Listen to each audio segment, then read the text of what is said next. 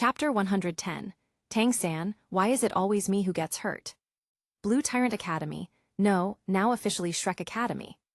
The all-school assembly had just concluded in the morning. By noon, the Blue Tyrant Academy sign was taken down, replaced with the golden letters spelling Shrek Academy. Flender beamed with satisfaction as he gazed at the new sign, his heart brimming with joy. As the saying goes, when one prospers, their followers rise with them.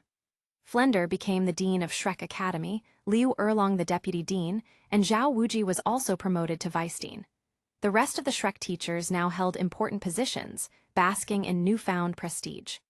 However, the Grandmaster found himself in an awkward position. Due to Liu Erlong, their shared history had become a thorny issue. The two were cousins, both from the Blue Lightning Tyrant Dragon clan, one of the upper three sects. Their romantic relationship was a taboo that defied ethics and societal norms. This had long been a source of torment for the Grandmaster. Even after years apart, his attitude toward Liu Erlong remained distant, his actions hesitant. He often avoided her entirely, choosing to steer clear whenever possible. Liu Erlong, however, saw everything. This time, she had resolved to hold on to him no matter what. This time, the Grandmaster would not escape her grasp. That evening, after the Grandmaster finished discussing matters with Tang-san, Liu Erlong suddenly appeared. She sent Tang-san away, leaving the Grandmaster alone with her. Curiosity got the better of Tang-san. Hiding behind a tree not far away, he peeked around its trunk, crouching to eavesdrop. Liu Erlong, a soul sage, had sharp senses, capable of detecting the slightest disturbance. Any movement nearby would not escape her notice. The argument between her and the Grandmaster grew heated, but Tang-san couldn't make sense of their words. Suddenly, he felt a chill run down his spine. The temperature around him seemed to plummet. His limbs grew heavy, and a sense of foreboding gripped him. His body instinctively tried to escape, but his legs felt as if they weren't his own. Turning around with difficulty, Tang-san saw an elderly man in a green robe walking toward him at a leisurely pace. This was someone he had seen the previous day. Do. Before Tang-san could finish, Dugubo knocked him unconscious with a swift chop to the neck. Throwing Tang-san over his shoulder, the titled Duoluo vanished in an instant. From Dugubo's appearance to Tang-san's abduction, it all happened in the span of a few breaths. Who's there? Liu Erlong noticed the disturbance and broke free from the Grandmaster's embrace. She leapt toward the spot where Tang-san had disappeared. An ominous chill and overpowering soul power lingered in the air, matching the time of Tang-san's disappearance. Liu Erlong's expression darkened. Zio gang, I think. Something's happened to Zio-san. The Grandmaster, arriving moments later, was frantic upon learning of Tang-san's abduction. Back in Soto City, Tang-san's external soul bone had been forcibly taken by the detestable Yi Rishin. And now, he was targeted again. At times, the Grandmaster couldn't help but wonder if Tang-san was cursed. Why did bad luck always seem to follow him? No, I can't stand by. The Grandmaster's first thought was to locate Tang Hao. With his support, they might have a chance at resolving this situation. But reality posed a problem. Tang Hao had vanished 3 months ago after clashing with Spirit Hall. Not a single trace of him had been found since. From the lingering energy at the scene, it was clear that Dugubo, the poisoned Duoluo, was responsible. Taking someone from a titled Duoluo was no small feat. It was like trying to pluck a star from the sky. Dugubo was infamous for his ruthlessness.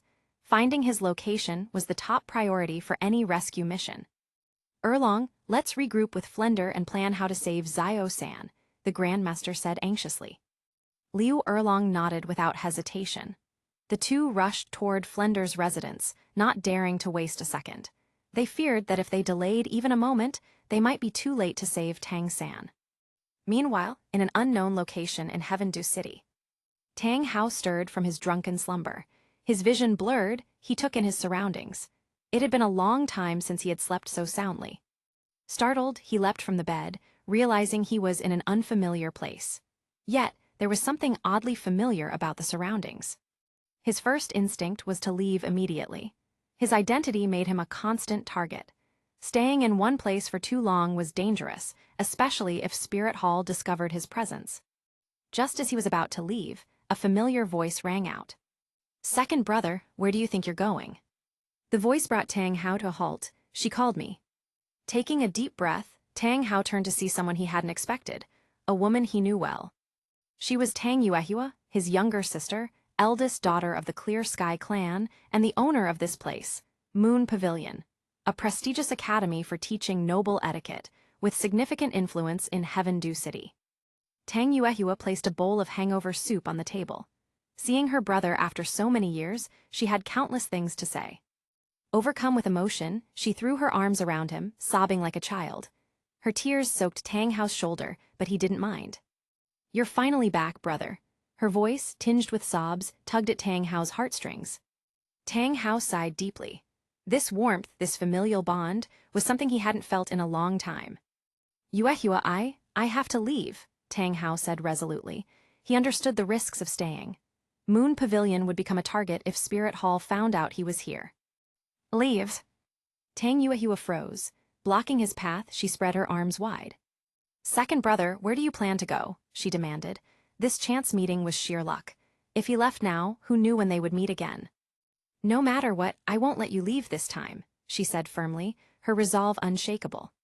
She had gone to great lengths for him, washing his filthy clothes and nursing him. There was no way she would let him disappear without a word. Chapter 111, Tang Hao rescues his son. Tang Hao was in a bind. After leaving home for more than a decade, he had accidentally stumbled upon his younger sister's place. Under normal circumstances, he would never have come here. After all, he was no longer a member of the Clear Sky clan. "Big brother, how is he?" Tang Hao asked, his expression complicated. Tang Yuehua replied, "Big brother is doing well. The last time I returned to the clan, I caught a glimpse of him holding our childhood portrait, looking utterly heartbroken. This time, you must come back with me." "Go back," Tang Hao gave a bitter smile.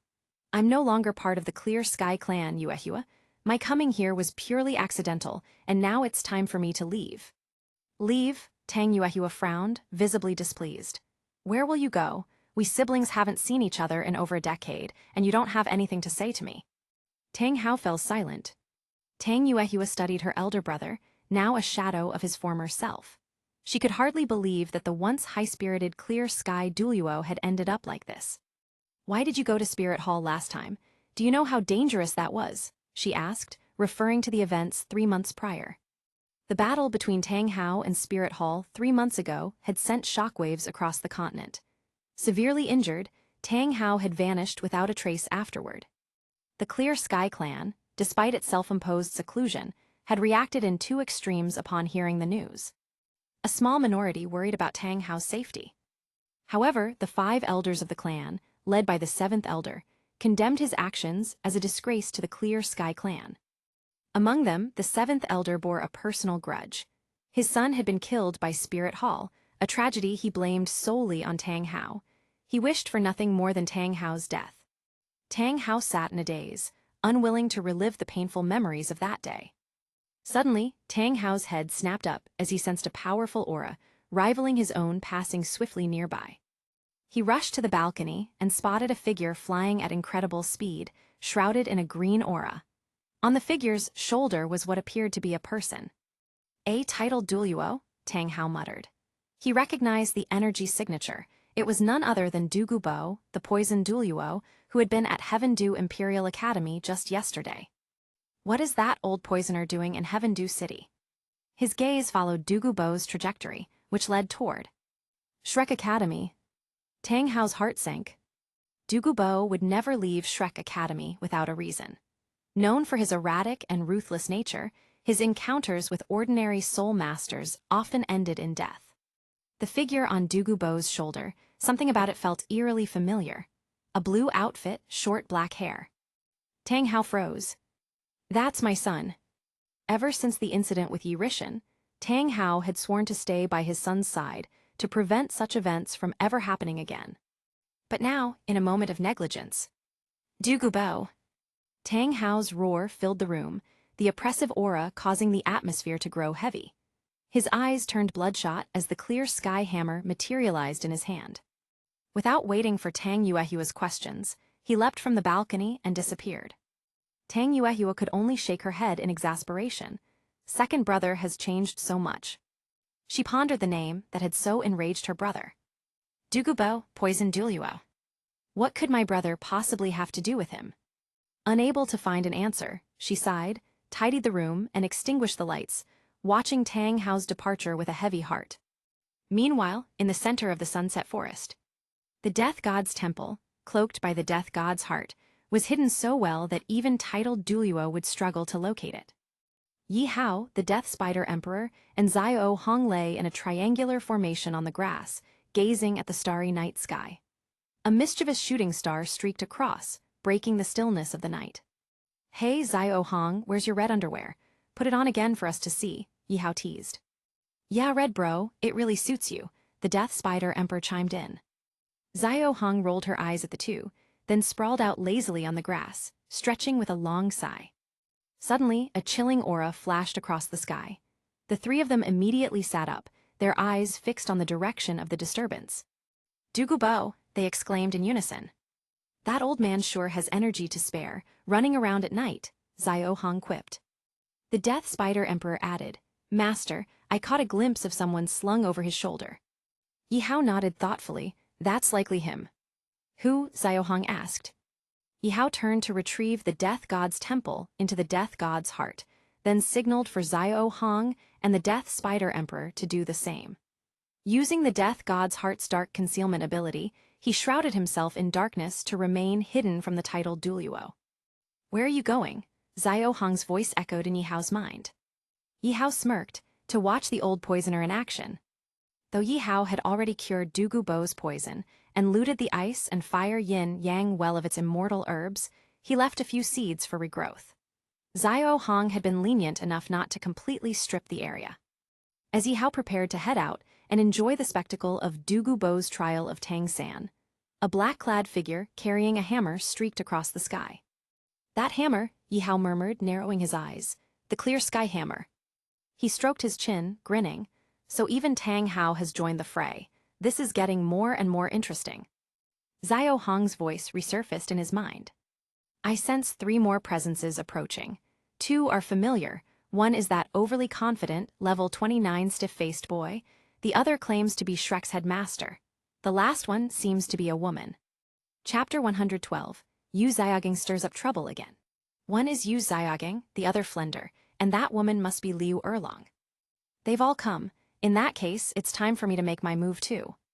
The 6-winged purple light wings on Yi Hao's back unfurled, as he flew toward the ice and fire yin-yang well under the protection of the death god's heart. The ice and fire yin-yang well was situated within a ring-shaped valley surrounded by Dugubo's poison barrier. Ordinary people couldn't approach it, and even soul masters were no exception. In a dimly lit, mysterious cave, Dugubo stood with his hands behind his back, his cold eyes fixed on Tang San, who lay unconscious on the ground. Stop pretending you're awake, Dugubo said icily, his killing intent all too evident. Tang San sighed inwardly and slowly got to his feet, scanning his surroundings. It seemed Dugubo had brought him to an unknown location, far from Shrek Academy. He could only hope that his teachers were aware of what had happened. May I ask why Senior brought me here? Tang San tried to probe the reason behind his abduction. As far as he could recall, he had never provoked this notoriously dangerous individual. Dugubo's reputation on the continent was less than stellar. Murdering people was a routine affair for him.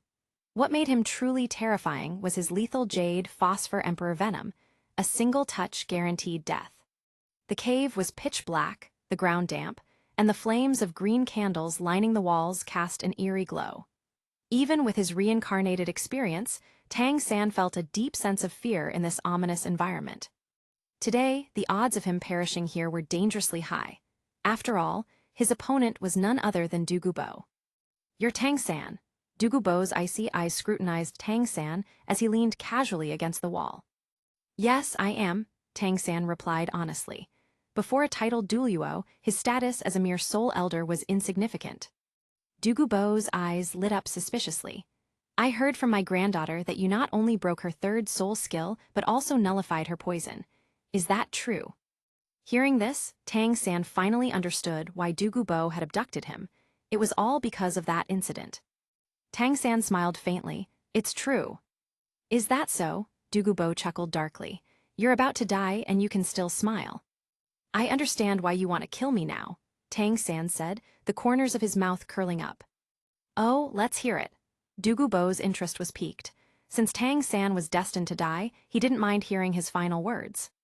You're afraid that I'll grow strong enough to expose the secrets of your poison or become a threat to you in the future, because I neutralized your granddaughter's venom. Bo sneered. Afraid? I'm 78 years old and have roamed the continent for decades. Fear is not in my vocabulary, but yes, if you hadn't neutralized her poison, I wouldn't have sought you out.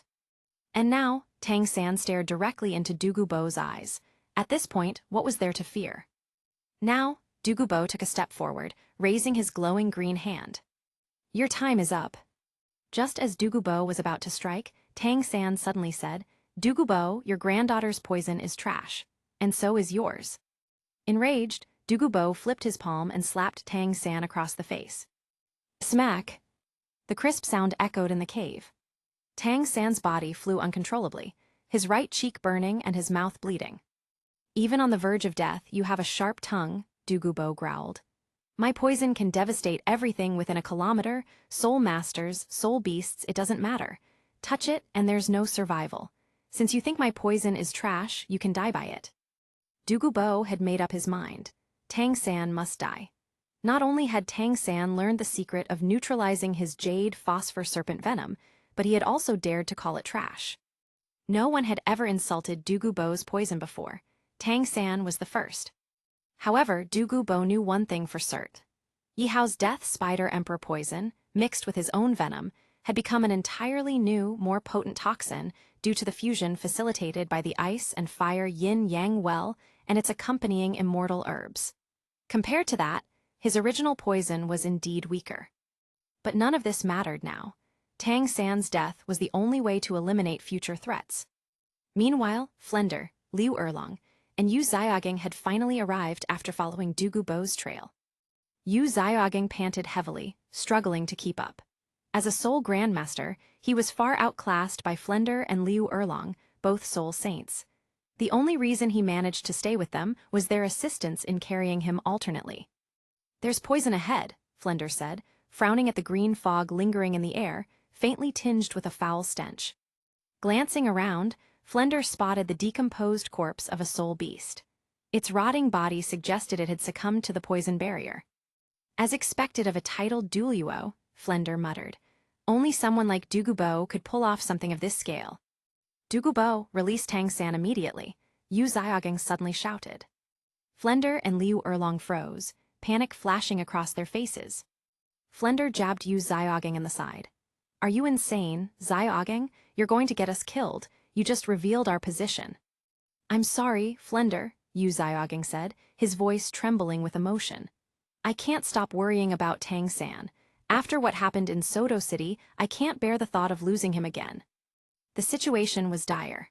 Unlike before, Tang San had been abducted by Bo, a ruthless titled duo who wouldn't hesitate to kill. Inside the cave, Bo's rage intensified upon hearing Yu Xiaoging's outburst. One Tang San was already enough to irritate him, but now another fool had come calling his name, and with a tone of command, no less.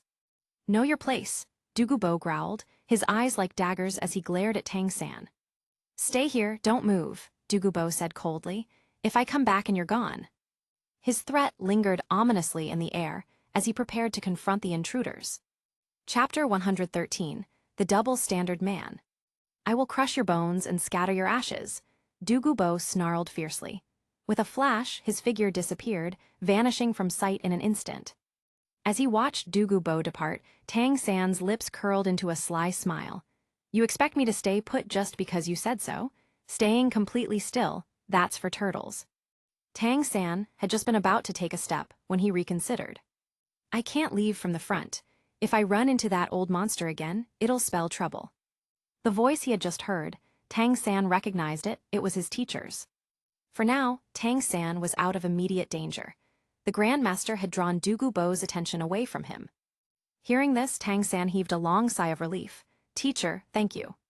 Without looking back, Tang San turned and fled in the opposite direction. After all, he was merely a Soul Grandmaster, while Bo was a titled duo. What help could he possibly provide? Going there would only mean throwing his life away. The Grandmaster, did I say I was here to save anyone? Outside the valley, the nighttime forest was silent. Flender and the other two stood back to back, forming a triangular defensive formation. They remained on high alert, wary of Dugu Bo's sudden appearance. After all, their opponent was a titled duo.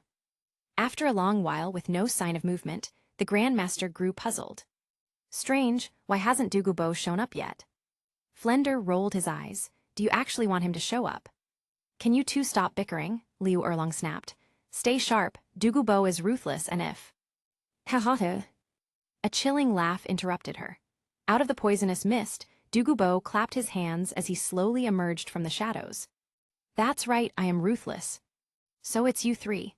Let me see, a worthless soul Grandmaster, a dean who got slapped around, and you someone I haven't met before. Boldly trespassing on my turf and insulting me, are you tired of living? Dugu Bo sneered coldly. To Dugu Bo, the three before him, a pair of soul sages and a soul Grandmaster, were hardly worth his time. Crushing them would be no different than killing chickens. High above, Yihao hovered quietly in midair, completely masking his presence with the death god's heart. No one had noticed him. Using the flight of his six-winged purple light wings, Yihao observed the scene below with precision. That old poison really is squaring off against them. Strange, where's Tang Hao? I saw him fly by earlier. Could it be he's already rescued Tang San? Typical move for someone who abandons their teammates. Given Dugu Bo's temperament, those three below were as good as dead. Killing them would be no different than swatting flies to him. Yihao, a voice sounded in his mind. It was Xiao Hong. I sense a powerful presence near the ice and fire yin-yang well. That person's strength surpasses the old poison. Could the Tang Hao you mentioned be there? Hearing this, Yihao glanced in the direction of the well. Interesting, Tang Hao isn't as clueless as I thought. He's pulled a feint, stealing from Dugu Bo's home instead of engaging head-on. The three below had no chance of survival against Dugu Bo. Turning his attention away, Yihao flew toward the ice and fire yin-yang well. If his memory served, this should also be where Tang San was heading. Tang San stood in awe, marveling at the sight before him. Like a country bumpkin visiting the big city, he couldn't help but exclaim as he walked. The ice and fire yin-yang well. It's really the ice and fire yin-yang well. At this moment, Tang San was filled with exhilaration. A treasure trove like this, it could only belong to him. He was brimming with confidence. Once he consumed the immortal herbs growing here, people like Yihao or Yi Rishan would be no match for him. Such a heaven-sent opportunity should belong to me alone. Dugu Bo might have been ruthless, but to Tang San, his possession of this sacred land without recognizing its value was nothing short of a crime. The fact that Dugu Bo had managed to achieve title duo was likely due to the influence of the ice and fire yin-yang well. Soon, the humiliation he'd suffered would be wiped away. Unable to contain his excitement, Tang San moved closer to inspect the area, only to find the immortal herbs that should have been there were completely gone. The ground bore clear signs of being dug up, with petals mixed into the soil, evidence that someone had beaten him to it. The once bright hope in Tang San's eyes faded. His excitement turned to dejection as realization dawned. He remembered the two immortal herbs Yihao had flaunted earlier at Heaven Dew Imperial Academy, the beautiful silk tulip and daffodil jade flesh bone. Tang San was certain he hadn't been mistaken. Yihao has already been here. Otherwise, there's no way all the herbs would be gone. All that remained were some immature plants and a few chewed-up remnants with neat rows of bite marks, likely left by some unknown creature. Yihao. Tang San gritted his teeth in frustration. The opportunity he'd just grasped was snatched away, leaving him with nothing. Destroying someone's fortune was as good as taking their life. Why had Yihao taken all the valuable herbs, leaving behind only the unwanted scraps? Even the remnants bore bite marks, insult upon injury. The marks clearly weren't human, they likely belonged to a soul beast. Left with no other choice, Tang San reluctantly gathered the chewed-up herbs into a tattered bag. He figured they could at least be useful for Fatty and the others. That Tang San is really something. He even picked up the ones I bit into. Xiao Hong's laughter rang out. Yihao shrugged. Something is better than nothing, but next time don't waste any immortal herbs. Even if you eat them, don't leave any for Tang San. Xiao Hong rolled her eyes. I wasn't even interested in those herbs. Sure, I took a bite, but they still retained 20–30% of their potency. That much should still be there. Tang San carefully stashed away the chewed herbs, plucking a few immature ones for himself and Xiao Wu. The best, of course, was reserved for himself. As the saying goes, if one doesn't look out for themselves, the heavens will destroy them. Despite the setbacks, Tang San consoled himself. He hadn't come away empty-handed. He'd taken what Yihao discarded and what Xiao Hong had bitten, making it a somewhat fruitful trip. On the cliffs above the ice and fire yin-yang well, Tang Hao stood shrouded in a black robe. The valley wind tugged at his robes, making them flap noisily. Watching from above, Tang Hao confirmed that Tang San was safe. Only then did he let out a sigh of relief. However, his gaze shifted toward the Grandmaster and Dugu Bo's location. Should he intervene? For now, Tang Hao couldn't reveal his identity to Tang San. If it hadn't been for the danger his son was in earlier, he wouldn't have risked exposing himself at all. Chapter 114. The Instigator, Yu Xiaogeng. Let me ask you one last time, who was cursing this old man just now? Dugu Bo's voice thundered as he took slow, deliberate steps toward Flender and the others. Flender felt as though an invisible hand was clutching his throat. Even breathing had become a struggle. Liu Erlong swallowed nervously. The poisonous old man before them was clearly beyond their ability to handle. As for the true instigator, Yu Xiaogeng, he had already retreated to the back of the group, watching the situation unfold from a safe distance. Dugu Bo, where's Xiao-san? What did you do to him? Yu Xiaogeng asked anxiously, worried for Tang San's safety. Dugu Bo's eyes narrowed sharply. Yes, it was that voice. He recognized it. This was the man who had been speaking so confidently at the Heaven Dew Royal Academy just days ago. What was he called? Oh, yes, Grandmaster. Him, a coward who only knew how to hide behind women, daring to shout insults but lacking the courage to admit it. In an instant, Dugu Bo appeared in front of the trio. His lips curled into a cryptic smile, and his gaze lingered on Yu Xiaogeng, who was still hiding behind Liu Erlong. A wicked idea began to form in his mind. You're talking about that Tang San, right? Dugu Bo chuckled darkly. He's already dead, I killed him. What did you say? Yu Xiaogeng's eyes widened in shock, the words striking him like a bolt from the blue. On a nearby cliff, Tang Hao stood tall, listening to their conversation with perfect clarity. When he heard Dugu Bo declare, Tang San is already dead, Tang Hao was momentarily speechless. Then, a flicker of killing intent flashed in his eyes. Daring to curse my son as dead, huh? He glanced toward the valley where Tang San sat cross-legged, alive and well. This is what you call dead. Dugu Bo, true to his reputation, never played by the rules and always acted on his whims. Tang Hao decided not to intervene for now. He wanted to see what Dugu Bo was plotting. Dugu Bo, you're finished. Flender jabbed a finger at Dugu Bo, his voice filled with anger. Finished? Dugu Bo sneered. I'm standing here perfectly fine. Tell me, how exactly am I finished? Do you plan to take me down with a measly low-tier soul master and 2 soul sages? Shut up, Xiaogeng is not a failure. Liu Erlong snapped back, fiercely defending Yu Xiaogeng. In her heart, Yu Xiaogeng's worth surpassed her own. Oh really? Dugu Bo smirked. If that's the case, why don't you prove it to me? What do you mean by that? Yu Xiaogeng frowned, sensing something amiss. Hands clasped behind his back, Dugu Bo regarded the trio with a cold expression. I'll give you a chance to live. Tang San is dead, and his remains are, of course, non-existent, my style as you know. The 3 of them gritted their teeth in frustration, but knew they couldn't avenge Tang San. At this point, their only option was to escape and seek help from Tang Hao. It was their best course of action. Since I'm in a good mood today, I'll only kill 2 people. With Tang San dead, that leaves 1 of you. As his words sank in, the trio froze. This wasn't Dugu Bo's usual style. He was infamous for his bloodthirstiness. Why was he suddenly showing restraint? Still, this was an opportunity. The Golden Iron Triangle had always been as close as family. Now, faced with a life-or-death decision, they looked at one another, unable to decide. Have you made up your mind? My patience is limited, Dugu Bo said coldly, as a thick, toxic green mist began to swirl in his palm. Finally, Flender clenched his jaw and turned to Liu Erlong with a heavy heart. Erlong, you've never loved me, but in my heart, you're still the most beautiful woman. I sincerely wish you and Zaya Ageng eternal happiness." With that, Flender stepped forward, standing resolutely before Dugubo. "Dugubo, if someone must die, let it be me. I, Flender, may not have achieved greatness, but as the leader of the Golden Iron Triangle, I will bear this burden."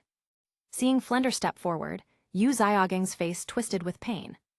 "No, Boss Flender," Liu Erlong cried out. "Dugubo, kill me instead."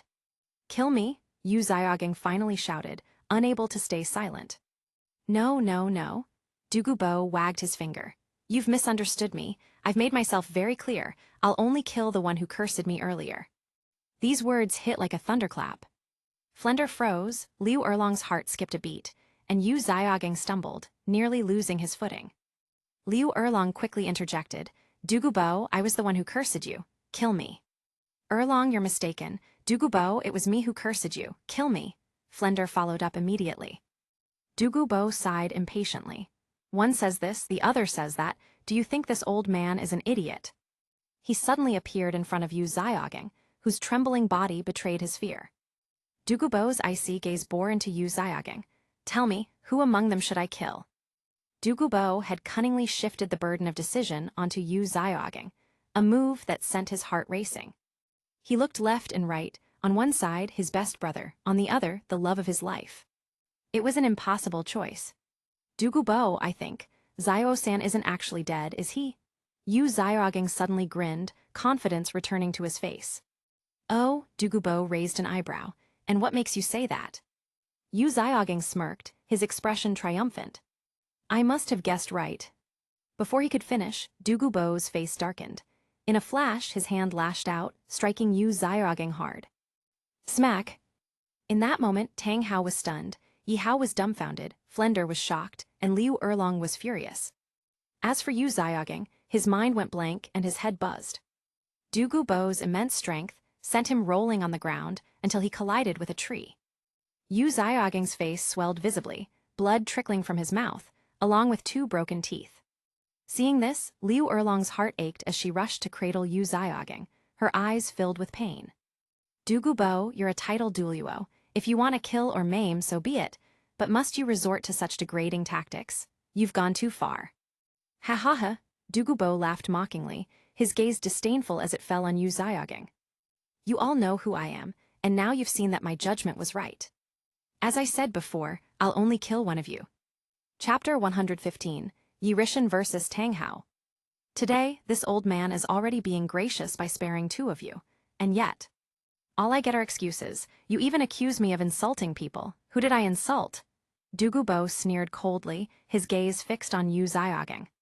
At this moment, Yu Xiaogeng slowly regained consciousness.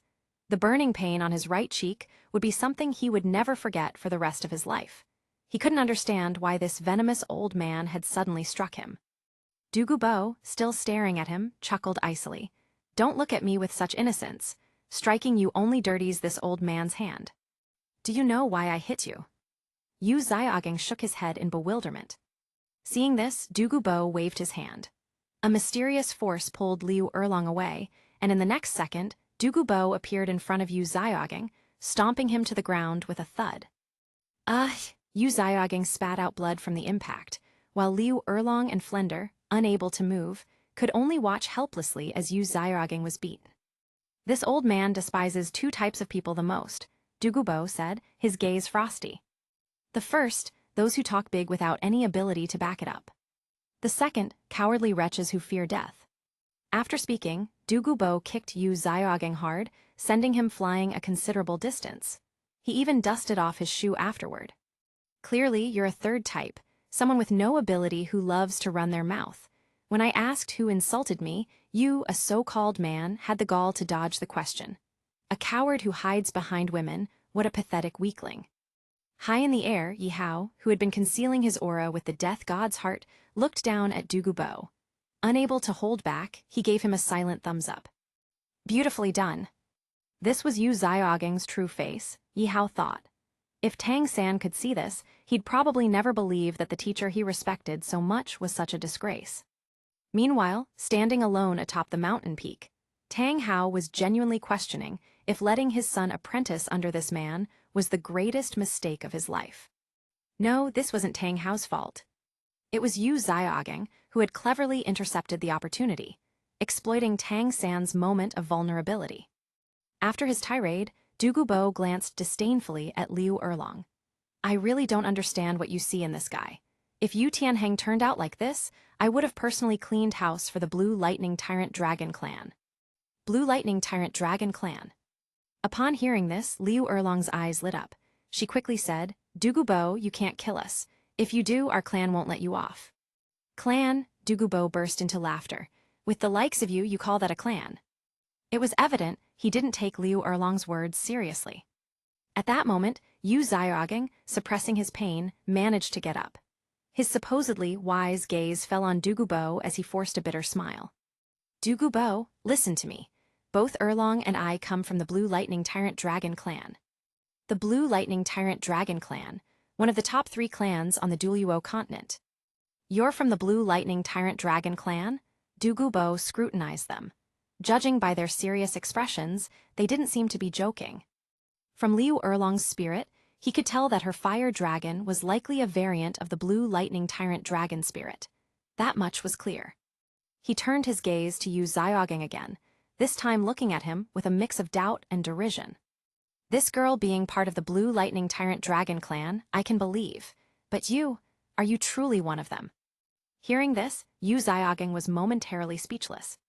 The truth was, he had already been expelled from the Blue Lightning Tyrant Dragon Clan. Technically speaking, he was no longer considered a member. Back then, Yu Xiaogeng had been mocked and ridiculed by his clan due to his martial soul's defects. Such treatment was almost inevitable, as most members of the Blue Lightning Tyrant Dragon Clan carried an innate sense of pride, Yu Tianheng included. Unable to endure the scorn, Yu Xiaogeng left the clan, vowing to prove himself to those who had belittled him. And the result? Now over 50, his soul power had stagnated at level 29, leaving him as little more than an average nobody. Still, one thing remained undeniable. Whatever he looked like in his youth, it must have been enough to make him inexplicably attractive to women. Yu Xiaogeng hesitated, unsure of what to say. Du Gubo, I don't wish to argue with you. We're here for one reason only. What exactly did Tang San do to provoke you? He's a good kid. How could you do something so unworthy of your status? When Yu Xiaogeng first heard that Tang San had died, he was stunned. After spending so many years with Tang San, the unmarried Yu Xiaogeng had come to see him as his own son. Now, however, Yu Xiaogeng was clinging to a newfound confidence, insisting that Tang San was still alive. This left Flender and Liu Erlong confused, while Du Gubo merely sneered. Even if you two are from the Blue Lightning Tyrant Dragon Clan, so what? That old dragon of your clan may be too much for me, but if I kill you here, who will know? As I said earlier, leaving no trace of a body is child's play for me. Prepare to meet your end. Du Gubo's killing intent surged. He planned to eliminate the 3 of them and then go after Tang San. If anyone asked, he could feign ignorance. Not only would this remove a potential threat, but it would also leave him blameless. What a perfect plan. As Du Gubo prepared to strike, Tang Hao, standing atop the cliff, had already readied his clear sky hammer, waiting for the right moment to deliver a game-changing blow. Tang Hao. Suddenly, Tang Hao froze. He glanced around, seeing no one nearby. Was I hearing things? But before he could dwell on it further, a figure clad in black robes appeared silently before him. The figure's arrival was so quiet that even Tang Hao, a titled Duoluo, hadn't noticed it until it happened. Tang Hao's brow furrowed, as he failed to detect any spirit power fluctuations from the figure. Who are you? He demanded. The black-robed figure's raspy voice broke the silence as he produced a purplish object resembling a bone. Do you recognize this? It belongs to your son. Those words were like a thunderclap. Tang Hao's eyes turned blood-red as a wave of murderous intent erupted from him. The clear sky hammer in his hand grew to an enormous size as 9 soul rings aligned beneath him. There was no mistaking it. This was the person who had taken his son's external spirit bone. Die, Tang Hao roared, his overwhelming aura staining half the sky crimson. Below, Du Gubo paused mid-attack. Meanwhile, Flender, Liu Erlong, and Yu Xiaogeng looked up in shock. When they saw the towering figure in the sky, their eyes lit up with hope. Yu Xiaogang clenched his fists in excitement and burst into laughter. Dugubo, your end is near. Chapter 116, Dugubo, I'll crush you. At this moment, Tang Hao's unleashed aura was unparalleled. Standing below, Dugubo felt utterly drained. The spirit power of the man before him was clearly far superior. If he had acted earlier, he might have been. And that hammer. This man could he be? Tang Hao's sudden appearance gave Flender and the others a glimmer of hope. Yu Xiaogang straightened his back as if his confidence had returned, ready to speak with renewed vigor. It turned out Tang Hao had been nearby all along. His presence also signaled that Tang San was likely unharmed. Otherwise, Tang Hao, with his temper, could not have stayed hidden for so long. At the same time, Tang San was still immersed in absorbing the medicinal herbs. While he had a vague awareness of what was happening outside, he was unable to wake up just yet. Tang Hao held the clear sky hammer in one hand, his 9 soul rings glowing brilliantly. He stared at the black-clad figure who had harmed his son, Yi Rishan. Truth be told, Tang Hao had been hunting this person for 3 months. Today, his goal was to rescue his son. That Yi Rishan would deliver himself here was an unexpected boon, truly killing 2 birds with 1 stone. Elated, Tang Hao swung his clear sky hammer with one hand. Now enhanced by soul rings, the hammer weighed no less than 10,000 caddies with his current power. With a piercing gaze, he let out a furious roar and brought the hammer crashing down from above, determined to obliterate the one who had harmed his son with a single blow. Below, Dugubo felt the overwhelming pressure intensify. His eyes dulled as he noticed Tang Hao's dazzling 100,000-year soul ring, a sight that left him in utter shock. He hadn't anticipated that these 3 would have someone like this madman behind them. His plans for dealing with the trio had to be reconsidered. Among the 3, Yu Xiaogang's expression was the most animated. He stood rigidly upright, his fists clenched as he stared intently at the airborne confrontation. He knew Tang Hao's intent mirrored his own, to kill the black-clad man. The benefits were twofold. It would avenge Tang San. It would intimidate Dugubo, making him reluctant to act recklessly. In turn, they could use this leverage to negotiate with Dugubo and ensure their interests were protected. Faced with Tang Hao's overwhelming strike, Yi Rishan remained calm. A mirror-like object appeared in his hand, which effortlessly absorbed the force of the clear sky hammer. Not a single ripple of movement disturbed him. Tang Hao's eyes widened in disbelief. His black robe billowed violently in the cold wind, its edges flapping audibly. This was one of Tang Hao's full power strikes. How? How could Yi Rishan remain unharmed? While Tang Hao was injured and not at his peak, he was still confident he could overpower someone like Dugubo, a title duo. And yet Yi Rishan. As Tang Hao prepared to attack again, he suddenly realized he couldn't move. It was as if his entire body had frozen in midair. Shocked, he barely had time to react before a wave of scorching hellfire engulfed him. This was the handiwork of Xiao Hong from the death god's heart. The flames wrapped around Tang Hao, reducing him to a figure in a sea of fire. His clothes were torn to shreds, and scorch marks appeared all over his body. Amid the flames, a small purple poison needle struck Tang Hao's shoulder. Almost immediately, his shoulder turned a pale purple, and the flesh where the needle pierced began to rot at an alarming rate. Thanks to the death god's heart and its death's gaze, even a title duo like Tang Hao could be paralyzed for 3 seconds. 3 seconds might seem insignificant, but for someone like Yi Rishan, it was more than enough to do considerable damage. In the next moment, Tang Hao's entire body was paralyzed. The clear sky hammer in his hand began to fade. Seizing the opportunity, Yi Rishan delivered a powerful kick, sending Tang Hao flying. Tang Hao, ever pragmatic, quickly assessed the situation. Realizing his predicament, he turned to retreat. Before leaving, however, he cast a worried glance at Tang San, fearful that Yi Rishan might harm his son. To everyone's surprise, Yi Rishan disappeared without a trace. His departure was so silent that even Dugubo, a title duo, failed to detect it. Back in his original position, Yi Hao used the death god's heart to conceal his aura. Removing his black robe and storing it in his soul guide ring, he glanced at the people below, who were still reeling from the earlier battle. A faint smile played at his lips. "Old Poison, you owe me one. If you had acted earlier, Tang Hao's temper wouldn't have let you off so easily. At this moment, Xiao Hong's voice echoed in Yi Hao's mind. Why didn't you chase him? That man has been poisoned by the Death Spider Emperor. His body is significantly weakened. If you pursued him, you could have killed him right there. Xiao Hong's logic was sound. Tang Hao was indeed poisoned by the Death Spider Emperor's venom. However, Yi Hao had instructed the Death Spider Emperor to administer only a trace amount. The venom wasn't fatal, but it would cause recurring bouts of pain so severe that even death might seem preferable. Shaking his head, Yi Hao replied, "Never chase a desperate foe. I let the spider inject him with venom so Tang Hao will live a fate worse than death. Since he wanted to kill me, I couldn't just stand by." In truth, Yi Hao bore no grudge against Tang San. The conflict stemmed entirely from Yu Xiaogeng's meddling.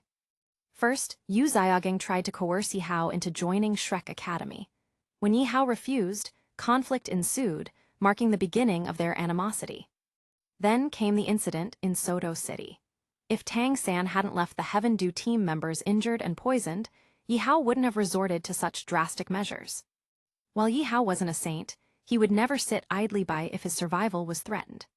This led to Tang Hao's strong animosity toward Yi Rishan. Confronted with the possibility of death, Yi Hao had no choice but to retaliate. Had Du Gubo intervened earlier, Tang Hao's hammer would have fallen, recreating yet another Spirit Hall's dramatic rescue scene. Du Gubo, for his part, was indirectly saved by Yi Hao's actions. "Let's leave," Xiao Hong suggested. "We've seen enough excitement. What happens next is Du Gubo's business, not ours." Nodding, Yi Hao flew toward the core of the Sunset Forest.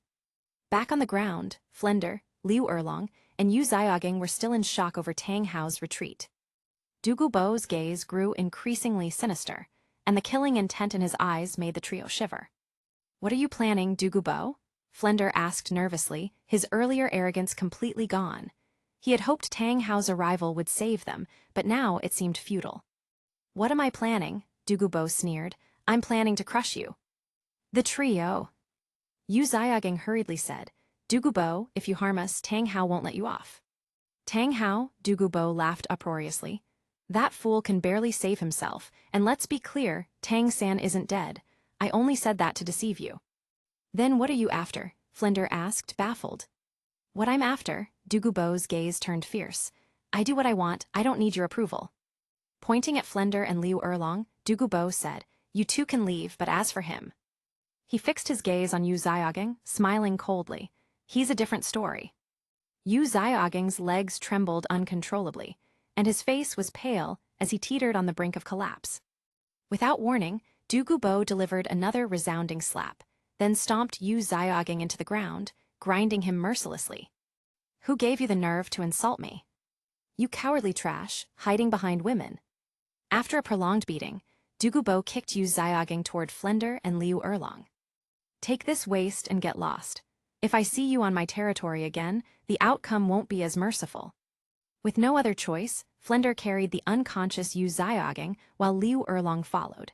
The trio left in utter disgrace. "Damn trash gang plot armor is too thick or something. I thought he would die." Chapter 117, Tang Hao is poisoned. "Stop, Du Gubo." At that moment, Tang San leaped down from the treetop, landing firmly in front of Du Gubo. In his hand, he gripped the ancient and imposing clear sky hammer. Seeing this, Du Gubo turned slowly, his gaze drawn irresistibly to the clear sky hammer in Tang San's hand. So that's it. No wonder Tang Hao showed up suddenly. It all made sense now. "Du Gubo, where is my teacher? Don't tell me you've already." Tang San frowned deeply, genuinely afraid that Du Gubo might have killed the Grandmaster right there. To Tang San, the Grandmaster was like a father figure. The principle of once a teacher, always a father, was deeply engraved in Tang San's mind. "That useless Yu Xiaogeng is your teacher." Du Gubo looked at Tang San with disdain.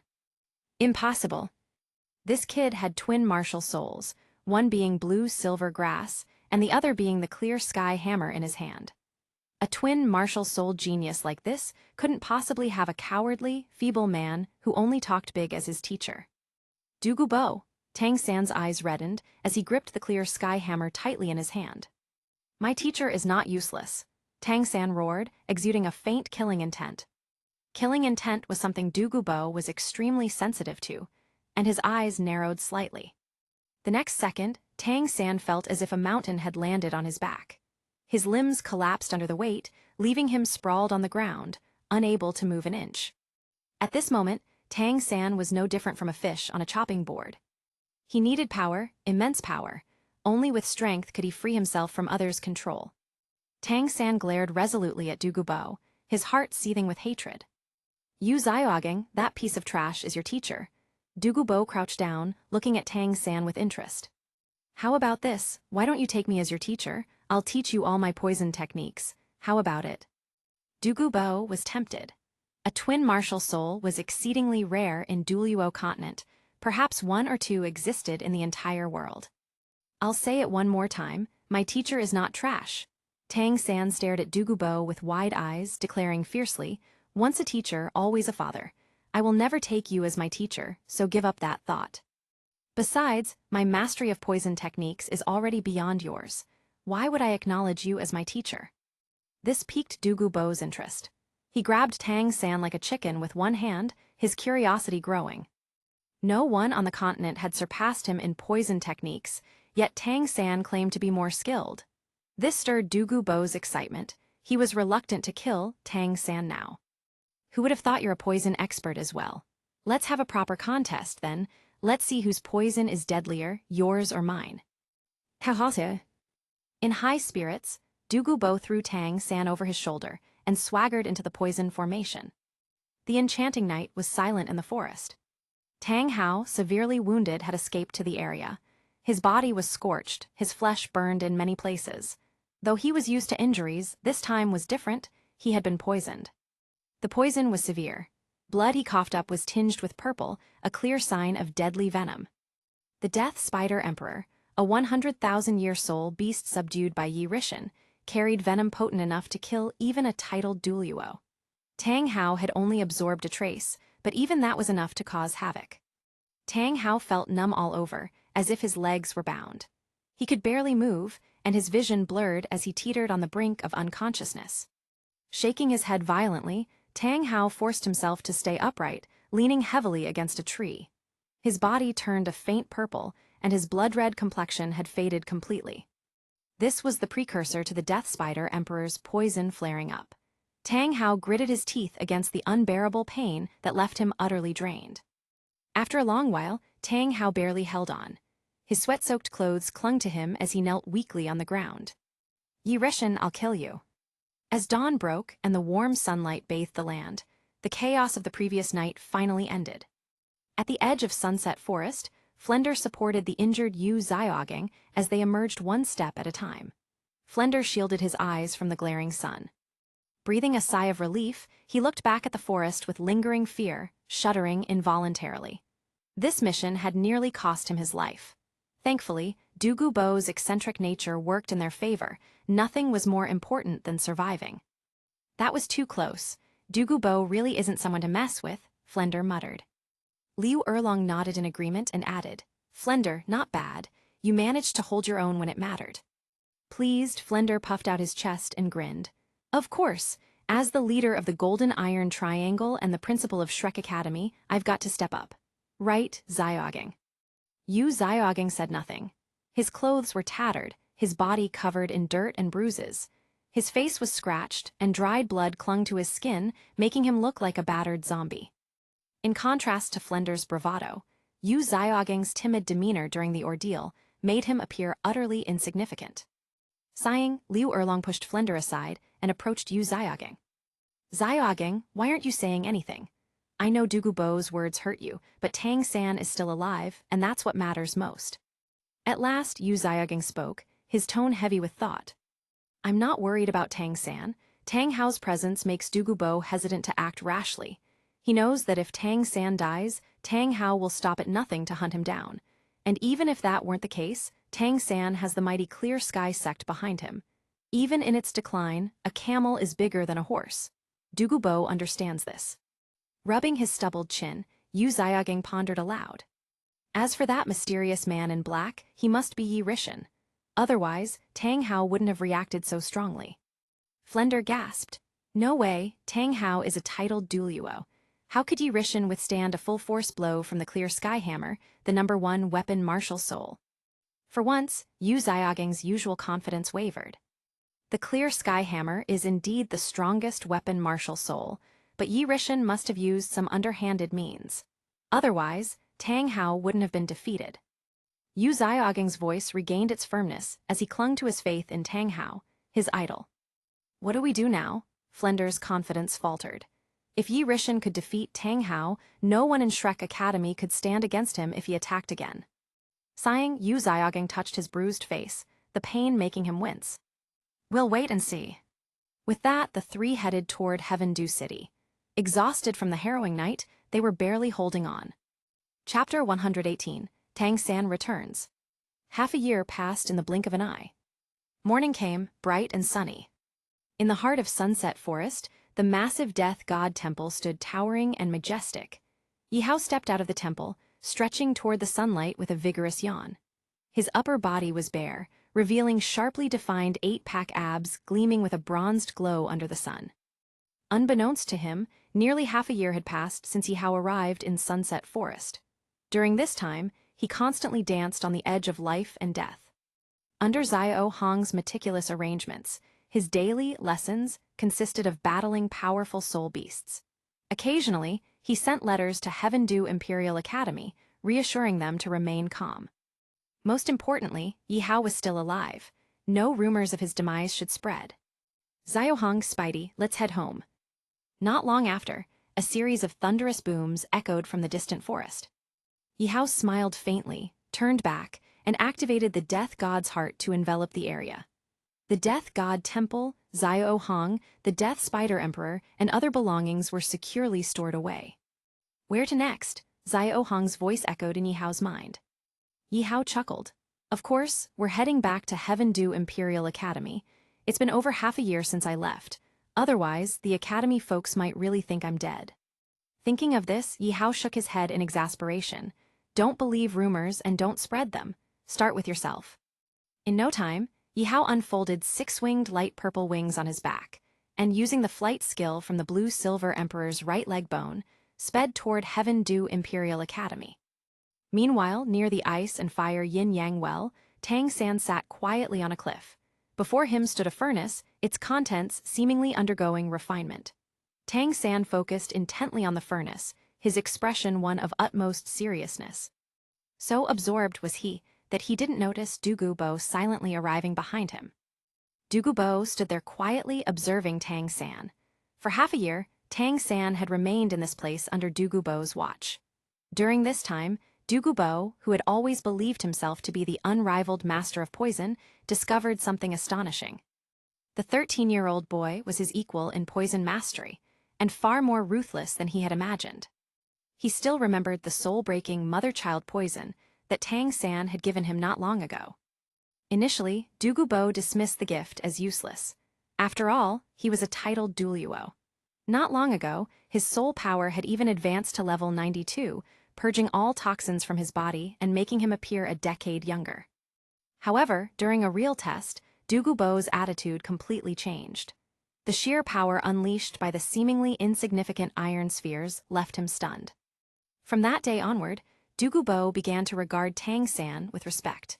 Their relationship could now be described as plain and unremarkable. Neither friends nor foes.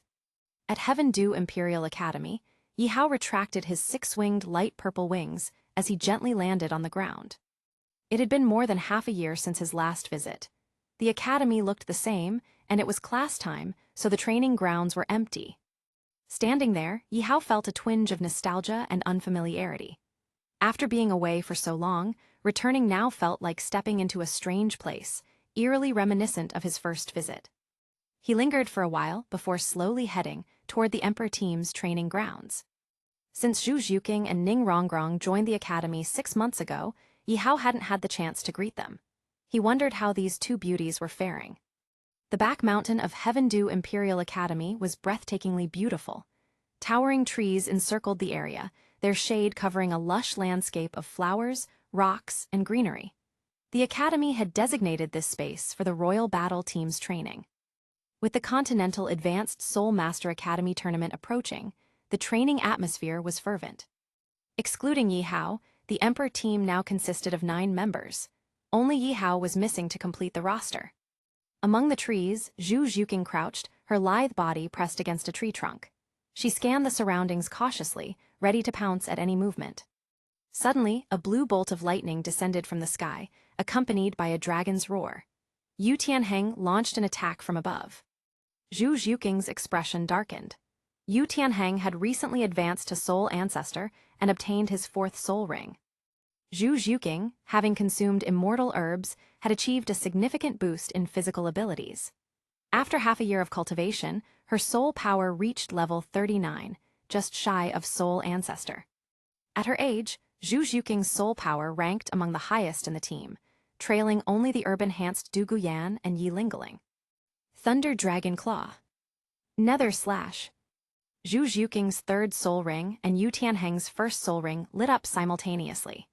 In an instant, the tree beneath them split in 2, black smoke curling from the charred wood. The 2 landed unscathed, their eyes filled with fighting spirit. Lightning crackled as Zhu Zhuqing leaped into the air, her agile movements mesmerizing.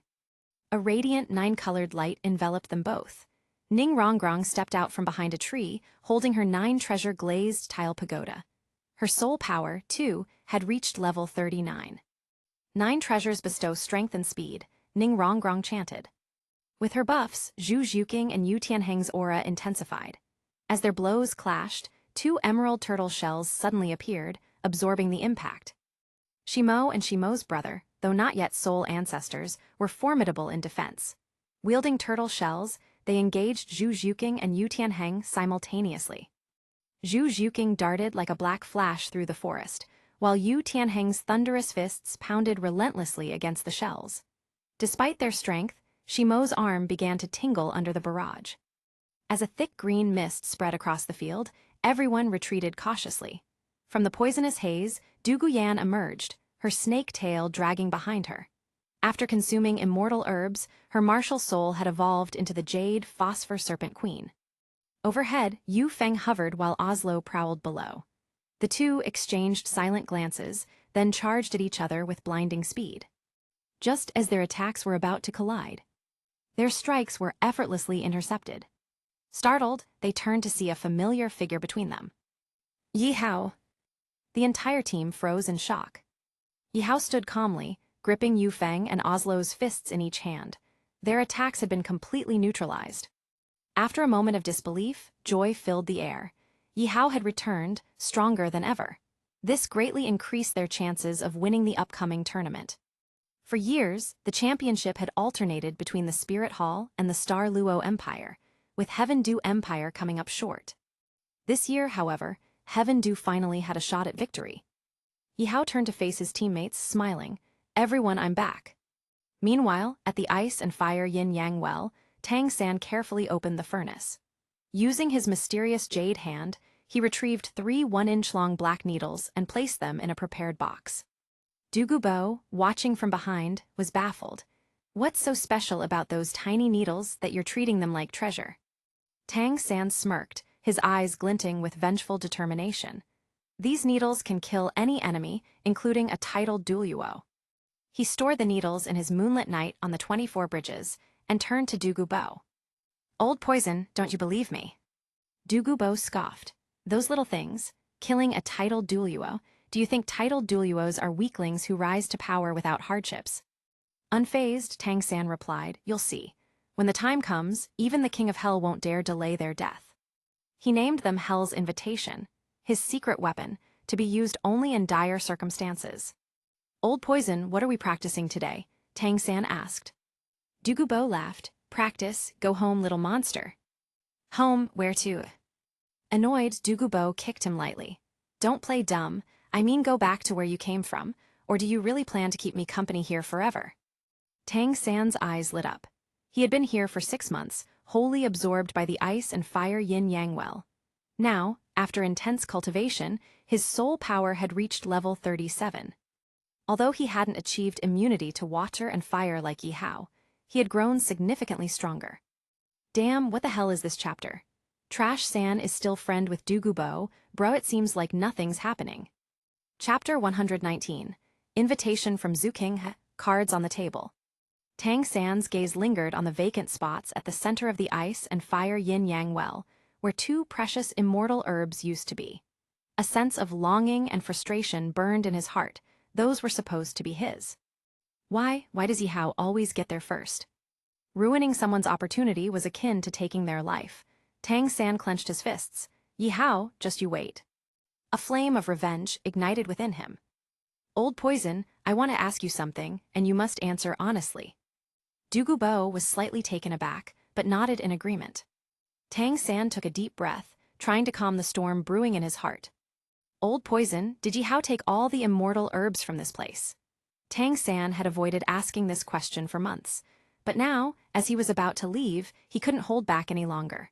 Though he already knew the answer, he needed to hear it directly from Dugubo, the master of this domain. Dugubo nodded slowly. You're correct. Most of the herbs here were given to Yihao. Is there a problem? Dugubo's sharp eyes studied Tang San. Over the past 6 months, he had come to understand the deep-seated rivalry between Tang San and Yihao. This conflict wasn't just personal, it consumed Tang San, leaving him feeling trapped in the unfairness of fate. Why? Tang San shouted, his voice trembling with rage. Why would you give them to him? Dugubo's eyes narrowed, his aura surging as he replied in a stern voice. Little monster, do you still not understand? Yihao cured me of my lifelong poison affliction. As repayment, I gave him the herbs. What's wrong with that? A drop of kindness must be repaid 100-fold. I may not be a saint, but I understand gratitude. And let me warn you, don't let your hatred and bloodlust consume you. It will only lead to your downfall. Tang San clenched his fists, frustration and helplessness coursing through him. His only option now was to wait for the right opportunity to kill Yihao. The herbs Yihao hadn't used would then become his. Pack your things, I'll wait for you outside, Dugubo said as he turned to leave. As he walked away, he paused and looked back at Tang San, whose killing intent was palpable. One more thing, don't act rashly. Yihao's background is far beyond what you can imagine. If you act without thinking, you might trigger a disaster for the entire continent. Tang San froze but eventually nodded, watching Dugubo's retreating figure. A faint, almost imperceptible killing intent flickered in his eyes. Yihao already walks the path of death, this much is certain. But why Dugubo had given all the herbs to Yihao remained a mystery to Tang San. On top of that, 6 months ago, Dugubo had severely injured Tang San's teacher, Yu Xiaogang, leaving him bedridden and utterly demoralized. Those who block my path must die. Tang San's resolve hardened, though he temporarily suppressed his murderous thoughts. As for Dugubo's warning, he dismissed it. In his eyes, Yihao was just an ordinary person. Even with the backing of Heaven Dew Imperial Academy, what kind of powerful background could he possibly have? Now, Tang San had Shrek Academy and the protection of Dugubo, a formidable alliance in its own right. Meanwhile, at Heaven Dew Imperial Academy, Yihao was training with the Emperor team in preparation for the upcoming Continental Advanced Soul Master Elite Tournament. Though the team had a direct pass to the finals at Spirit Hall, the competition promised to be fierce. Watch out! Yihao activated his Death Spider Emperor possession and launched 2 massive webs. Seeing this, Zhu Zhuqing and Yu Tianheng quickly dodged. The webs corroded everything in their path, leaving the grass and flowers dead and withered. The sheer potency of Yihao's spider venom terrified everyone. It was even more fearsome than Dugu Yan's Jade Phosphor Serpent Emperor poison. The other team members retreated to a safe distance, unwilling to risk being caught in the crossfire. Brother Hao is so strong, Ning Rongrong muttered enviously. He's already a soul ancestor at our age. Standing beside her, Yi Lingling smiled gently. Rongrong, you've worked hard too. It's just that Xiao Hao grows so quickly. Ning Rongrong glanced at Yi Lingling suspiciously. Lingling, you seem to know Brother Hao quite well. Don't tell me you two are. Her bold insinuation made Yi Lingling chuckle softly. Don't overthink it. I see him as a younger brother, nothing more. If there's any affection between us, it's purely sibling love. Hearing this, Ning Rongrong pouted. She had thought there might be something more. On the battlefield, the fight intensified. Yu Tianheng's Thunder Dragon Claw crackled with lightning as it aimed for Yihao's face, while Zhu Zhuqing darted like a black flash. Yi Hao noticed the stark difference in Zhu Zhuqing. Over the past 6 months, she had transformed from an inexperienced girl into a polished warrior. Faced with a two-pronged attack, Yi Hao stopped resisting, closing his eyes. The area around him turned a deep purple as his death domain activated.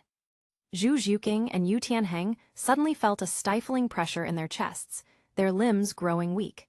They couldn't muster the strength to fight back and had to exit their martial soul possession states, staring at Yi Hao in terror. Realizing he had pushed too far, Yi Hao quickly deactivated his domain and helped them up. Sorry, Zhuqing Tianheng, my domain is a bit overwhelming. Are you hurt? Zhu Zhuqing shook her head. Brother Hao, was that your domain? Domains were incredibly rare on the continent. Yi Hao's mastery of one at such a young age left everyone speechless. Yes, it's my death domain, an innate talent granted by my martial soul, Yi Hao explained, his tone light but confident. The others fell silent, overwhelmed by the sheer gap in their abilities. Suddenly, Meng Shenji appeared, clapping his hands in approval. Excellent, I never expected someone so young to possess a domain. Many soul masters dream of such power but never achieve it. Yi Hao, you are destined to be the pride of the Heaven Dew Empire. Yi Hao smiled modestly. Thank you for the praise, but may I ask what brings you here, headmaster? Meng Shenji handed him a golden invitation. Lavishly adorned with gold embroidery, it radiated extravagance. This is from His Highness, the Crown Prince. Brother Zhu, Yi Hao accepted the invitation. It was more of a formal dinner invitation than a letter, inviting Yi Hao to join Zhu King for dinner that evening. The Crown Prince holds you in high regard, Yi Hao. Don't let this opportunity slip by, Meng Shenji advised. After offering some additional guidance, he left. Holding the weighty invitation, Yi Hao couldn't shake the feeling that Zhu King had ulterior motives. In a discreet mansion on the outskirts of the Heaven Dew Royal Palace, Zhu King awaited Yi Hao's arrival. The lavishly decorated residence was Zhu Qinghe's private retreat, equipped with everything from scenic rock gardens to luxurious interiors.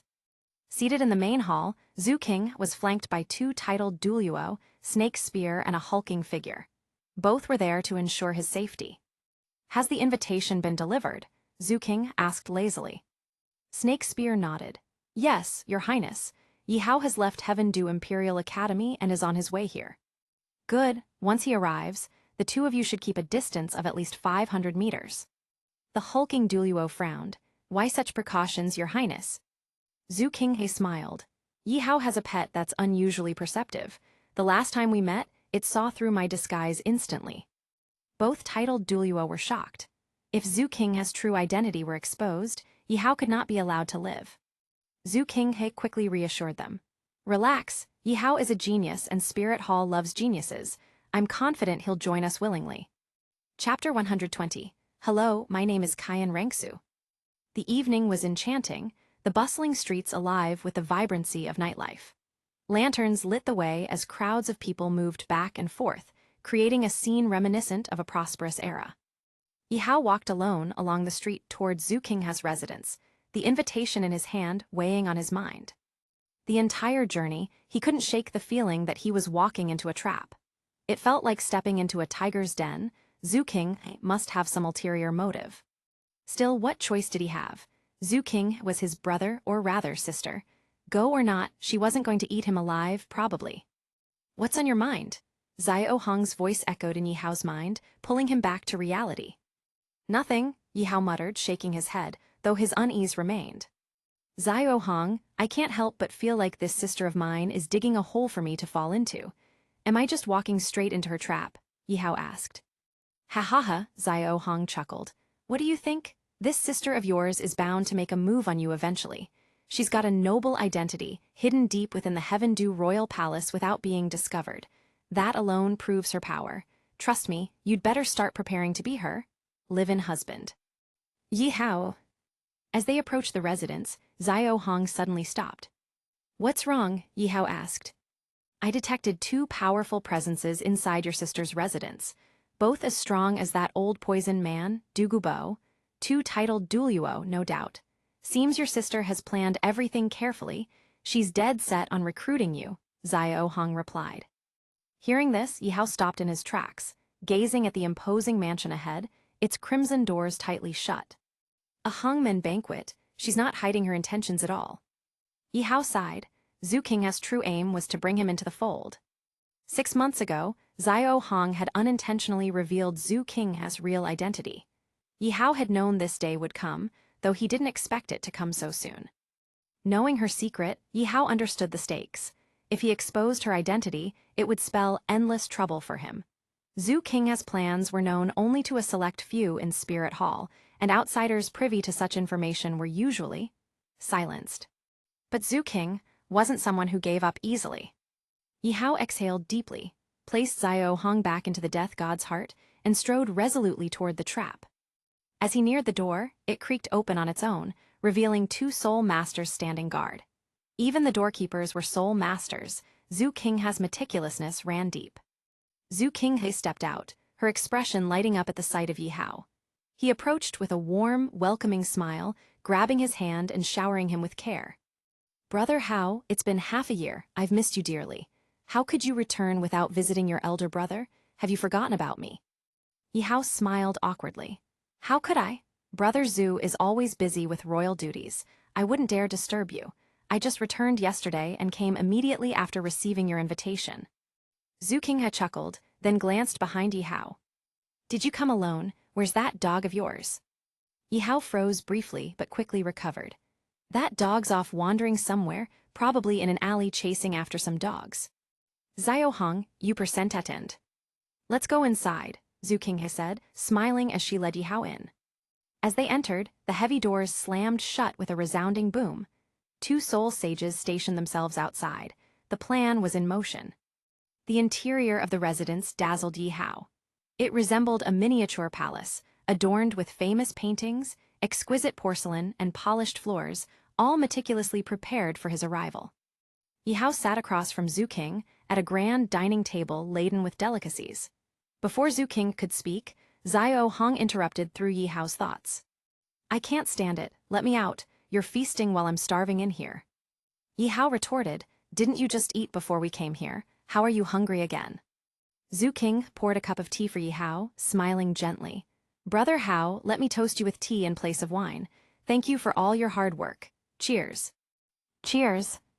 The two drank in unison, the atmosphere cordial. As the meal continued, Zhu Qinghe finally broached the topic. "Brother Hao, what do you think of the Heaven Dew Empire?" Yihao paused. "Here it comes." "It's decent." "Just decent, nothing else to add." Yihao chuckled. "Brother Zhu, you're the crown prince. You know better than I do."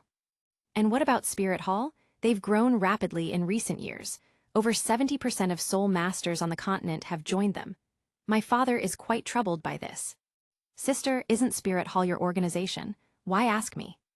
After a moment of thought, Yihao replied, "Spirit Hall, under the leadership of Bibai Dong, has indeed developed impressively.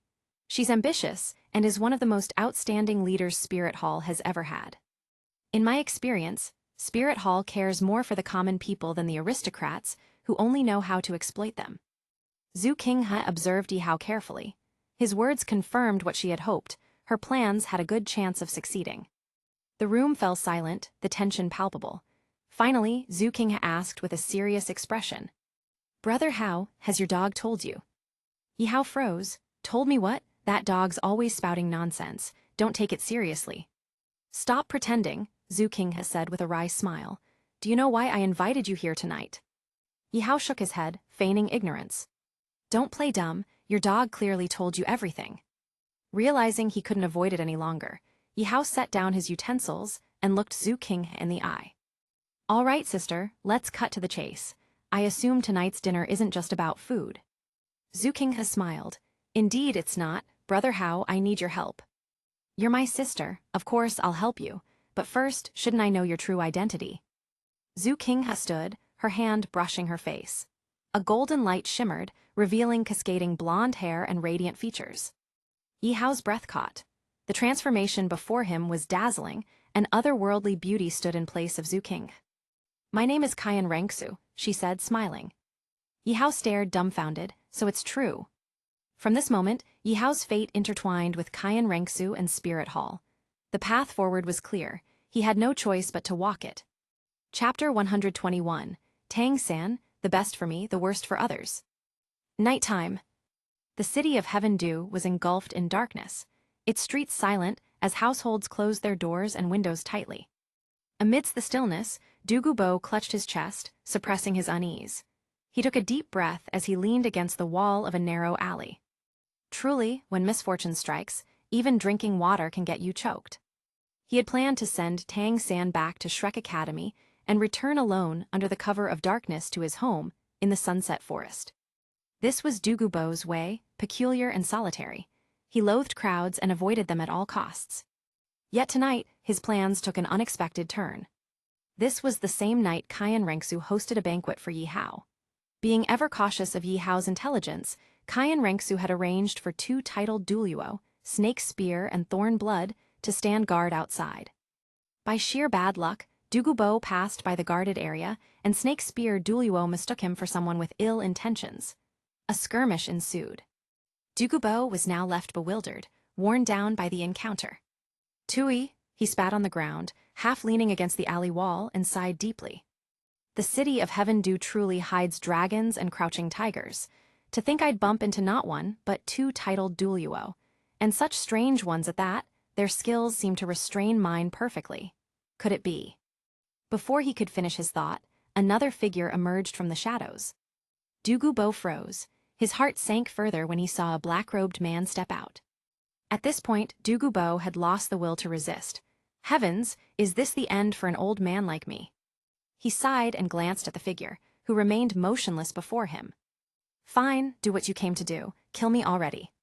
The black-robed figure made no move, instead slowly removing his hood to reveal a man who looked far older than his years.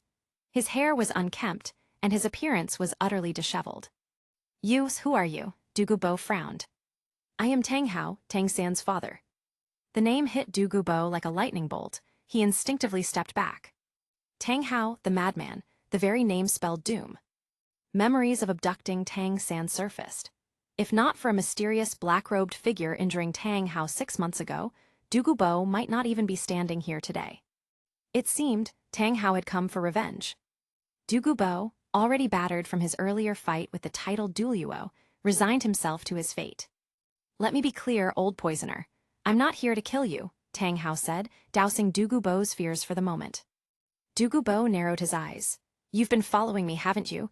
What do you want then? Mock me. Tang Hao's voice was steady. 6 months ago, you abducted my son. By rights, I should kill you, but you've looked after him well, so I'll spare you for now. Hearing this, Dugubo secretly exhaled in relief. However, Tang Hao continued, I have a condition. What condition? Tang Hao's gaze turned sharp. The Shrek Academy team will participate in the Continental Advanced Spirit Master Elite Tournament. My son will be competing. My situation is complicated, so I can't appear in the open. I need you to protect Tang San during the tournament. Until it's over, you're not to let him die. Agreed. Dugubo considered his options. Refusal likely meant death right here and now. Reluctantly, he nodded. Fine, I'll do it. But let me be clear, I will only step in if it's a matter of life and death. Fair enough, Tang Hao replied. You can go now. With that, Tang Hao stepped aside, and Dugubo left in a hurry, still reeling from the encounter. Once alone, Tang Hao's face darkened, and he coughed up a mouthful of dark purple blood. Damn you, Yi Rishan. I'll kill you if it's the last thing I do. 6 months ago, Yi Rishan had poisoned Tang Hao with Death Spider Emperor venom. The venom wasn't immediately fatal, but inflicted unbearable nightly torment. Over time, it had aged Tang Hao prematurely, leaving him frail and haggard. Tang Hao wiped the blood away and vanished into the night. His target was clear, Yi Rishan. Meanwhile, at Kyan Rengsu's residence, she and Yi Hao were strolling down a hallway. Brother, Kyan Rengsu began, may I ask you something? Of course, sister, Yi Hao replied with a nod. Are you really Yi Rishan? Yi Hao froze for a moment before nodding. Yes, sister, Yi Rishan and I are the same person. But sister, I must say, it wasn't very kind of you to have me followed. Kyan Rengsu chuckled. It was for your safety. But be honest, aren't you afraid of Tang Hao coming after you for taking Tang San's external soul bone? Afraid, never. Yi Hao's gaze turned to the stars. With my allies by my side, what is there to fear? And worst case, sister, I have you, don't I? Kyan Rengsu pursed her lips and smiled faintly, playfully tapping Yi Hao on the head. Such a smooth talker. Tang Hao's strength is no joke. My status makes it difficult for me to act rashly. Even Snake Spear and Thorn Blood, the two elders, are no match for him. If you truly find yourself with no way out, you can go directly to the Spirit Hall and seek out my grandfather. He will protect you. And as for your martial souls, I might not need to say anything. Perhaps you will personally come to find you. Let's not overthink it. Kyan Rengsu smiled slightly. This time, the grand finals of the Continental Advanced Spirit Master Elite Tournament will be held in the Spirit Hall, and I'll personally lead the Heaven Dew City teams. Your Emperor team has already secured a spot. When the time comes, I'll take you to see my grandfather. I'm sure you, my little brother, will leave quite an impression on him. Grandfather, Yi Hao's eyes lit up. Are we meeting the family already? Isn't this a bit too soon? Too soon? I think it's just right, Kyan Rengsu mused, carefully pondering his words. Yi Hao continued, Sister, you might not know this, but half a year ago in the Sunset Forest, I disguised myself as Yi Rishan and had a fierce battle with Tang Hao. What? Kyan Rengsu asked anxiously, her expression tightening. You fought Tang Hao, were you hurt? Did anything happen to your body? Seeing her concern, Yi Hao felt a wave of warmth in his heart. At that time, I used the Death God's heart skill, Death's Gaze. Even a titled duello like Tang Hao would freeze for 3 seconds under its effect. During that moment, I let Spidey stab Tang Hao and injected the Death Spider Emperor venom into him. While the poison wasn't fatal, it ensures that every night he wishes he were dead. That's far worse than simply killing him. Hearing this, Kyan Rengsu sighed regretfully. Why hadn't Yi Hao just killed Tang Hao outright? That way, she could have avenged her father. However, on second thought, for Yi Hao to inflict such a devastating blow on Tang Hao, despite his current strength, was already a major accomplishment. It's getting late, sister. I should head back now, Yi Hao said as he looked at the sky. No need, Kyan Rengsu replied. I already sent someone to the Heaven Dew Imperial Academy to inform Meng Shenji. I've arranged a room for you here tonight. Yi Hao smiled. If that's the case, I'll gladly accept your hospitality. It's late, sister. You should rest early too. With that, Yi Hao left. Kyan Rengsu watched him go, before turning her gaze to the starry sky above. Once, she had spent her best years alone in the Imperial Palace, wasting them away in solitude. But now, she had Yi Hao, a brother who had given her the blue-silver emperor and the yearning heartbroken red. For the first time, she felt warmth and companionship. Having someone by her side, it was truly wonderful. Wait. Kyan Rengsu frowned slightly. That brat, taking advantage of me like this. The following morning, in a small wooden house behind Shrek Academy, Tang San gathered everyone together. Tang San, we're all here now. What's the occasion? Tang San's purpose was simple, distributing immortal herbs. The day before, Tang San had returned to Shrek Academy safely, escorted by Du Gubo. The first thing he did upon arriving was reunite with Xiao Wu in a heartwarming moment. Since Ning Rongrong and Zhu Zhuqing had left Shrek Academy to join the Heaven Dew Imperial Academy, the Shrek 7 Devils had been reduced to 5 members. To prepare for the upcoming tournament, Flender had begun recruiting new members to restore the Shrek 7 Devils lineup, a critical move to protect the Academy's reputation. Inside the wooden house, Tang San stood before Dai Mubai, Oscar, Ma Hongjun, and Xiao Wu. From his 24 moonlit bridges, he pulled out a black and green bag, the wishful 100 treasures pouch he had obtained from Du Gubo. Since the spirit tool given by the Grandmaster couldn't store living things, Tang San had traded 2 mother and son tracking soul-chasing spheres to get the pouch from Du Gubo. Honestly, Du Gubo had gotten the short end of the deal. I've brought gifts for everyone, which is why I've gathered you here, Tang San said as he opened the pouch. Hearing the word gifts, Dai Mubai and the others perked up, their anticipation palpable. The last time Tang San had given out gifts was at Shrek Academy in Soto City, when he had handed out hidden weapons. What could it be this time? More hidden weapons. Tang San played coy, deliberately keeping them in suspense. Boss Dai, do you remember the herbs Yi Hao gave to Ning Rongrong and Zhu Zhuqing at the Heaven Dew Imperial Academy 6 months ago? Hearing this, Dai Mubai scowled. Don't bring up those traitors. Instead of being ashamed when the Academy was humiliated, they went off and joined Heaven Dew Imperial Academy. They're a disgrace to Shrek Academy. Exactly, Ma Hongjun chimed in. I heard the Heaven Dew Imperial Academy will also compete in the Continental Advanced Spirit Master Elite Tournament. If I run into them, I'll personally teach those two traitors a lesson." The two ranted angrily, feeling that Ning Rongrong and Zhu Zhuking's departure was a stain on Shrek Academy. Only Oscar hesitated, swallowing his words before they could escape. Placing a hand on their shoulders, Oscar said, "Enough, let it go. They made their choice. What's the point of us dwelling on it?" Hearing this, Xiao Wu frowned and turned to Oscar, her tone sharp. "Oscar, are you even a Shrek Academy student anymore? Why are you siding with them?" Oscar retorted, "I've always been a Shrek student, even before you and Tang San joined. That hasn't changed." Before the argument could escalate, Tang San stepped in, stopping Xiao Wu. "Brother San, I didn't mean." Before Oscar could explain, Dai Mubai stepped in to mediate. "Xiao Wu is a girl, why are you even arguing with her? Besides, it hasn't been easy for Tang San to return, and he's even brought gifts for us. Just let it go, all right." Oscar clenched his teeth, but ultimately decided to back down.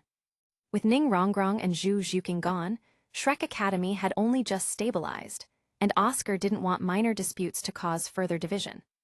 Tang San gave Oscar a deep look, a plan forming in his mind. When distributing the herbs later, Oscar would undoubtedly receive the least desirable one, an appropriate lesson. If it had been anyone else, Tang San would have already disciplined them outright. Returning to the topic, Tang San continued. At Heaven Dew Imperial Academy, Yihao gave Ning Rongrong a herb called Beautiful Silk Tulip, and Zhu Zhuking another called Daffodil Jade Fleshbone. Both are of immortal grade. These herbs can not only enhance soul power, but may even cause martial soul evolution. From what I've heard from the old poisoner, Ning Rongrong's 7 treasure glazed tile pagoda has evolved into the 9 treasure glazed tile pagoda. Zhu Zhuking's soul power, too, has reached nearly level 40. By the time the tournament begins, it's likely they will have broken through to level 40 or higher. Hearing this, Dai Mubai and the others were filled with indignation. Why did those two traitors get all the benefits? Xiao Wu, in particular, was visibly upset. Her bunny ears perked up in frustration. Why them? Why not us? Tang San then retrieved a herb from the pouch. It was a simple green plant, pristine and shaped like a hook. He handed it to Dai Mubai. Dai Mubai inspected the herb. It was ragged, with parts that seemed to have been bitten by some unknown creature. A faint, unpleasant smell lingered in the air. "Xiao-san, what is this thing? Why does it stink so much?" Dai Mubai asked, pinching his nose in disgust. "Death Spider Emperor, you seriously don't mind eating what I left behind?" Tang San frowned slightly, looking a bit awkward. "This herb is called Emerald Hook Grass. Though it isn't of immortal grade, it has strong restorative properties, helps stabilize the foundation, and can enhance soul power. While it isn't as good as Singular Velvet Sky Chrysanthemum, it's still among the best of its kind. The smell is just part of its nature." In truth, Tang San had found this herb in some neglected corner, half-eaten by some unknown creature. It had lost most of its potency, but it might still help Dai Mubai break through his bottleneck at level 39. Singular Velvet Sky Chrysanthemum? Dai Mubai was confused. "If that's so rare, why didn't you give me that instead of this?" Tang San's expression darkened as he gritted his teeth. "To be honest, all these herbs were taken from Dugu Bo's territory. I had originally prepared a selection of more potent immortal herbs for you, but when I arrived, I found that all the top-tier ones had already been taken by Yihao. What's left are what he didn't want." The room fell silent as the group finally understood what had happened. Xiao Wu, however, was livid. Her bunny teeth clenched in anger. "Yihao, always getting in our way." "That damned Yihao," Xiao Wu shouted. "He always seems to be at odds with my brother." Ma Hongzhen chimed in. "Xiao-san, this Yihao is too much. I wish I could punch him right now." At this point, Oscar spoke up, his tone calm but sharp. "All right, fatty, don't get too worked up. Getting angry isn't good for your health. Honestly, Yihao didn't do anything wrong. If it were you, wouldn't you also take the best for yourself and leave the rest for others? That's just the way things work. The best goes to those who come first, and the worst is left for others." Oscar's words were like a dagger to Tang San's heart. Tang San's gaze darkened as he fell silent. Is he saying this about me too? Struggling to suppress his anger, Tang San turned to Dai Mubai with a serious expression. "Boss Dai, if you still consider me a brother, then eat this herb. I promise you, it will help you break through to level 40. Faced with Tang San's sincerity, Dai Mubai had no choice but to comply. Pinching his nose, he swallowed the herb in one gulp. Soon, he felt a fiery heat coursing through his body. Overjoyed, he quickly found a place to sit and focus on absorbing the herb's effects. Tang San then handed a similarly damaged herb to Ma Hongjun. "Fatty, this is for you. Though Yi Hao took the coxcomb phoenix sunflower, this herb is still an excellent alternative. It will help you shed your impurities and grow stronger. I believe you'll be able to settle the score with Yi Hao when the time comes." Hearing Tang San's encouragement, Ma Hongjun felt a warm surge of gratitude. "Zio-san, don't worry. Once the tournament starts, I'll give Yi Hao a taste of his own medicine." After Ma Hongjun consumed the herb, he too sat down to absorb its effects.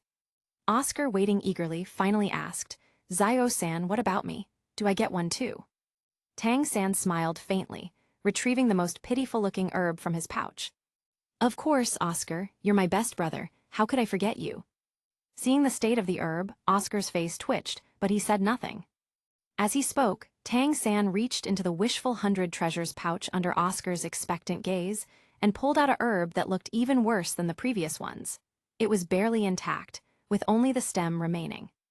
Oscar's face twitched as he accepted the so-called herb from Tang San's hands.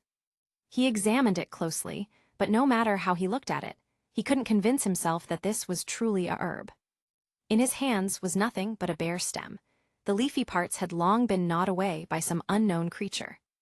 "Zio-san, are you kidding me? This is a herb?" Oscar asked skeptically. Tang San smiled faintly, exuding confidence. "Of course it's a herb. If you don't want it, you can give it back to me." "Wait, no." Oscar quickly took a step back, clutching the herb tightly. "This was a gift from you. Once it's given, there's no taking it back." With that, the distribution of herbs among the three was complete. Suddenly, the door of the wooden house creaked open. The Grand Master entered, hands clasped behind his back and a radiant expression on his face. Today, he was in exceptionally high spirits because he was finally about to break through the bottleneck at level 29. Just yesterday, Tang San had returned safely, and not only that, his soul power had significantly improved. This brought immense pride to the Grand Master as Tang San's teacher. Tang San had even told him that he had a solution to help him break through. A piece of news so exciting that the Grand Master had barely slept the entire night. Early in the morning, after taking care of some matters, he rushed to the wooden house. When he stepped inside, he saw Dai Mubai and the others sitting cross-legged, diligently absorbing the herb's effects. Seeing this, the Grand Master turned to Tang San, his gaze filled with deep satisfaction. He felt that accepting Tang San as his disciple was the greatest decision he had ever made in his life. He silently resolved to pass on everything he had learned to this one, extraordinary student. "Zio-san, are you sure this isn't some kind of trick?" the Grand Master asked hesitantly. This issue had plagued him for decades, leaving him in a fog of despair for so many years. Tang San smiled reassuringly. "Teacher, trust me this time." With that, Tang San reached into the pouch and produced yet another herb that was similarly gnawed to shreds. It was tattered and unrecognizable. Seeing the pitiful state of the herb, the Grand Master's hopeful expression fell. "What is this?" Tang San coughed awkwardly and explained, "Teacher, you know the saying, don't judge a book by its cover. Don't underestimate this herb. I chose it specifically for you. As for why it looks like this." Tang San's expression darkened as he gritted his teeth. This is all that damned Yi Hao's doing. His eyes gleamed with barely contained rage. The Grand Master blinked in surprise. "Yi Hao, what does he have to do with this?" "Ah, I see." After Tang San explained the full story, the Grand Master resolutely swallowed the herb. Slowly chewing it, he began to feel its effects take hold. Following Dai Mubai and the others, he too sat cross-legged and closed his eyes, focusing entirely on absorbing the medicinal power. Shortly afterward, Tang San gently pulled Zio Wu outside. The two of them wandered into a secluded forest. Zio Wu's cheeks flushed and she asked shyly, "Brother, what are you doing?" Tang San smiled softly and took out two flawless, untouched immortal herbs. Placing one in Zio Wu's hand, he patted her head affectionately. "Zio Wu, I prepared this one just for you. Go ahead and absorb it." Zio Wu stared at the pristine herb in her hand, stunned. Tears welled up in her eyes. For a moment, the two lingered together, basking in each other's presence. Then, they both consumed their herbs and found a quiet place to sit down, joyfully beginning the absorption process. Little did they know, the immortal herbs they were so carefully absorbing had all been tampered with by the Death Spider Emperor. It took me 2 weeks to translate this wall of texts, 32 words. Let me know any errors. Just kidding, my laptop was broken so I couldn't translate. This shit is already 10 years old. Chapter 122, How Am I to Blame? Tang San's Revenge Plan.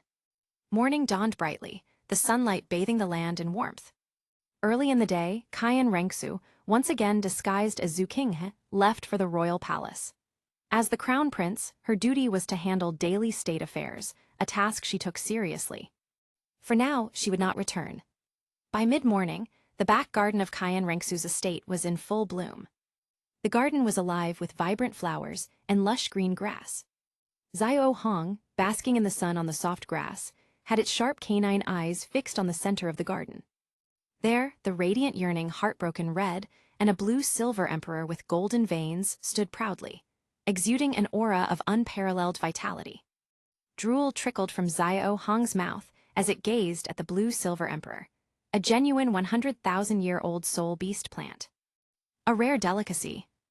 Xiao Hong was not one to discriminate between vegetarian and carnivorous meals. It devoured everything with enthusiasm.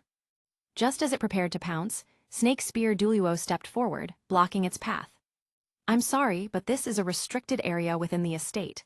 No one is allowed to enter," he said sternly.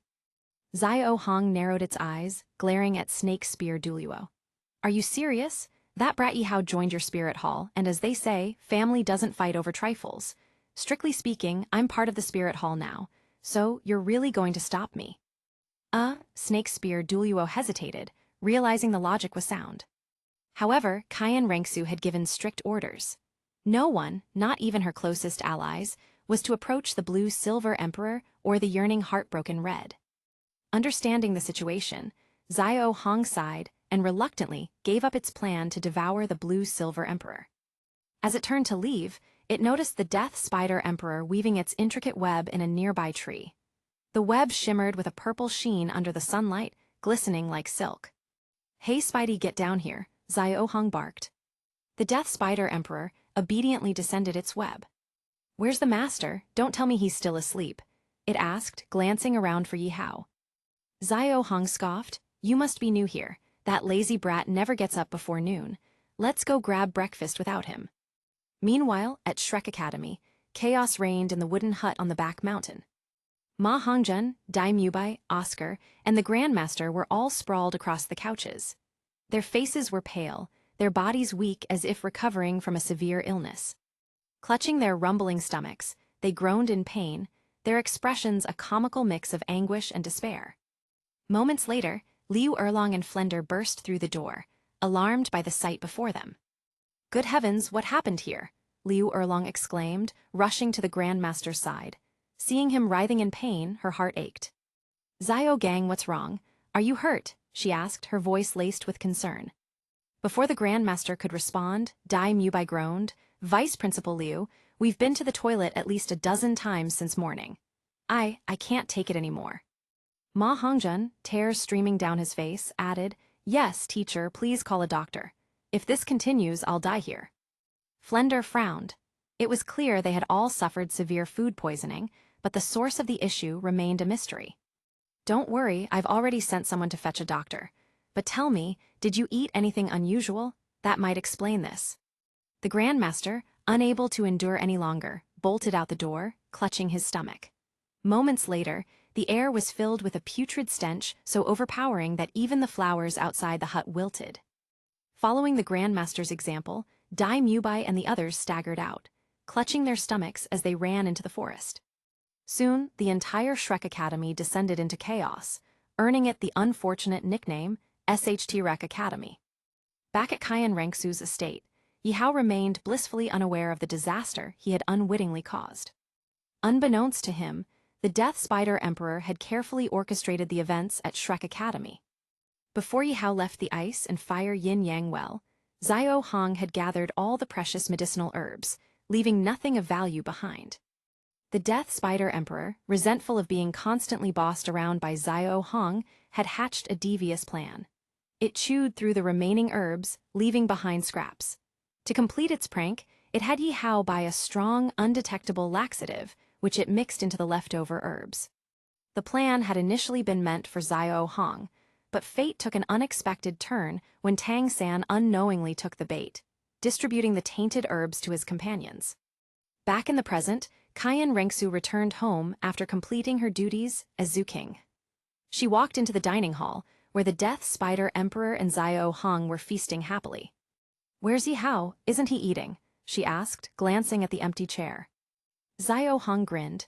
"Miss Cayenne, you don't know Yi Hao's habits, do you?" The Death Spider Emperor chimed in. "Master sleeps until noon unless something urgent comes up. I wouldn't count on him waking anytime soon." Hearing this, Cayenne Rengsu sighed. This child. However, she soon grew concerned. With Yi Hao now part of her team, his safety was paramount. In the unpredictable political landscape of Heaven Du City, any misstep could lead to disaster. Determined to wake him, Cayenne Rengsu made her way to Yi Hao's room. Peering through the window, she saw him sleeping soundly, his soft snores breaking the stillness of the room. She quietly opened the door and tiptoed to his bedside. SHT Academy. The once pristine back mountain of Shrek Academy had become a place of filth and unbearable stench. The situation was so dire that Flender issued an urgent order. No one is allowed to go near the back mountain under any circumstances. Violators will be severely punished. The mountain needed time to recover. As for Liu Erlong, she was rendered unconscious by the overwhelming odor and was currently bedridden. Meanwhile, the victims of this incident, Dai Mubai, Ma Hongjun, Oscar, and Grandmaster, lay on their beds, their faces pale, their bodies weak. They looked as if they had just returned from the brink of death. At this moment, Tang San clenched his fists, his expression grim. Only one thought echoed in his mind. Yi Hao deserves death. Even Xiao Wu was among the unfortunate victims. She had been running back and forth to the toilet since morning, to the point that her soul almost seemed to leave her body. Weakly, she turned to Tang San, who lay on the adjacent bed, her voice trembling. "Brother, what kind of immortal herb was that? Forget enhancing soul power, it's made all of us."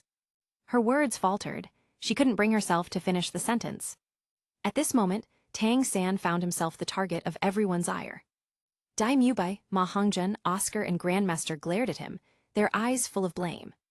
Tang San had sworn on his honor that the herbs he distributed would work wonders, only for them to suffer this humiliating disaster.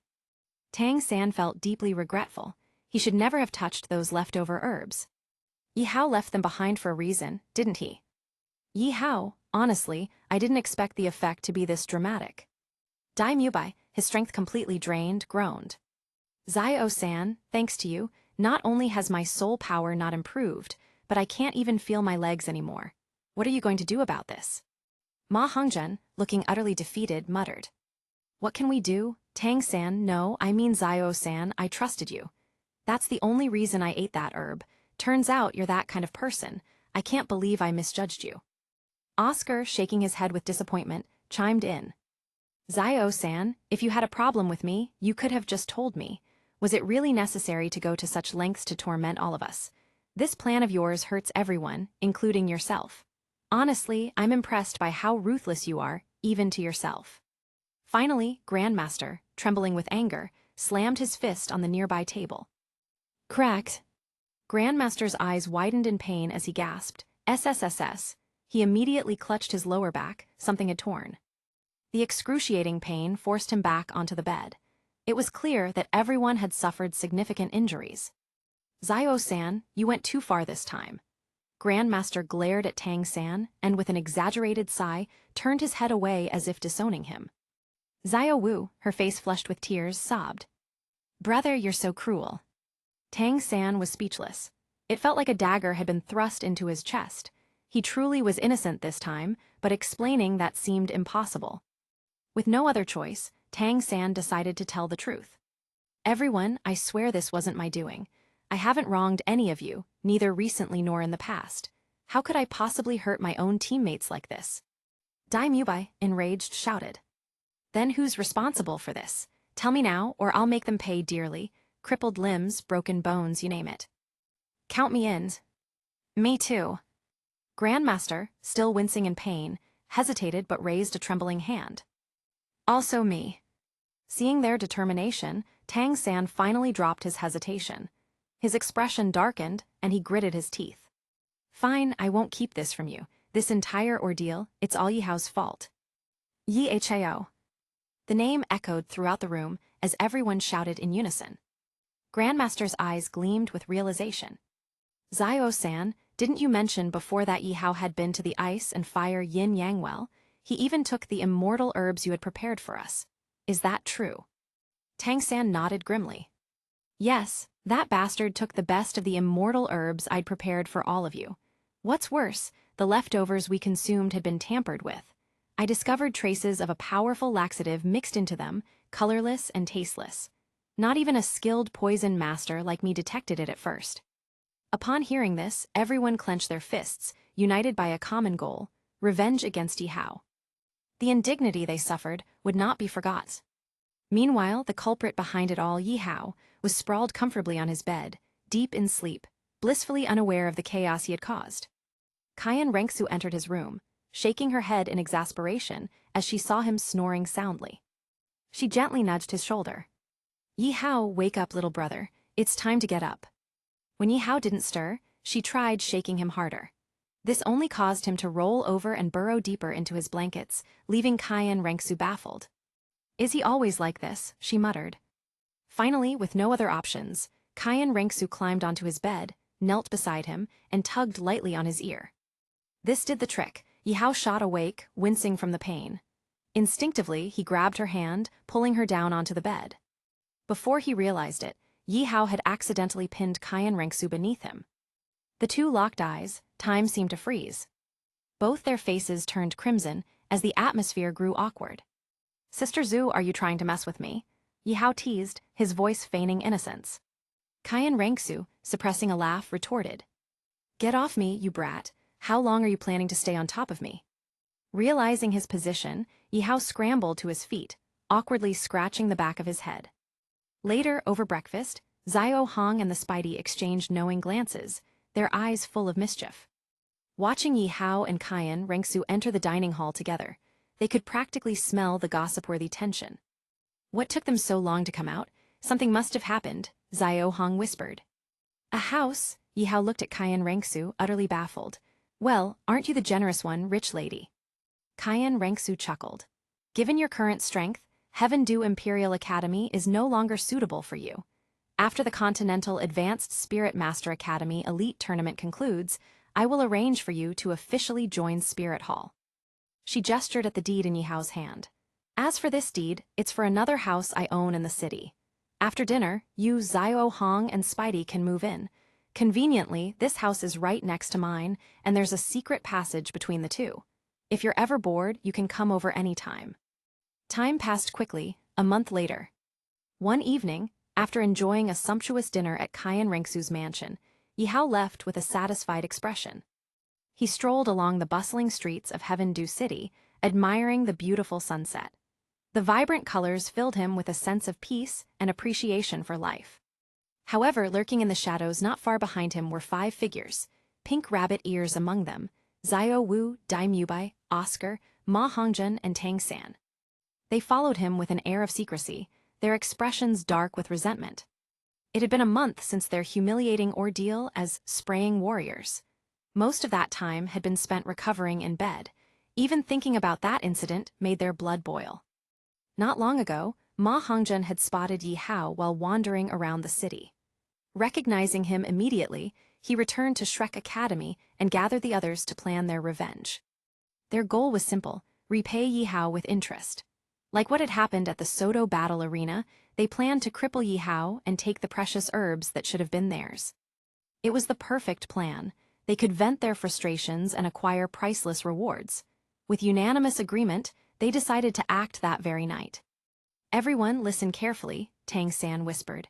When the time comes, don't hold back. We all go in together, no exceptions. Dai Mubai cracked his knuckles, a sinister grin spreading across his face. Don't worry. This time, I'll make Yihao pay in blood. I'll wash away the shame of my defeat at Soto. I'm in. Count me in too. Xiao Wu, biting her rabbit teeth in frustration, added, Brother, boss die, give me a chance to use my 8-stage drop. I'm certain Yi Hao is the one who humiliated me back in Soto Arena as Spicy Rabbit Head. The group nodded in agreement, their confidence soaring. Xiao Wu's eyes glinted with murderous intent, sharper than even Tang San's. This time, I Xiao Wu swear to kill. Dusk falls. As the sun dipped below the horizon, the bustling city transitioned into the calm stillness of night. Xiao Hong, who had been trailing Yi Hao along with the Death Spider Emperor, whispered, Hey Ozzy, do those people behind us seem unhinged, especially that rabbit? Isn't she worried about blowing her cover, running around with them like this? Xiao Hong had noticed the group's presence days ago. For weeks, Yi Hao's movements had been shadowed by the same people, 5 figures, including a certain rabbit. This time, the group seemed more determined than ever. When Xiao Hong informed Yi Hao, he was initially confused. I haven't caused any trouble recently. I've been going back and forth between my house and Cayenne Rengsu's place, barely stepping foot in Heaven Dew Academy. Who could be holding a grudge against me? As for the rabbit, Yi Hao quickly pieced it together. Ah, so it's them, the last remnants of Shrek. A sly grin crossed his face as he glanced at the empty street behind him. Let's deal with this up front. If my guess is right, they've figured out I'm the one they've been looking for, Spicy Rabbit Head. That would explain why they're acting so crazed, even going all out. Tonight's going to be an interesting battle. Yi Hao's pace quickened. Heaven Dew City had strict laws prohibiting fighting within its limits, especially at night. In less than an hour, the city would enforce its curfew. The Death Spider Emperor chimed in. Master, why don't we just catch the rabbit now and feast on her? A full-course rabbit banquet would be perfect. Xiao Hong nodded enthusiastically. That rabbit's been hopping around in front of us for ages. Aren't you tired of letting her off the hook? Yi Hao chuckled coldly. Oh, I'm far from tired, but it's not the right time yet. When the day comes, I'll personally hunt her down and make her my 6th soul ring. For now, this is about teaching Shrek's people a painful lesson. Besides, he added, his tone cautious, haven't you noticed? There are at least 2 title dueluos supporting Shrek in the shadows. We need to be careful. Yi Hao moved swiftly, leading his pursuers to an abandoned construction site on the western outskirts of the city. The area was desolate, with crumbling walls and incomplete structures, perfect for what was about to happen. Stopping abruptly, Yi Hao turned to face the shadows, his gaze icy. Enough hiding, you've been tailing me for half a month. Aren't you tired? As his words echoed, Dai Mubai stepped out from behind a broken wall, his 4 soul rings glowing faintly in the dim light. Having recently broken through to rank 40, Dai Mubai unleashed his 4th soul ability, White Tiger Meteor Shower, a devastating area attack. Before the attack could fully manifest, Yi Hao calmly activated his Death Spider Emperor possession, his arms transforming into black, razor-sharp spider spears. With a single strike, he split the incoming energy blast in half. The ground beneath them shattered as thick, writhing blue-silver grass erupted. Tang San emerged next, grinning wickedly as he directed the grass to form a massive net, aiming to trap Yi Hao and deliver the finishing blow. Above, Ma Hongjun soared on fiery wings, launching scorching flames from above, while Oscar remained at the back, preparing to supply them with his spirit-boosting sausages. Suddenly, Xiao Wu appeared behind Yi Hao, her 3rd soul ring glowing brightly as she used her teleportation ability. She aimed to execute her signature waist bow, followed by the deadly 8-stage drop. This was Shrek's unity, all 5 members attacking as one. But Yi Hao was no ordinary opponent. With a flick of his razor-sharp spider spears, he shredded Tang San's blue-silver grass net. A quick horizontal slash dissipated Ma Hongjun's phoenix flames. In a flash, Xiao Wu teleported behind him, but before she could strike, Yi Hao's body radiated a deep purple light. She suddenly felt a crushing grip around her throat. Yi Hao had caught her mid-attack. Tang San watched in horror as Yi Hao lifted Xiao Wu effortlessly with one hand, while the other began a merciless counterattack against the rest of the team. Tonight, Shrek's so-called revenge plan would leave them utterly humiliated once again. Chapter 123, The Revelation of Yi Hao's Identity. Xiao Wu. At this moment, everyone stopped their attacks. Because Xiao Wu was already in Yi Hao's grasp. Yi Hao let Xiao Wu go. If you have any courage, face me one-on-one. Tang San said coldly. Yihao threw Xiao Wu to the ground. His spider spear, formed from his arm, pointed directly at her throat. One-on-one. Yihao sneered disdainfully. By that useless master of your Shrek Academy's teachings, you're supposed to be a team. I doubt it'd just be one-on-one. It'd likely be one after another, ending with you declaring that Shrek Academy fights as one. How shameless are you? You, Daimyo ground his teeth in anger, silently cursing Xiao Wu for being more of a liability than an asset. The enemy was just one person, while they had 5. They had the advantage. But now Shrek was completely on the back foot. With Xiao Wu captured, their initial strategy was ruined. I'm genuinely curious why you chose to attack me. Was it because of what happened in Soto City, or was it back at Heaven Dew Imperial Academy? Yihao smirked, looking at the helpless Shrek team. Shut up, Tang San gritted his teeth, pointing angrily at Yihao. Shrek Academy's disgrace will be washed away by us, but this time it's personal. Personal? Yihao looked bewildered. He didn't remember interacting with the Shrek gang recently, let alone having a personal grudge. This past month, Yihao had been with Kai and Rangsu, nurturing their relationship. As for the Shrek group, Yihao had already pushed them out of his mind. Behave yourself, Yihao flicked Xiao Wu's forehead. This only made Tang San more furious. His eyes turned blood red, and blood dripped from his clenched fists. He was consumed by the desire to kill Yihao on the spot. I've been secluded this whole month. How could I possibly have had a conflict with you? If it's about Heaven Dew Imperial Academy, then sorry, that was your academy's own incompetence. Blame no one but yourselves. Now, explain everything clearly or else. As he spoke, Yihao's spider spear pressed closer to Xiao Wu's throat. The cold, sharp tip glinted in the dark. Xiao Wu trembled uncontrollably. Her dull eyes looked helplessly at Tang San and the others. She was terrified Yihao would suddenly strike, ending her life with a sickening crack. Oh look, a golden legend. 100,000-year soul ring and soul bone dropped. Tang San, what should we do? Do we really have to tell him? Oscar whispered, finding it impossible to admit what had happened a month ago. It was a stain on both Shrek Academy and their personal dignity. Nearby, Ma Hongjun and Daimyo were equally conflicted. On one hand, Xiao Wu was a companion. On the other, it was their reputation on the line.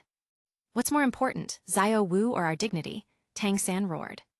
At this, everyone fell silent, standing still, their expressions unwilling but indecisive.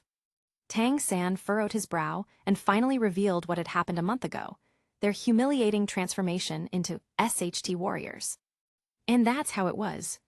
As Tang San finished, Daimyo and the others wanted nothing more than to dig a hole and bury themselves in it. Even Xiao Wu, lying at Yihao's feet, clenched her teeth and vowed silently to take revenge on the one responsible. Ha-ha-ha. Yihao laughed uproariously. He hadn't expected his prank on Xiao Hong to escalate like this. Not only had Xiao Hong not fallen for it, but Tang San had taken the bait instead. And wasn't Tang San supposed to be a master of poisons? How had he failed to notice a simple laxative? Admit it was you. Tang San's eyes lit up with realization. He pulled out his huge divine crossbow, loaded it with arrows, and prepared to fire. Yes, it was me, Yihao admitted nonchalantly, wiping away tears of laughter. You, Ma Hongjun roared, but Yihao ignored him, which only made Ma Hongjun angrier. This medicine was indeed my doing, but my target wasn't you, Yihao said, a playful smile on his face.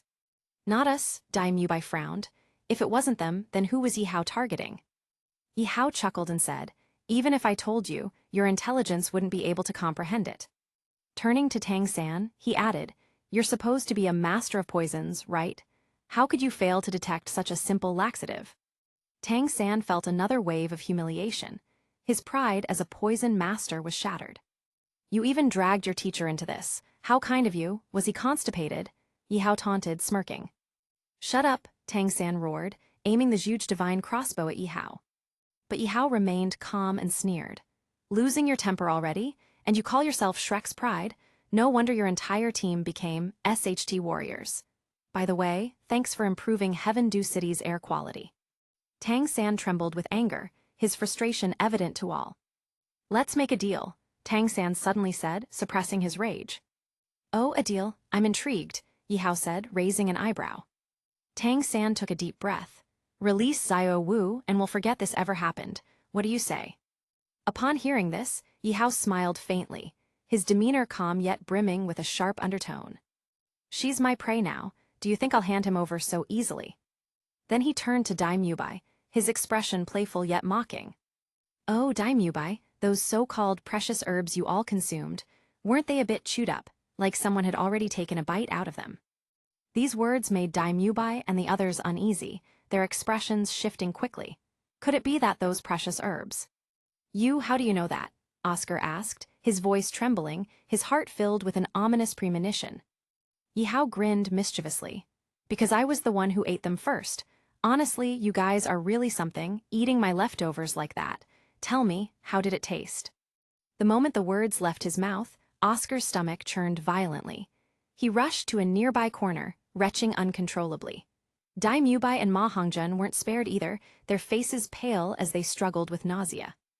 Looking at their miserable states, Xiao Wu and Tang San exchanged glances of relief. At least the herbs they had consumed weren't leftovers, otherwise, they'd be retching too. Oh right, I almost forgot. Yihao added with a smirk. Tang San, the 2 herbs you and Xiao Wu consumed were ones I intentionally left behind. And before he could finish, Xiao Wu and Tang San's expressions turned even darker. Xiao Wu clutched her mouth, her face pale, fighting the urge to vomit. Yihao, noticing her state, suddenly released her. Taking advantage of the moment, Xiao Wu's eyes glimmered with a pink light. Her expression turned alluring as she locked eyes with Yihao. Her second soul ring lit up, a sign of her charm ability being activated. Assuming Yihao couldn't resist her charm, Xiao Wu prepared to unleash her signature move, the devastating 8-stage drop. But before she could act, Yihao slapped her across the face, leaving her dazed, and followed up with a kick that sent her flying. Standing tall with his hands clasped behind his back, Yihao coldly watched Xiao Wu. With your pitiful charm, no one wants you. Only Tang San, blinded by his ignorance, would choose you. Compared to Sister Kaiyan, you're not even worth 1/10,000th of her beauty. Seeing Xiao Wu unharmed, Tang San let out a breath of relief. He ignored the pain in his abdomen as his first soul ring glowed, summoning countless blue-silver grass vines that surrounded Yihao from all directions. Yihao, return those herbs to us. Meanwhile, Daimyobai, Ma Hongjun, and Oscar finally regained their composure. 4th soul skill, White Tiger Meteor Shower. 1st soul skill, Phoenix Fireline. Daimyobai activated his 4th soul ring, summoning countless white meteors that rained down like a storm. The meteors, combined with Ma Hongjun's Phoenix Fireline, formed a devastating assault aimed directly at Yihao. At this moment, the trio's rage reached its peak. It wasn't just the humiliation of being tricked, it was the fact that the herbs they consumed were Yihao's leftovers. The thought alone was revolting. Tang San, Daimyobai, and Ma Hongjun launched their soul skills relentlessly, their attacks pouring down on Yihao like a tidal wave. Meanwhile, Oscar busily crafted and distributed sausages in the background, ensuring they had enough stamina to continue. After a prolonged barrage, the 3 finally stopped, panting heavily. As the smoke and dust from their attacks slowly cleared, they were certain Yihao couldn't have survived such a devastating assault. But to their shock, Yihao emerged from the haze completely unscathed, clad in a purple carapace covered with venomous barbs. No, impossible, absolutely impossible, Daimyobai muttered, his disbelief palpable. Even a soul king couldn't have withstood such an onslaught. What is that? Tang San furrowed his brows, his heart sinking. Yihao chuckled as the purple carapace faded from his body. This is my 4th soul skill, Thorn Spider Armor. All your attacks are meaningless against it. I've accepted your little gift, now it's my turn. A sense of dread swept over the Shrek team. They could feel an impending storm. They were right. In the blink of an eye, Yihao appeared in front of Daimyobai. Before the latter could react, Yihao drove his fist into Daimyobai's abdomen, leaving his face contorted in pain. The sheer force of the blow far exceeded Daimyobai's tolerance. Next, Yihao turned to Ma Hongjun. With a swift left hook, he struck Ma Hongjun's face, visibly caving it in. Blood and teeth flew as Ma Hongjun collapsed, spitting out a mixture of blood and broken teeth. Then Yihao shifted his gaze to Oscar, but ultimately spared him, muttering, "I'll let you off this time. Consider yourself lucky." Finally, Yihao's eyes locked onto Tang San. Tang San, now it's just you and me. I think our grudge needs no further explanation, does it? As Yihao spoke, 4 soul rings, 2 yellow, 1 purple, and 1 black, rose beneath his feet. A 10,000-year soul ring? Ma Hongzhen stammered, his swollen face a mask of shock. His 4th soul ring was 10,000 years old, an impossible feat far beyond the absorption limit. How could Yihao survive such a thing? How did you do it? Tang San asked, both incredulous and envious. Yihao glanced at Tang San with disdain. Why would I bother explaining it to you? Instead, let's settle this. And as for what Fatty said earlier, claiming those herbs were yours, what evidence do you have? Tang San fell silent, his mind racing. His eyes darted between Yihao and his injured companions, unsure how to respond. At that moment, Ma Hongzhen, refusing to back down, shouted, "Third brother told us those herbs were prepared for us. You're the one who broke the rules, taking them for yourself. If not for that, we wouldn't have ended up like this." Hearing this, Yihao's expression turned cold as he looked at Tang San, his gaze filled with disgust. Humans need dignity just as trees need bark, and you, Tang San, you have neither. Then, Yihao's voice rang out across the battlefield. "Old Poison, you're here anyway, so why not come out and set the record straight?" His sudden words made Tang San tremble. Moments later, a green light pierced the sky, and Dugu Bo appeared at the center of the scene. Dugu Bo's sudden arrival was akin to Tang San's death sentence being declared in front of everyone. "Old Poison, I'm curious, what are you doing with these people?" Yihao had guessed Dugu Bo's presence thanks to Xiao Hong's earlier hint. Dugu Bo shook his head helplessly. "I made a promise to someone, otherwise, do you think I'd willingly follow them around?" After speaking, Dugu Bo glanced at the silent Tang San, a look of disdain flashing in his eyes. If he had known earlier, he would have killed this kid half a year ago and left the Sunset Forest far behind. That way, even if Tang Hao tried to find him, it wouldn't have been so easy. Now, Dugu Bo could finally see Tang San's true nature, a schemer through and through.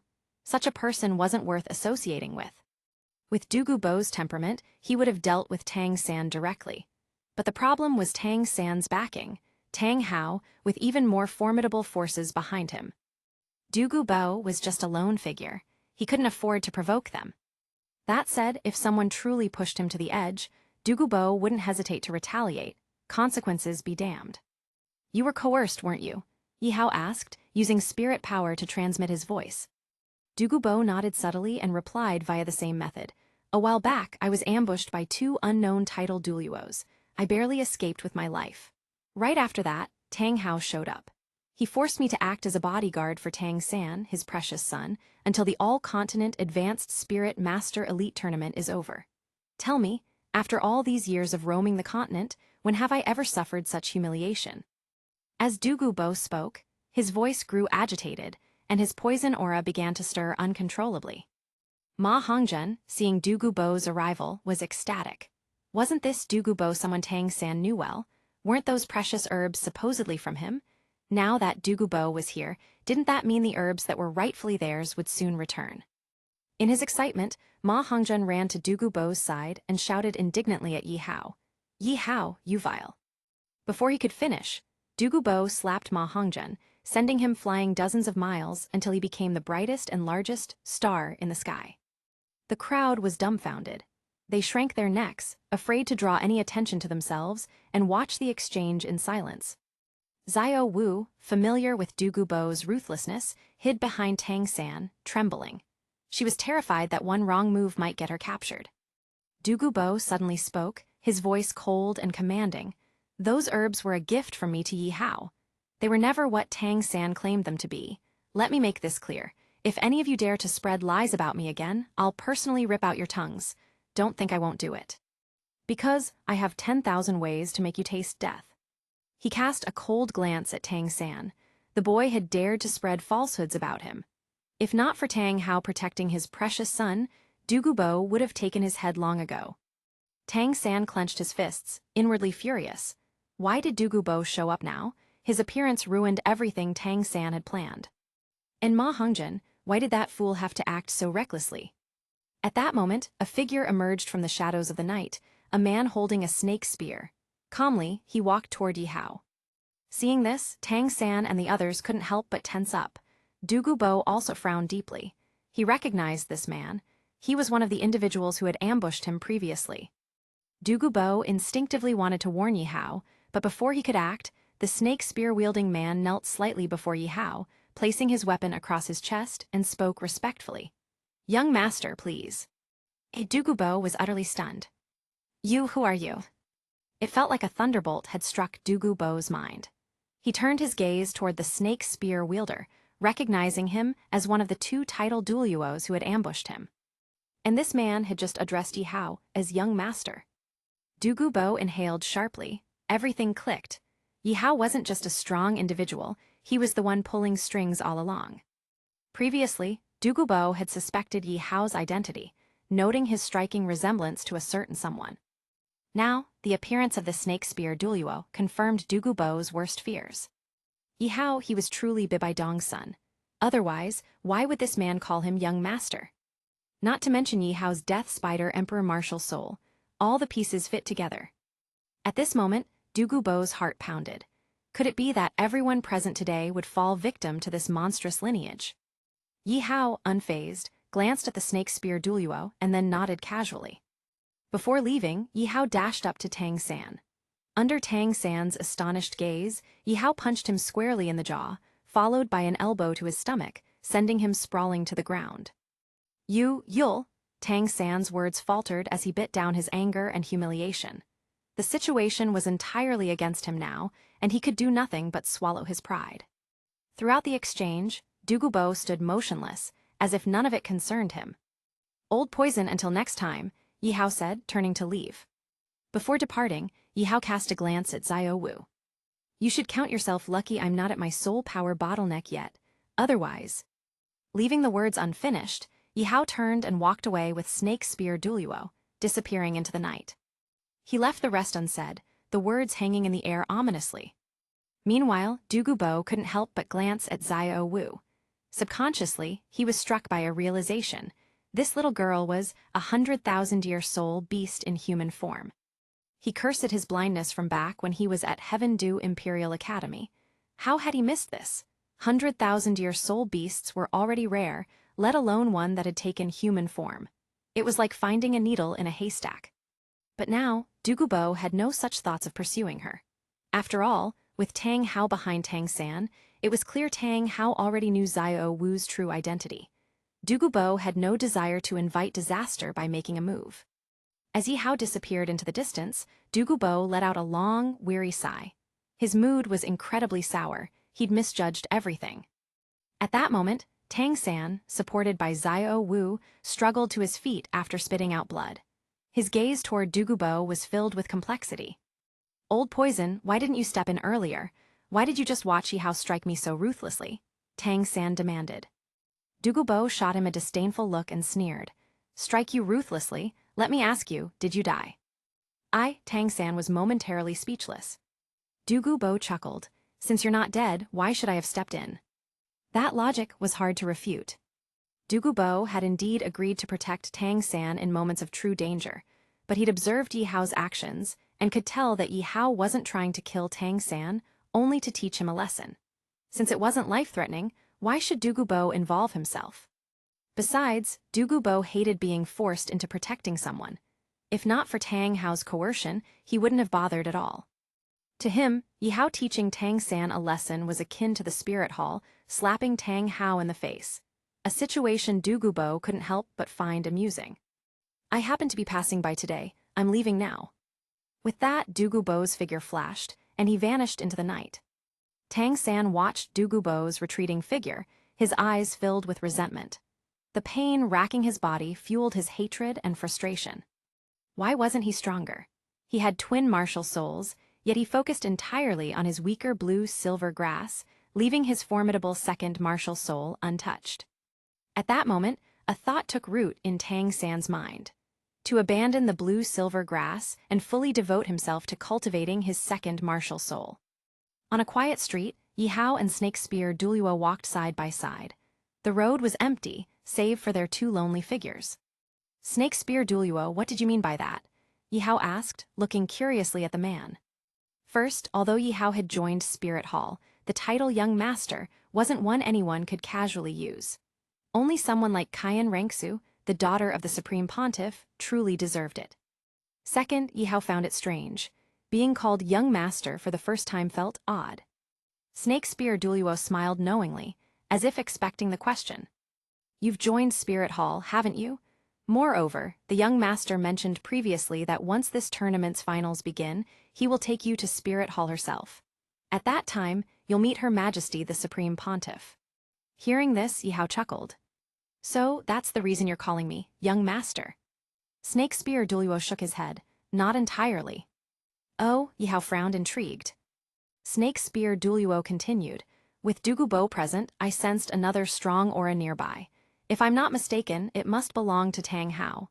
The person you just struck was his son. In the future, you'd best be cautious. Anyone from the Tang family is fiercely protective. If Tang Hao comes after you one day, you'll need to be prepared. Yi Hao suddenly understood. Snake Spear Duluo had deliberately called him Young Master to create a deterrent for Tang Hao, who might be observing from the shadows. But Tang Hao was, after all, a madman capable of anything. By the way, what does Sister Kaiyan want with me? Yi Hao asked. Snake Spear Duluo smiled mysteriously. You'll know when you meet her.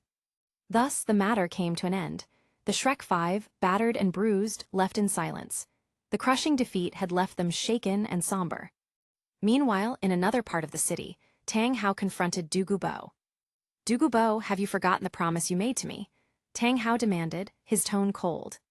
Watching his son get beaten so severely had angered him deeply. Tang Hao's unique status prevented him from stepping in directly, but Du Gubo's failure to act had infuriated him further. After Du Gubo's departure, Tang Hao had immediately sought him out. Du Gubo smirked coldly. I did intervene. Tang Hao's gaze sharpened as his aura surged.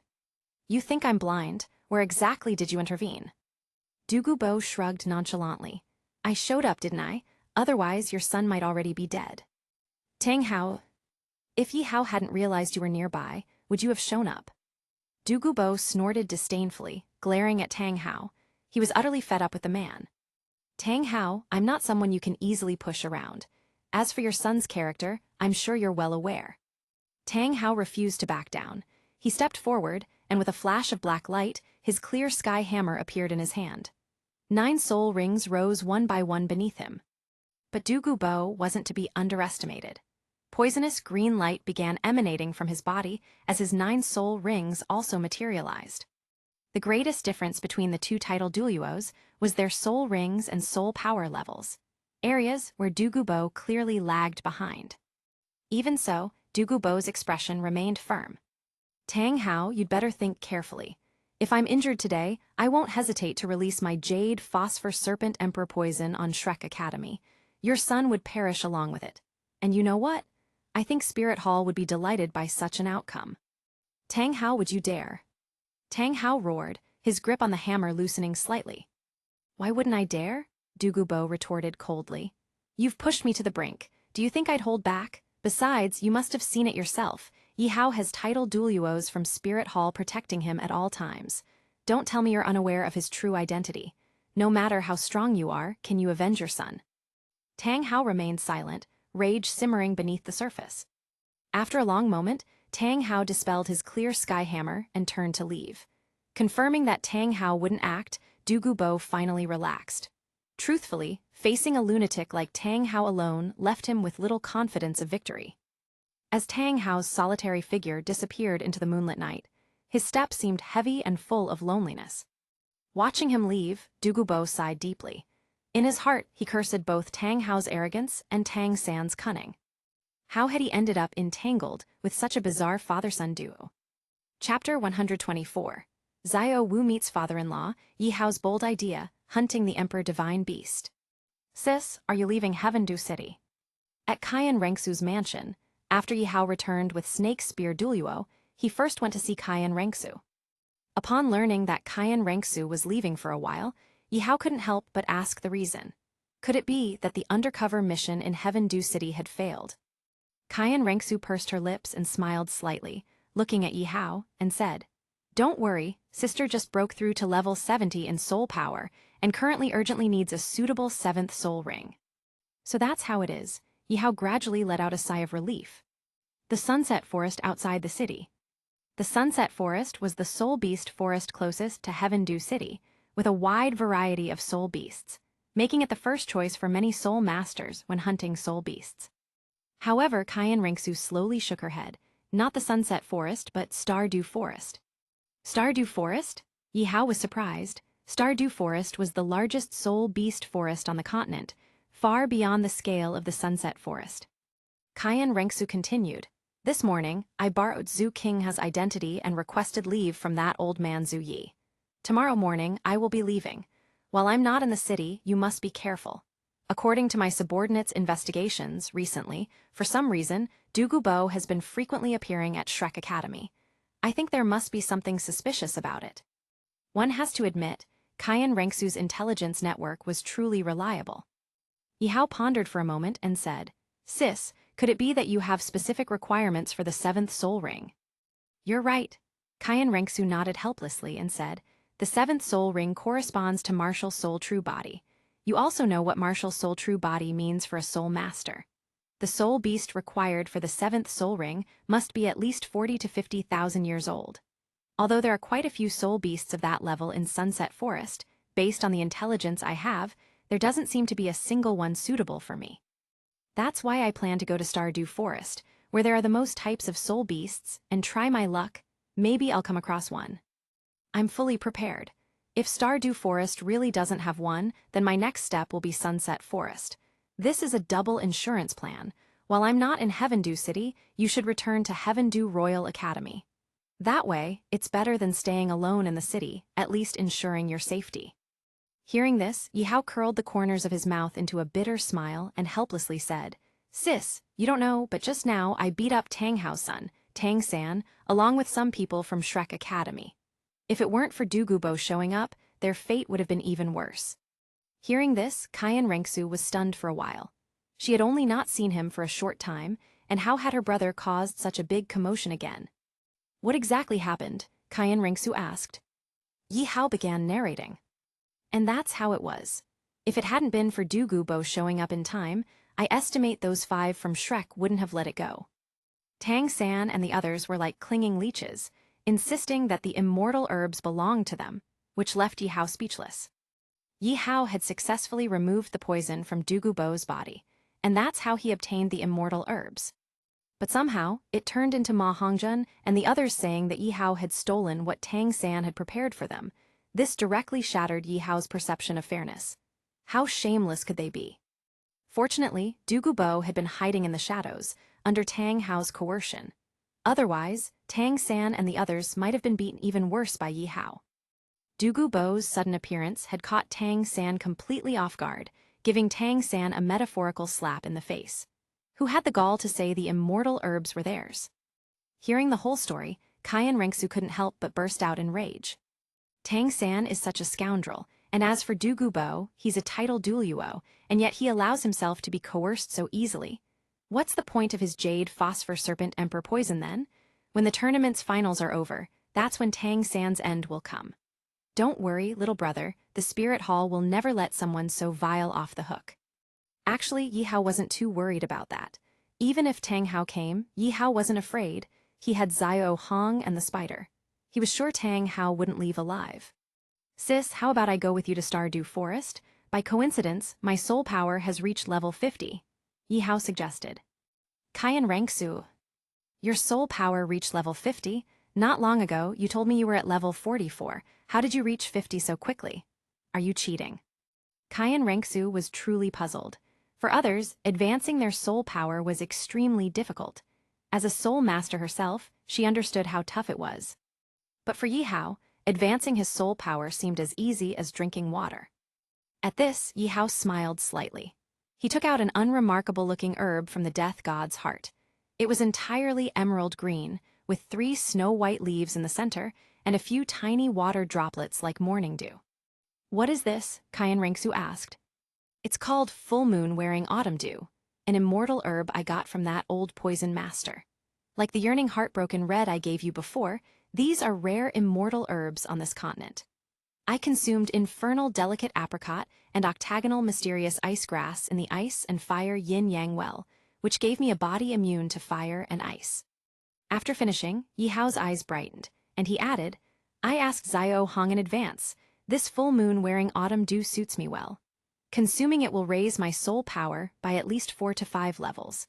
Combined with the medicinal effects of those 2 other herbs I haven't yet absorbed, breaking through to level 50 is no problem at all. After some thought, Cayenne Rengsu agreed to Yihao's request, and early the next morning they would set off together for Stardew Forest. After chatting with Cayenne Rengsu for a while, Yihao eventually followed the secret passage back to the residence that Cayenne Rengsu had arranged for him. The first thing Yihao did upon returning home was to enter his room and remove the death god's heart tied to his hair. However, when he released Xiao Hong and the Spidey, he was taken aback, because he saw that the Spidey was covered in wounds, lying weakly on the ground. The moment it saw Yihao, it rushed into his arms as if it had found its savior. Master, save me, this dog has gone crazy, the Death Spider Emperor wailed in pain. At that moment, Yihao instantly understood why Xiao Hong was so furious.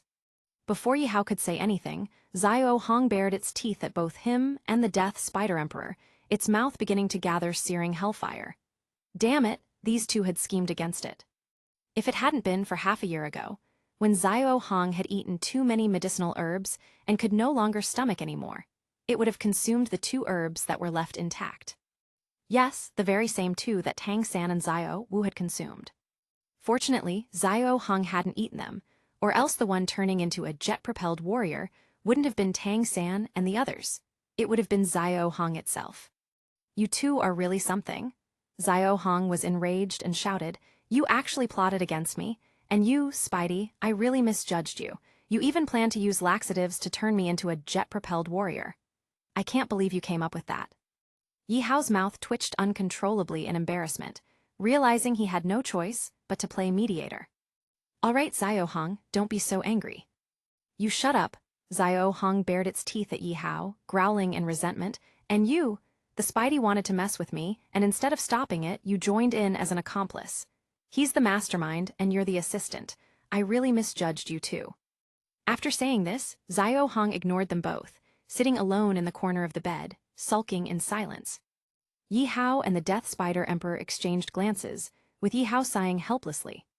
After much coaxing and apologizing, Xiao Hong's anger finally subsided somewhat. Then, Yihao looked at the mark on the Death Spider Emperor's forehead, and an idea formed in his mind. He glanced at the Death God's heart, and in an instant, some of the connections between it and the Death Spider Emperor were severed. Seeing this, Xiao Hong was puzzled. Yihao, what are you doing? Did you just release the Spidey from the Death God's heart? At that moment, the Death Spider Emperor looked confused as well. It felt an unprecedented sense of relief and relaxation. In response to Xiao Hong's curiosity, Yihao calmly explained, When I first met the Spidey, it wanted to eat me. Back then, I had no choice but to use the Death God's heart to bind it. But after spending more than half a year together, we went from being strangers to becoming family. So much has happened in that time. Looking back now, the Spidey trying to eat me when we first met was actually kind of cute. As soon as he finished speaking, the Death Spider Emperor's eyes welled up with tears. It immediately walked over to Xiao Hong, bowed deeply, and expressed its sincere apology. Seeing this, Xiao Hong could no longer hold a grudge, and reluctantly accepted the spider's apology. At that moment, Xiao Hong suddenly thought of something and said, Hey Uzzy, now that you've removed the spider's restrictions, there's an empty spot in the Death God's heart. And now, you're about to head to Stardew Forest? Don't tell me you're planning to. Indeed, after living with Yihao for so long, the only one who truly understood him was Xiao Hong. At that moment, Xiao Hong immediately realized what Yihao was really thinking. One man and one dog exchanged a knowing smile. Yihao grinned and said, Stardew Forest is the largest soul beast forest in the DOLOU continent, with the most diverse types of soul beasts. The most powerful ones are the Azure Bull Python and the Titan Giant Ape. Those two rule the entire Stardew Forest. Just like the spider, they are both 100,000-year soul beasts. Then Yihao turned to Xiao Hong and asked, Xiao Hong, do you think you can take them down? Hearing this, Xiao Hong smirked mischievously and turned to the Death Spider Emperor. giving a sly grin so devious that the spider couldn't help but shudder. Spidey, your ranking is about to go up. You're no longer going to be the eternal number 2. The Death Spider Emperor was confused. Wah, what do you mean by eternal number 2? Master, what is Xiao Hong talking about? Nothing, Xiao Hong chuckled. You'll find out soon enough. Then it added, 2 mere 100,000-year soul beasts? Please, I haven't even shown my real power yet. Don't worry, I can take them out in no time. Just tell me, of the 2, which one do you want the soul ring from? Once we get to Stardew Forest, I'll deal with them. Yihao shook his head with a wry smile. After I absorb the full moon wearing autumn dew, I'll only be a level 50 soul king. If I absorb 100,000-year soul ring now, wouldn't that be a death sentence? I haven't lived enough yet. My plan is simple. Capture one of them and place it into the death god's heart. Then ha. At that moment, the Death Spider Emperor's eyes lit up. And then, I'll finally have a little brother to boss around. Exactly. Smart kid. Yihao and Xiao Hong nodded in unison. Before dawn, Yihao brought the full moon wearing autumn dew to his lips. The few crystal-clear droplets of water on the herbs smoothly entered his mouth. The moment the liquid fully entered his body, the full moon wearing autumn dew in his hands rapidly withered away, crumbling into dust and disappearing completely. With Xiao Hong and the Spidey guarding him, Yihao had no concerns about his safety. He sat cross-legged on the bed, slowly closed his eyes, and began absorbing the essence of the immortal herb, aiming to fully absorb its power and break through to level 50 by morning. Having already experienced the absorption of the infernal delicate apricot and the octagonal mysterious ice grass, Yihao found that absorbing the full moon wearing autumn dew was relatively easy, and he quickly entered the right state. Meanwhile, at Shrek Academy, Tang San and the others returned under the cover of night. They were severely injured, seriously wounded. Especially Ma Hongzhen, his entire face was so swollen that he now looked like a real pighead. The Shrek group had found him all the way in the eastern part of the city. At that time, he had been stuck headfirst into an abandoned well. If it weren't for his chubby body stopping him from falling all the way in, he might never have been found. After what happened today, Dai Mubai and the others were utterly defeated in spirit. They no longer dared to provoke Yihao recklessly, nor did they believe Tang San's words anymore. Brothers? Yeah, right. He gave them the leftovers while keeping the best for himself and his little lover. Who was he trying to disgust? Even if Tang San hadn't given them anything, Dai Mubai and the others wouldn't have complained. After all, the herbs were his to begin with. They wouldn't have had any resentment. But the problem was that Tang San did give them some, and that's where the issue lay. He gave them the leftovers, fabricated lies, and then manipulated them into confronting Yihao. Meanwhile, he planned to snatch whatever immortal herbs Yihao had left. This was a deliberate conspiracy. And the result? Dai Mubai and the others were the ones who suffered the most. Each of them was beaten black and blue, except for Oscar, who miraculously remained unharmed. The rest sustained varying degrees of injuries. Inside the dormitory, everyone lay on their beds, completely drained.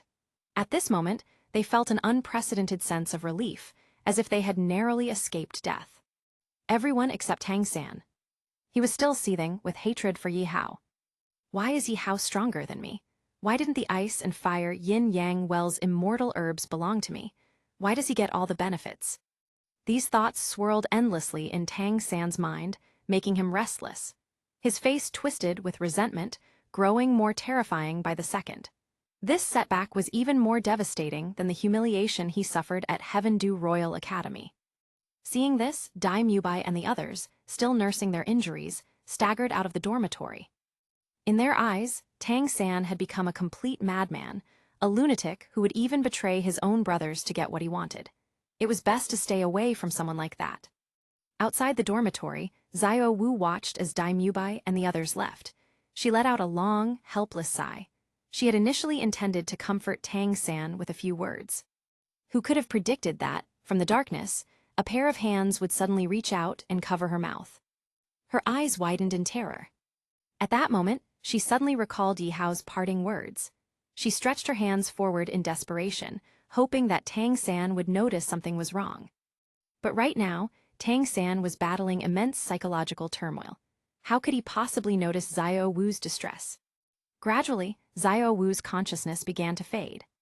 The night wind was cold, so cold it sent shivers down the spine. In the silent, pitch-black forest, this was still part of Shrek Academy's grounds. However, it was the deepest part of the Academy's forest, an area rarely visited at night. Xiao Wu lay alone beneath a massive tree.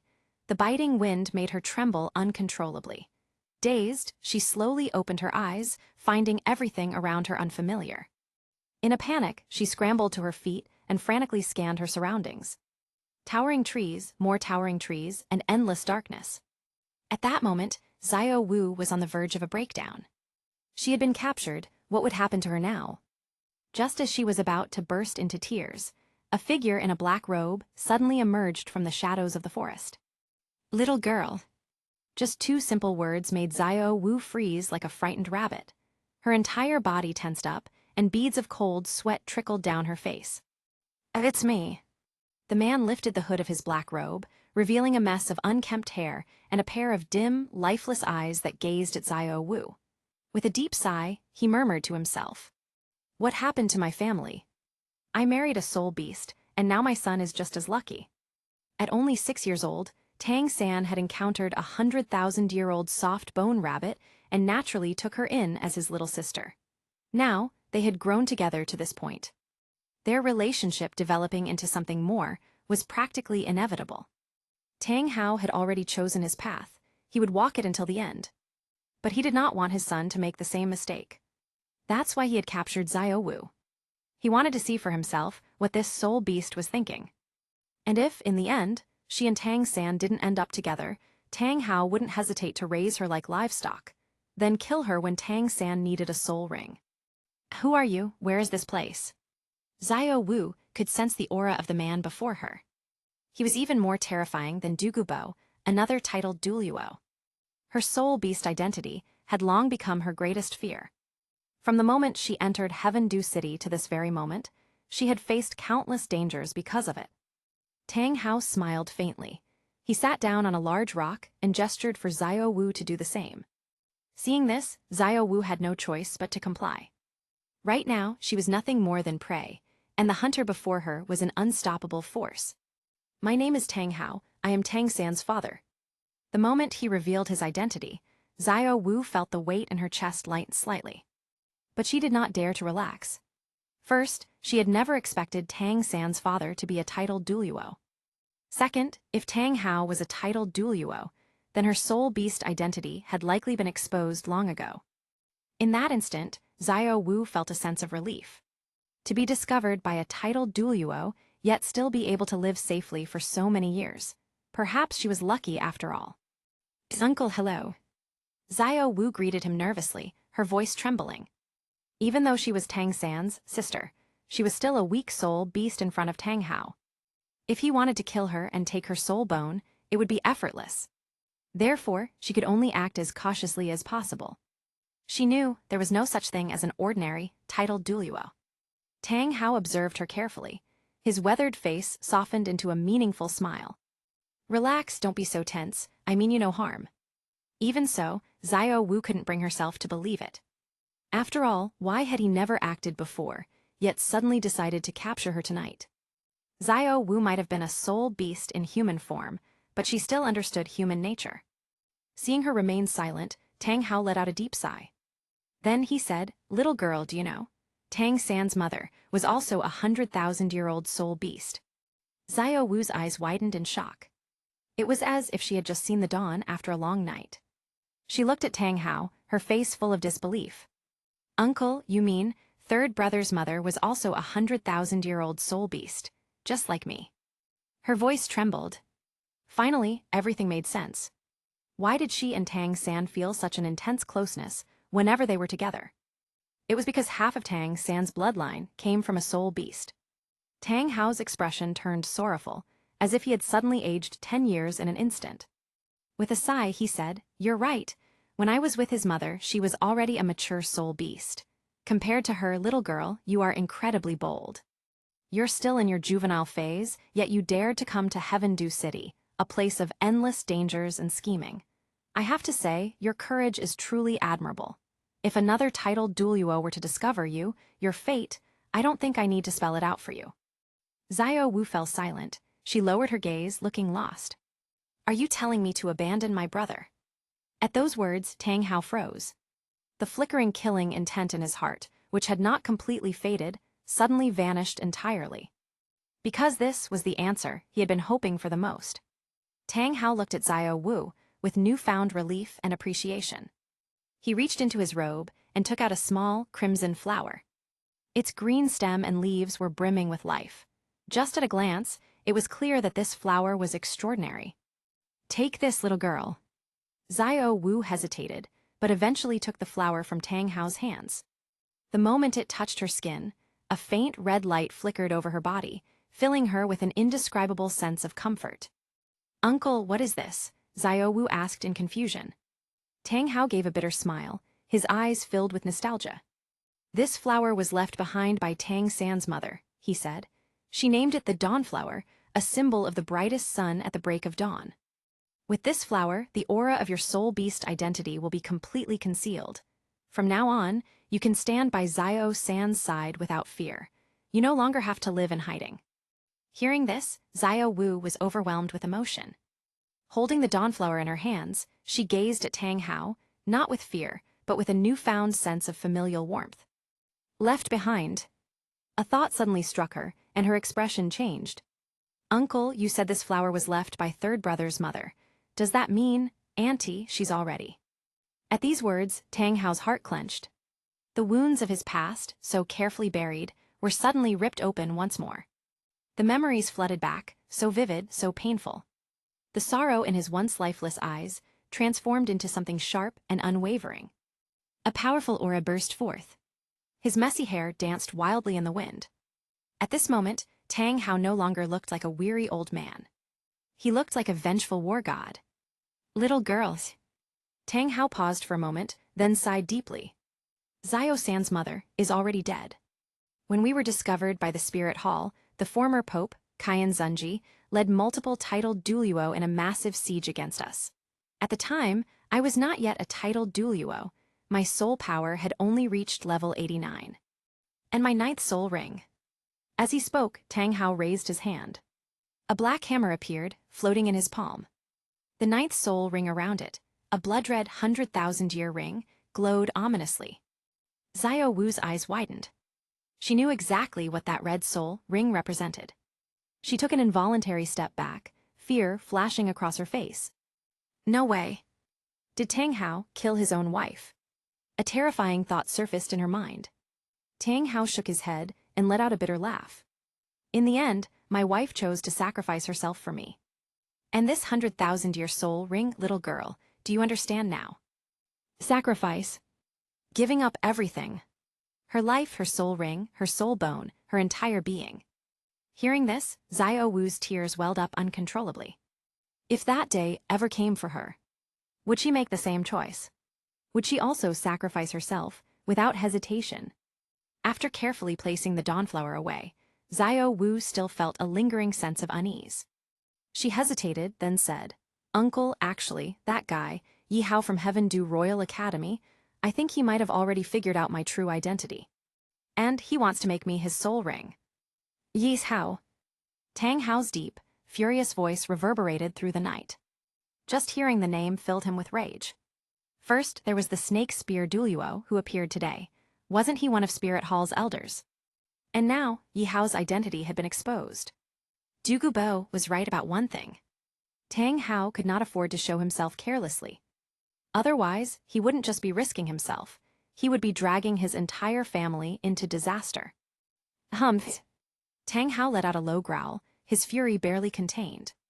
Don't worry, as long as I am here, Yi Hao will never take you away. You will be participating in the All-Continent Advanced Soul Master Elite Tournament. You and Tang San must win the final championship. If, at that time, Yi Hao still dares to target you, I will personally take action. Even if it costs me my life. And if things really come to the worst. At this moment, Tang Hao turned toward Hiatus Sec's direction, his gaze filled with conflict. Then I will have no choice but to take the most drastic measure. Little girl, you must have noticed it too. That Yi Hao, his martial soul, is the Death Spider Emperor. Based on what I know, there's only one explanation. He looked at Xiao Wu, his expression grim. He is from Spirit Hall. And not just that. He is most likely the son of the current pope, Bibaidong. The moment he finished speaking, Tang Hao suddenly noticed Xiao Wu's entire demeanor change. Her gaze grew sharp, filled with undeniable killing intent. Her whole body trembled with rage. Her nails dug into her palms, her expression twisted with hatred. "Uncle, do you know?" Her voice was shaky, but her words dripped with venom. Tears welled up in Xiao Wu's eyes, glistening droplets rolling down her cheeks. "My mother was killed by Bibaidong."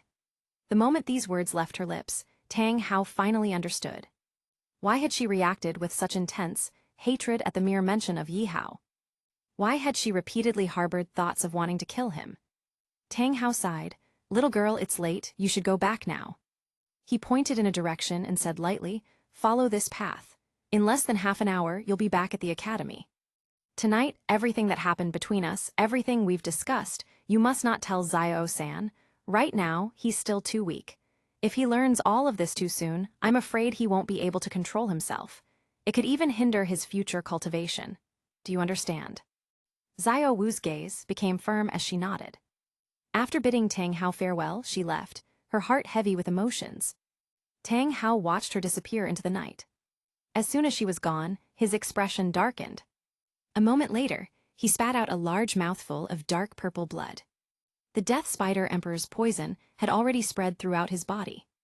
Like a flickering candle in the wind, he could collapse at any moment. How much longer could he last? 3 to 4 years. Perhaps 5 or 6. The next morning, as the first rays of sunlight bathed the city in golden light, the sound of galloping hooves broke the morning stillness. Inside the fast-moving carriage, Zhu King and Yi Hao sat together. Their destination, Stardew Forest. Last night, after absorbing full moon wearing autumn dew, Yi Hao successfully broke through to level 50. Now, just like Cayenne Rengsu, all he lacked was one crucial soul ring. "Aya." A loud yawn. Xiao Hong curled up into a ball, snuggling beside Yi Hao and instantly falling asleep. On his shoulder, the Death Spider Emperor did the same, a dog and a spider, sound asleep. Yi Hao chuckled helplessly. With a thought, he activated Death God's heart and stored them away. Cayenne Rengsu glanced at him. "They didn't sleep well last night." Yi Hao responded casually. "They stood guard while I absorbed full moon wearing autumn dew. That's why they didn't rest." Suddenly, Yi Hao asked, "Sister, do you have ambition?" Cayenne Rengsu frowned slightly. "What do you mean?" Yi Hao smiled. "As the saying goes, a man without ambition is destined for mediocrity. As soul masters, we have to think for ourselves. Sister, my goal this time isn't just about getting my 5th soul ring."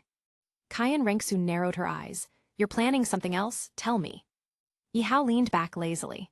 "Sister, are you familiar with the 2 emperors of Stardew Forest?" She nodded. "The Azure Bull Python and the Titan Giant Ape. They live in the deepest part of the forest. My grandfather told me about them when I was a child. Among soul beasts, they are among the strongest. Their cultivation surpassed 100,000 years long ago, and no one dares to challenge them. That's why the Stardew Forest's core is considered a forbidden zone for humans." Her expression suddenly changed. "Wait, you're not planning to." Yi Hao chuckled, his gaze drifting to the beautiful scenery outside the window. The 2 emperor beasts, plus that rabbit, a family should always stay together. Cayenne Rengsu was stunned, then she shook her head with a bitter smile. "You're insane. 100,000-year soul beasts are beyond your current ability to handle. Even Spirit Hall fears those 2. Even if we sent multiple titled duo, the outcome would still be uncertain.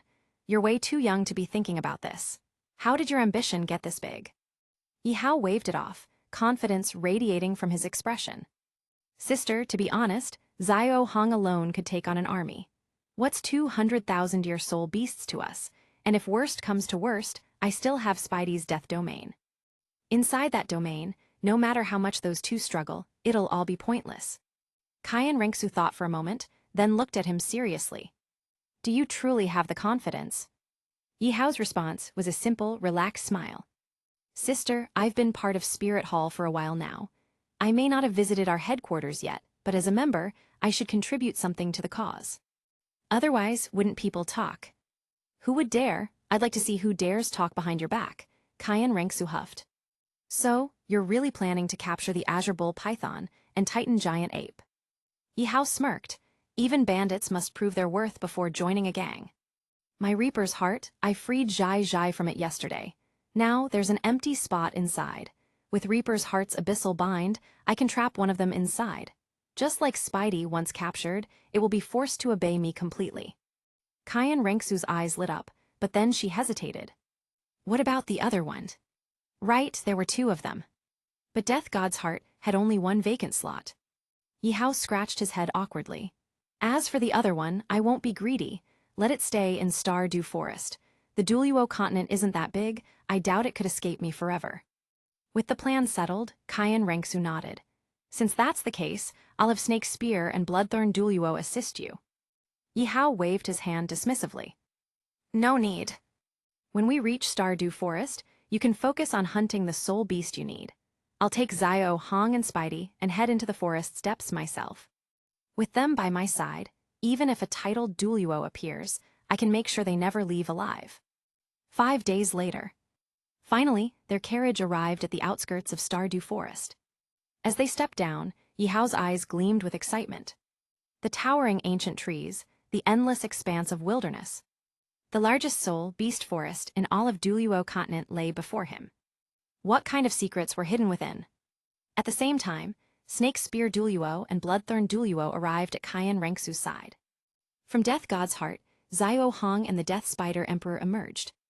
A dog and a spider, grinning at each other, the look of hunters ready to feast. Kyan Renksu gave her brother a long look. Be careful, little brother. Yihao smiled. You too, sister. With that, his six-winged purple light wings unfolded. Death Spider Emperor leaped onto his shoulder. Zio Hong nestled into his arms. With a flash of blue lightning, Yihao vanished into the sky. Kyan Renksu watched him disappear into the depths of the forest. She sighed inwardly, then turned and led her two titled Duluo into the jungle.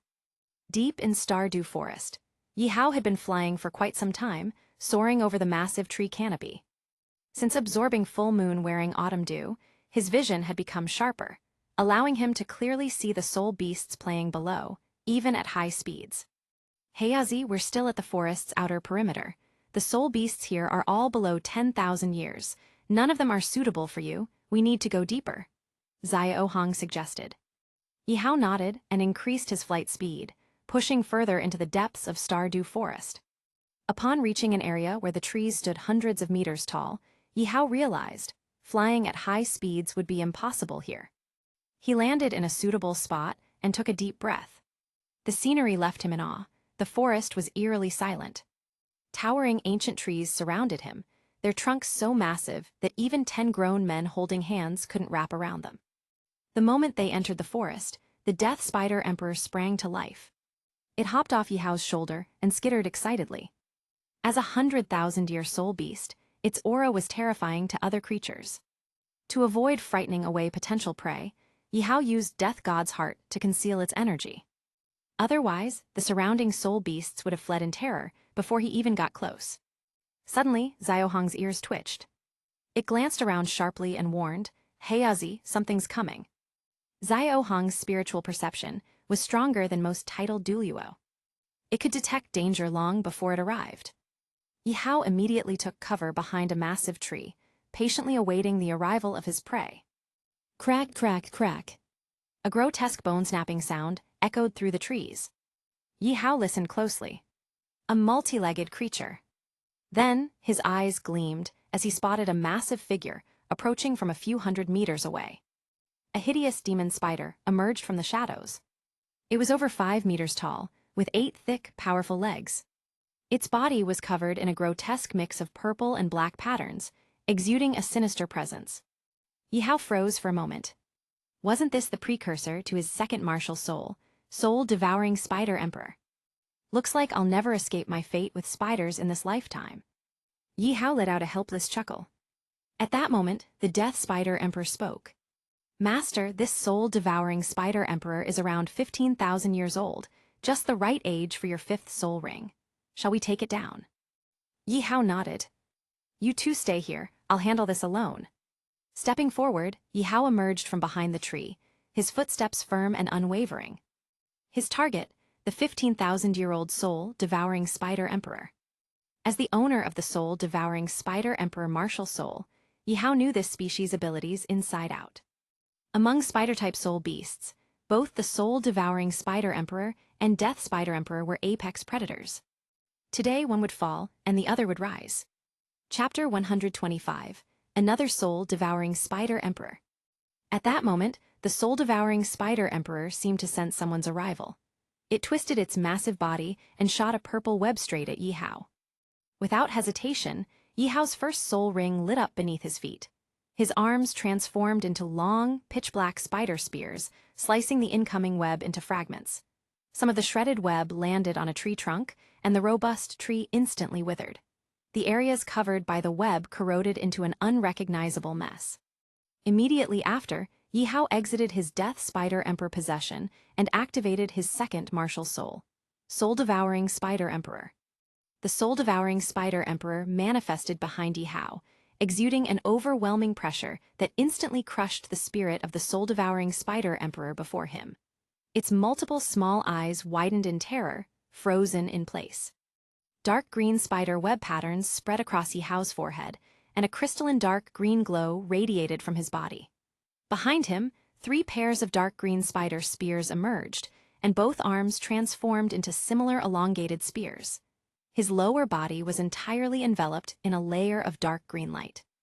Yihao had completed his soul-devouring spider emperor possession in an instant. Meanwhile, far behind the tree trunk, Xiao Hong suddenly shuddered. Its eyes met those of Spidey. "Spidey, did you sense that?" Xiao Hong asked seriously. The Death Spider Emperor nodded. A being of about the same age as me has arrived. There's no mistaking this aura." Xiao Hong stepped out from behind the tree on 2 legs, while the Death Spider Emperor obediently followed behind. At the same time, Yihao spread open his 6-winged purple light wings, turning into a purple flash that shot toward the back of the soul-devouring Spider Emperor like a lightning bolt. The soul-devouring Spider Emperor's exoskeleton was incredibly tough, but its only weakness lay in its lower abdomen, the thinnest and most vulnerable part of its body. Standing on the spider's back, Yihao acted before it could react. His eyes turned sharp as he swung both spear-like arms downward, plunging them directly into the creature's back. At that moment, an endless stream of energy surged into Yihao, which he greedily absorbed. With the soul-devouring Spider Emperor martial soul, Yihao could use either his webbing or his spider spears to pierce his opponent and devour their life force and soul power. Back then, Bibaidong had devoured Qian Zunji in the same manner. At this moment, Yihao, who was wildly absorbing energy, was completely unaware of the looming danger behind him. At the critical moment, Xiao Hong suddenly spewed out a stream of blazing infernal flames, dissolving the imminent threat behind Yihao. What appeared before them was a colossal spider over 10 meters long, with 8 thick, shaggy, dark green legs firmly planted into the ground. The force of its stance had carved deep gorges into the earth. This massive creature bore a striking resemblance to the soul-devouring Spider Emperor beneath Yihao's feet. The only difference lay in its aura, one that was almost identical to the Death Spider Emperor. The moment the Death Spider Emperor laid eyes on the behemoth, it was stunned. Its 8 tiny eyes gleamed with heart-shaped pupils, and the entire spider appeared love-struck. Meanwhile, Yihao completed his hunt. The soul-devouring Spider Emperor beneath him was dead, and its body was rapidly gathering black specks of light. Soon, those lights condensed into a pitch-black 10,000-year soul ring. At the same time, a chill ran down Yihao's spine, making him break into a cold sweat. Slowly, he turned his head. "Good grief," Yihao exclaimed in shock. "Soul-devouring Spider Emperor." He then glanced at Xiao Hong and the utterly smitten Death Spider Emperor. "Damn you, human, how dare you kill my offspring? Your death is imminent." The soul-devouring Spider Emperor spoke, its voice melodious like a spring breeze, yet carrying an eerie chill. Beneath that coldness, an overwhelming killing intent was unmistakable. Yihao's heart sank, not good. This Spider Emperor could talk, which meant crabs. As the soul-devouring Spider Emperor lifted one of its thick, dark green, fur-covered legs, preparing to stomp Yihao into the ground. Yihao refused to sit idly by. The death god's heart, tied to his hair, suddenly flew out and began spinning rapidly in his palm. Yihao's lips curled into a smile. Without hesitation, he hurled the death god's heart straight at the soul-devouring spider emperor. The death god's heart expanded rapidly as it caught the wind, soon splitting into 6 mirrored surfaces. Just like the day it had trapped the death spider emperor, 6 smooth mirrors shot out 6 black-purple lightning-infused chains, sealing the soul-devouring spider emperor tightly in place. The massive creature struggled, attempting to break free, but no matter how much it twisted its colossal body, the chains held firm. The black lightning coursing through them filled it with an instinctual fear, rendering it completely immobile. As Yihao prepared to imprint the soul-devouring spider emperor, a sudden voice interrupted him. "Heiazi, please show mercy." Yihao hesitated for a moment before shifting his gaze to Xiao Hong, who was deep in thought. Seeing this, Xiao Hong sighed and turned to Yihao. "Let me handle this. Your luck is truly ridiculous. First, you subdue 100,000-year death spider emperor, and now, another 100,000-year soul-devouring spider emperor comes along." Yihao shrugged helplessly. Sometimes, he couldn't help but wonder if he truly was the chosen one. Without hesitation, Yihao retracted the death god's heart, causing the chains to vanish one by one. The artifact shrank back to its original 10-centimeter form and flew into his palm. Now freed, the soul-devouring spider emperor eyed Yihao warily. A mere human, yet by his side stood a 100,000-year death spider emperor, following him like a loyal servant. What kind of charm did this human possess to make the death spider emperor pledge allegiance so willingly? And then there was that small dog, one whose cultivation level it couldn't even fathom. Despite its size, the oppressive aura it radiated was far more terrifying than anything else. "All right, Hong, I'll leave it to you." Yihao sat down cross-legged, shifting his focus to the corpse of the slain, soul-devouring spider emperor. Under his soul power's influence, the 10,000-year black soul ring slowly encircled his body. One by one, the rest of his 4 rings emerged as well. Watching Yihao absorb the soul ring of its fallen kin, the soul-devouring spider emperor clenched its mandibles, a deep resentment growing in its heart. "Ahem." Xiao Hong cleared its throat, snapping the spider out of its thoughts. "You too are a disgrace to soul beasts, siding with such a lowly human." The soul-devouring spider emperor spat venomously. The death spider emperor sweat-dropped in embarrassment. Xiao Hong snorted coldly. A terrifying aura descended upon the soul-devouring spider emperor, pinning it down like an ice-cold mountain. Its entire body trembled in fear. "You have 2 choices," Xiao Hong said, voice frigid. "Submit or die." At that moment, Xiao Hong's gaze turned ice-cold, sending chills through the soul-devouring spider emperor, as if it had been cast into a bottomless abyss. Watching from the side, the death spider emperor grew anxious. It knew Xiao Hong all too well. Xiao Hong never made empty threats. Meanwhile, in a dense jungle, Cayenne Rengsu, accompanied by Snake Spear Duluo and Bloodthorn Duluo, had finally tracked down a 50,000-year light, heavenly horned horse, a perfect match for her 6-winged angel martial soul. After an intense battle, Cayenne Rengsu slayed the divine beast with her sword. Under the protection of the 2 titled Duluos, she began absorbing her 7th soul ring. As time ticked by, back to Yihao. When Yihao's 5th soul ring fully fused with him, his soul power broke through to rank 52. His newly acquired soul skill suited him perfectly. It was incredibly powerful. As he opened his eyes, the first thing he saw was a grinning dog face staring at him. "Holy!" Yihao clutched his chest, startled, and scrambled to his feet. Glaring at Xiao Hong's awkwardly grinning face, he grumbled. "Can you not scare me like that? Where's the soul-devouring spider emperor?" Xiao Hong raised an eyebrow and smirked mischievously. "Handled it beautifully, of course." Yihao felt a chill run down his spine. He hesitated before cautiously asking, "You didn't kill it, did you?" Xiao Hong's dog face twitched in exasperation. It rolled its eyes and deadpanned. "Do I look like that kind of dog?" "Don't you?" "Xiao Hong." "Relax. That soul-devouring spider emperor is now part of your team. Right now, Spidey is working on persuading it. Good thing we didn't waste a death god's heart slot. Dealing with 2 emperor-tier soul beasts at once would have been a nightmare. I also have a feeling we're close to the core region of the Stardew Forest."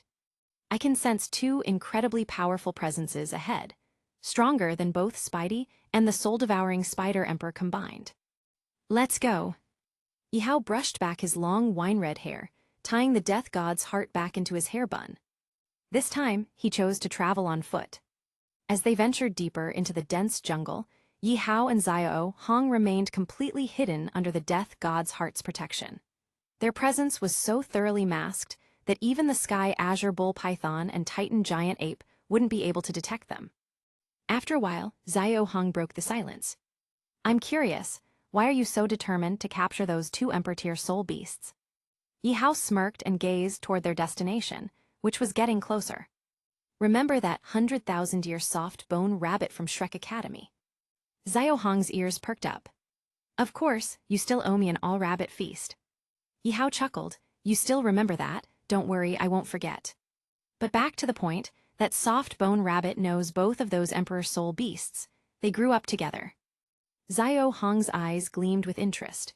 Oh, never took that mother rabbit to have such powerful connections. So your plan is to use them as bait? Xiao Hong asked, testing the waters. Yihao laughed heartily. Not just bait, more like a well-laid trap. That rabbit knows I'm from Spirit Hall. And guess what? The All-Continent Advanced Soul Master Elite Tournament Finals are being held at Spirit Hall's headquarters. If that soft bone rabbit doesn't attend, we won't be able to eliminate them all at once. So, you want to capture either the Sky Azure Bull Python or the Titan Giant Ape before the tournament begins. Yihao nodded. I can have Sister Zhu leak a message that one of them is being held captive in Spirit Hall. With their deep bond, the soft bone rabbit will definitely come to rescue them. That's when we strike, eliminating them all at once. As long as nothing major goes wrong, this plan is foolproof. Xiao Hong grinned mischievously. Wow, who would have thought? You, with that plain-looking face, actually have such a devious mind. Layer after layer of traps. I gotta say I like it, heh. Suddenly, SHH. Yihao's expression turned serious as they reached their destination. Stay alert, we've arrived. Chapter 126, Subduing the Titan Giant Ape Core Area of the Stardew Forest. A vast and breathtaking central lake lay in this part of the Stardew Forest, encircled by towering ancient trees. The crystal-clear water reflected the sky above, and a faint mist hovered around, adding a mystical beauty to the scenery. At the lake's edge sat a colossal figure, its body as massive as a mountain. Its jet-black fur shimmered with a faint golden hue under the scorching sun. With shoulders spanning more than 7 meters wide and eyes the size of lanterns glowing with a golden luster, the creature exuded an overwhelming presence. Every inch of its body was covered in rock-hard muscles, resembling chiseled granite, emanating an aura of sheer dominance. The Titan Giant Ape. A true apex predator of the food chain.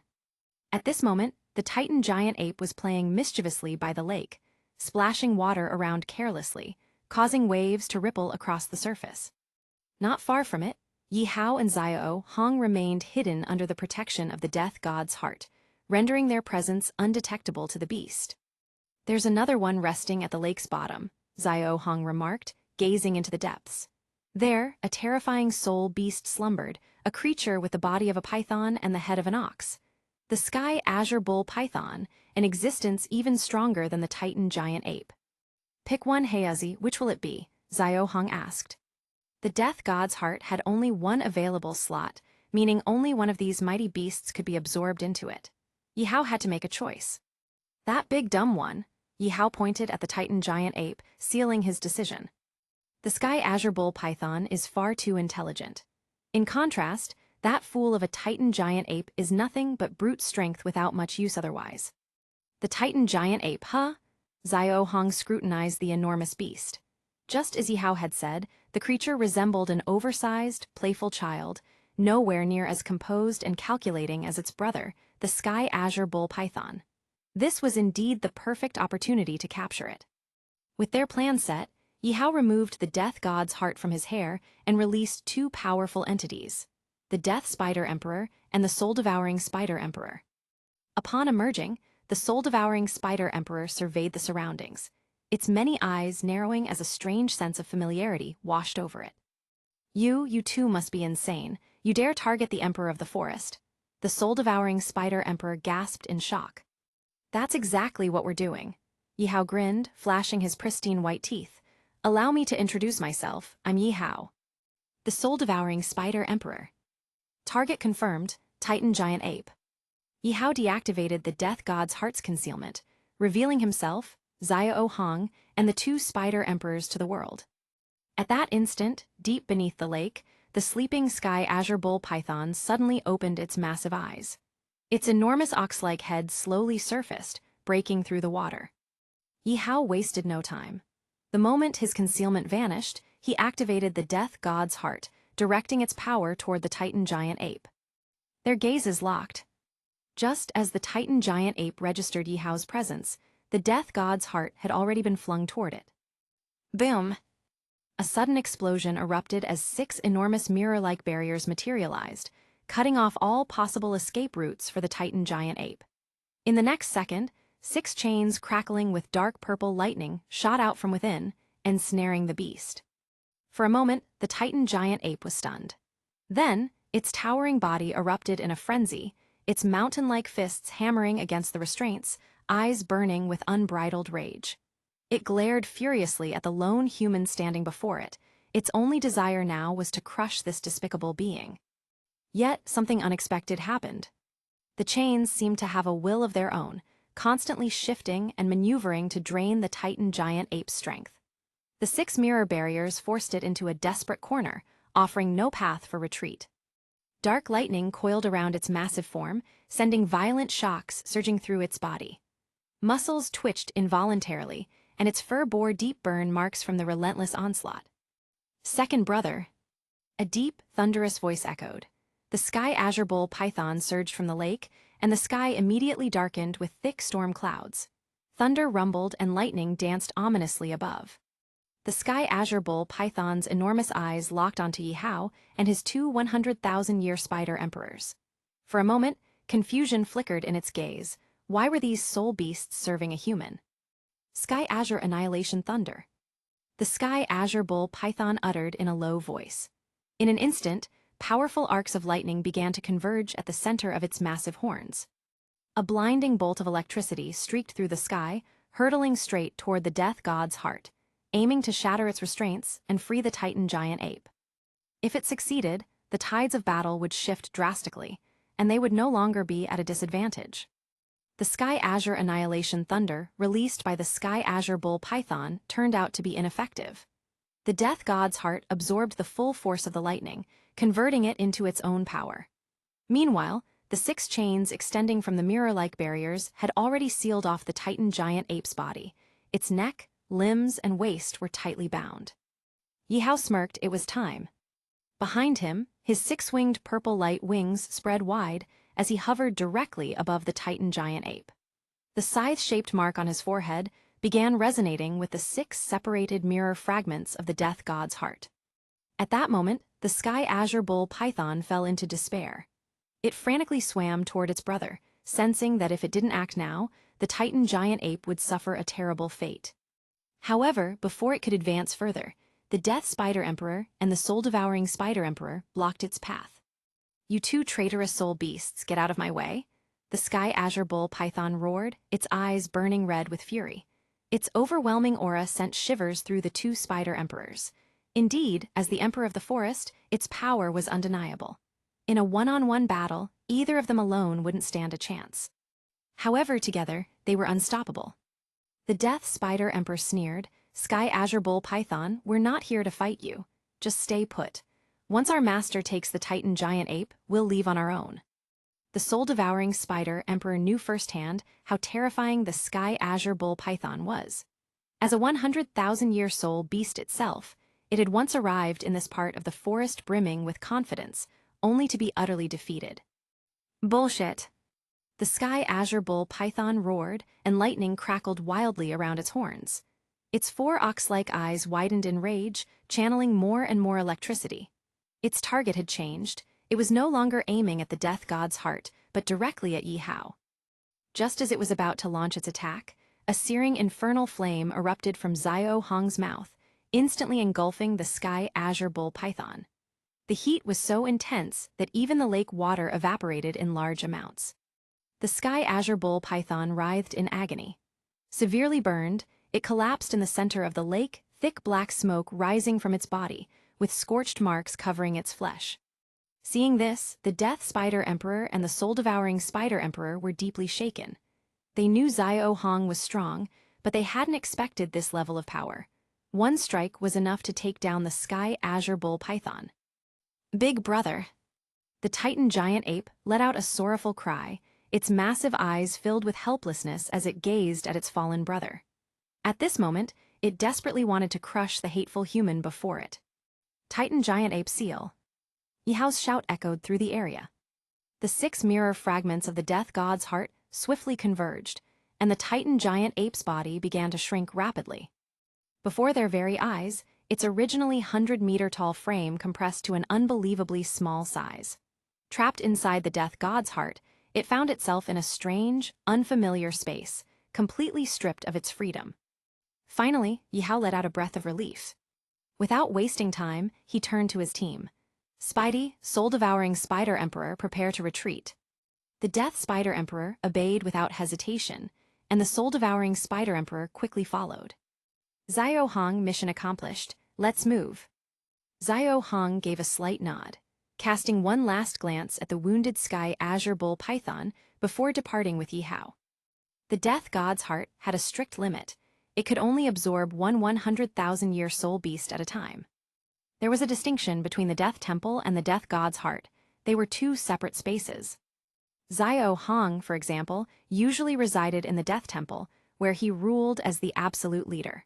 Because of his outstanding performance, Yihao had lifted his restrictions, officially granting him a place in the Death Temple. As for the Soul-Devouring Spider Emperor, it was later revealed to be a female spider. Under Xiao Hong's pressure, it reluctantly joined Yihao's forces. Thus, the Death Temple now housed 3 powerful entities.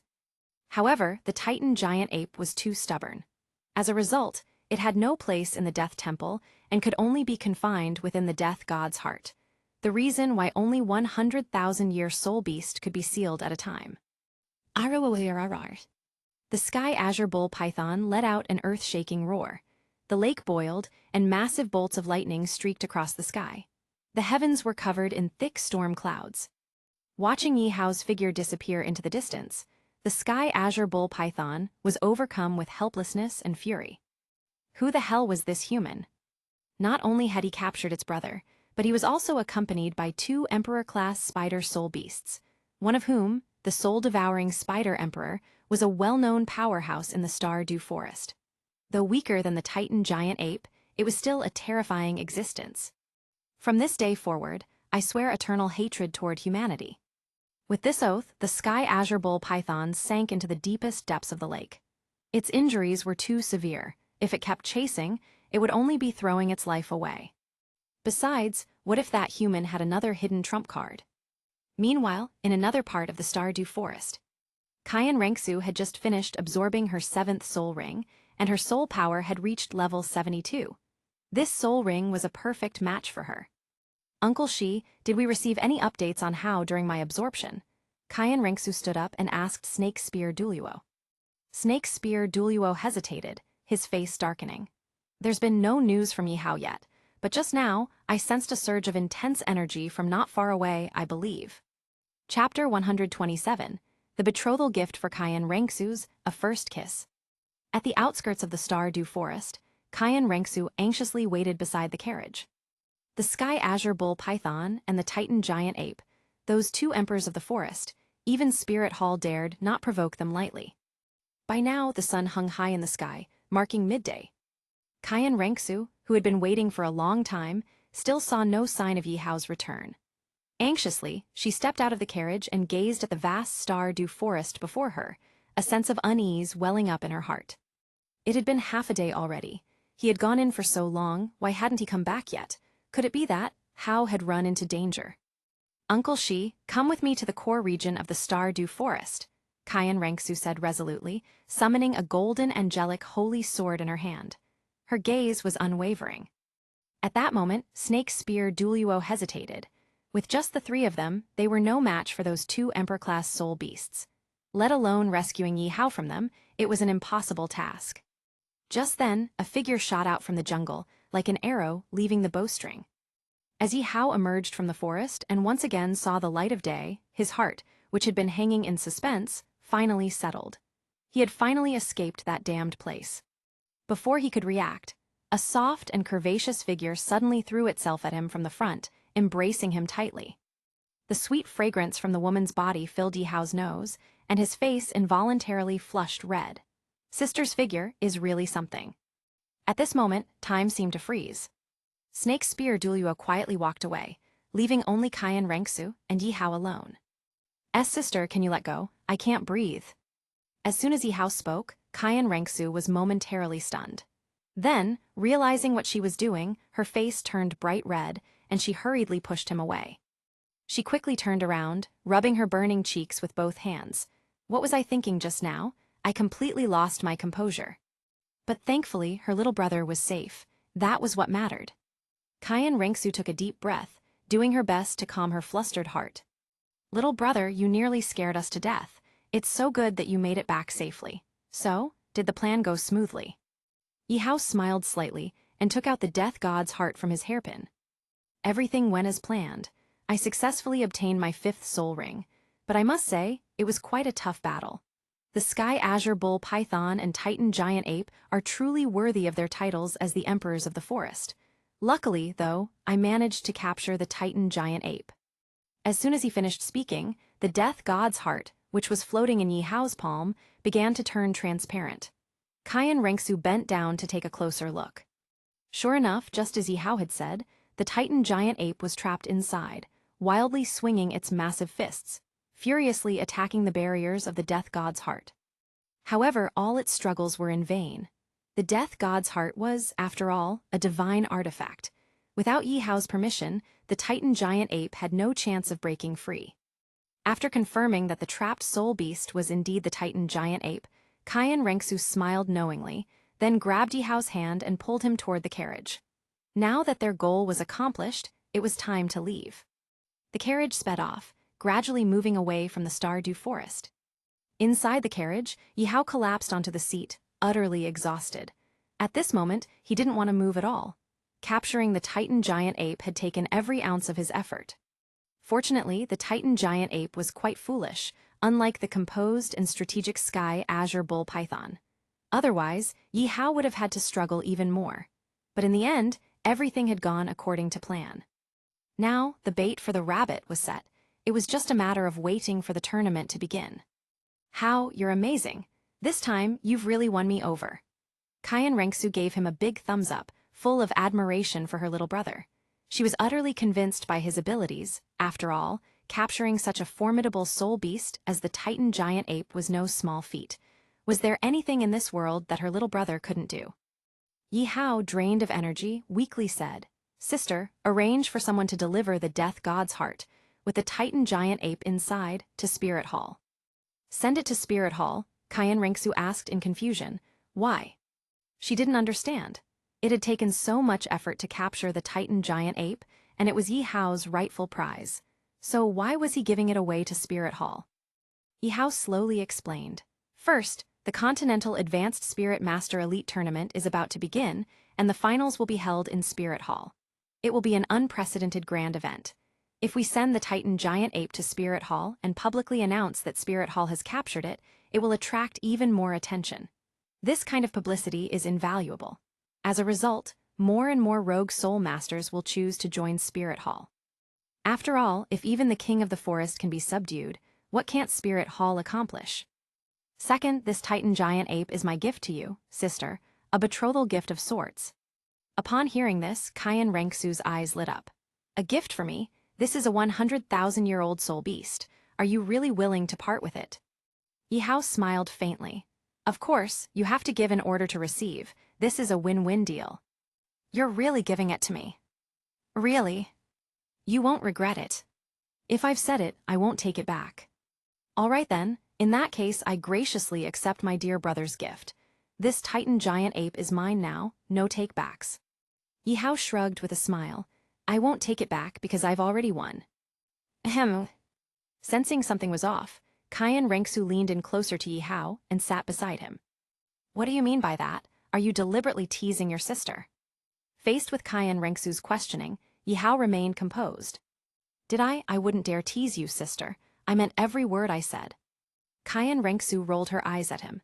You little rascal, what? Have you taken a liking to your sister, thinking about marrying me and bringing me home? Yi Hao's lips curled into a smirk, his gaze locking onto hers. Sister, you're stunning. Anyone would be captivated by you. Then, with a playful tone, he added, Sister, why don't you take me? I don't mind being the one who marries into your family. Kyan Rengsu couldn't help but burst into laughter, teasing back, grow up a bit more, and I might seriously consider it. Without further ado, Yi Hao activated the death god's heart, and from within, 3 figures emerged, Xiao Hong, Spidey, and the soul-devouring Spider Emperor. The sudden appearance of the Spider Emperor caught Kyan Rengsu's attention. At first glance, she immediately recognized it. It was identical to that woman's martial spirit. Little brother, this one is. Kyan Rengsu pointed at the soul-devouring Spider Emperor, a trace of curiosity in her eyes. As far as she could recall, there had been no mention of such a creature. Yi Hao coughed lightly and solemnly introduced, This is my newest companion, 100,000-year soul-devouring Spider Emperor. Oh, right, what's your name? The Spider Emperor spoke, I am Jar. Jar, what a beautiful name. Such a lovely little lady spider. The Death Spider Emperor muttered gleefully, its 8 tiny eyes fixed on Jar, as if unwilling to look away for even a second. Xiao Hong, lounging beside Yi Hao, stretched lazily and glanced at the love-struck spider, sighing deeply. Spider, don't forget, roses have thorns. Spidey remained oblivious, paying no attention to Xiao Hong's warning. Yi Hao merely glanced at them briefly. The romantic entanglements of soul beasts weren't his concern. Then, he handed over the death god's heart, still containing the Titan giant ape, to Kyan Rengsu and reminded her, I'm sure Spirit Hall has the means to restrain the Titan giant ape. You can arrange for someone to deliver the death god's heart to Spirit Hall now. Kyan Rengsu nodded seriously, taking the artifact from Yi Hao's hands. She then turned to look outside the carriage. The Spirit Hall disciple driving the carriage understood her unspoken command and slowly brought the vehicle to a stop. Moments later, Snake Spear Duluo and Bloodthorn Duluo arrived at the carriage. Snake Spear Duluo asked, Young mistress, what are your orders? Kyan Rengsu handed the death god's heart to him and instructed, This contains the Titan giant ape. I want you and Elder Bloodthorn to personally deliver it to Spirit Hall. Ideally, present it directly to my grandfather. There is no need to inform the Supreme Pontiff about this matter.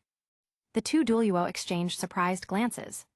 Snake Spear Duluo then carefully extended both hands, cautiously accepting the death god's heart from Kyan Rengsu. After all, this artifact contained the Titan giant ape, one of the overlords of the Star Dew Forest.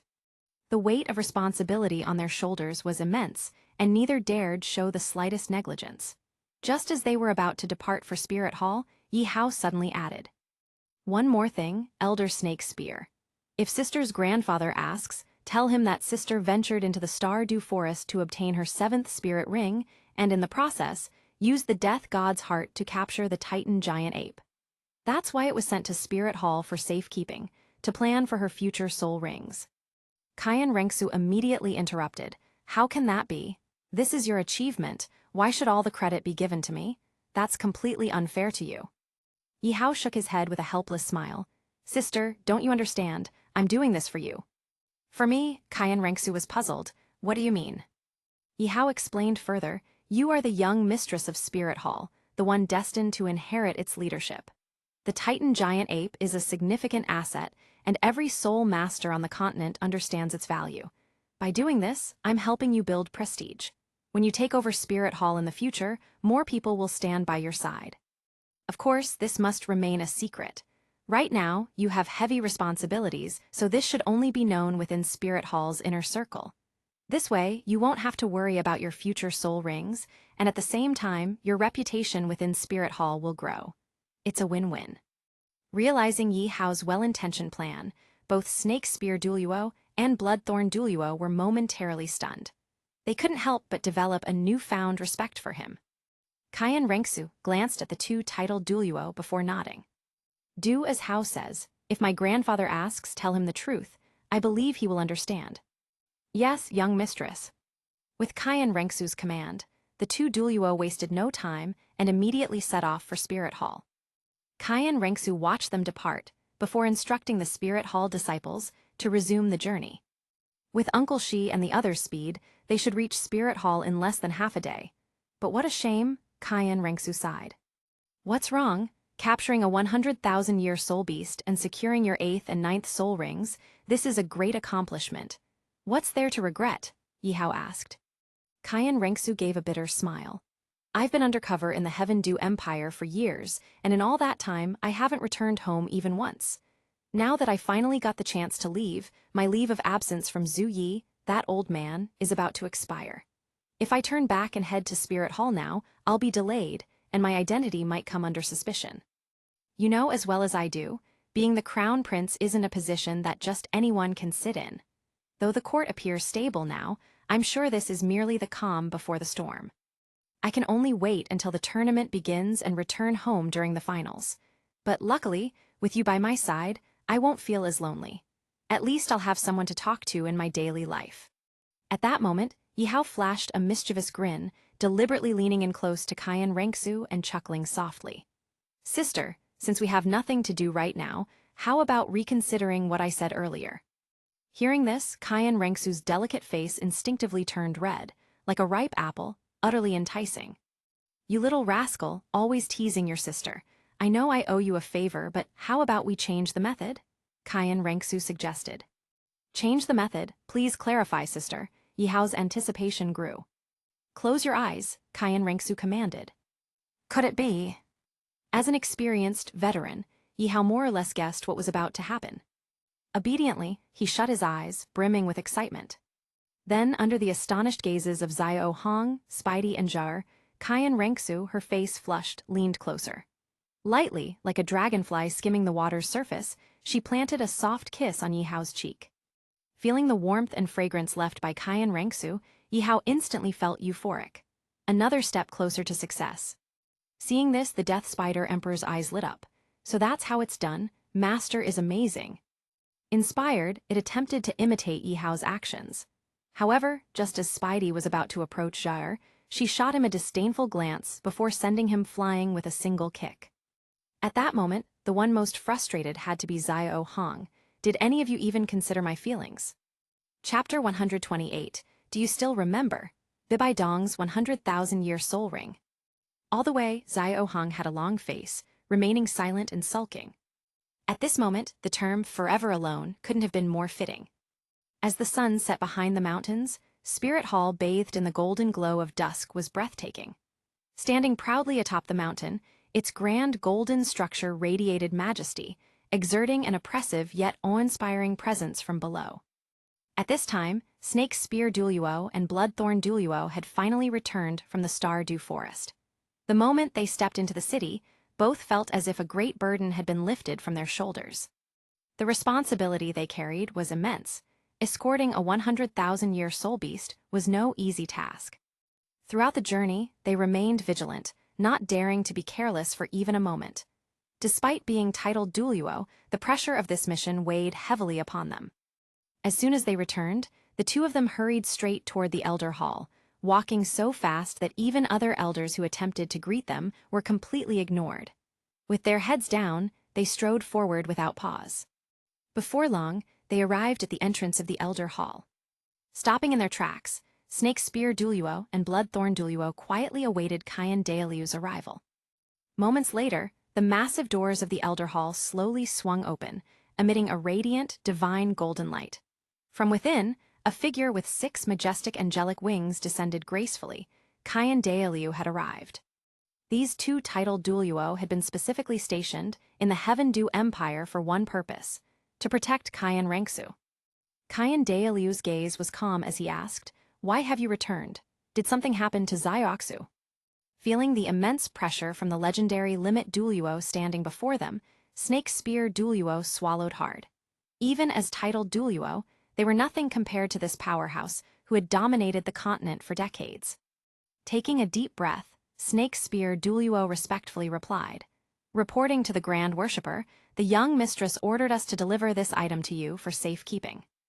As he spoke, Snake's spear DOLOU carefully lifted the death god's heart, holding it high above his head with both hands. DOLOU examined the small, cube-like purple artifact in front of him.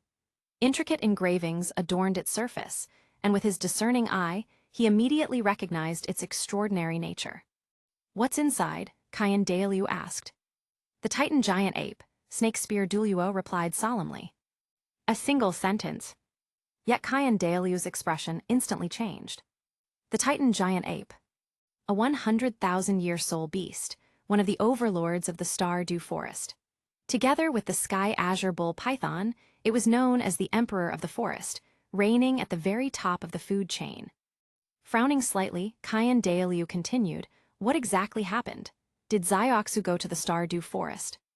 This time, Bloodthorn DOLOU stepped forward and answered, "The Grand Worshipper is correct. Not long ago, the young mistress successfully broke through to rank 70. We accompanied her to the Star-Dew Forest to hunt for a soul beast.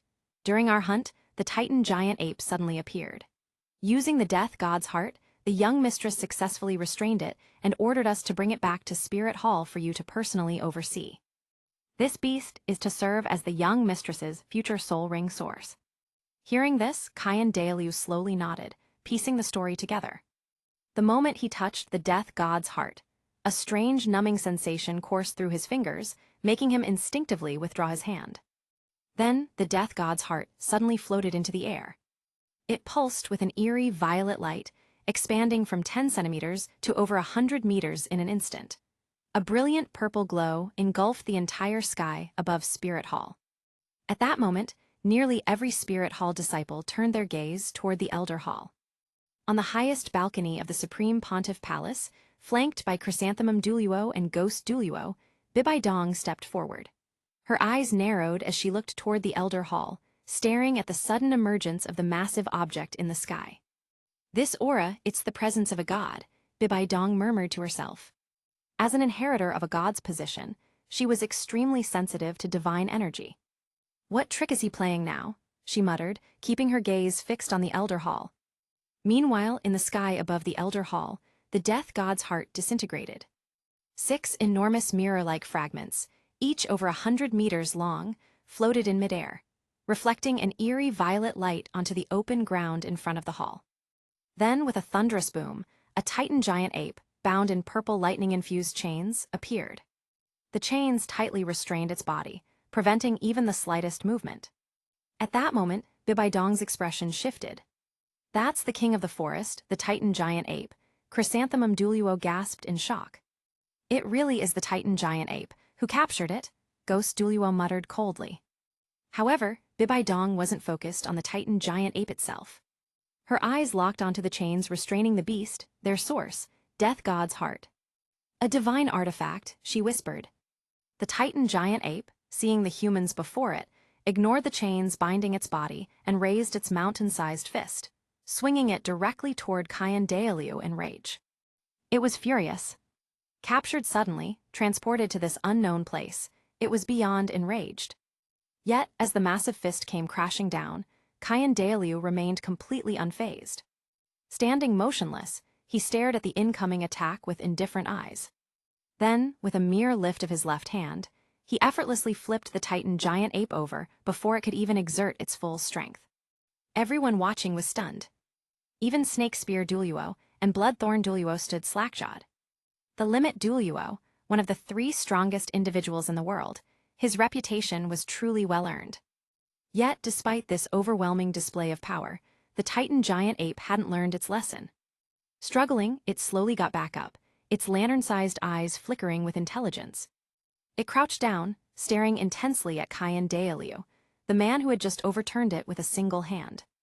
The Titan giant ape couldn't comprehend what had just happened. The tiny human before it was so insignificant, while its own body was massive. A single punch should have been enough to crush this human to death, so how had the situation reversed? Being captured had already filled it with boundless fury, but now, facing this seemingly weak human who could toss it aside so effortlessly, it felt like more of a challenge. If it did manage to kill this human with a punch, wouldn't that be a great victory? Under the stunned gazes of the surrounding crowd, the Titan giant ape suddenly leaped into the air. Midair, its massive fists clenched together, exuding a terrifying aura that sent shockwaves across the area. Even the titled DOLOU present felt their legs grow heavy, as if they were sinking into quicksand. Due to the Titan giant ape's unexpected arrival, nearly all of Spirit Hall's titled DOLOU had gathered here. Many of them were eager to witness the king of the forest with their own eyes. The once mighty ruler of the Stardew Forest had now become a prisoner of Spirit Hall, and a 100,000-year soul beast was far too valuable to them. More importantly, all of them were wondering, who exactly had the strength to capture such a beast alive? Most assumed that DOLOU himself had been the one to capture it. After all, his rank 99 soul power was no secret. But what truly shocked them was the Titan giant ape's sheer audacity. It actually dared to attack DOLOU. None of the titled DOLOU present had ever imagined such a thing could happen. A beast is a beast, DOLOU sighed with a faint smile, shaking his head.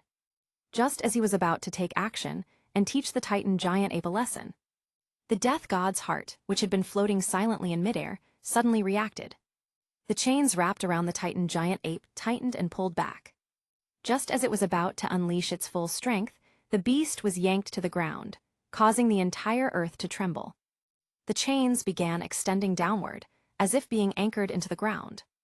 In an instant, the 6 massive chains detached from the floating mirrors and plummeted toward the base of the mountain. The crowd gasped in shock. "Is the Titan giant ape trying to escape?" someone muttered. Just as the titled DOLOU prepared to intervene, they saw that the falling chains had anchored themselves into the mountain below, completely securing the Titan giant ape in place. With its mountain-like body, the beast was now visible from every corner of Spirit City. Roar, roar, roar. The Titan giant ape roared in defiance, desperately trying to break free. Yet, despite its colossal strength, the chains didn't budge. Instead, they tightened even further. Eventually, everything settled. The Titan giant ape was now completely restrained in front of the Elder Hall. Should it ever attempt to attack someone, or even think of escaping, it would be electrocuted on the spot by the chains. The Death Spider Emperor, oh, I know this feeling well. With its mission complete, the Death God's heart shrunk back to its original 10-centimeter size. Then, under everyone's watchful eyes, it shot into the sky, turning into a streak of purple light before disappearing beyond the horizon. DOLOU watched as the Death God's heart vanished, then turned his gaze toward the now subdued Titan giant ape. Something felt off. Piecing together the earlier report from Snake Spear DOLOU and Bloodthorn DOLOU, he couldn't shake the feeling that there were some inconsistencies. A veteran like him could sense when something was amiss. With a calm expression, DOLOU gave the 2 DOLOU a glance and said, "You too, come with me inside." At those words, Snake Spear DOLOU and Bloodthorn DOLOU felt their hearts sink. They exchanged helpless glances before walking around the massive Titan giant ape and following DOLOU into the Elder Hall. The moment DOLOU left, the area erupted into a frenzy. The high-ranking elders of Spirit Hall flocked to the scene, their eyes filled with curiosity. They gawked at the Titan giant ape, whispering amongst themselves like they were watching an animal at the zoo. Despite its rage, the Titan giant ape hesitated. It wanted to teach these humans a lesson, but it still remembered the lightning surging through its body while trapped in the Death God's heart. It hesitated. Then, curling its massive body inward, it avoided looking at the humans altogether. At that moment, Bibaidong approached. The previously chatty elders immediately fell silent. Her gaze fell upon the Titan giant ape, a smirk forming at the corner of her lips. "Titan giant ape, do you remember me?" Her soul rings began lighting up beneath her feet. As her soul-devouring Spider Emperor martial soul manifested, its most striking feature was revealed. A 100,000-year soul ring. The Titan giant ape froze. "Do you remember this?" Bibaidong asked. "That night, in the darkness, I could have wiped you all out. But unfortunately, you and the Sky Azure Bull Python weren't there. In the end, that rabbit became the sacrifice in your place." She paused, her eyes narrowing. "If I recall correctly, there was another rabbit, wasn't there? Don't worry, I'll find her too. And when I do, I'll kill her before your very eyes and make her my next soul ring." The Titan giant ape's expression twisted in rage. It would never forget that night. By the time it and the Sky Azure Bull python had returned, it was already too late. The mother of the rabbit was dead, killed by this woman before it. The Titan giant ape could no longer hold back. Its blood-red eyes burned with hatred as it lunged at Bibidong, fully intent on tearing her apart. Bzzzt. The chains crackled with purple lightning, sending powerful shocks surging through its body. The Titan giant ape convulsed violently. Its vision blurred. Then its massive body collapsed. Hasahe. A cold, sinister chuckle escaped Bibidong's lips. Glancing once more toward the Elder Hall, she withdrew her martial soul and turned away. Chapter 129, Kyan Daelu, I have a grandson. You don't need to hide it any longer. That Titan giant ape was never something Zioxu could have captured alone. Tell me everything, the whole truth. Kyan Daelu stood with his hands clasped behind his back, his face solemn. Behind him, a six-winged angel statue loomed, exuding a divine and holy presence.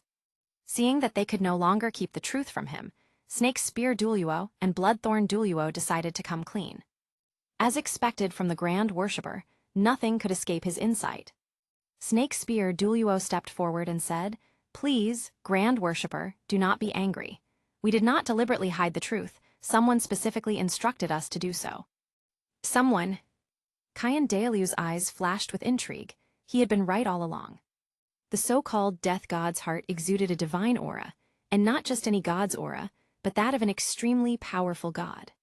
Previously, Bloodthorn Duluo had claimed that Kyan Renksu had used the Death God's heart to restrain the Titan giant ape, but that was clearly impossible. To wield such a divine artifact, the user must be a god's inheritor. However, Kyan Renksu was already destined to undergo the Angel God's trials, either the Angel 8 trials or the legendary Angel 9 trials, the final test awaited by generations of Spirit Hall masters. It was impossible for her to inherit another god's power. So, who was this person Snake Spear Duluo mentioned? Who had the power to capture the Titan giant ape alive? What is his name? What is his background? Does he know Zioxu's true identity? Kyan Daelu asked. Snake Spear Duluo answered, Grand Worshipper, his name is Yi Hao. He was recently recruited into Spirit Hall by the young mistress. Currently, he is an ordinary student at the Heaven Dew Imperial Academy. Moreover, he knows about the young mistress's mission and true identity. Hearing this, Kyan Daelu's brows furrowed slightly. Zioxu's identity had always been a hidden risk, especially in the politically complex environment of Heaven Dew City. And now, she had personally told this Yi Hao. Didn't she realize the danger of exposing such secrets? If their plan was ever leaked, it would deal a devastating blow to Spirit Hall. Just what was the relationship between Yi Hao and Zioxu? Tell me about Yi Hao's family background, his martial soul, his soul power level, and anyone closely associated with him. Kyan Daelu's gaze sharpened. For the safety of his granddaughter, he needed to investigate thoroughly. Bloodthorn Duluo spoke next. Grand Worshipper, we have actually been collecting information on Yi Hao for quite some time. He grew up in Nodding City. Before he turned 6, his village was massacred by wolf bandits, leaving him an orphan. A year ago, he traveled to Heaven Dew City, where he met Qin Ming, an instructor at Heaven Dew Imperial Academy. Qin Ming arranged for him to enroll there. That was also where the young mistress first encountered him. Kyan Daelu nodded slightly. And, what about his martial souls and soul power? At this question, Snake Spear Duluo and Bloodthorn Duluo hesitated. Kyan Daelu's eyes narrowed. Is there a problem? Taking a deep breath, Snake Spear Duluo braced himself and said, Grand Worshipper, please prepare yourself. What we are about to tell you may completely upend your understanding. Go ahead, Kyan Daelu replied, his curiosity piqued. He had seen it all, what could possibly shock him now? After hesitating for a moment, Snake Spear Duluo finally spoke. Yi Hao has twin martial souls. Kyan Daelu was momentarily stunned. A twin martial souls wielder. It seemed Zioxu had good judgment after all. With twin martial souls, this Yi Hao indeed had the potential to be arrogant, and it was no wonder that Kyan Renksu had recruited him into Spirit Hall. A talent like this could undoubtedly become her greatest asset in the future. And what are his martial souls? Kyan Daelu pressed further. Grand Worshipper, Yi Hao's twin martial souls are the Death Spider Emperor and the Soul-Devouring Spider Emperor. The instant those words were spoken, Dalu's entire body trembled. This completely shattered his expectations. Twin martial souls, Death Spider Emperor and Soul-Devouring Spider Emperor. Were those not the exact same martial souls as Bibai Dong? You are cert. Yihao's martial souls are really the Death Spider Emperor and the Soul-Devouring Spider Emperor. Dalu's voice was uncharacteristically tense. Bloodthorn Duluo confirmed, Grand Worshipper, we would never dare deceive you. Yihao indeed possesses the Death Spider Emperor and Soul-Devouring Spider Emperor. Furthermore, he is only 13 years old and has already reached the Soul King rank. He accompanied us to the Stardew Forest, specifically to obtain his 5th soul ring. 13 years old, twin martial souls, Soul King already. Dalu muttered, his expression complicated. This boy had undoubtedly encountered extraordinary opportunities in his life. Is there anything else? Snake Spear Duluo hesitated before saying, one more thing, Yihao's appearance is nearly identical to Her Holiness the Supreme Pontiff. Those words sent another shockwave through Dalu's mind. What do you mean? Bloodthorn Duluo explained, standing before Yihao is like standing before Bibai Dong herself. The resemblance is uncanny. In fact, the first time we saw him, we genuinely thought Bibai Dong had appeared in front of us. Snake Spear Duluo gulped and said cautiously, Grand Worshipper, do you think there might be a connection between Yihao and Her Holiness? Dalu's expression turned grave. Continue, he ordered. Yes. Snake Spear Duluo cautiously continued. As we all know, martial souls are inherited from the stronger bloodline of the parents. On this continent, aside from Her Holiness the Supreme Pontiff, no one else possesses both of these twin martial souls. Furthermore, considering that Yihao's appearance is nearly identical to Her Holiness, it's possible that she is aware of the truth behind this matter. You're saying Yihao might actually be Bibai Dong's? Dalu gasped. The amount of information in this revelation was overwhelming. He needed time to process it. After a long silence, Dalu finally said, Is there anything else about Yihao? Tell me everything you know, every single detail, without leaving anything out. Yes, Grand Worshipper. Both Snake Spear Duluo and Bloodthorn Duluo nodded, then immediately began recounting what they knew. Grand Worshipper, there is one more suspicious detail, Snake Spear Duluo said. Dalu's gaze sharpened. What is it? Snake Spear Duluo explained, there is a clear gap in Yihao's records before the age of 6. The first time he officially appeared was in Notting City, a small, remote town.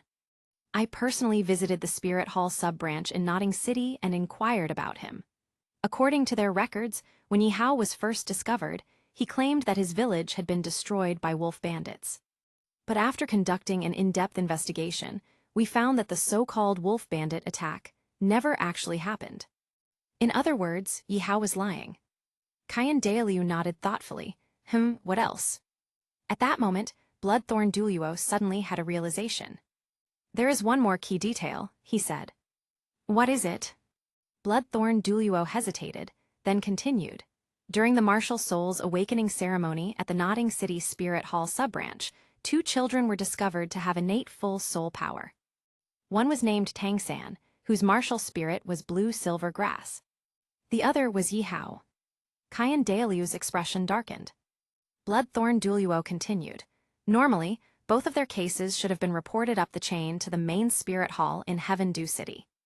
But for some reason, when the report finally reached Salas, the ruling bishop in Heaven Dew, it only contained information about Tangsan. Because blue-silver grass had never shown innate full soul power before, the case was eventually dismissed as an anomaly. But Yihao's record completely disappeared. Dalu's expression grew more serious. Yihao's sudden appearance and the erasure of his records in Spirit Hall's hierarchy, all of this suggests that someone deliberately manipulated the situation. And Grand Worshipper.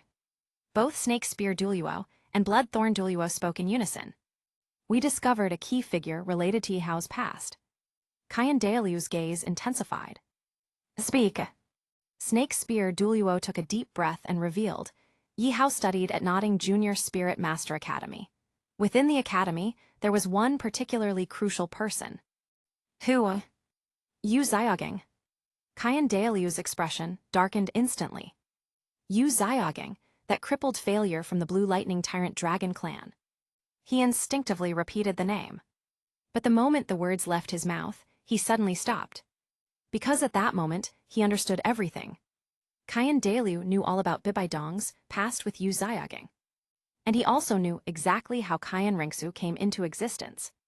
As a grandfather, he had been fully aware of everything from the very beginning. Over the years, Bibaidong had been devoted to Spirit Hall, and Qian Dailiu had witnessed her efforts firsthand. But for some reason, he always felt that Bibaidong's actions were more deliberate than they seemed.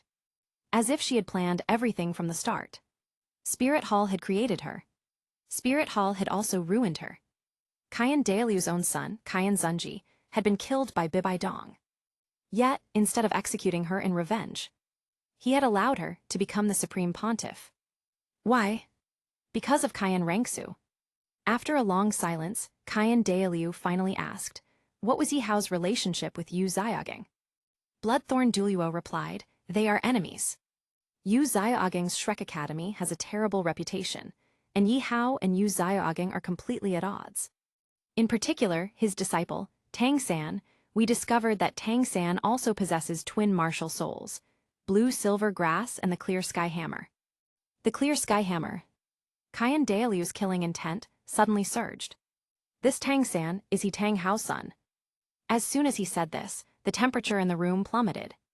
Both Snake Spear Duluo and Bloodthorn Duluo couldn't help but shudder. Snake Spear Duluo carefully nodded. Yes, Tang Hao is currently hiding in Heaven Dew City, and Tang San is indeed his son. With all the information now laid out, the truth became clear. Qian Dailiu stood motionless, deep in thought. Yihao must be Bibaidong's son. But his father? It was definitely not Yu Xiaoging. That trash was utterly unworthy. For years, Bibaidong had been making decisions without consulting Qian Dailiu, and he had allowed it. Now, Spirit Hall's fate was in her hands. And Yihao had suddenly appeared in Nodding City. Everything had been orchestrated by Bibaidong. Qian Dailiu still didn't know what her true intentions were. But there was one thing he was absolutely certain of. Yihao was 100% Bibaidong's son. Chapter 130, Qian Dailiu's Dilemma.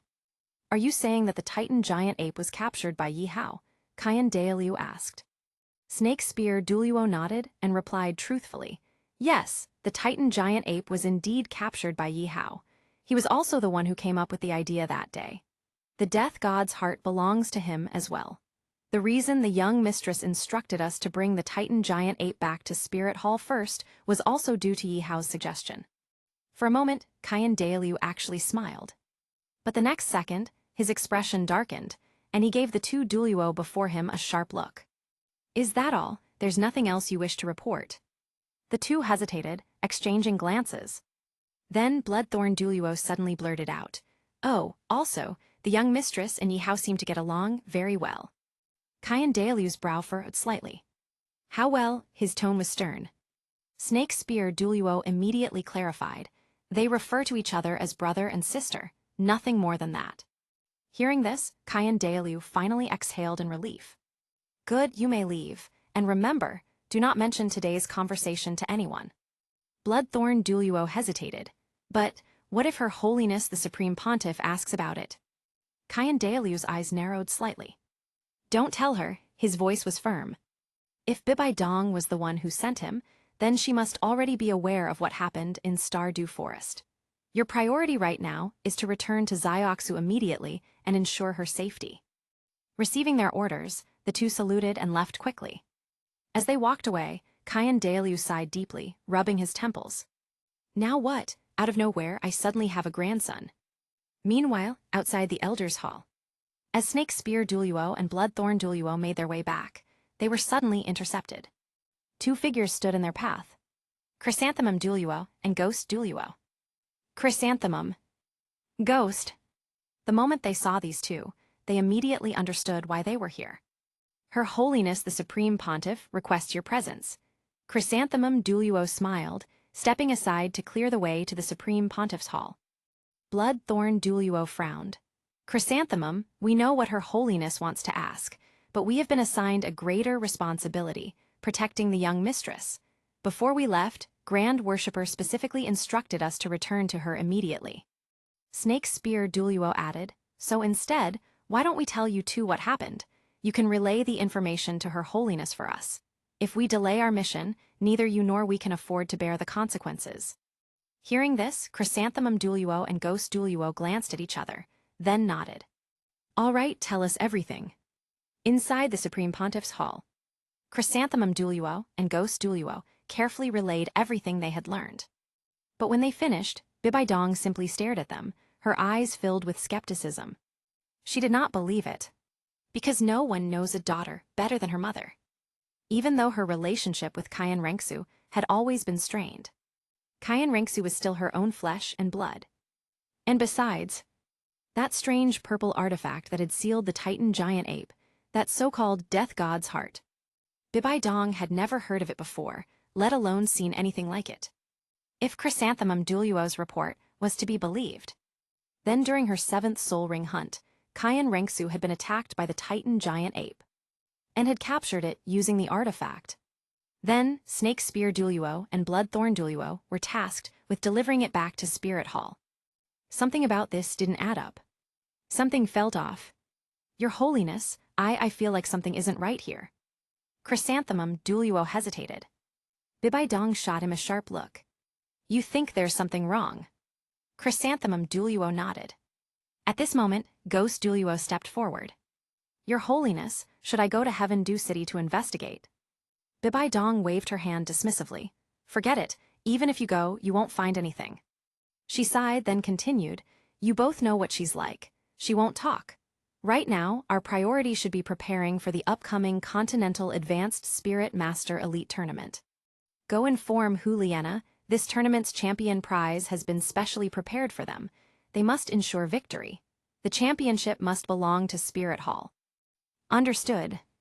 Chrysanthemum DOLOU and Ghost DOLOU bowed before turning to leave. Wait. Bibaidong's voice stopped them in their tracks. Your Holiness, is there something else? Chrysanthemum DOLOU asked respectfully. Make an official announcement, in the name of Spirit Hall.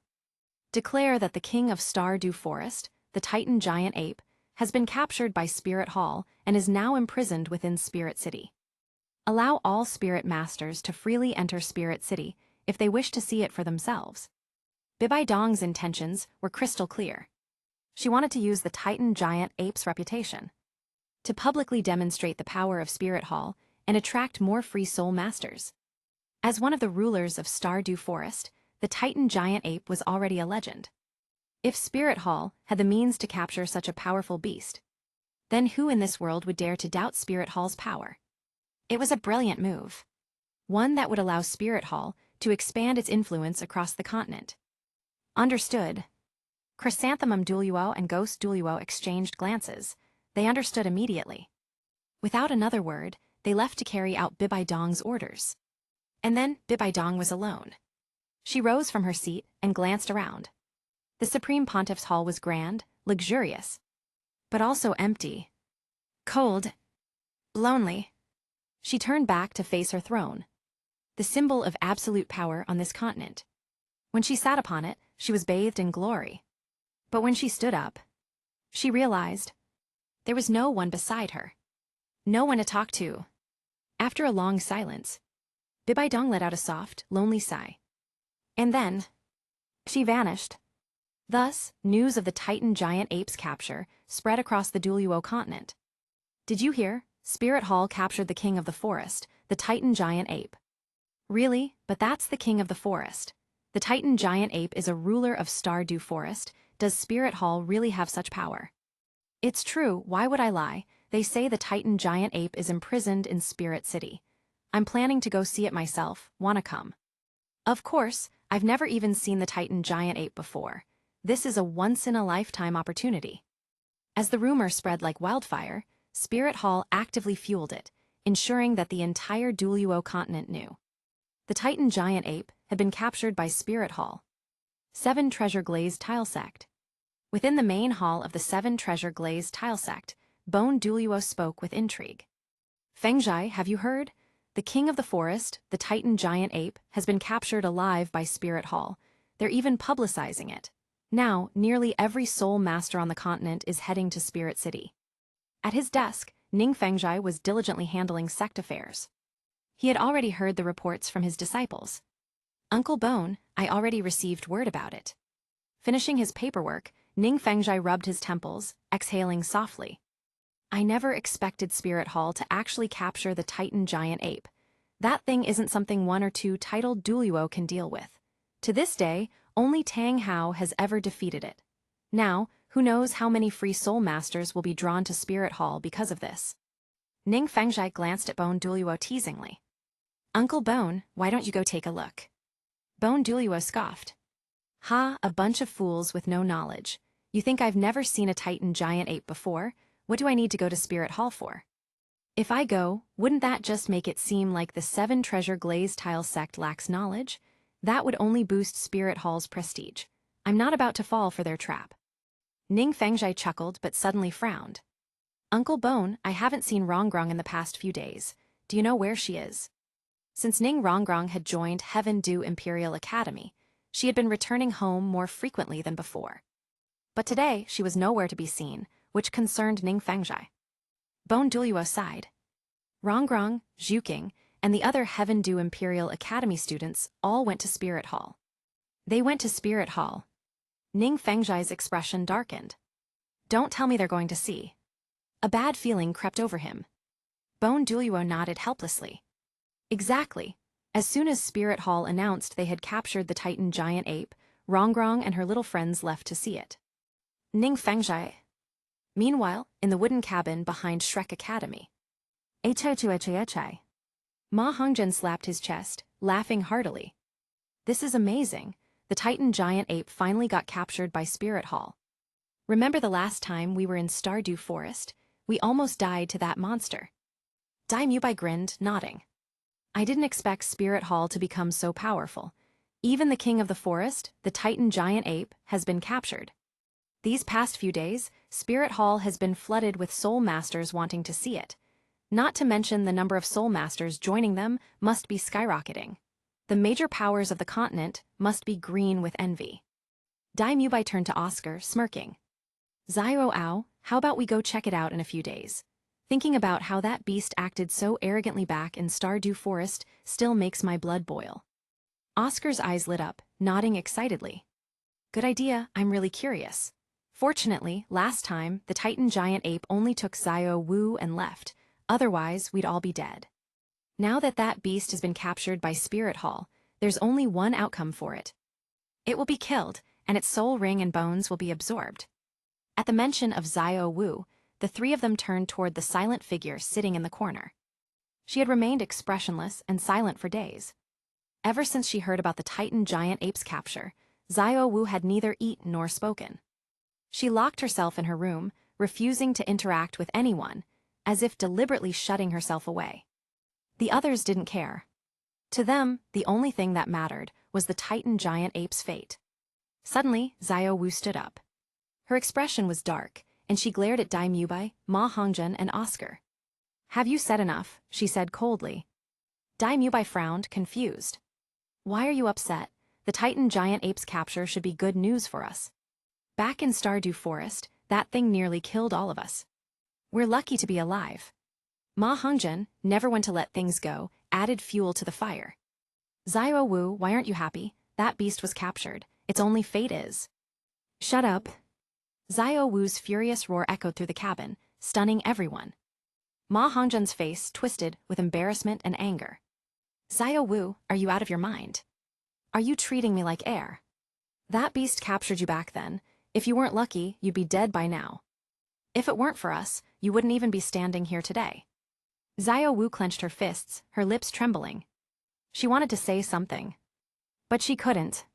She couldn't afford to. Because if the truth came out, she would be in unimaginable danger. Ma Hongzhen wasn't finished. I was giving you face, but you don't appreciate it. Did you forget that all of Shrek Academy almost died in Stardew Forest because of that thing? And now, instead of celebrating, you're feeling sad for that beast. He pointed at her, his voice rising with fury. Xiao Wu, are you even human, or are you just a beast like it? Chapter 131. The Relationship Between Yi Hao and Qian Rengsu. Ma Hongzhen cursed loudly, and almost everyone heard him.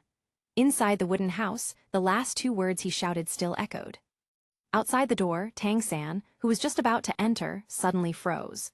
Then, his shock turned into fury, his face contorting with rage, and his eyes filled with intense killing intent. Anyone who bullied Xiao Wu deserved to die. Before the Grandmaster and the others behind him could react, Tang San kicked the door open.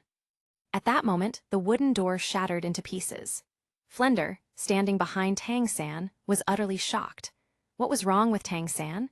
Even though he had been beaten up by Yi Hao not long ago, there was no reason for him to be in such a bad mood that he would destroy the door. Inside the wooden house, Dai Mubai and the others shuddered at the sudden outburst and turned their heads. Tang San walked in with bloodshot eyes. He had heard Ma Hongzhen's words clearly. His gaze locked onto Ma Hongzhen, unyielding. Ma Hongzhen, do you dare to repeat what you just said? Tang San asked darkly, his voice filled with hatred. Seeing the Grandmaster and others arrive, Ma Hongzhen naturally had no fear of Tang San. So what if I say it again? Ma Hongzhen faced Tang San directly, unaffected by his anger. Tang San, answer a question for me first. Tang San narrowed his eyes, gritting his teeth. Say it. Ma Hongzhen spoke righteously. I believe you've heard that the Titan giant ape, the king of the forest, was captured alive by the Spirit Hall. Back then, in the Stardew Forest, we Shrek 7 devils were almost wiped out by that beast. Tell me, what do you think about this? Tang San was confused. He had been about to argue with Ma Hongzhen about insulting Xiao Wu, but why was Ma Hongzhen suddenly bringing up something else? At that moment, Xiao Wu fell silent, anxiously looking at Tang San, eager to hear his response. Tang San glanced at Xiao Wu before saying, I have nothing to say about it. Hearing this, Xiao Wu finally breathed a sigh of relief. But then Tang San continued, that Titan giant ape deserved to die. As soon as these words left his mouth, Xiao Wu's eyes widened in disbelief. She couldn't believe that Tang San had said such a thing. Tears welled up in her eyes. Tang San, unaware of the gravity of his words, continued coldly, I wish I could personally kill that Titan giant ape. If it hadn't taken Xiao Wu, we wouldn't have suffered so much, nearly losing our lives in the Stardew Forest. At this, Zhao Wuji nodded in agreement. Tang San is right. That Titan giant ape truly deserved to die. When I first encountered it in the Stardew Forest, I was already prepared to die. Fortunately, luck was on our side, and Xiao Wu was taken but unharmed. That was already a blessing. So, when I heard yesterday that the Spirit Hall had captured it, I drank several cups of wine to celebrate. It felt amazing. Stab. Xiao Wu's fragile heart was once again pierced. Then, the Grandmaster added, I was surprised that the Spirit Hall managed to capture the King of the Forest. Given their nature, that Titan giant ape is doomed. The reason they publicly announced this across the continent is to recruit rogue Soul Masters and consolidate their power in the Soul Master world. If my guess is correct, once the Continental Advanced Spirit Master Academy Elite Tournament ends, the Titan giant ape will be executed. Woo woo woo. Xiao Wu suddenly ran out of the wooden house in tears, sobbing uncontrollably. Everyone was baffled. That Titan giant ape had nearly wiped out the entire Shrek team. Everyone, including Tang San, wished for its death. Why was Xiao Wu so devastated over the fate of a mere beast? Tang San shot Ma Hongzhen a glare, before rushing out in the direction Xiao Wu had fled. You fatso, did you bully Xiao Wu again? Liu Erlong grabbed Ma Hongzhen's ear and pulled hard. Hiss, Ma Hongzhen gasped in pain. Teacher Erlong, you wrong me, I was just stating facts. Xiao Wu is being overly sentimental. That Titan giant ape deserved to die. She chose to act like a saint, I didn't force her. Ma Hongzhen protested, wincing. Enough, Erlong. Flender stepped forward and removed Liu Erlong's hand from Ma Hongzhen's ear. Ma Hongzhen isn't wrong, there's no need to argue over a beast. But really, Xiao Wu is too much. That Titan giant ape deserved what happened to it. It was just an animal, why take it so seriously? Flender shook his head, I don't get it. Xiao Wu ran to a secluded spot, crying her heart out. She collapsed to the ground, Ma Hongzhen's words stabbing at her heart like needles. Woo woo woo. Erming, don't worry, I will save you. Spirit Hall, I swear I will destroy you in the future. Xiao Wu gritted her rabbit-like teeth, hatred for Spirit Hall burning in her heart. And that fatso, how dare he mock me and say Ming deserved to die? He will pay. Dai Mubai, Oscar, Flender, Zhao Wuji, the Grandmaster, you will all pay. But not brother. No, brother doesn't count. Xiao Wu, Xiao Wu. At this moment, Tang San followed the path Xiao Wu had run along and found her, just in time to see her burying her head and crying bitterly. It was evident that this was the first time Tang San had seen Xiao Wu cry so sorrowfully. Compared to the lively and adorable Xiao Wu from before, she seemed like a completely different person. Seeing Tang San arrive, Xiao Wu hurriedly wiped away her tears and forced a barely passable smile. Brothers you, why are you here? Tang San was very confused. Ever since Xiao Wu heard the news about the Titan giant ape being captured, she had been downcast for several days. The once lively girl now frequently hovered around Tang San, but in an abnormal manner. Even Tang San, who was very close to her, found her behavior unfamiliar. Xiao Wu, is something on your mind? Tang San asked anxiously. By now, he was almost certain. Xiao Wu was definitely hiding something from him. Xiao Wu, what are we to each other? Tang San asked with utmost seriousness. Xiao Wu looked at the suddenly serious Tang San and instinctively responded, Of course, we're siblings. You're my brother and I'm your sister. Is there a problem? Hearing this, Tang San nodded in satisfaction. He stepped forward, placed both hands on Xiao Wu's shoulders, and said earnestly, If that's the case, then why won't you tell me what's troubling you? Keeping things bottled up can be harmful. Tell me, and I'll help you through it. No, she absolutely couldn't let brother find out about her identity. Tang San had already made his stance clear before. If he learned she was a soul beast, Xiao Wu could imagine what would happen. Tang San abandoning her, then her being captured by the Spirit Hall, and ultimately being killed to become someone's spirit ring and spirit bone. Just thinking about it was terrifying. What one dwells on in the day manifests in dreams at night. She couldn't let such a tragedy happen. Absolutely not. Immediately, Xiao Wu put on a pitiful expression, her eyes brimming with tears as she looked at Tang San and sobbed, Brother, you heard what Fatty said to me just now, right? He called me an animal, not a human. Brother, you have to stand up for me. No one has ever insulted me like this before. Tang San frowned. He had indeed heard Ma Hongzhen's words clearly from outside the door. Perhaps things were not as Ma Hongzhen and the others had said. Xiao Wu, then why have you been avoiding me these past few days, looking so troubled? Tang San asked the most crucial question. Since Tang San no longer had the immortal herb, yearning heartbroken red, his purple demon eye was still at the micro level, and hadn't advanced to the point where he could see through Xiao Wu's true identity. Thus, he had no way of understanding the reason behind Xiao Wu's behavior. I.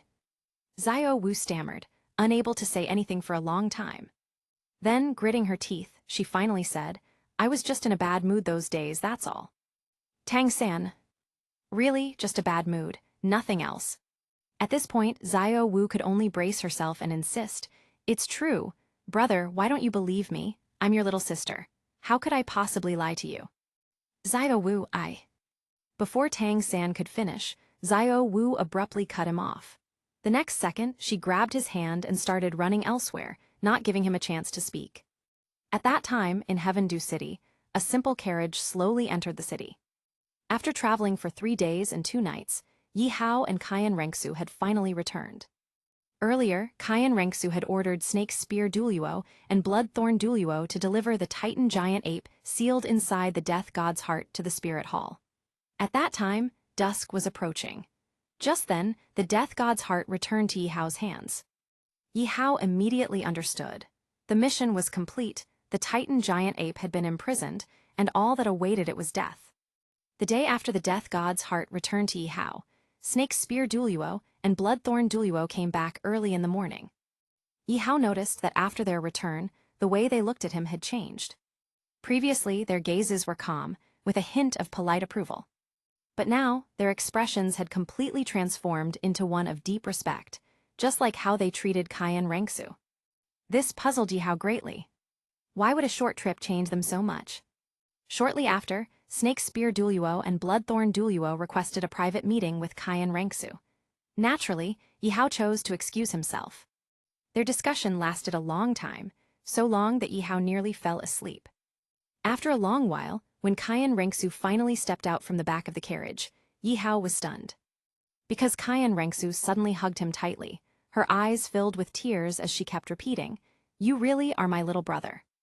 This baffled Yi Hao. Wasn't he already her younger brother? It was one thing for the two titled DOLOU elders to change, but why was Kaiyan Rengsu acting differently too? From that day on, Kaiyan Rengsu's attitude toward Yi Hao improved significantly. She frequently showed concern for him and often brought up Bibai Dong in their conversations. In response, Yi Hao would always say positive things about Bibai Dong. Whatever he could think of, he said. It was clear that Kaiyan Rengsu's attitude toward Bibai Dong had begun to shift. She was no longer rejecting her outright, but was slowly starting to accept her. She just needed more time. However, there was one thing Kaiyan Rengsu did that Yi Hao couldn't figure out. During the journey, Yi Hao had planned to get closer to Kaiyan Rengsu. After all, he had already gifted her the Titan giant ape, so it was time to foster their relationship. But for some reason, Kaiyan Rengsu kept avoiding him, always saying, "Brat, I'm your sister." Thus, Yi Hao abandoned the idea, thinking he had been too impatient. Kaiyan Rengsu probably needed time to adjust. Emotional bonds had to be built gradually and couldn't be rushed. Throughout the journey, the two talked and laughed, and the atmosphere in the carriage was harmonious and warm, just like a real family. Chapter 132. Juliana encounters Yi Rishan again. The spirit hall was now packed with people. Free soul masters from all over the continent had gathered, all wanting to witness the legendary Titan giant ape with their own eyes. It's really the Titan giant ape. Looks like Spirit Hall wasn't lying. To accommodate the soul masters eager to see the Titan giant ape, Spirit Hall had relocated it. The chains of the death god's heart, which bound the Titan giant ape, seemed almost obedient as they dragged the massive beast down to the foot of Spirit Hall's mountain. The Elder Hall was strictly reserved for Spirit Hall elders, barring outsiders from entry. Thus, the Titan giant ape was now restrained along the only path leading to the Pope's Hall. 4 titled DOLOU elders had been stationed around it, including Chrysanthemum DOLOU and Ghost DOLOU. Their martial soul fusion skill, the two-pole static domain, effectively restricted the Titan giant ape, preventing any escape attempts. After 2 days and nights of travel, Ning Rongrong, Zhu Zhuqing, and the members of the Emperor team finally arrived at Spirit Hall. The moment they entered the city, they were greeted by a breathtaking sight, crowds as far as the eye could see, composed almost entirely of soul masters. Their objective was singular, to see the true appearance of the king of the forest. Curiosity is a powerful force. For most soul masters, seeing an absolute ruler of the Star-Dew Forest, like the Titan giant ape, was a once-in-a-lifetime opportunity. Many had traveled from distant lands, hoping to use this chance to join Spirit Hall. Spirit Hall, of course, welcomed them with open arms, as this perfectly aligned with their long-term plans. Standing before the Titan giant ape, Ning Rongrong's eyes sparkled as she examined the colossal creature. "Hey, big guy, do you still remember me?" she shouted. The Titan giant ape glanced at her indifferently before looking away. For days, it had been treated like a spectacle, stared at, pointed at, even kicked by the boldest onlookers. If not for the chains, those fools would have long since been smashed into pulp. It had become numb to it all, even contemplating ending its own life. However, every time the thought surfaced, the death chains tightened, preventing it from moving even an inch. Seeing the Titan giant ape ignore her, Ning Rongrong became irritated and pointed at it angrily. "You damned beast! You nearly crushed me to death last time in the Star-Dew Forest. Now that you've been captured by Spirit Hall, I came all the way from Heaven Dew City just to see you. The least you could do is acknowledge me." At her words, the Titan giant ape gave her a wooden glance before lifting its massive hand, peeling open its eyelids, and sticking out its tongue. "Ning Rongrong. You little $and. Enough, Rongrong." Dugu Yan stepped forward, pulling Ning Rongrong back. "There's no need to argue with this beast. It's already been caught by Spirit Hall. Its days are numbered. I always thought the Titan giant ape would be more impressive, but seeing it like this is a real disappointment." At that moment, Yi Lingling spoke coolly. "We've seen it. It's time to leave. The Continental Advanced Soul Master Academy Elite Tournament is approaching. Training is more important." "Ah." Ning Rongrong pouted. "I wanted to stay a little longer. This is my first time in Spirit Hall. I was planning to look around. She quickly turned to their captain, Yu Tianheng, and ran over to him. Captain, Sister Lingaling wants to leave early, but can we stay just one more day? I really want to explore Spirit Hall a bit more. Yu Tianheng hesitated. As a direct descendant of the Blue Lightning Tyrant Dragon clan, he was strictly forbidden from associating with Spirit Hall. His decision to come here was already a violation of his family's wishes. His curiosity about the Titan giant ape had led him to relent to his teammates' demands. Yu Tianheng found himself conflicted. Just then, the Titan giant ape suddenly went berserk. Ignoring the pain from the chains, it struggled violently, trying to break free. Its immense energy surged wildly. The surrounding crowd was momentarily stunned before scattering in panic. At that moment, nearly everyone in the city turned their attention to the Titan giant ape. Despite the death god's heart's electric torment leaving its body covered in burns, the Titan giant ape was undeterred. It pulled at the chains with all its might, its hands dripping with blood, staining the ground beneath it. Yet the chains remained unmoved. No matter how much the Titan giant ape struggled, it was all in vain. Soon, Chrysanthemum Duoluo and Ghost Duoluo arrived, unleashing their martial soul fusion ability, the two-pole static domain. The Titan giant ape instantly froze, as if time itself had stopped. Following that, two more titled Duoluo appeared, their soul rings glowing brilliantly as they struck the Titan giant ape, forcing it back once again. This was not the first time such a scene had played out. The four titled Duoluo were already tired of it. The outcome was obvious. Why did it refuse to accept reality? Even if it somehow broke free, Spirit Hall was no pushover. Did it really think it could escape after falling into their hands? Spirit Hall didn't even need Qian DOLOU to intervene.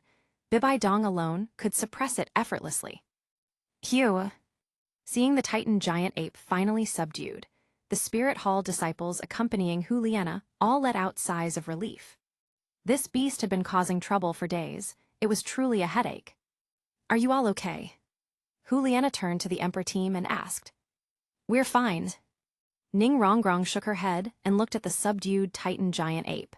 It was almost identical to when she had first encountered it. Back then, in the Stardew Forest, their entire group had barely escaped death at its hands. Now, seeing it in such a sorry state actually gave her a sense of satisfaction. Only Ning Rongrong and Zhu Zhuqing could truly understand the feeling of surviving an encounter with this beast. Sister, does the Titan giant ape do this often? Ning Rongrong couldn't help but ask Hu Liana. Hu Liana gave a helpless smile and nodded. Yes, it acts up every few days. We've gotten used to it. Who are you all? You don't seem to be part of Spirit Hall. I'm Ning Rongrong from Heavendew City. These are my teammates. She gestured to the group behind her. Teammates? Hu Liana frowned. Many teams had been arriving recently, like the renowned four-element academies and teams from the Star Luo Empire. This group was likely one of the competitors for the upcoming tournament. Not that it mattered to her, Spirit Hall's victory was already guaranteed. Not only those 3 soul bones, but also the honor of the Spirit Hall. As noon approached, the entire Emperor team found a restaurant, took their seats, and began ordering the local delicacies. At the same time, Hu Liana and her brother, Zai Yue, also arrived at the same location, with only a single room separating them from the Emperor team. Suddenly, Ning Rongrong nudged Zhu Zhuqing, signaling her to step outside for a moment. Zhu Zhuqing was puzzled, but still followed Ning Rongrong out. Meanwhile, just as Hu Liana walked out of her room, she happened to see the 2 girls sneaking out, instantly recognizing them as the ones she had seen earlier that morning. For the safety of the Spirit Hall, Hu Liana chose to follow them discreetly. After all, the Titan giant ape was currently being held in the Spirit Hall, and in recent days, too many forces had been eyeing it. Rongrong, why are you acting so suspicious? Zhu Zhuqing asked indifferently. The 2 girls arrived at a staircase corner, where Ning Rongrong, seeing that no one else was around, spoke in a hushed tone. Zhuqing, there's something I've been holding in for a long time. Today, I really can't keep it to myself any longer. What is it? Zhu Zhuqing asked helplessly. I have a secret to tell you, Ning Rongrong said mysteriously. Meanwhile, someone was eavesdropping behind the wall. Yi Hao is actually Yi Rishan. The moment these words were spoken, Zhu Zhuqing's eyes widened in shock, and on the other side of the wall, Liana had the same reaction. Who was Yi Rishan? Zhu Zhuqing knew better than anyone, and so did Liana. The last time Yi Rishan had appeared in the spirit hall was over half a year ago. Since then, he had seemingly vanished into thin air. Even though the spirit hall had sent numerous people to search every corner of the DOLOU continent, they never found a trace of him. After 3 months of fruitless searching, the spirit hall finally gave up. From then on, Yi Rishan became a lingering regret in Liana's heart. She had finally encountered a rare genius and had intended to recruit him. But due to the actions of a certain elder in the spirit hall, that genius was lost. It was an incredibly frustrating situation.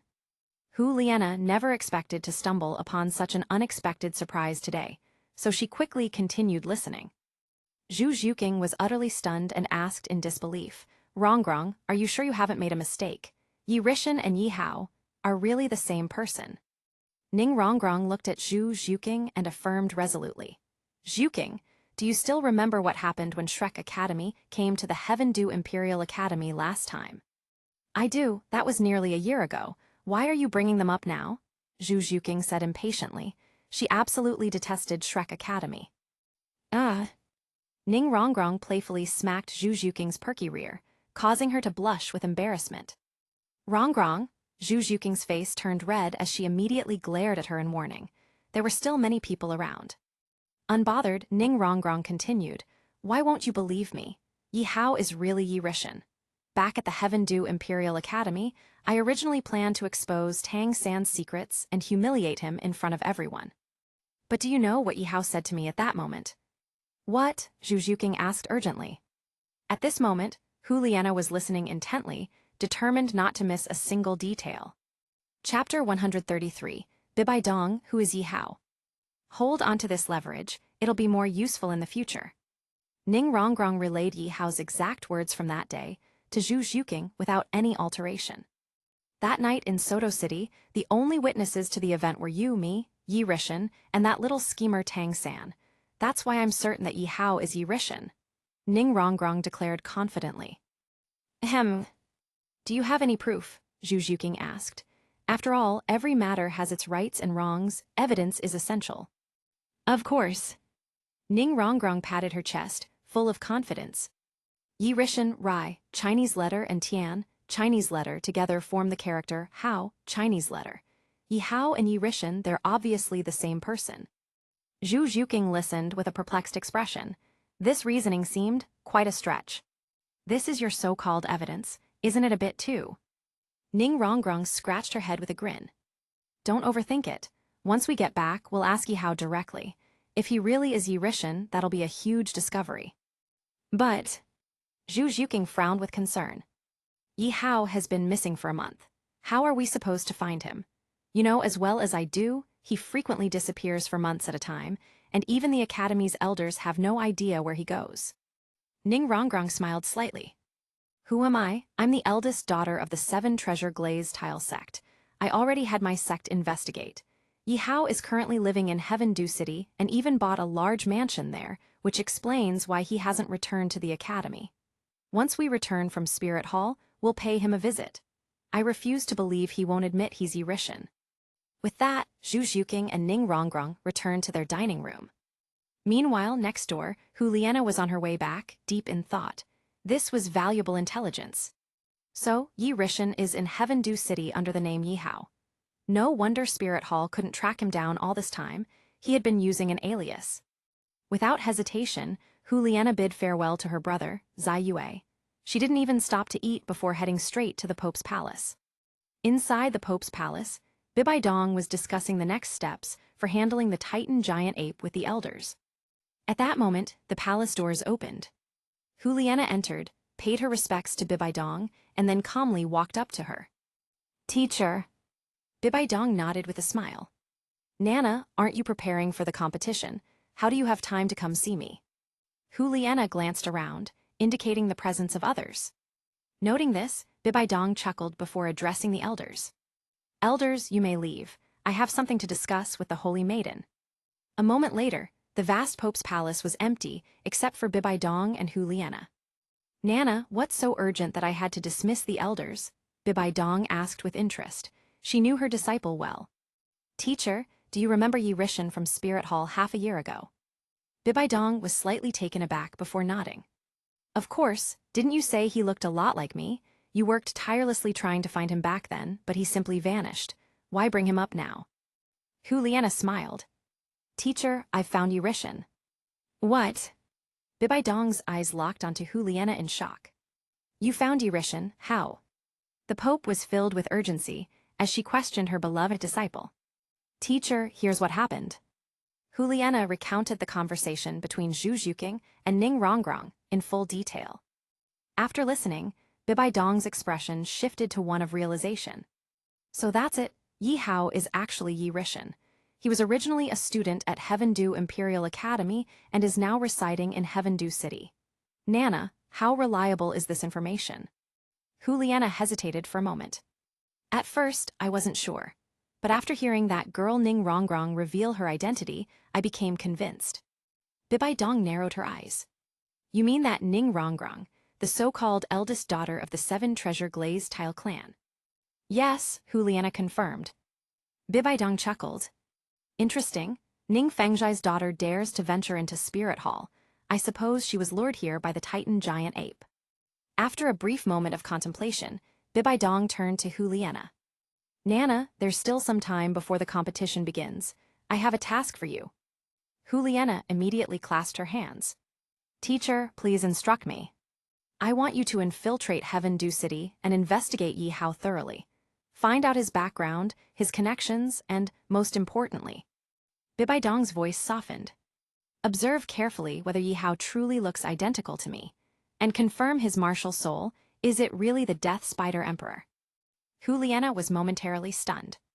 "Teacher, if his appearance and martial soul are exactly as you suspect, what should we do?" Bibaidong smiled mysteriously. "The world is full of wonders, but I refuse to believe that someone out there looks exactly like me, and even if his martial soul is the Death Spider Emperor, he only has one. Do you think he could possibly have the soul-devouring Spider Emperor as well?" Juliana forced a smile. "Teacher, what if, hypothetically, he does? If Yi Hao truly has it, then I must recruit him into Spirit Hall. And while I'm at it, I don't mind taking in a son. After all, Yi Hao looks exactly like me.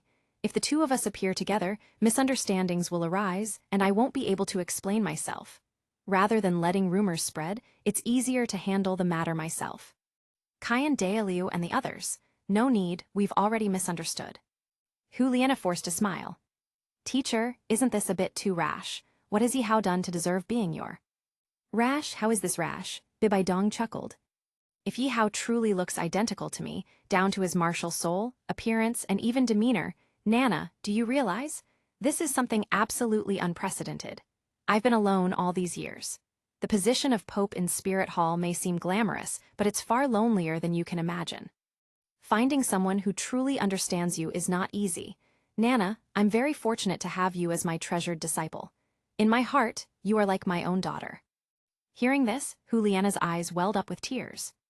"Teacher, Bibaidong smiled gently. "All right, you are the holy maiden of Spirit Hall now. You mustn't cry all the time, it wouldn't be good if others saw. Now that I already have a daughter, taking in a son isn't too much, is it?" Upon hearing this, Juliana felt an immense pressure. It seemed her teacher was serious this time, she wouldn't have spoken so decisively otherwise. "Teacher, I'll take my leave now, await my good news." Juliana bid farewell to Bibaidong.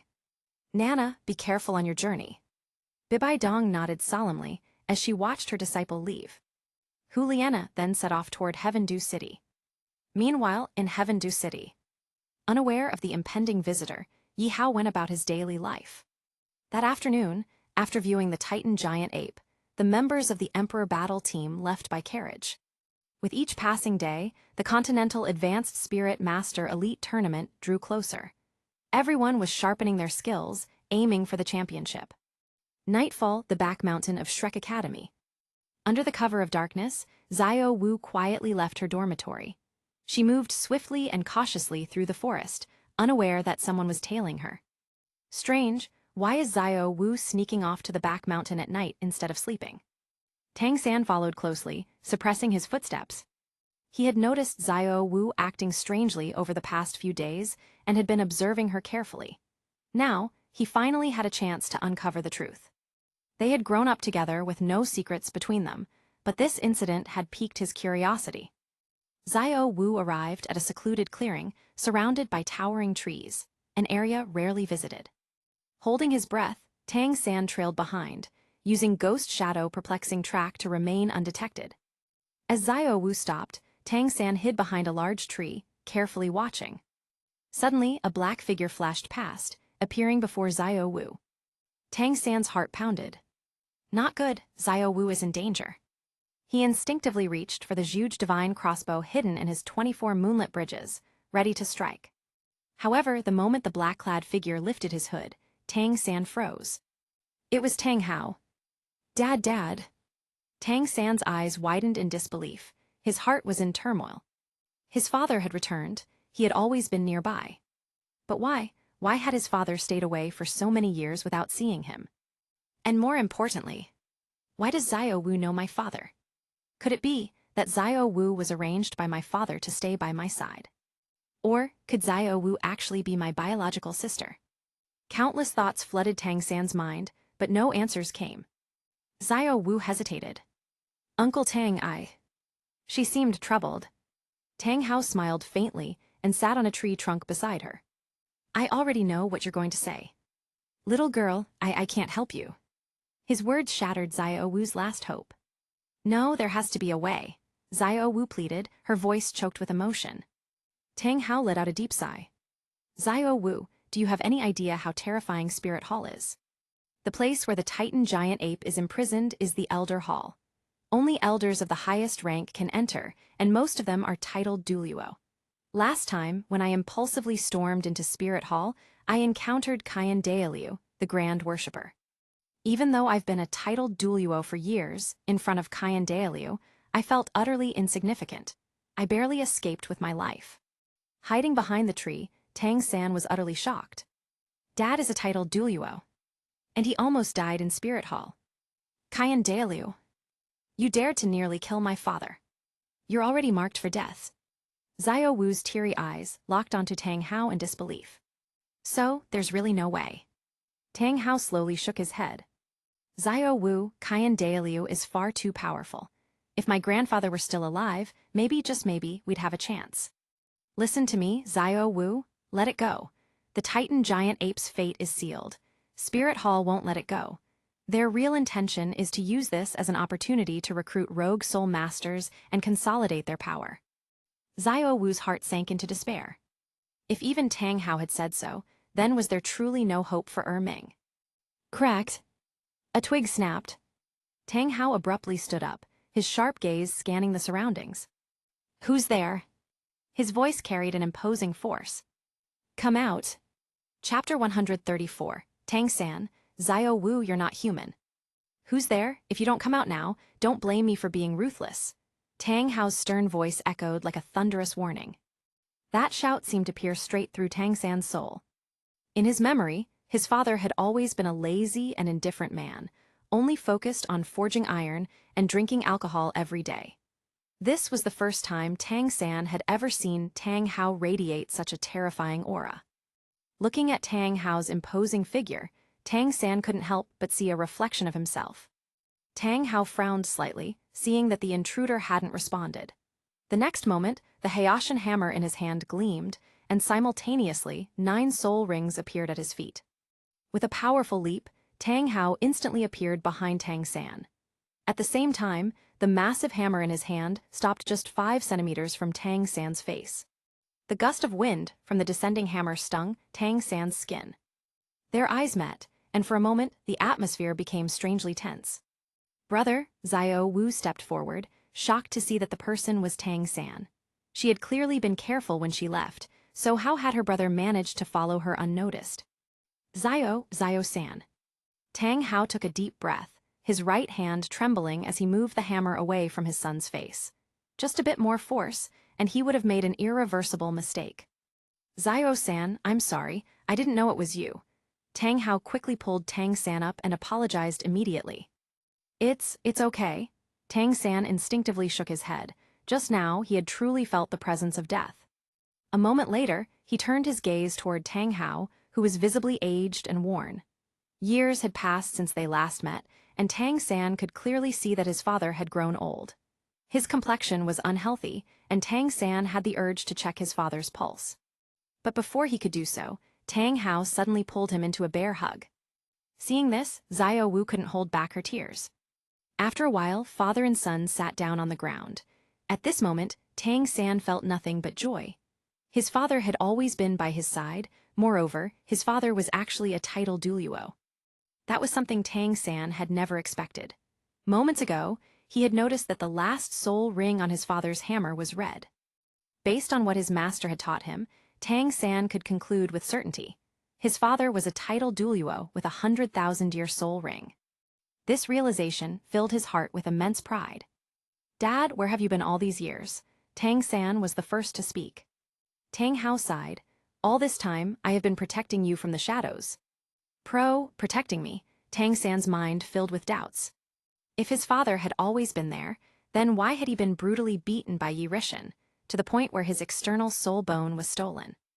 And just recently, he had been pinned down and beaten by Yi Hao. Was that what his father meant by protection?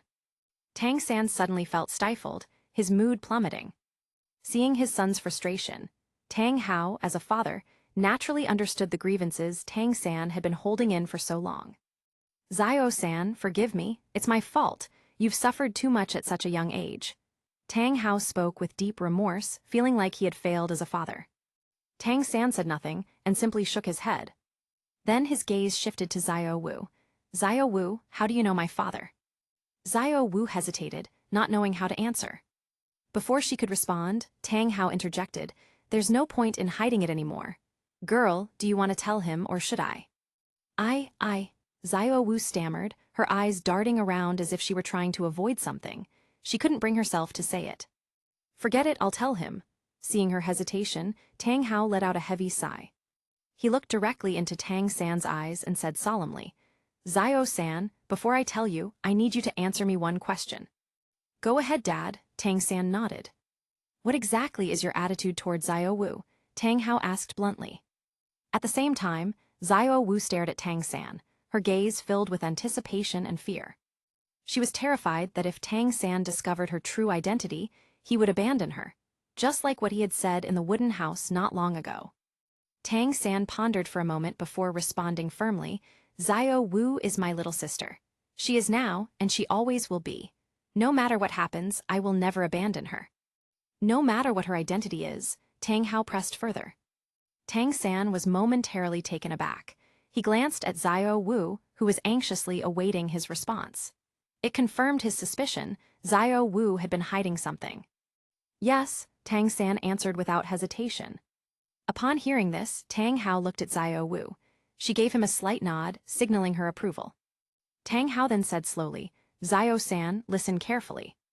Tang San's ears perked up in curiosity. Over the past few days, Xiao Wu had been acting strangely, especially when it came to the Titan giant ape. She had been heartbroken over its injury, and just now, she had even begged his father to save it. Everything pointed to the fact that Xiao Wu was no ordinary person. The truth is, Xiao Wu is not human. Tang San froze. He quickly turned to look at Xiao Wu, his eyes filled with disbelief. Xiao Wu lowered her head in silence. She had expected this reaction. After all, to an ordinary person, this revelation was simply too shocking. "Dad, Xiao Wu, she."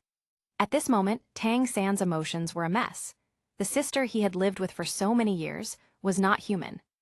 Could it be that Ma Hongjun was right? Xiao Wu wasn't human, but actually. Tang Hao shook his head and continued. "Xiao Wu is actually a 100,000-year soul beast." A's 100. Tang San was utterly dumbfounded. He looked at Xiao Wu, who still had her head down. He had never imagined that the girl who had been by his side all these years was a 100,000-year soul beast. No wonder Ma Hongjun had such a strong reaction when he called Xiao Wu an animal, so that was the reason. His teacher had once taught him that when a soul beast reaches 100,000 years of cultivation, they are faced with two choices. One option is to take human form and restart their cultivation. Among all known creatures, only humans possess the fastest cultivation speed. Soul beasts, on the other hand, require countless years of slow accumulation while also avoiding numerous dangers along the way. The other option is to remain in their original form, but that would mean they can only live for another 1,000 years at most. Applicable only in DOLOU DALU Part 1. Tang San remained silent for a long time, processing the revelation. Then, he stepped in front of Xiao Wu and with deep emotion declared, "Xiao Wu, no matter what happens from now on, you will always be my sister. Anyone who dares to bully you, I will make them pay." As soon as he finished speaking, Tang Hao smiled slightly, then, with a flicker of his figure, disappeared from sight. "I'll come see you again next time." Leaving behind those parting words, Tang Hao departed first. Tang San watched his father leave, wanting to speak, but ultimately holding back. There were so many things he wished to talk to his father about. However, thinking about it, he decided to let it go for now. His father was finally by his side, there would be plenty of time in the future. Days passed, and before they knew it, the Emperor team had returned to Heaven Dew Imperial Academy after their visit to Spirit Hall. On the way back, Ning Rongrong and Zhu Zhuqing requested leave from their captain, Yu Tianheng. Ning Rongrong planned to return to her clan for a while, and Yu Tianheng gladly approved. The group parted ways just outside Heaven Dew City. However, that was only on the surface. Ning Rongrong exchanged a glance with Zhu Zhuqing, and the two of them secretly headed into Heaven Dew City instead. Shortly after they left, a figure wearing a bamboo hat and cloak emerged from the shadows. It was Huliana, who had been tailing them all the way from Spirit Hall. She watched as Zhu Zhuqing and Ning Rongrong walked further away, a smile creeping onto her lips. All my effort these past few days has finally paid off. Following them from Spirit Hall all the way to Heaven Dew City had indeed brought unexpected surprises. Now, things would be much easier. As long as she continued tailing them, there was no way she wouldn't find Yirishan. Huliana mounted a white horse and calmly followed behind them at a steady pace. She remained cautious, remembering that this mission had been assigned to her by her teacher. She had to execute it flawlessly. Upon entering Heaven Dew City, Huliana dismounted and continued following on foot, maintaining a 20-meter distance from the two girls. The city's streets were bustling with people, making it easy for her to blend in unnoticed. From start to finish, Ning Rongrong and Zhu Zhuqing never realized they were being followed. After some time, Ning Rongrong arrived at her intended destination, a grand estate situated in Heaven Dew City's prime location. It was so extravagant that even an Elite 7 treasure glazed tile clan heiress like her couldn't help but sigh in amazement. "I thought I was already rich, but Yi Hao is even wealthier than me. No wonder he chose to live here instead of staying at the academy. While we train every day, he's living in luxury." She let out a long sigh, while Zhu Zhuqing stepped forward and knocked on the door. After a long wait, the door finally creaked open. A sleepy-eyed Yi Hao appeared in the doorway. At that moment, not only was Yi Hao stunned, but even Huliana, who was watching from a distance at a tea stall, froze in shock. "It's him, there's no mistake." "Yirishan, no Yi Hao, I've finally found you." Huliana downed her tea, and once she saw Ning Rongrong and Zhu Zhuqing enter the estate, she quickly paid and moved to a more concealed location. She had to admit, Yi Hao's residence was enormous. After circling around for a while, Huliana finally reached the back entrance. Without hesitation, she scaled the wall and jumped inside.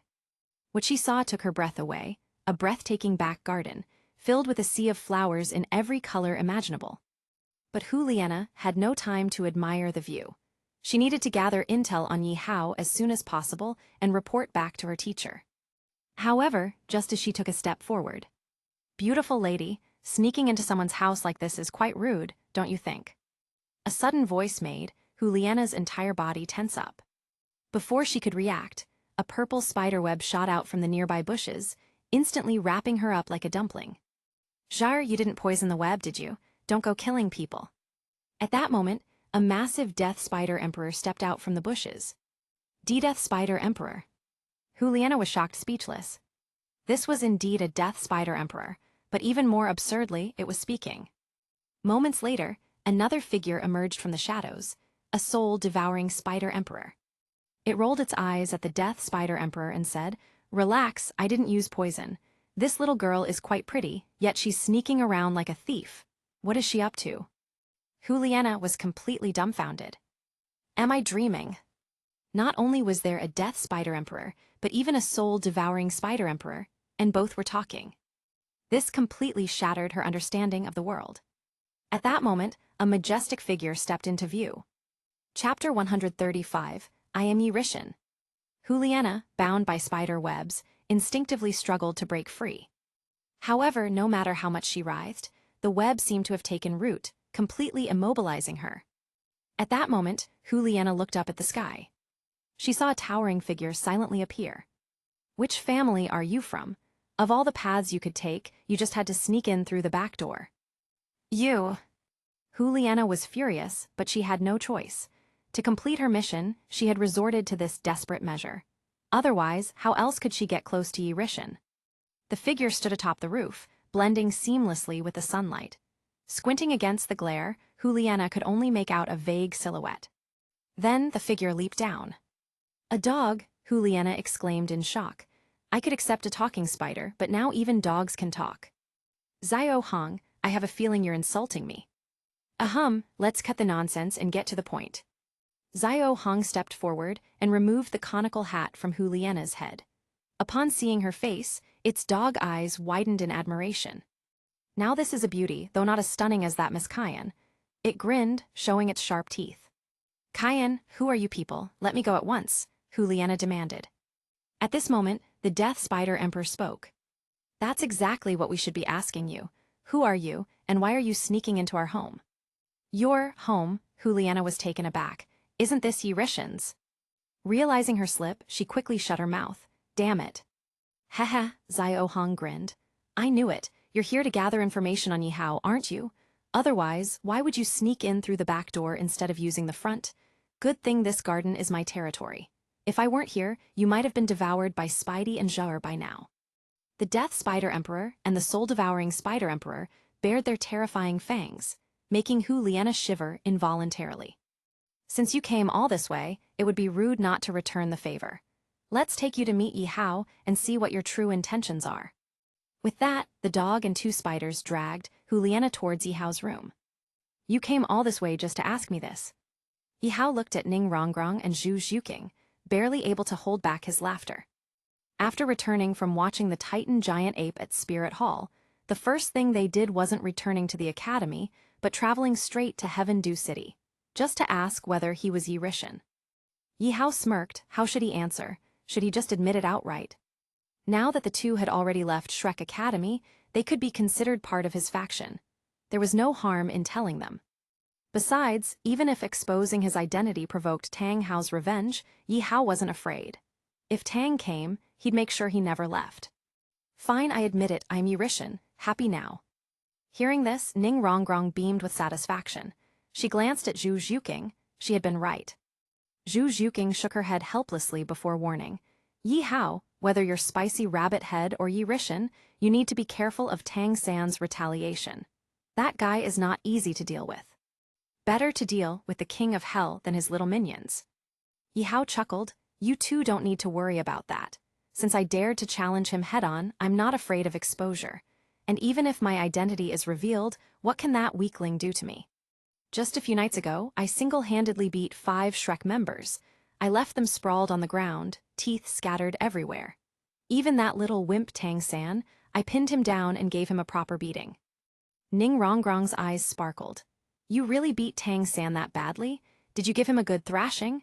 Back in Shrek, I always felt that guy was no good. He pretended to be kind and friendly, but the moment Xiao Wu got hurt, his true colors showed. He even took revenge in secret. People like him are the worst. Zhu Zhuqing sighed. Rongrong were still young. Watch your language. Then she turned to Yihao. Yihao, the All-Continent Advanced Spirit Master Elite Tournament is coming up soon. When will you return to the Academy and join us? The Emperor team belonged to Heaven Dew Imperial Academy. They had an automatic pass to the finals, skipping the preliminaries. The finals would be held in Spirit Hall, with Zhu Qinghe personally leading the delegation. As a member of the Emperor team, Yihao would travel with them. But there was a dilemma. Yihao had already joined Spirit Hall. Technically, he was on their team. Winning the tournament with his strength wouldn't be difficult.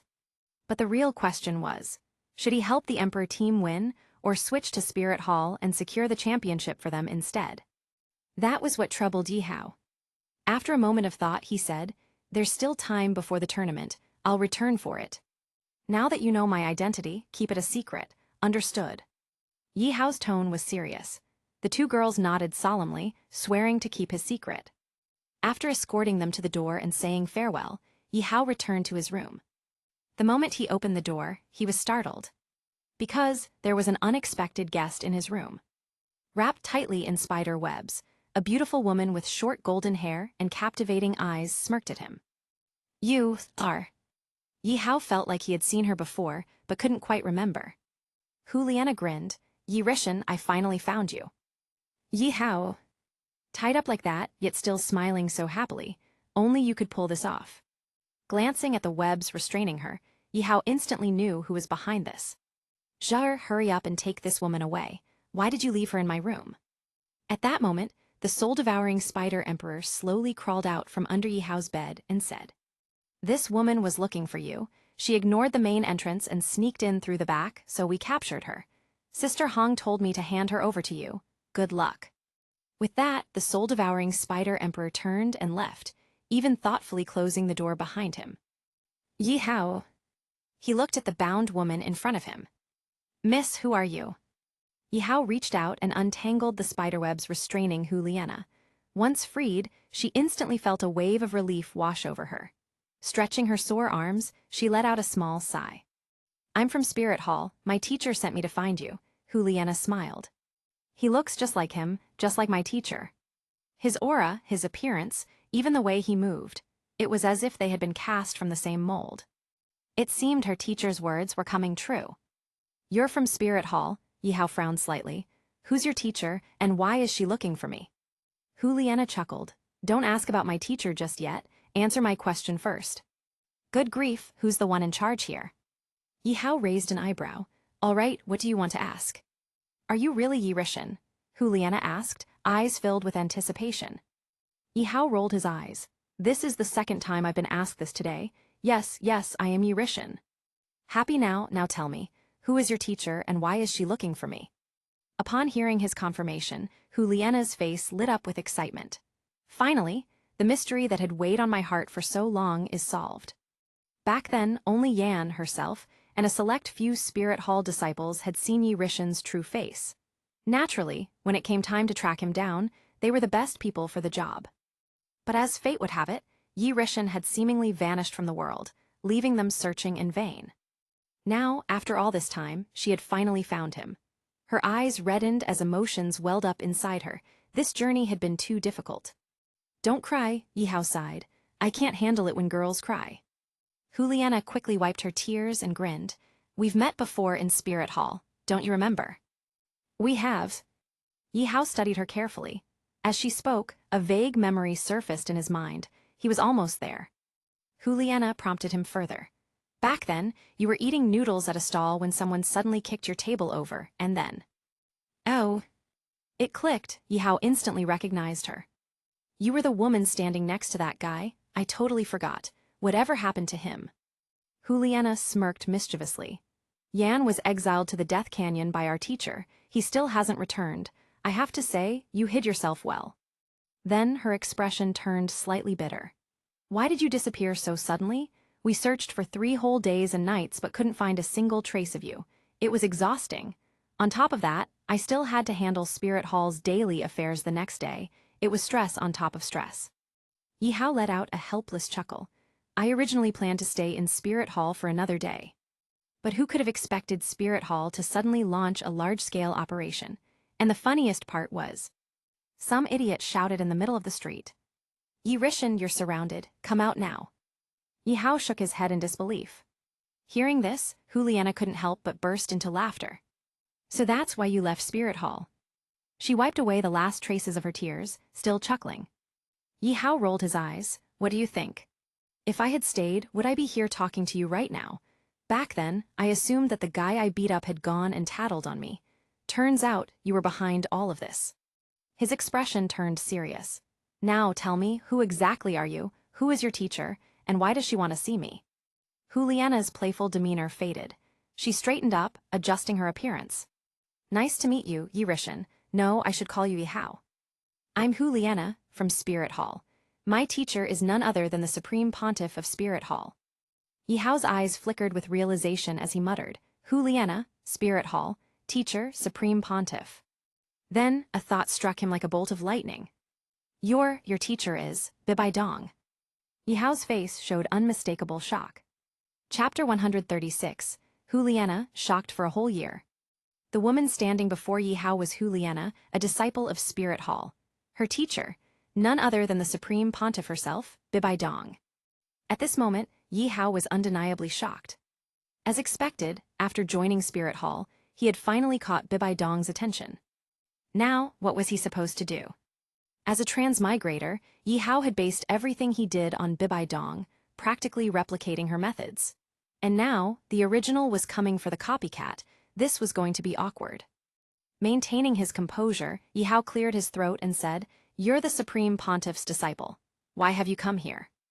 Juliana raised an eyebrow at his calm reaction, quietly impressed by his ability to remain unshaken. Anyone else would probably be paralyzed with fear. But something puzzled her. Why had Yihao looked so stunned when he first heard that her teacher was the Supreme Pontiff? I'm here on a very special mission, Juliana said mysteriously. Yihao narrowed his eyes. A special mission. He could already guess what it was. Bibai Dong was looking for him. Otherwise, she would never have sent her own disciple personally. What kind of special mission? Yihao asked. Juliana pointed at him. You. Yihao froze for a moment, just as I thought. Juliana smiled. I came here for 2 reasons. First, after our brief encounter in Spirit Hall, I reported back to my teacher. The moment I mentioned that you possessed the Death Spider Emperor martial soul, one of the martial soul my teacher also possesses, she took an interest in you. You know the rest. As for the second reason, I'm here to invite you to officially join Spirit Hall. Then, her expression turned serious. Yihao, do you realize something? Yihao couldn't quite figure out what she was getting at. What? Juliana took a step closer, carefully studying his face. You look so much like my teacher. She reached out her hands, tracing his features as if trying to confirm her thoughts. It was almost unbelievable, 2 people in this world looking so eerily alike. If Yihao and Bibai Dong stood side by side. Kaiyan DOLOU and the others, he's definitely her son. Get the knives. As Bibai Dong's personal disciple, Juliana had spent more time with her than anyone else. At this moment, even she couldn't help but think, if her teacher saw Yihao in person, she would undoubtedly be stunned. Yihao, speechless, swatted her hands away. All right, enough of that. First, I've already joined Spirit Hall. Second, so what if we look alike? I am Yihao and your teacher is your teacher. Don't confuse the two. Juliana pouted. I was just curious. Before I left, my teacher specifically told me to observe you carefully. And now that I have, you really do resemble her. It's almost like. She paused. Yihao raised an eyebrow. Like what? Juliana thought for a moment, then smiled mischievously. Like mother and son. Yihao turned into a human fountain, spraying tea everywhere. He wiped his mouth, staring at Juliana in shock. I'm serious, Juliana said earnestly. You look so much like her. Even I, her disciple, can't ignore it. I can already imagine how my teacher will react when she sees you. It's going to be very interesting. Juliana's mind was already running wild with possibilities. Yihao, on the other hand, forced a stiff smile. That meeting is going to be more awkward than anything else. Then Juliana suddenly frowned. Wait, you said you already joined Spirit Hall? What do you mean? She had come on a mission to recruit Yihao, and while she had confirmed that he resembled her teacher, she hadn't even formally invited him yet. So how was he already a member? Seeing her bewildered expression, Yihao chuckled. I joined before you even got here, so really, your trip was pointless. You've met me now, Juliana. Time for you to head back. With that, Yihao stepped out of the room. Not far away, in the shadows, 3 figures were huddled together. 1 dog, 2 spiders, whispering among themselves like gossiping old ladies. Yihao locked eyes with them. The moment they realized they had been caught, they bolted. Yihao shook his head, ignoring them. Who knows what kind of nonsense they're up to now. By this point, the back garden had essentially become a spider's nest. Webs stretched everywhere, making it impossible for anything, not even flies or mosquitoes, to survive. So, Yi Hao had simply given the place over to them. Behind him, Juliana wasn't about to let things go. "Wait, I still have more questions." She followed after him persistently. Yi Hao sighed and massaged his temples. "Fine, follow me. I'll take you to someone who can answer your questions." He led her into a room filled with books. Clearly, this was a study. Yi Hao walked over to the desk, reached for the chair's armrest, and twisted it. Click! Instantly, the bookshelf shifted, revealing a dark, narrow passageway. Juliana's eyes widened in surprise. Where does this lead? Yi Hao walked ahead calmly.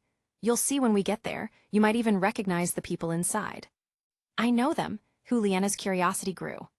Most of the people she was familiar with were from Spirit Hall: elders, high-ranking officials, and disciples. As they approached the end of the passageway, a bright light shone through. Juliana shielded her eyes for a moment before stepping into a grand, luxurious hall, far more opulent than Yi Hao's residence. She looked around, amazed. "Yi Rishan, where is this place?" Yi Hao sighed. "Just call me Yi Hao." Being addressed as Yi Rishan all the time felt strange. Just then, Snake Spear Duluo appeared before them. "Saintess, what brings you to Heaven Dew City?" Snake Spear Duluo was taken aback. As the Saintess of Spirit Hall, Juliana spent most of her time within its walls. Unless it was for a highly classified mission, only the Supreme Pontiff, Bibai Dong, would send her out personally. But after a moment's thought, Snake Spear Duluo seemed to realize something. "Snake Spear Duluo, Juliana wants to know about me. Do me a favor and explain things to her. I have other matters to attend to." With that, Yi Hao stepped into the passageway, disappearing into the darkness. Before Juliana could say anything, Snake Spear Duluo suddenly asked, "Saintess, why have you come all the way from Spirit Hall to Heaven Dew City? Did the Supreme Pontiff send you here to find young Master Yi?"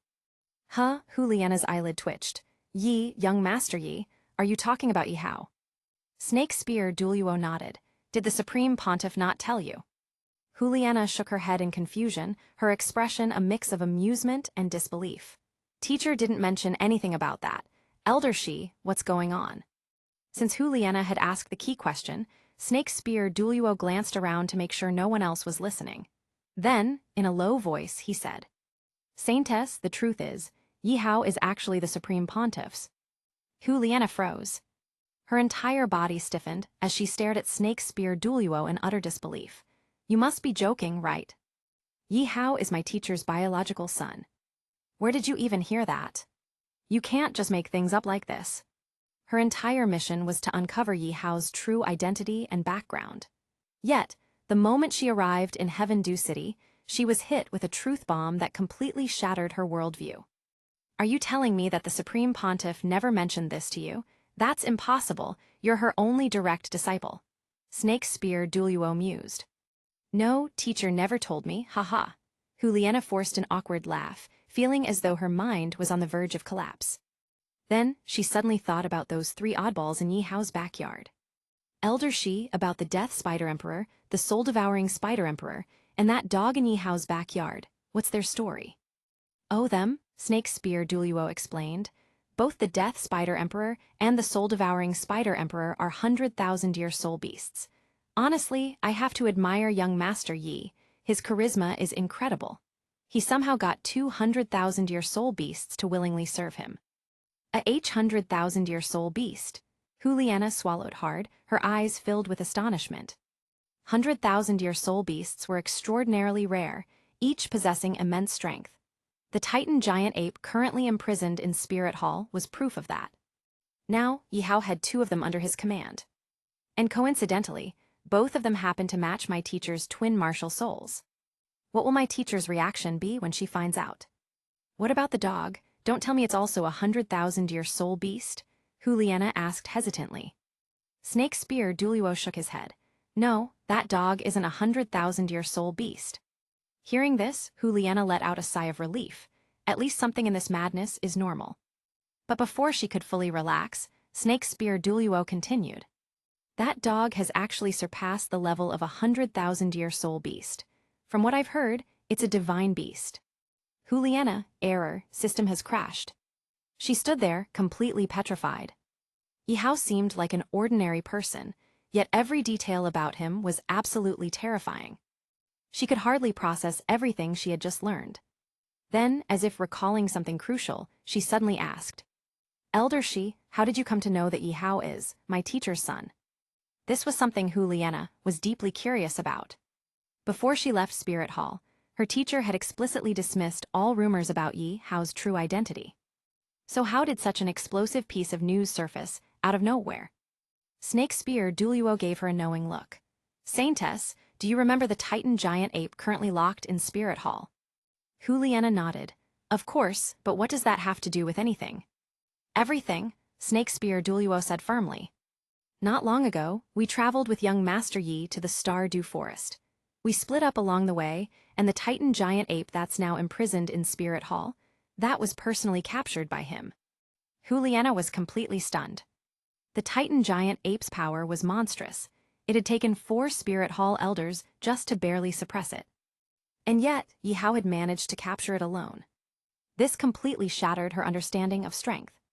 Snake Spear Duluo continued, "As for Yi Hao's identity, I learned about it from the Grand Worshipper himself." Juliana's pupils shrank. The Grand Worshipper.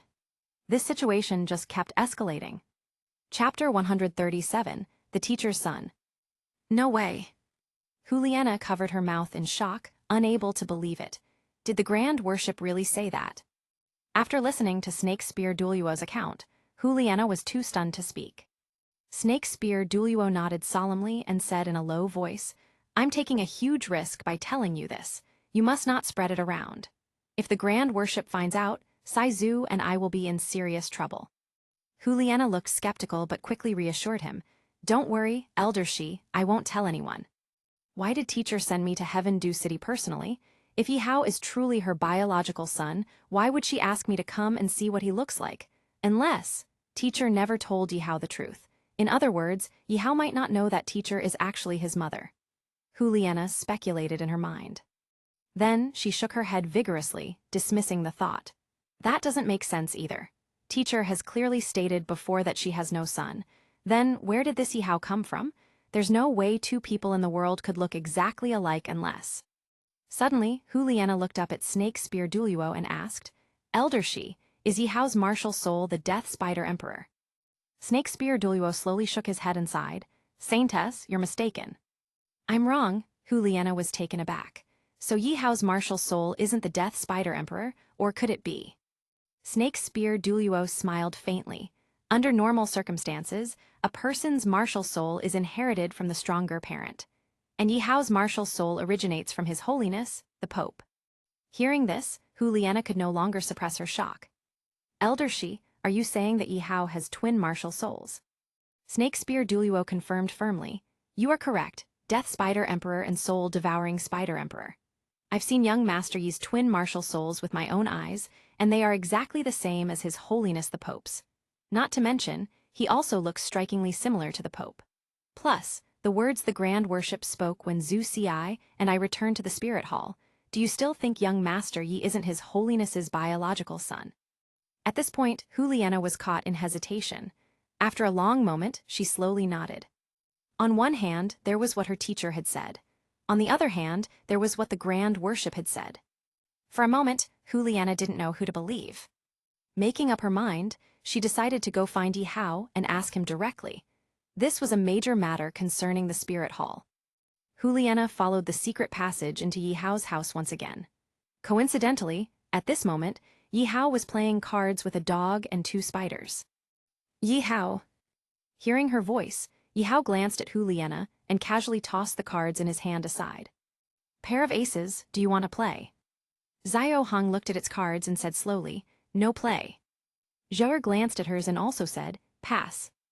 Juliana called again, "Yi Hao, are you even listening to me?" Yi Hao said indifferently, "Am I not sitting right here? Miss Juliana, why haven't you returned yet? Shouldn't you be reporting this to His Holiness the Pope?" "I've been out for so long already, it won't make a difference." Juliana looked at Yi Hao meaningfully. "Just in time, I actually have a question for you, Miss Juliana," Yi Hao said, playing a 5-card straight. As soon as the cards landed, Xiao Hong's dog eyes widened, and it immediately threw down a bomb card. "Ask away," Juliana said, But after I answer, you must answer one of my questions as well. As you wish. Yihao agreed, then asked, I'd like to know how Miss Juliana found out where I live. Ever since I changed my name to Yirishin, I have been extremely cautious, never revealing a single secret. I believe I've hidden myself well, so how did the spirit hall find me? And don't say they told you, because I won't believe that. Juliana was briefly stunned before chuckling bitterly. I thought it was something serious, but it turns out to be this. Fine, I'll tell you. The reason I know where you live is because those two girls from this morning told me. Yihao frowned slightly, his expression shifting. You mean Ning Rongrong and Zhu Zhuking? They actually told you. Juliana smiled mysteriously.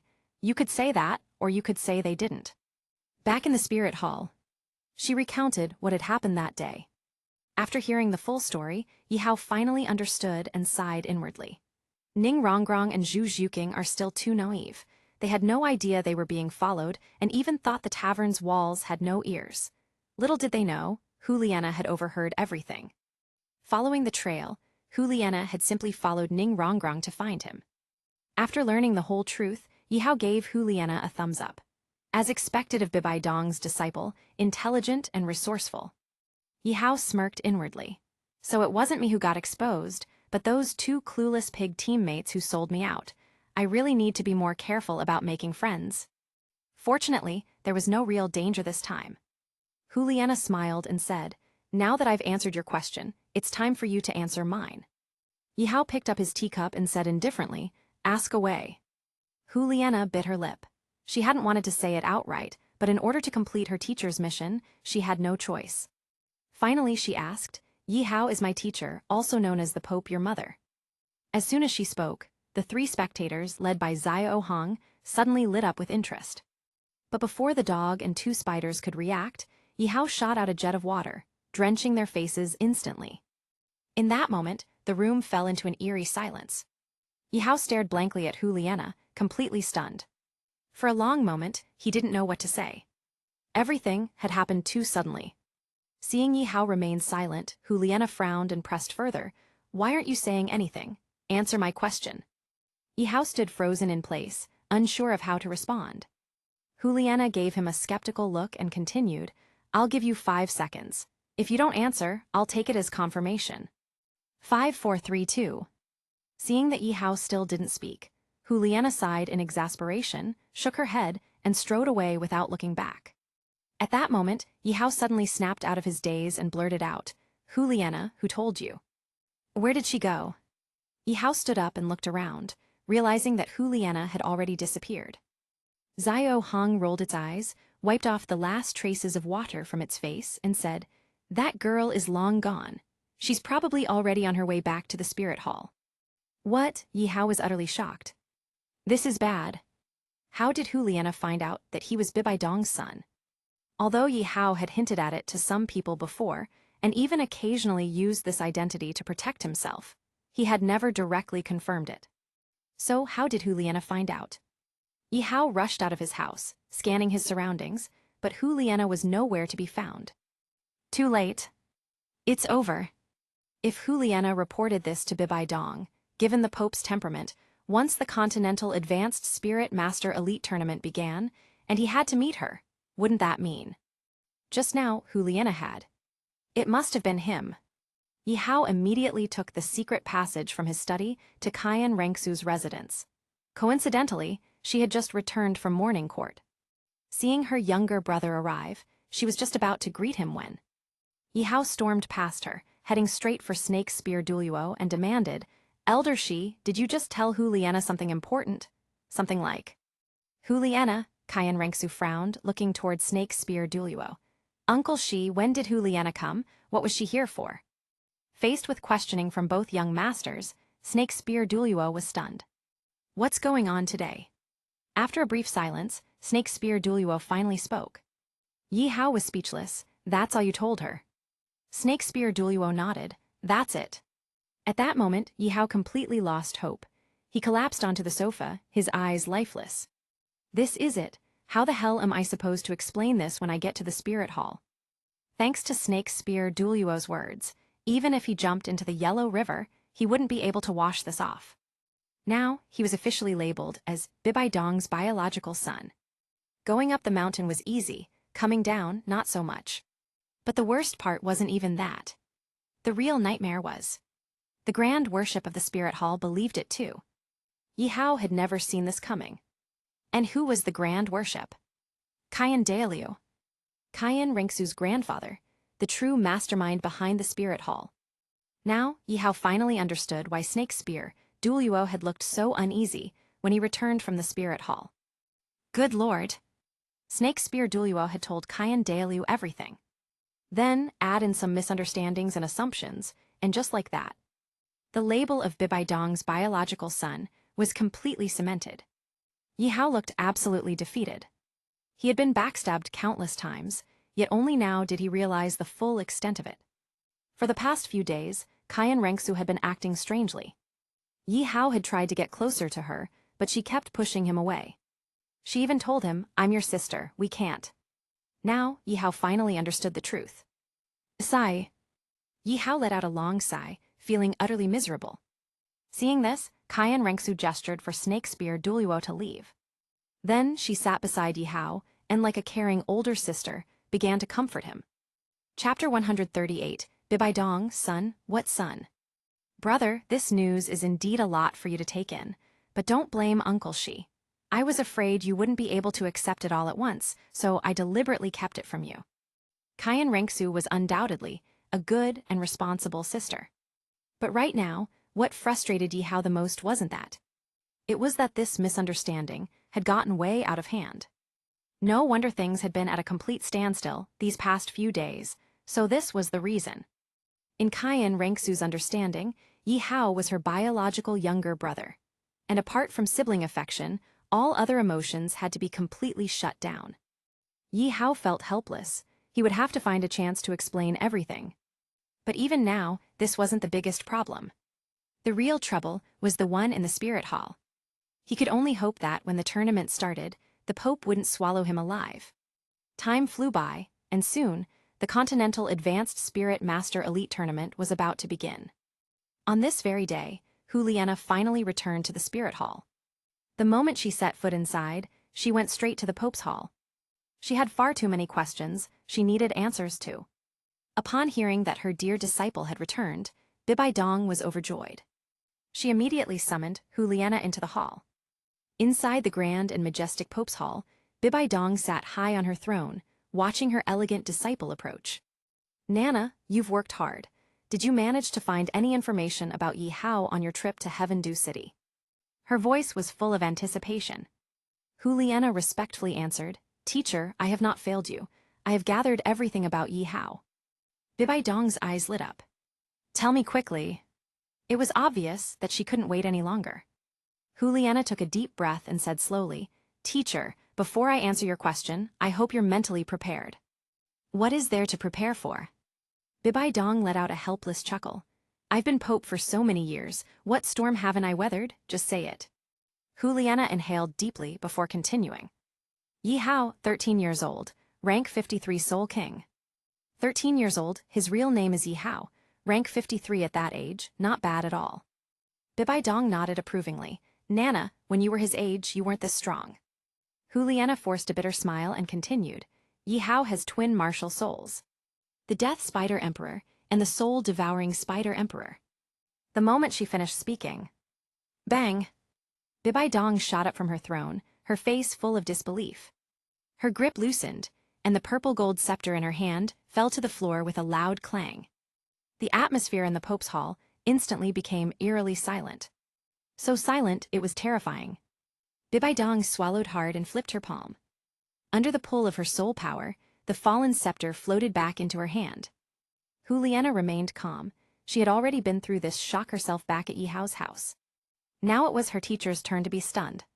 A long while later, Bibai Dong finally recovered from her shock and hurriedly asked, Nana, are you absolutely sure that Yi Hao has twin martial souls, the Death Spider Emperor and the Soul-Devouring Spider Emperor? Her voice was dry, filled with disbelief. It was the exact same reaction Juliana had when she first found out. Like master, like disciple. Bibai Dong couldn't believe it. That boy named Yi Hao, his martial souls were exactly the same as hers. A twin martial soul wasn't shocking in itself. But why were both of his martial souls identical to hers? That was what truly caught Bibaidong off guard. Juliana smiled bitterly and nodded. Teacher, I saw it with my own eyes. His twin martial souls are exactly the same as yours. After confirming it again, Bibaidong finally exhaled deeply and leaned back into her throne. She then asked, Nana, aside from this, the thing I care about the most is Yihao's appearance. Tell me everything. Does he really? Juliana nodded solemnly. As I mentioned before, Yihao looks just like you, almost as if he was carved from the same mold. I confirmed this multiple times. Bibaidong sat on her throne, resting her cheek on her palm, her expression unreadable. At this moment, only she could understand the emotions she was feeling. A person who looked exactly like her. Not only that, his martial souls were identical to hers. How could this be explained? The Death Spider Emperor and the Soul-Devouring Spider Emperor were extremely rare, top-tier beast martial souls. In this entire continent, Bibaidong was the only known possessor of them. And now, a second one had appeared. Bibaidong's expression turned serious as she looked at Juliana and asked, Nana, tell me, has Yihao agreed to join the Spirit Hall? Such a genius absolutely could not be left outside. More importantly, this was someone with the same twin martial souls as her. If another force managed to recruit him, it would be the same as handing them the key to her greatest weakness. That couldn't be allowed to happen. She had to bring him in, no matter what. Juliana smiled and reassured her. Teacher, rest assured, Yihao has already joined the Spirit Hall. Hearing this, Bibaidong finally breathed a sigh of relief. As long as he has joined, that's all that matters. Nana, where is Yihao now? Did he return with you? I want to see him immediately.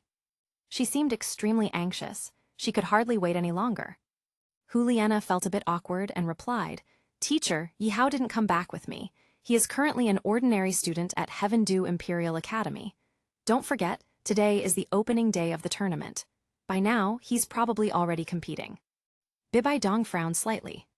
Heaven Dew Imperial Academy, if I recall correctly, they have a direct qualification to the knockout rounds, meaning they'll be coming to the Spirit Hall later on. It seems I'll have to wait until then to meet Yihao in person. Bibaidong let out a deep sigh before asking, Nana, how is the team's preparation for the tournament? Those 3 soul bones were prepared especially for you all, don't disappoint me. Those 3 soul bones were all at the 10,000-year level, including a head soul bone, which Bibaidong had specifically set aside for her disciple. Unfortunately, the elders opposed her decision, so she had no choice but to use the tournament as an excuse. As long as the Spirit Hall team won the championship, those soul bones would belong to Juliana and her teammates. Juliana confidently responded, Teacher, my brother and I have perfected our martial soul fusion technique. This championship will undoubtedly belong to the Spirit Hall. After that, Juliana hesitated for a moment before saying, Teacher, I heard something about you. Bibaidong raised an eyebrow. About me? What about me? Juliana took a deep breath and carefully said, It's about a secret between you and Yihao. Bibaidong frowned in confusion. A secret? What secret? Teacher, the truth is. Juliana then recounted everything she had learned. The moment she finished speaking, Bibaidong's face changed dramatically. The gentle smile she had worn earlier had completely disappeared, replaced by a dark and stormy expression. Her voice dropped dangerously low. Nana, tell me the truth, who told you this? Instantly, the entire Pope's Hall was filled with a chilling aura, sending shivers down Juliana's spine. She involuntarily trembled before cautiously replying, It was Elder Shi, Snake Spear Duluo, who told me. Teacher, is it really true, as Elder Shi said, that you and Yihao are?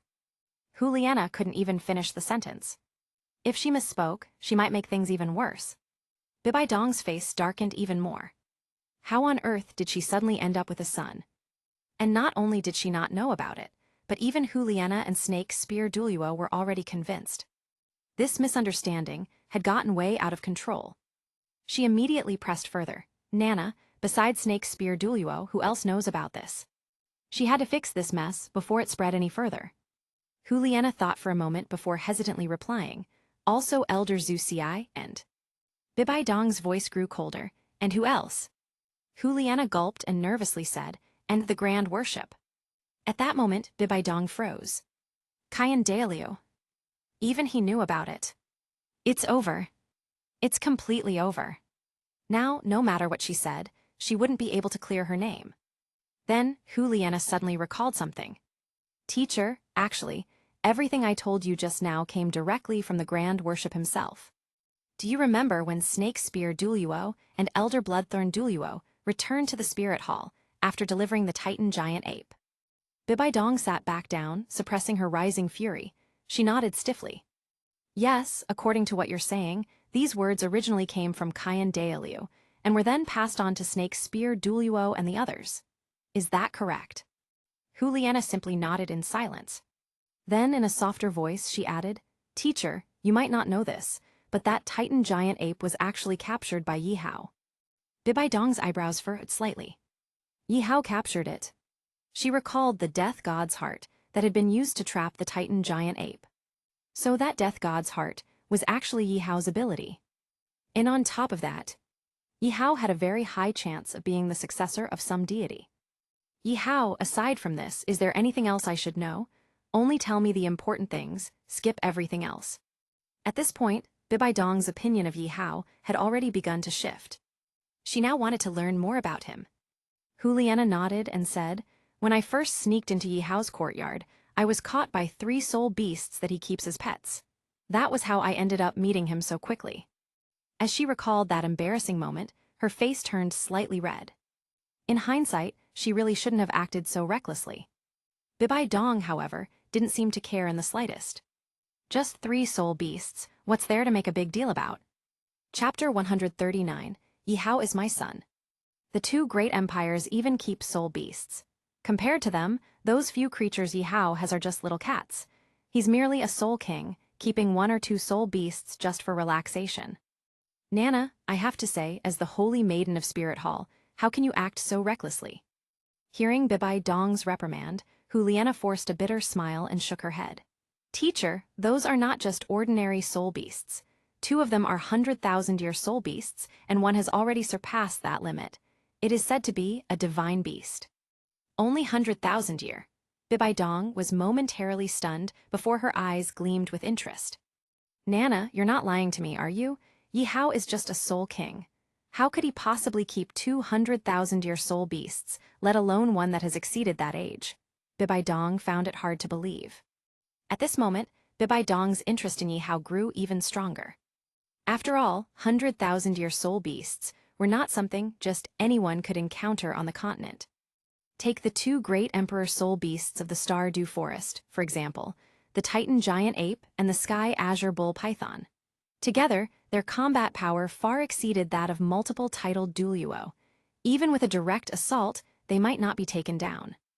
To survive for so many years, every soul beast that reached 100,000 years was anything but ordinary. Except for Xiaowu.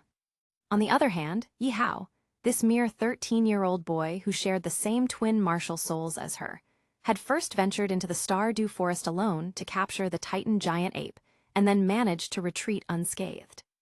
And now, according to Juliana, he possessed 3 soul beasts, 2 of them at the 100,000-year level, and 1 even beyond that. Bibaidong fell into deep thought. It had to be due to the death god's heart, which had previously trapped the Titan giant ape. Yes, that must be it. "Yi Hao, quite an interesting little fellow. Now I'm really looking forward to meeting you," Bibaidong murmured, her lips curling into a slight smile.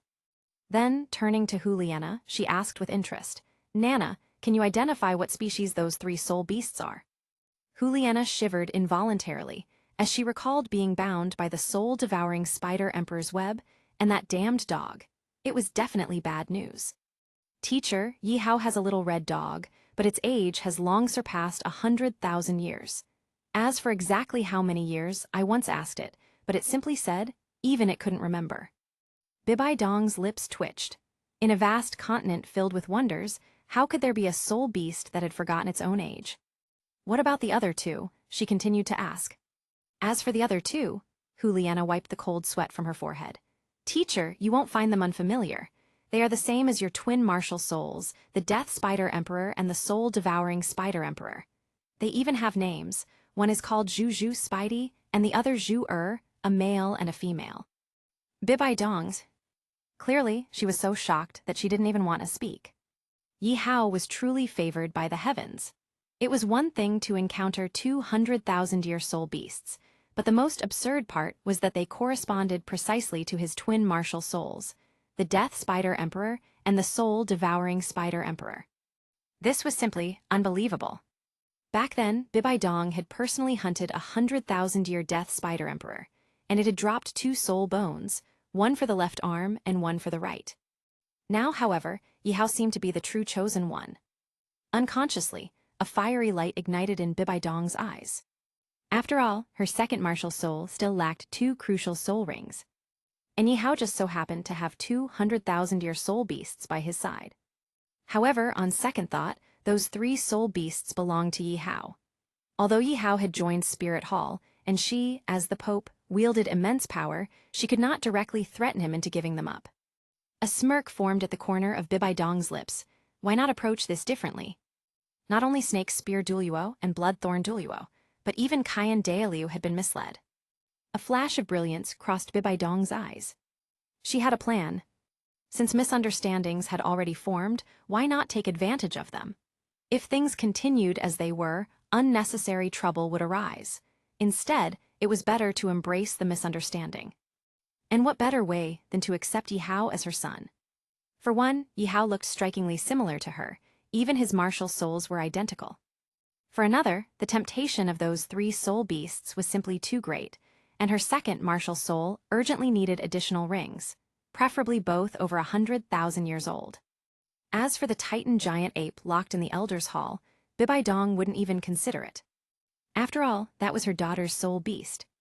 Not to mention, Cayenne Dailiu was keeping a strict watch over it, making his stance clear. Since even Cayenne Dailiu misunderstood the situation, she might as well go along with it. With her mind made up, Bibai Dong smiled gently. Nana, you are right, Yi Hao is indeed my son. As soon as Bibai Dong finished speaking, Huliana gasped audibly, her breath hitching in shock. Sure enough, the Grand Worshipper was right. This was explosive news. Bibai Dong chuckled slightly. That child doesn't yet know that I am his mother. I had originally planned to let him train on his own. The reason I sent you to Heaven Dew City was to observe how he was doing. Now it seems he's doing quite well, and he even, by coincidence, reunited with his sister. Now that things have come to this, there is no need to hide anymore. Nana, you have worked hard on this journey. If there's nothing else, you may return for now and focus on preparing for the All-Continent Advanced Soul Master Elite Tournament. I have high hopes for you all. After giving a respectful bow, Huliana turned to leave. Just as she reached the door, she suddenly paused, turned back and said, Teacher, there's one more thing I almost forgot to tell you. What is it? Bibai Dong asked casually. It's about Yi Hao. No, I should say, young Master Yi. Huliana said, Young Master Yi is not only a twin martial soul wielder, but he also possesses an external soul bone, 6-winged purple light wings, exactly the same as yours, teacher. It was obtained from a 1,000-year-old purple-winged demon spider. After saying this, Huliana closed the door and left. Bibai Dong stood frozen in place. She had always believed that she was already exceptionally gifted, but now it seemed Yi Hao was even more blessed by the heavens. Not only did he have an external soul bone, but it was identical to hers. At this moment, Bibai Dong could only let out a helpless smile, shaking her head in disbelief. My son truly is extraordinary. Meanwhile, in Heaven Dew City, the entire city was bustling with festivity. Every household was decorated with lanterns and banners, and the streets were lively and crowded.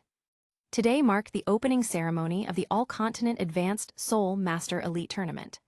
A massive crowd gathered in the streets, stretching as far as the eye could see. In the Heaven Dew competition zone, teams from all over had begun arriving. The preliminary rounds would determine the top 5 teams, who would then undergo another selection process. This round would be a one-on-one battle format, with the final winning teams representing the Heaven Dew Empire in the Ultimate Knockout Tournament held by Spirit Hall, where the real battle for the championship would begin. To accommodate this grand event, the Heaven Dew Great Spirit Arena, located in the heart of Heaven Dew City, had even undergone expansion to host the matches. On the busy streets, the Emperor team from Heaven-Du Royal Academy strolled along, observing their surroundings. Their destination was the Heaven-Du Great Spirit Arena, where the preliminary battles were about to begin. Since their team belonged to the prestigious Heaven-Du Royal Academy, they were exempt from the early rounds. Instead, they only needed to wait until the final qualifying teams were selected, after which they would proceed directly to Heaven-Du City. With no matches scheduled for them today, the Emperor team decided to enter the city and spectate the first day's battles. After all, among these competing teams, some would be their future rivals, so gathering intel in advance was a wise move. Just then, a group of men and women dressed in fiery red outfits passed by. They were all exceptionally good-looking, but one particular girl stood out, a fiery, curvaceous beauty in red who immediately caught the attention of many passers-by. Shortly after, another group of female competitors dressed in blue team uniforms walked by. Their graceful and alluring figures, paired with their lively and playful demeanor, made them resemble a group of enchanting spirits. Their cheerful laughter filled the streets, and the sight of them made the male onlookers gulp uncontrollably. Following behind them were several other teams, all of whom were participants in the tournament, representing prestigious academies from across the continent. Blazing Academy, Divine Wind Academy, Thunderclap Academy, Tianshui Academy. Yu Tianheng stood among the crowd, glancing at the teams walking by. Among them, he recognized several familiar faces, particularly the captain of Thunderclap Academy, Yu Tiangxin, who was none other than his own brother. Both of them hailed from one of the top 3 clans, the Blue Lightning Tyrant Dragon clan. Despite being brothers, a clear gap existed between them. Yu Tianheng was the designated heir, while Yu Tiangxin was not. Naturally, this led to a fierce rivalry between them. This year's tournament is way more intense than I expected. Du Guyan sighed, feeling the weight of competition. Ning Rongrong smiled confidently. Sister Yan, you need to have more faith in yourself. My 9-treasure glazed tile pagoda's support is no joke. Besides, we have Brother Hao with us. With him here, the championship is ours for sure. Ha ha ha. The group. Zhu Zhuqing asked, where is Brother Hao? Wasn't he supposed to meet us at this time? Yi Lingling responded indifferently, I bet he overslept. Suddenly Shimo pointed ahead, exclaiming, look over there. Following Shimo's gaze, they spotted Yi Hao walking calmly through the streets. Beside him was a mysterious black-haired girl. She was an absolute beauty, her features flawless, her presence naturally elegant. However, she exuded an icy demeanor, rarely showing emotion. She wore a black and purple dress, and her long, silky black-purple hair cascaded down her back. With each step she took, an intoxicating aura surrounded her, leaving countless men entranced as they passed by. The surrounding men were completely captivated, their eyes fixed on the girl beside Yi Hao, unable to look away. Seeing this, the onlookers' jealousy surged. If looks could kill, Yi Hao would have been challenged to a duel on the spot. Even within the Emperor team, everyone was momentarily stunned. Du Guyan's expression twisted in frustration. She grabbed Yu Tianheng's side fiercely, twisting his skin in a full 360-degree motion. Yu Tianheng let out a sharp inhale of pain, his eyes filled with an apologetic look as he glanced at Du Guyan. Yi Hao and the mysterious girl soon approached the Emperor team. Seeing their entranced expressions, Yi Hao coughed lightly to snap them back to reality. Everyone, this is Zhu she's my friend. He introduced her formally and seriously. Chapter 140, Everyone Mocks Shrek. Soul-devouring spider emperor, Zhu. Not long ago, under Xiao Hong's guidance, Zhu finally completed her transformation from a soul beast into a human. Just like the cold and emotionless girl standing before them now, her soul beast aura was completely concealed by the death god's heart. Even if a titled Duoluo stood right in front of her, they wouldn't be able to recognize her true identity. As for the death spider emperor, the moment it saw Zhu in her human form, it almost lost its footing. Immediately, it started pestering Xiao Hong for guidance. It also wanted to transform into a human and stay with Zhu forever. After constant badgering, Xiao Hong was overwhelmed and had no choice but to agree. This decision was actually made with Yi Hao's safety in mind.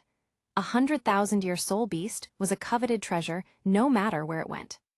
By using the death god's heart to construct a human form for the soul-devouring spider emperor, Zhuer's transformation was finally complete. The moment she took human form, even Yi Hao couldn't help but swallow hard, though, unlike Tang San, he didn't have a thing for soul beasts. More than anything, the three of them, Xiao Hong, Zhuer, and the Death Spider Emperor, were like family to Yi Hao. Zhuer remained silent, her demeanor icy, like an ancient glacier that refused to melt. She had absolutely no interest in the members of the Emperor team before her. Her task was simple: protect Yi Hao throughout the tournament. Everything else was none of her concern. The tournament was bound to attract all kinds of people, and even though Yi Hao had joined the Spirit Hall, Snake Spear Duluo and Bloodthorn Duluo couldn't reveal themselves recklessly. Otherwise, Cayenne Rengsu's identity could be compromised. Thus, Xiao Hong suggested using the divine power within the Death God's heart to create a body for Zhuer. The advantage of this method was that, unlike that rabbit, she wouldn't have to revert to infancy and start cultivating all over again after transforming. Zhuer's power was fully retained. Before, she was already a 100,000-year soul-devouring spider emperor. Now, she had become a title Duluo, possessing a 100,000-year soul ring and standing at rank 95. Compared to some of the strongest figures in Heaven Du City, such as Bone Duluo and Sword Duluo, she could definitely hold her own in battle. As for the Death Spider Emperor, Spidey, he was still in the process of transforming. Yi Hao smiled faintly. "Don't mind her. My friend is used to living alone. Suddenly being in such a crowded place makes her act this way. I hope you understand." Yu Tianheng and the others nodded stiffly. Then, their gazes returned to the street, where more and more teams were passing by.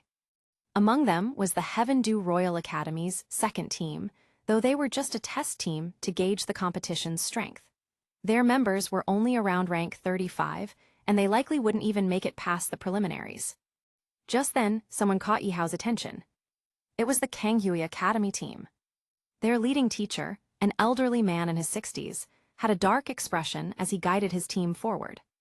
Unlike other teams, which were lively and cheerful, Kanghui Academy's members were eerily silent, probably because their leader was such a cold and quiet person. "It's him." Yu Tianheng suddenly gasped. "Tianheng, you know him?" Du Guyan asked. Yu Tianheng nodded and said, "His name is Shinayan. I've heard my grandfather mention him before. His martial soul is terrifying. It can trap people in illusions and torment them until they die. People call him Kanmeng, Cruel Dream. This guy is ruthless and holds grudges. No matter what, we must avoid any conflicts with Kanghui Academy. If he sets his sights on us, we'll be in serious trouble." The others instinctively nodded. They were here to observe the competition and gather intel on their opponents, not to provoke someone like him. "Shinayan, so it's him," Yi Hao murmured, unintentionally locking eyes with the sinister-looking old man. After a brief moment, Shinayan turned away and continued leading his team toward the Heaven Du Great Spirit Arena. "Want me to kill him?" Zhuer's voice suddenly echoed in Yi Hao's mind through spirit power transmission. She had sensed the danger from Shinayan. He was already a potential threat to Yi Hao. Yi Hao shook his head and replied, "Let's wait and see. Maybe he just glanced at me by coincidence." Shinayan was dangerous, but Yi Hao's true targets lay elsewhere. Finally, the last team arrived. Leading them was Flender, walking proudly at the front. Behind him, Grandmaster, Liu Erlong, and Qin Ming followed in an orderly manner. At the very back, a group of people wearing an ugly, dung-green uniform covered in advertisements slowly made their way forward, the Shrek team. Along the way, onlookers burst into laughter at this newly formed, unknown team. Shrek Academy, ha ha ha ha. They really live up to their name, wearing poop green uniforms, where they even find those in a pile of trash. And look at all those ads. Are they trying to cover up the holes in their clothes? Dai Mubai and the others clenched their fists in frustration. Their heads lowered, too embarrassed to even make eye contact. Instinctively, they quickened their pace, eager to leave this place as soon as possible. Unfortunately, Flender took his sweet time strolling at the front. As the Academy's leader, it would be improper for Tang San and the others, the participants, to walk ahead of him. And so, they were forced to endure the humiliation. For some reason, Flender also kept a noticeable distance from the Shrek students, as if he didn't want to be associated with them either. Among the Shrek team, 4 new faces had joined the lineup. This was the newly reformed Shrek 7 Devils. One of them was a muscular young man named Tai Long, a new member of the team. There was once a strange encounter between Tai Long and Tang San. Much like before, Tai Long had a crush on Xiao Wu, but she rejected him. This led to a duel between Tai Long and Tang San, in which Tai Long was ultimately defeated. The next day, Tai Long's father, Tai Nuo, showed up seeking justice for his son. Without the enhancement of his 8 spider lances, Tang San lost rather quickly. However, his hidden weapons still managed to inflict some injuries on Tai Nuo. Thinking the matter was settled, Tang San didn't expect that, on the third day, Tai Long's grandfather would appear. Tai Tan, Tai Long's grandfather, specifically demanded Tang San to fight him. As a result, Tang San was beaten to the point of unconsciousness, his face bruised and swollen. If not for the Hiatus hammer manifesting at the last moment, his injuries might have been even more severe. According to a rumor circulating in Heavendu City, Tai Tan also woke up the next day with a swollen, bruised face, as if someone had given him a beating. This was baffling. After all, Tai Tan was the leader of the Strength clan. His martial soul, vigorous orangutan, was a powerful beast-type martial soul, and he himself was a soul duo. Who would dare to beat him up? When asked, Tai Tan simply explained, "I tripped and fell in the dark while going to the bathroom at night." To this day, this incident remains one of Heavendu City's greatest mysteries. No one knows who actually did it. Among the Shrek team, a short-haired girl in a green skirt stood out. Her name was Jiangzhu, one of the new Shrek 7 devils. Additionally, there were 2 other new faces, Huang Yuan and Jingling, both of whom were substitute members for the tournament. The rest of the team remained unchanged. Just then, a burst of laughter erupted, sending shivers down Shrek's team members' spines. The voice was all too familiar. Turning their heads, they saw Ning Rongrong, giggling uncontrollably amidst the crowd. She had been holding it in, but the sight of Shrek's ridiculous uniforms, ugly green with advertisements all over, was too much for her. She simply couldn't stop laughing. That traitor again. Seeing Ning Rongrong, Daimyo gritted his teeth in fury, but what could he do? They were walking around in those hideous uniforms. Not getting laughed at would be the real miracle. Damn it! Xiao Wu clenched her rabbit teeth, seething with hatred for Ning Rongrong. But then, her gaze accidentally landed on the person standing beside Ning Rongrong, Yi Hao. At that moment, her expression twisted with rage. Her eyes burned with pure killing intent. To her, Yi Hao was the spicy rabbit head, the one responsible for her greatest humiliation back in Soto City. That day, she hadn't been able to sleep all night from anger. In that instant, Zhuer, who was standing beside Yi Hao, noticed something. Her eyes gleamed as a powerful aura burst forth, enveloping Xiao Wu in an instant. Thud! Xiao Wu suddenly collapsed to her knees, her body pressed against the ground. She couldn't move an inch. Everyone nearby was stunned. What's wrong with her?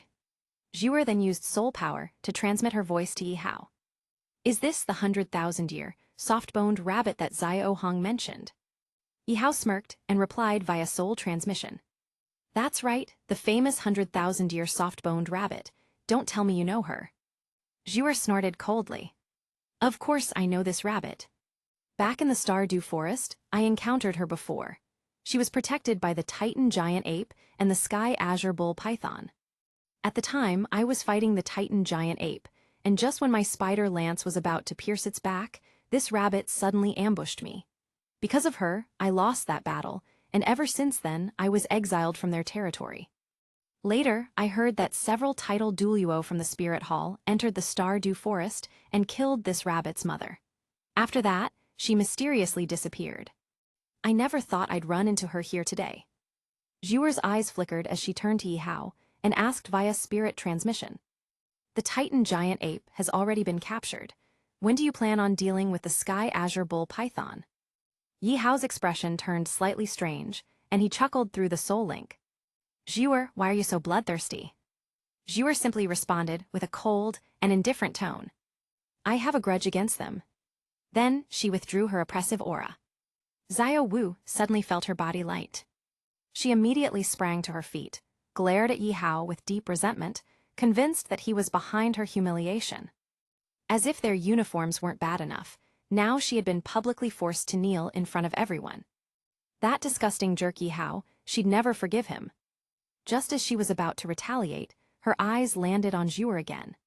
Her expression instantly changed. Without a word, she turned and walked away, picking up her pace significantly. Tang San immediately noticed her reaction. He secretly clenched his fists in hatred, his resentment toward Yihao only growing stronger. Casting one last dark glance at Yihao, Tang San silently followed after Shrek Academy's team. "See you later, Shrek warriors." As they walked away, Shrek's members stumbled in anger, nearly tripping over themselves. They gritted their teeth, swallowing their rage. This was the most humiliating moment of their lives. Meanwhile, Zhuer's eyes flashed with a cold, murderous glint. "Master, when will we kill the Sky Azure Bull Python and make it your spirit ring?" Yihao let out a bitter laugh. "Not yet. The Sky Azure Bull Python is already struggling to survive. As for the Titan Giant Ape, the Spirit Hall has it trapped. It doesn't have much time left. Originally, I planned to use it for my sister's next soul ring, but after closer examination, I realized it wasn't suitable for her. Now, dealing with the Titan Giant Ape has become a problem." Chapter 141, Kaiyan Rangsu's Misunderstanding. The Titan Giant Ape was doomed, there was no changing that. As for the Sky Azure Bull Python, it was already on Yihao's hunting list. It was only a matter of time. "Be patient, there are plenty of people eyeing that rabbit." Yihao smirked as the Emperor Battle team followed the bustling crowd toward Heavendew Great Spirit Arena. Meanwhile, in a dark corner, a black-robed Tang Hao clutched his chest in pain. Damn it! The Death Spider Emperor's venom was flaring up again at the worst possible moment. For the past few days, he had been plotting how to capture Yihao and force him to detoxify the poison. But now it seemed impossible. Zhuer's sudden appearance had changed everything. Her aura was no weaker than his own. In a one-on-one fight, Tang Hao knew he wasn't her match. The Death Spider Emperor's poison had already invaded every inch of his body. Damn it all. He watched as Spicy Rabbit Head walked further away, that hated enemy who had humiliated his son. Yet at this moment, Tang Hao was powerless. The Continental Advanced Spirit Master Elite Tournament begins. The event kicked off with a passionate speech from Emperor Zhu Yi, followed by a few words from 7 Treasure Glaze Tile Sex Master. Finally, Salaz, the Bishop of Heavendew's Spirit Hall, stepped forward to conduct the draw for matchups. During the ceremony, Zhu King, the Crown Prince of the Empire, noticed Yihao. His dear younger brother.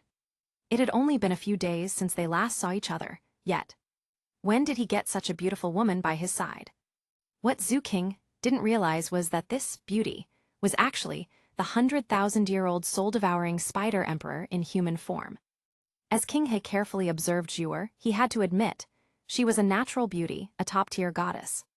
And surprisingly, she looked quite fitting standing beside Yihao. There's a saying, an elder sister is like a mother. If this woman was really going to be her younger brother's partner, then as his big sister, she had to screen her properly. After all, Yihao was now a part of Spirit Hall, with a noble status. His future partner would be crucial. This was about Spirit Hall's legacy. More importantly, Yihao was her biological brother. This matter had to be taken seriously. Just then, Zhuer met Zhu Qing's gaze. Subconsciously, King He smiled at her, a silent greeting. At that moment, Zhuer spoke to Yihao via soul transmission. "Master, your sister has noticed me." Yihao froze for a second, then looked up at Zhu King, who was seated in the stands. Her expression was subtle, but then she gave him a thumbs up in secret. In that instant, Yihao immediately understood. Crap. She totally misunderstood. Yihao awkwardly scratched his head and quickly led Zhuer away. "Zhuer, my sister, misunderstood us." Yihao smiled bitterly and shook his head. "Misunderstood," Zhuer blinked. "Misunderstood what?" "Forget it for now. By the way, how's it going with Spidey?" Yihao's eyes lit up with curiosity. Zhuer pouted disdainfully and said, "I don't like him." "Why, I thought Spidey was into you." Yihao was genuinely confused. "That's just his wishful thinking," Zhuer said indifferently. "We're not even the same type of being. Even if we were together, I'd probably end up devouring him one day if I couldn't control myself." Yihao let out a dry laugh.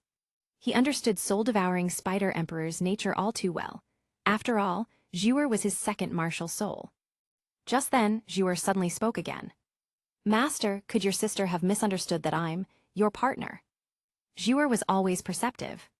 Yihao's mouth twitched, then he laughed in frustration. Nothing gets past you. Out of the three of you, you're definitely the smartest. Yeah, my sister totally thinks we're together now. And now I have to explain everything later, such a hassle. Zhuer suddenly grinned mischievously. Then, why don't we just try it out? Yihao snapped his head around and shook it violently. Zhuer, don't even think about it. I'm seriously afraid that one night you'll... Zhuer let out a cold chuckle. Relax, I was just messing with you. Then she narrowed her eyes playfully. But I can tell, Master, you actually like your sister, don't you? Yihao's expression shifted. Then he sighed in amusement. I really can't hide anything from you. Yes, I do like my sister. But now that she thinks I'm her biological brother, things have gotten complicated. Zhuer smirked. Want me to get Xiao Hong to set you two up? Yihao immediately shook his head. Xiao Hong, that dog, no way, that guy is completely unreliable. Meanwhile, in the tournament draw, something unexpected happened.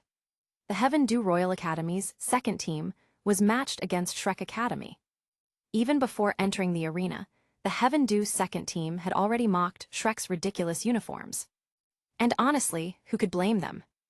Flender's bizarre fashion choices had completely backfired. He thought he was creating a bold, eye-catching design, but instead, they had become the laughingstock of the entire city. As soon as Shrek Academy entered the waiting area, Dai Mubai and the others immediately found a hidden corner. They couldn't even lift their heads in shame. Perhaps it was fate's favor, but when the Shrek team saw that their opponent was the second team of Heaven Du Imperial Academy, their morale soared, and they were eager to fight. Master, let me go first. Xiao Wu was the first to volunteer, her eyes blazing with fiery determination. Earlier, when they had entered the venue, Yihao had already caused her to suffer a setback. The second team of Heaven Du Imperial Academy belonged to the same system as Yihao's Emperor team. The rivalry between Shrek Academy and Heaven Du Imperial Academy had long been irreconcilable. From the moment Flender and the others were driven out of Heaven Du Imperial Academy, the seed of hatred had been sown. Now, karma had come full circle. Dai Mubai's eyes lit up. Master, I've already investigated them. Yihao is not among their ranks, and their average strength is only around level 35. If all 7 of us from Shrek act together, we'll ensure they're utterly crushed to avenge our past humiliation. Exactly, Ma Hongzhen chimed in. Master, let me go. Shrek Academy's disgrace must be washed away by my own hands. Everyone spoke eagerly, while the Grandmaster remained calm, lost in thought. After a moment, he said, This time, Mubai will lead the team. The lineup will be Tang San, Huang Yuan, Jingling, Jiangzhu, Xiao Wu, and Tai Long. Hongzhen, you don't need to participate this time. You'll have your chance later. This is Shrek Academy's first battle. You must defeat them as quickly as possible. I'll give you 1 minute. After 1 minute, I don't want to see a single one of them still standing. The Grandmaster's voice was cold and firm. Hearing this, Qin Ming hesitated, his heart growing heavy. He understood the deep-seated hatred between Shrek Academy and Heaven Du Imperial Academy, and he knew this battle was inevitable. Although Qin Ming had already left Heaven Du Imperial Academy to join Shrek, at this moment, he felt an ominous unease. He had just caught a glimpse of Yihao among the crowd. Given what he knew about Yihao, this match was unlikely to be so simple. From the Grandmaster's tone, this battle was not just about regaining their dignity, it was a battle he was supremely confident in winning. To the Grandmaster, the second team was nothing more than a bunch of nobodies. The Shrek 7 Devils were his personal disciples, and now it was time to test their training results. At that moment, a faint smirk appeared on Xiao Wu's lips, a flash of killing intent flickering in her eyes. She clenched her fists, eager to crush Heaven Du Imperial Academy's second team. She might not be able to defeat Yihao, but these second-rate pests were easy prey. Brother, let's strike hard later. I don't want to see this group again, Xiao Wu suggested. Tang San smiled slightly, full of confidence. Don't worry, Xiao Wu, I'm already a soul ancestor and can now fight Yihao on even ground.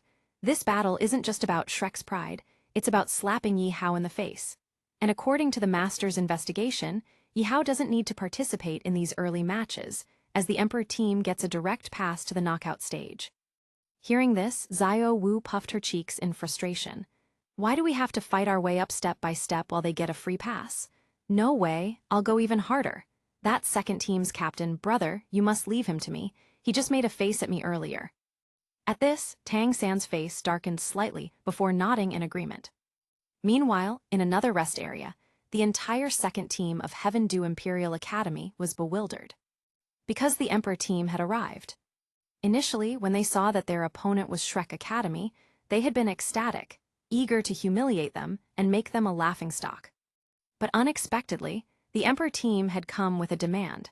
They wanted several members of the second team to give up their spots so that members of the Emperor team could take their place. Why, we're Shrek Academy's opponents, why should we step aside? The second team's captain protested. Yu Tianheng sighed.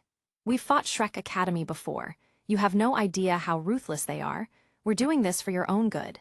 If you lose, it won't just be your own disgrace, it'll be a humiliation for the entire academy.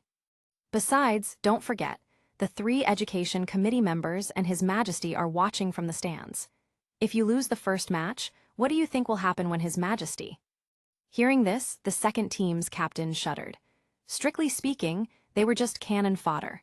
Their primary purpose was to help the Emperor team gather intelligence on potential opponents for the knockout rounds. A strong opening victory was crucial for a team's morale, and with Emperor Zhu Yi himself, who was technically the Academy's highest authority, watching, losing to Shrek Academy would be an utter embarrassment. With no other choice, the second team's captain could only comply with the Emperor team's demand. 3 members were withdrawn and replaced by Yi Hao, Yu Tianheng, and Zhu Zhuqing. Chapter 142, Defeating Shrek, Everyone's Duty. The Heaven Dew Imperial Academy had 2 teams, Team 1 and Team 2. Team 1 was the Emperor team, the true main force. Team 2 was the current secondary team of Heaven Dew Imperial Academy. Both teams had registered for the Continental Advanced Spirit Master Academy Elite Tournament, but strictly speaking, they were considered one single unit. However, since the Royal Battle Team was the true elite squad, and the tournament was jointly organized by the Spirit Hall, Heaven Dew Empire, and Star Luo Empire, each faction had one team that automatically advanced to the final elimination rounds without needing to go through the tedious early stages. Anyone could participate in the competition as long as they received approval from a participating team. In other words, as long as the team agreed, they could form whatever kind of lineup they wanted. For example, back then, Shenfeng Academy and Blazing Academy had merged their teams to deal with Shrek Academy, exploiting a loophole in the rules. Fierce battles erupted one after another in the Heaven Dew Great Spirit Arena, which was packed with tens of thousands of spectators. At the VIP seating area, the most prominent figure was Emperor Zhu Yi, ruler of the Heaven Dew Empire, seated on the central throne. To his side sat Ning Fengzhai, the 7 treasure glazed tile clan master, and Salaz, the platinum bishop of Spirit Hall. Further down, many high-ranking nobles were present, including the crown prince, Zhu King. At that moment, a staff member carefully approached Emperor Zhu Yi and whispered something. The emperor hesitated momentarily, then asked a few questions, which the staff member cautiously answered. After receiving a definitive response, Emperor Zhu Yi nodded in approval. Although the surrounding nobles were curious, none dared to inquire further. Heaven Dew Imperial Academy Team 2 versus Shrek Academy. Both teams, please enter the arena. Under the bright spotlights, 7 students from Shrek Academy stepped onto the stage in their green uniforms. But unlike previous matches, the audience did not applaud. Instead, waves of laughter erupted from the crowd. People pointed and whispered, mocking their outlandish outfits plastered with advertisements.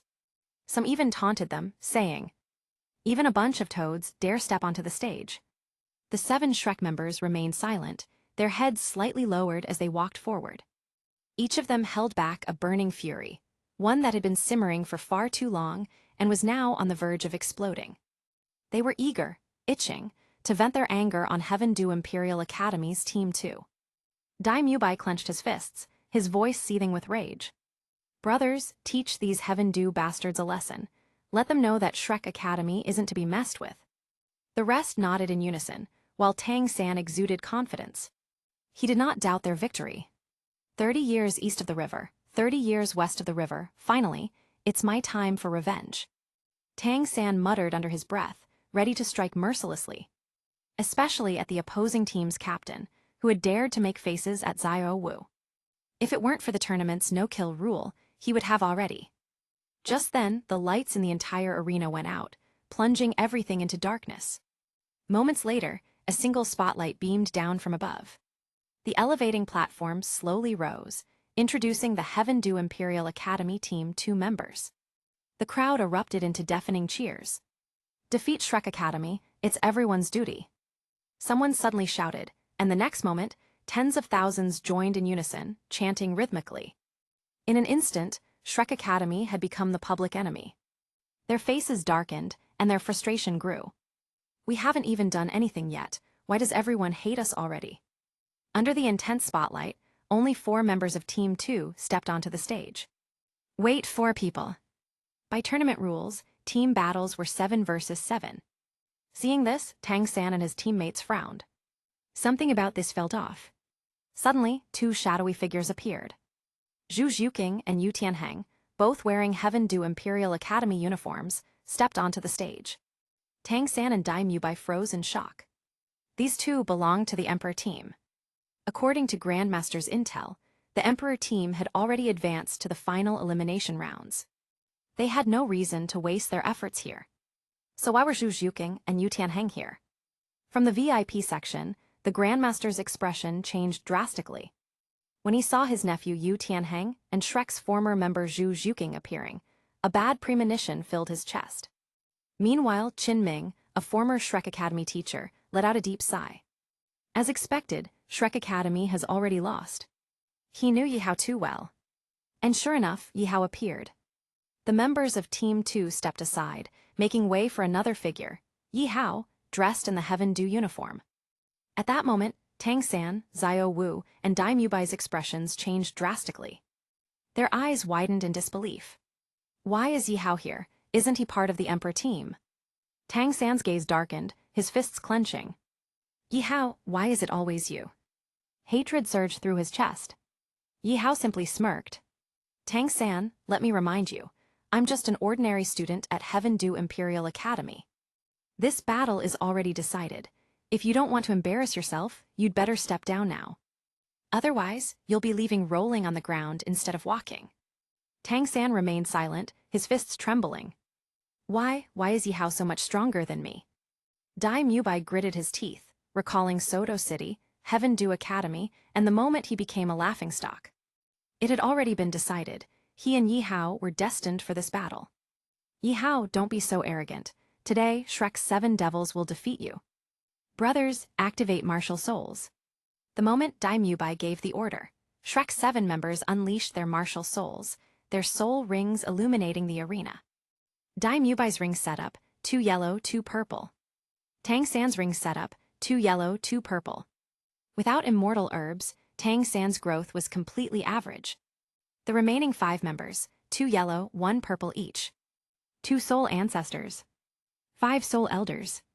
In this tournament, they were a formidable team. Yi Hao simply scoffed. The members of Team 2 activated their martial souls.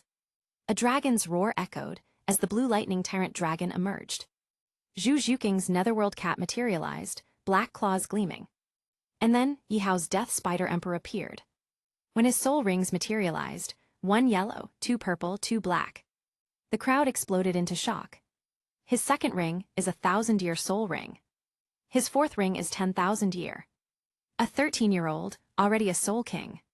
Some teams, seeing this, felt their hopes crumble instantly. Emperor Zhu Yi burst into laughter, greatly pleased.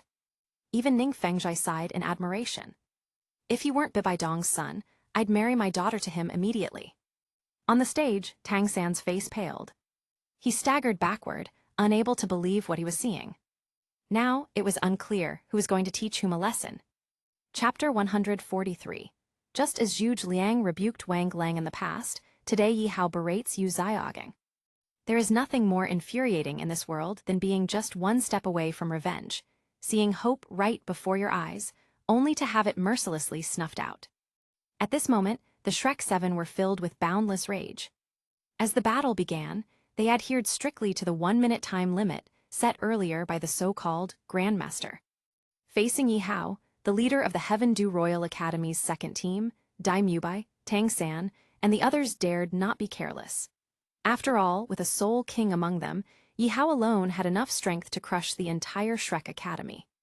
Tang San's first soul ring lit up, and countless blue-silver grass sprouted from the ground, surging toward the members of the second team. Using Tang San's blue-silver grass as cover, the Shrek members advanced step by step, pressing in on their opponents. Xiao Wu, with her teleportation ability, even managed to position herself behind them.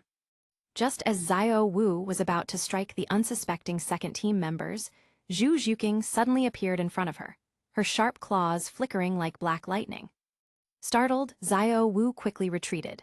She definitely didn't want to get her face scratched by Zhu Zhuqing's cat claws, otherwise, her dear third brother might not want her anymore. "You damn traitor, why are you blocking me? Get lost if you know what's good for you," Xiao Wu shouted furiously. But Zhu Zhuqing was not someone to be trifled with. She coldly glanced at Xiao Wu, growing more and more annoyed with her. She had been insufferable back at Shrek Academy, and now she was even worse. "You unwanted, shrieking hen, what are you screaming about here?" Zhu Zhuqing's sharp words showed no mercy. "You," Xiao Wu trembled with rage, pointing at Zhu Zhuqing with a shaky finger. "You actually called me a hen? I'll kill you." Just as she finished speaking, Xiao Wu flipped her right hand up, readying herself to attack Zhu Zhuqing. But Zhu Zhuqing saw through her intentions immediately. Fourth soul skill, Nether Shadow Clone. As her fourth soul ring lit up, two identical Zhu Zhuqings suddenly appeared on the battlefield, making it difficult for Xiao Wu to tell which one was real. At that moment, the other second team members finally reacted. Their soul rings lit up, each summoning a different energy attack to bombard Xiao Wu. Tang San panicked upon seeing Xiao Wu in danger, and immediately used Ghost Shadow Perplexing Track to rush forward. However, before he could do anything, Yi Hao's powerful kick struck Tang San squarely in the stomach. Tang San let out a pained scream as he staggered backward dozens of steps.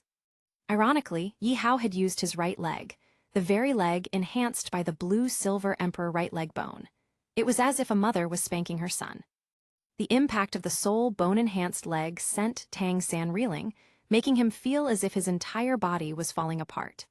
He coughed up blood, his eyes turning blood red as he glared at Yi Hao, murderous intent surging from his body. Meanwhile, Yu Tianheng and Dai Mubai, the longtime rivals, clashed once more, Dragon Claw against Tiger Palm. Their soul power was evenly matched, making it hard to determine a victor. Suddenly, a loud smack caught everyone's attention. Zhu Zhuqing, showing no mercy to her former plastic sister, ruthlessly swung her hand back and delivered a sharp slap across Xiao Wu's face. Smack. Then another. Xiao Wu was left dizzy by the blows, and before she could recover, Zhu Zhuqing kicked her off the stage.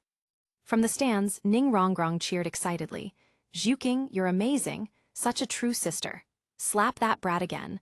Let her learn the hard way that playing the victim won't get her anywhere." In the VIP section, Ning Fengjai awkwardly turned his head away. "Who is this girl? Not mine, surely." Seeing this scene, Tang San's eyes widened in fury. At that moment, he was beyond enraged. His fourth soul ring lit up, and countless blue-silver grass transformed into long, sharp spears behind him. He roared, "Fourth soul skill, blue-silver spear."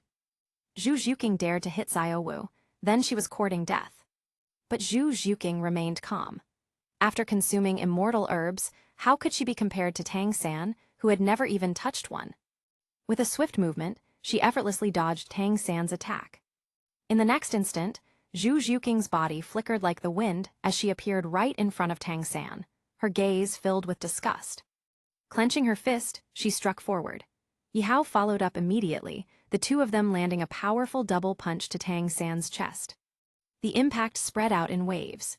Tang San's clothes were torn apart, and the force sent him flying like a broken kite, crashing to the ground just like Xiao Wu before him. Blood spurted from his mouth as he lay there, unwilling to accept his defeat. He looked up at the stage, only to see Yi Hao standing at the edge, flipping him off. Tang San was consumed by killing intent. He wanted to kill Yi Hao right then and there, but his body couldn't take it anymore. He coughed up a mouthful of blood and fainted on the spot. In the audience, Yu Xiaogeng, the Grandmaster, wept bitterly, his face streaked with old man tears. He was furious. Why did Yihao have to exist? If the original second team had still been there, it would have been them getting beaten instead. Even Tang Hao, who had been observing from the shadows, started noticing something strange. Meanwhile, in the VIP section, Sword Duluo, Bone Duluo, and even Bibai Dong's subordinate, Spider Duluo, all turned to where Tang Hao had been just moments ago. Sword Uncle, Bone Uncle, what's wrong? Ning Fengzhi asked, puzzled. Sword Duluo shook his head. Nothing, I was just looking for Rongrong, haven't seen her in a while, my heart aches. Bone Duluo paused, then smiled. HMPH, for once you're right, I miss Rongrong too, where is she? Clearly, they were hiding something. But with so many people around, they could only discuss it after the match. Soon, the battle was over. Alia. With one final kick from Yihao, Tai Long, the last standing member of the Shrek team, was sent flying off the stage. The battle was finished in just 50 seconds, well within the 1-minute limit. But this time, the ones lying on the ground, battered and broken, were the Shrek team. Tang San was unconscious, Xiao Wu's face was swollen like a monkey's behind, and Dai Mubai was covered in wounds. Even Tai Long, Huang Yuan, and Jing Ling trembled just from looking at Yihao. Only Jiangzhu, the sole girl in the Shrek team, was spared. This was a complete and utter defeat. Yihao and his team stood victorious, gazing coldly at the scene. When Yihao's eyes met Yu Xiaoging's, he could clearly see the burning rage and hidden killing intent in the so-called Grandmaster's gaze. Referee, I protest, Yu Xiaoging roared. Yihao is part of the Emperor team which has already advanced. They shouldn't even be in this match. I demand they be disqualified. Before the referee could speak, Yihao calmly responded. The Emperor team and the second team both belong to Heaven Du Royal Academy. What rule have we broken? Besides, our entry into the preliminaries was approved by His Majesty himself. Are you questioning the Emperor's decision? Yu Xiaoging looked up at the VIP seats, where Emperor Zhu Yi watched him silently. A chill ran down his spine. The entire arena had heard their exchange. Now Yu Xiaoging was stuck, unable to back down, yet unable to argue further. He stammered. Yihao smirked. Yu Xiaoging, stop staring at me like that. Can you kill me? Tang San had potential, but unfortunately, he had you as his teacher. Yu Xiaoging's breath caught in his throat. His face turned purple. Yihao sneered, no such thing as a useless martial soul, only useless soul masters. Then what does that make you? Yu Xiaoging coughed up blood and fainted. Chapter 144. Kaiyan Rangsu, the one who feels awkward is me. What a sharp and eloquent tongue. Emperor Zhu, Yi couldn't help but look at Yihao in a new light. In all his years, this was the first time he had ever seen someone scold another person so hard they coughed up blood. Prince Zhu Xing chuckled. Royal brother, do you still remember the Shrek Academy I mentioned to you over half a year ago? Emperor Zhu, Yi furrowed his brows in thought before his expression darkened. Now I remember. Half a year ago, that so-called Shrek Academy tried to join the Heaven Du Royal Academy, but you threw them out. I had almost forgotten about them. Fraudulent dealings, abusing the name of Spirit Hall to deceive others, and even their headmaster inflating prices in secret. How did such a place ever qualify as an advanced Soul Master Academy? The more Emperor Zhu Yi spoke, the angrier he became. Soul Masters were supposed to be a noble profession, yet he saw nothing noble about Shrek Academy. At that moment, Ning Fengzhi spoke up in agreement. Your Majesty, according to my investigations, Shrek Academy was formerly known as Blue Tyrant Academy. Their former headmaster, Liu Erlong, now the vice headmaster, was once a member of the Golden Iron Triangle. As for their current headmaster, Flender, and the so-called Grandmaster, that Yihao just humiliated into unconsciousness, Yu Xiaoging, the three of them once formed this so-called Golden Iron Triangle. Golden Iron Triangle? Emperor Zhu Yi nodded slightly. I seem to recall hearing of them in the past, but how did they end up like this? Ning Fengzhi shook his head indifferently. People change, Your Majesty. Shrek Academy has declined due to its own failings. Now that they've been thoroughly defeated by Yihao's team, I doubt they'll make much of an impact in future battles. Ahem. Emperor Zhu Yi nodded. I certainly hope so. With that, he tapped his golden scepter on the ground and left. As the others rose to see him off, Ning Fengzhi exchanged glances with Sword Duluo and Bone Duluo, and the three of them quietly left the arena. As for Zhu King, he had already vanished from his seat, leaving without a trace. Meanwhile, in the stands, Zhu Beng clenched his fists weakly, his eyes filled with a mix of hatred and killing intent. Yi Hao, having secured victory in the first battle and thoroughly humiliating Yu Xiaogeng, felt immensely satisfied. Dealing with shameless people like Yu Xiaogeng, the best way was to scold them mercilessly. Perhaps I should have added, I have never seen someone so shameless in my life. That might have had an even stronger effect. Next time, Yi Hao would give it a try. As he stepped out of the Heaven Du Grand Soul Arena, he spotted a familiar figure and bid farewell to the Emperor team. The next match was in 2 days. Big sis. Wait, no, better to address him properly in public. Brother Zhu, what brings you here? Yi Hao greeted Zhu King with a smile. Zhuer followed closely behind. Zhu King studied Zhuer for a moment. Up close, he realized she was indeed a beauty, and he silently congratulated Yi Hao. This kid sure had good taste. You're acting rather strangely today, Zhu King remarked.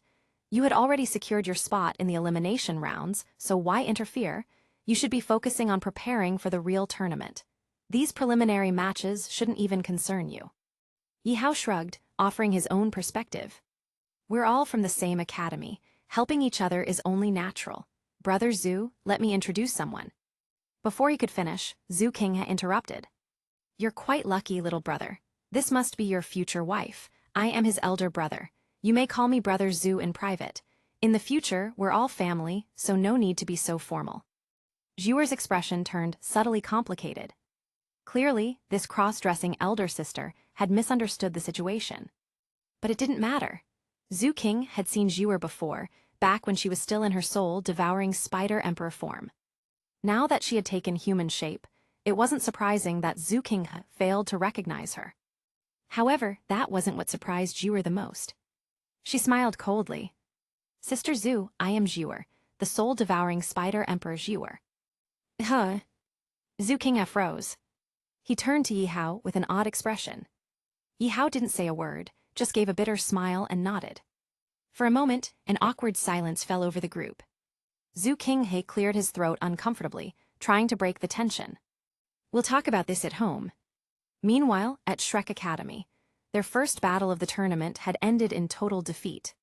Everyone returned to the academy with dark faces, unable to accept what had happened. And at the center of it all, one had been beaten unconscious, while the other had been humiliated into fainting from sheer anger. It was clear who had suffered the most: Yu Xiaogeng.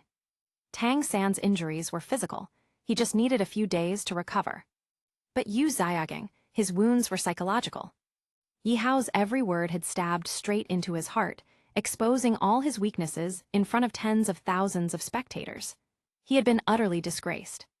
As someone who prided himself on being a teacher and a scholar, how could he endure such humiliation? When Yu Xiaogeng finally woke up, he completely shut himself off from the world, locking himself in his room and refusing to speak or see anyone. Seeing his teacher in such despair, Tang San burned with fury. When he later learned of Yi Hao's actions in the Grand Soul Arena, his rage exploded.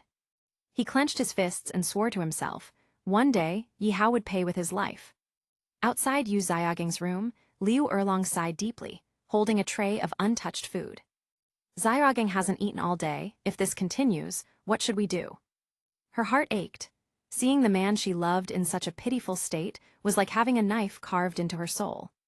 Damn that Yi Hao, Flender roared, punching the wall. Cracks spread across it like a spider web. Yi Hao. Liu Erlong's body trembled with rage at the mere mention of that name. Flender, how's Tang San and the others? She asked. Flender sighed. They're fine, just some minor injuries. Aside from Xiao Wu's face still being swollen, there's no serious damage. They'll be able to compete again in 2 days. Don't worry, they'll be fine. Right now, our biggest concern is Xiaogeng. Flender looked toward Yu Xiaogeng's room with a mixture of sympathy and helplessness. Inside, the once-proud Grandmaster sat motionless, his spirit utterly shattered. Chapter 145, Bibai Dong's son, you can't touch him. What? Shrek Academy has a title duo backing them. Inside the 7 treasure glazed tile clan, Ning Fengzhai was utterly shocked after hearing the report from Sword Duo and Bone Duo. The seemingly insignificant Shrek Academy had such a powerful background. Uncle Jai and Uncle Gu, are you certain about this information? Ning Fengjai asked hesitantly. After all, Shrek Academy looked so unimpressive. How could they possibly have a title Duoluo supporting them? Sword Duoluo nodded.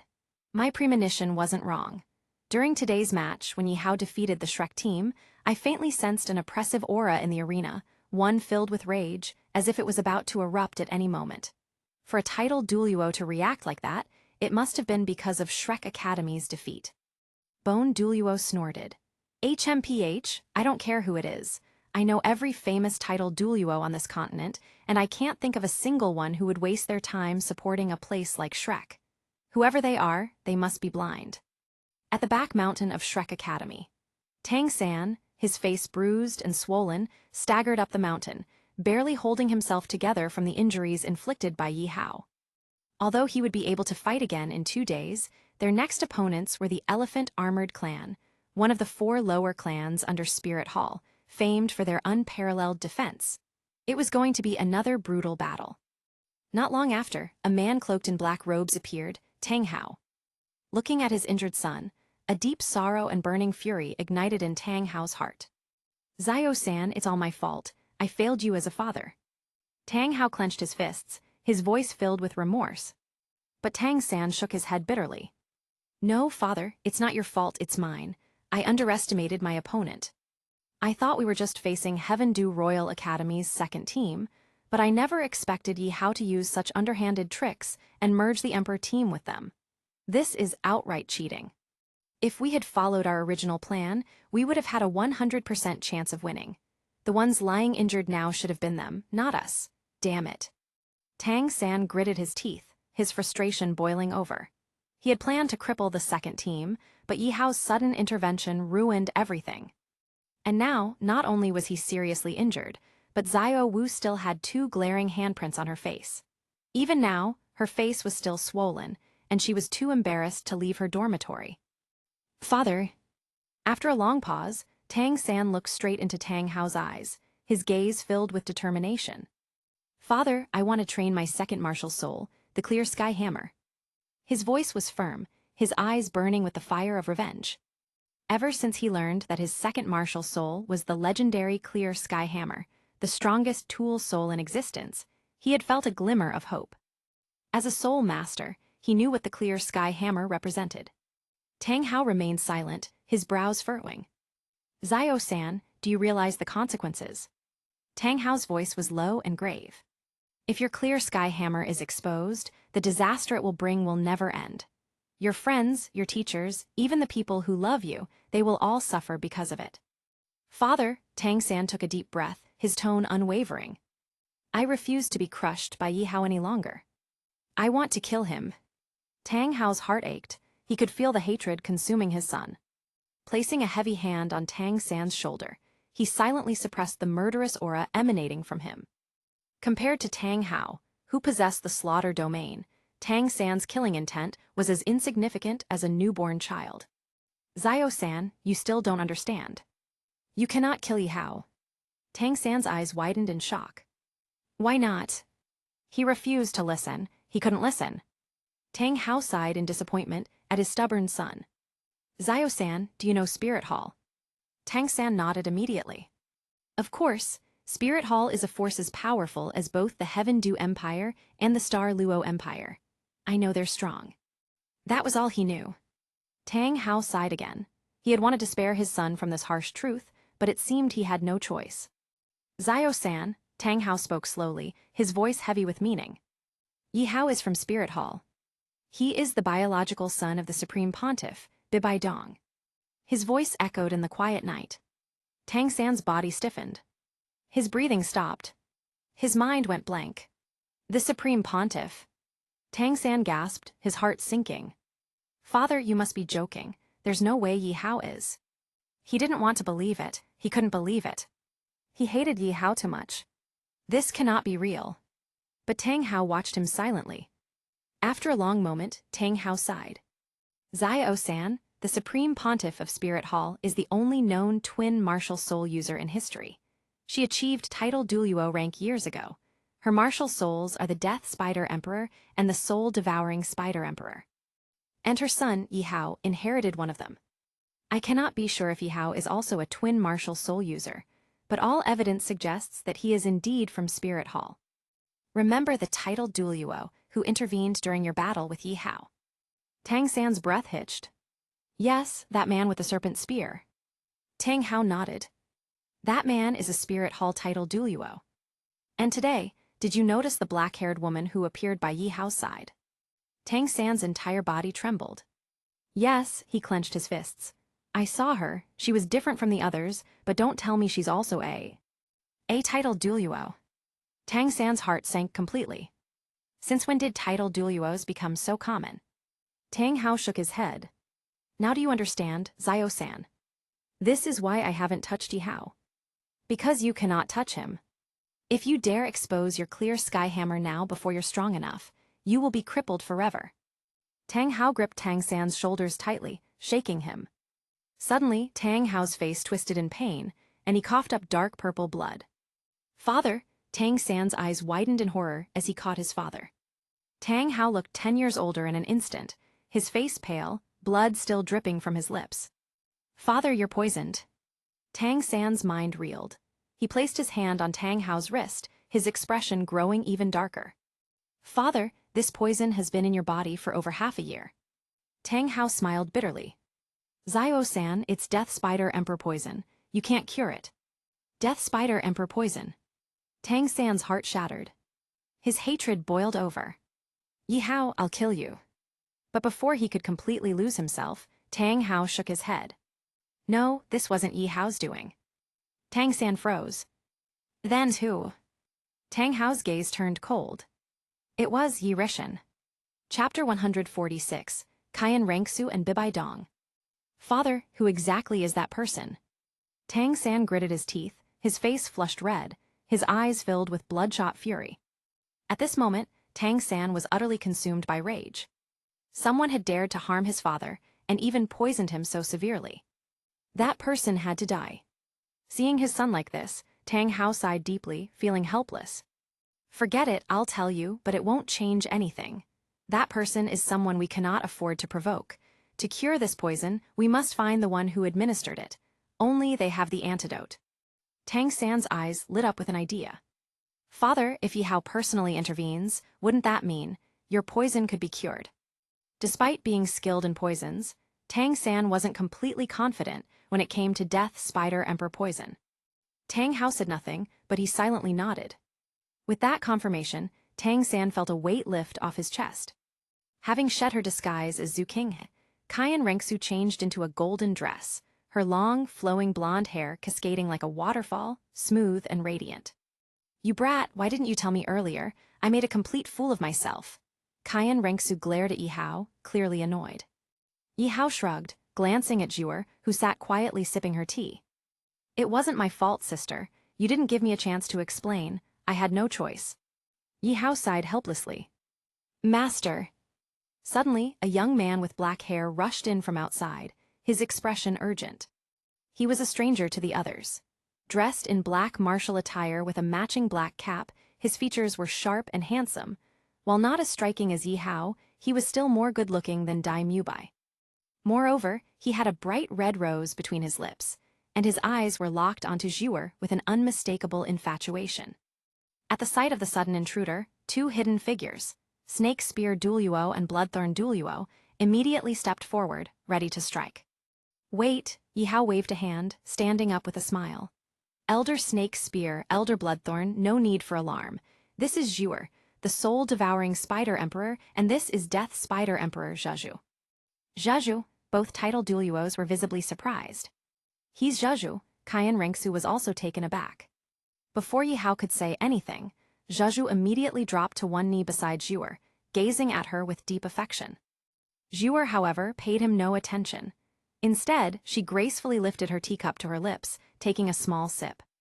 Then, without a word, she rose from her seat and walked toward the bookshelf, casually selecting a book and ignoring Zhazhu completely. She had no interest in him whatsoever. Having spent years as a soul beast, Zhuer had lived deep within Stardew Forest. Now that she had finally become human, she wanted to experience the world, its people, its cultures, its vast opportunities. The last thing she wanted was to waste time on romance. Zhaju's shoulders slumped in disappointment, and the rose in his mouth wilted instantly. Snake Spear Duoluo and Bloodthorn Duoluo exchanged glances, both deeply sympathizing with Zhaju. They, too, had been stunned when they first laid eyes on Zhuer. And when they discovered she had once been a 100,000-year-old soul-devouring spider emperor, they couldn't help but envy Tang Hao. His happiness was truly something they could never understand. Meanwhile, Yi Hao sighed inwardly. Zhaju's predicament wasn't much different from his own. Qian Rengsu still believed him to be her real younger brother. Although they shared a deep connection, it was strictly a sibling bond, not the kind of relationship he truly wanted. Thinking about it, Yi Hao couldn't help but sigh deeply. "Little brother, what are you sighing about in the middle of the day?" Yi Hao shook his head, chuckling bitterly. "It's nothing. It's just that Zhaju is going to have a really hard time winning Zhuer over. Sister, come with me for a moment." Stepping outside the main hall, the two siblings sat together in a pavilion. "What is it? You're being all mysterious. Just say what's on your mind," Qian Rengsu asked, leaning back slightly. Yi Hao hesitated for a moment before saying, "Sister, I've thought about it. That Titan giant ape might not be the best choice for you." Qian Rengsu raised an eyebrow and smiled. "Oh, do you know that? My martial soul is the six-winged angel. The Titan giant ape is a power-focused beast, completely unsuited for me." "But you are different," she continued. "You have twin martial souls, one of which is the Death Spider Emperor and Soul-Devouring Spider Emperor, inherited from her. So, the Titan giant ape isn't for me. But for you, it would make an excellent soul ring when the time comes." Recently, news had arrived from Spirit Hall. Bibai Dong had officially announced Yi Hao's true identity and granted him the title of Young Master. This completely stunned Yi Hao. Huliena had already been gone from Heaven Dew City for quite some time. Yi Hao knew enough about Bibai Dong to understand she would never recognize him as her son so easily. There had to be something else at play. And what could it be? Yi Hao's first thought was the two spider emperors by his side. They were the 9th ring of his Death Spider Emperor and the 1st ring of his Soul Devouring Spider Emperor. Once Yi Hao reached rank 100, he could revive them. At that moment, Yi Hao asked, "Sister, since you don't want the Titan giant ape, does that mean I have the right to decide what happens to it?" "Of course." Qian Rengsu eyed him suspiciously. "Why, what are you planning? Wait, don't tell me you have other plans for it." Yi Hao nodded. "Sister, I plan to give it to our mother." Qian Rengsu fell silent. After a long pause, she turned to look at Yi Hao. "You'd better think this through. A 100,000-year-old soul beast is extremely rare. You won't find another Titan giant ape anywhere on the continent. Are you sure you want to give it to her?" Yi Hao grinned. "I won't regret it, but sister, I want to give it to her in your name. What do you think?" "Me?" Qian Rengsu raised an eyebrow before chuckling. "Do as you like, it's your decision, anything else. If not, I'm leaving." "Sister, when we return to Spirit Hall, let's go see Mom together," Yi Hao suggested. "No." Qian Rengsu's rejection was immediate. "If you want to see her, go by yourself. When I was little, I wanted to call her mother, but she forbade it. And now, you expect me to go meet her? I'm not interested." Qian Rengsu looked at Yi Hao, her expression calm. "Little brother, there are some things I truly envy about you." "Sister," Yi Hao sighed. She had her reasons. "Reasons?" Qian Rengsu scoffed. "Then tell me, what were they?" She turned and walked away, her eyes shimmering with unshed tears. Chapter 147, Yi Hao's personal letter to Bibai Dong. As for why Bibai Dong had accepted Yi Hao as her son, Yi Hao still had no idea. He could only wait until the elimination rounds began. When he and his team traveled to Spirit Hall and met Bibai Dong, all the answers would be revealed. Their next opponent, Tianshui Academy. There were still 2 days before the match.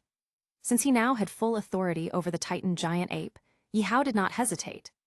Returning to his room, he pulled out 2 sheets of blank paper and began writing furiously. "Elder Snake Spear, please have these 2 letters delivered, one to my mother and one to my grandfather. I'll leave it in your hands." Yi Hao emerged from his study, handing the letters to Snake Spear Duoluo. Without a word, Snake Spear Duoluo turned and walked away. "Hey." At that moment, Qian Rengsu approached, watching Snake Spear Duoluo leave. She knew where he was going. But what puzzled her was, What exactly had Yihao written in those letters? Brother, what did you write to grandfather? Kyan Rengsu asked curiously. Yihao smiled. It's a secret. With that he walked away, grinning. Kyan Rengsu froze for a moment before playfully scolding him. You brat, you're asking for trouble. Spirit Hall was incredibly efficient. In less than a day and a half, Yihao's letters reached both Bibai Dong and Kyan DOLOU. Teacher, this letter is from young Master Yi, Hu Liana announced as she entered the room, holding a pristine envelope. Bibai Dong slowly opened her eyes, gazing at the letter in Hu Liana's hands. Yeah. So it's from him. Has the little one grown impatient? Bibai Dong murmured. With a gentle flick of her wrist, the letter floated into her hand, guided by her soul power. Nana, leave the room and close the door behind you. No one is to enter unless I say so. Understood. Hu Liana exited, shutting the door tightly. Alone in the vast Pope's hall, Bibai Dong curiously examined the letter in her hands. To my esteemed mother. The 4 bold characters on the front of the envelope were impossible to miss. Beneath them was the name Yihao. Bibai Dong's expression shifted slightly. This was the first time she had seen the word mother addressed to her. The unfamiliar, yet strangely yearned for a title. This little one, quite the sweet talker, Bibai Dong chuckled softly. She carefully opened the letter and began reading.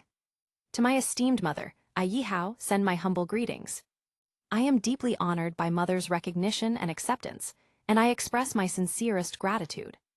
I was orphaned at a young age, wandering the world alone. Yet, fate showed me mercy, granting me the Death Spider Emperor and Soul-Devouring Spider Emperor as my martial souls. Later, my sister mentioned that I bear a striking resemblance to mother. Please forgive me for not being able to personally visit and express my thanks. Once the elimination rounds begin, I will come to the Pope's Hall to see Mother and formally express my gratitude. A few days ago, I learned that Mother's second martial soul lacks soul rings. After discussing with my sister, we decided to gift the Titan giant ape to Mother. Upon hearing this, my sister gladly agreed.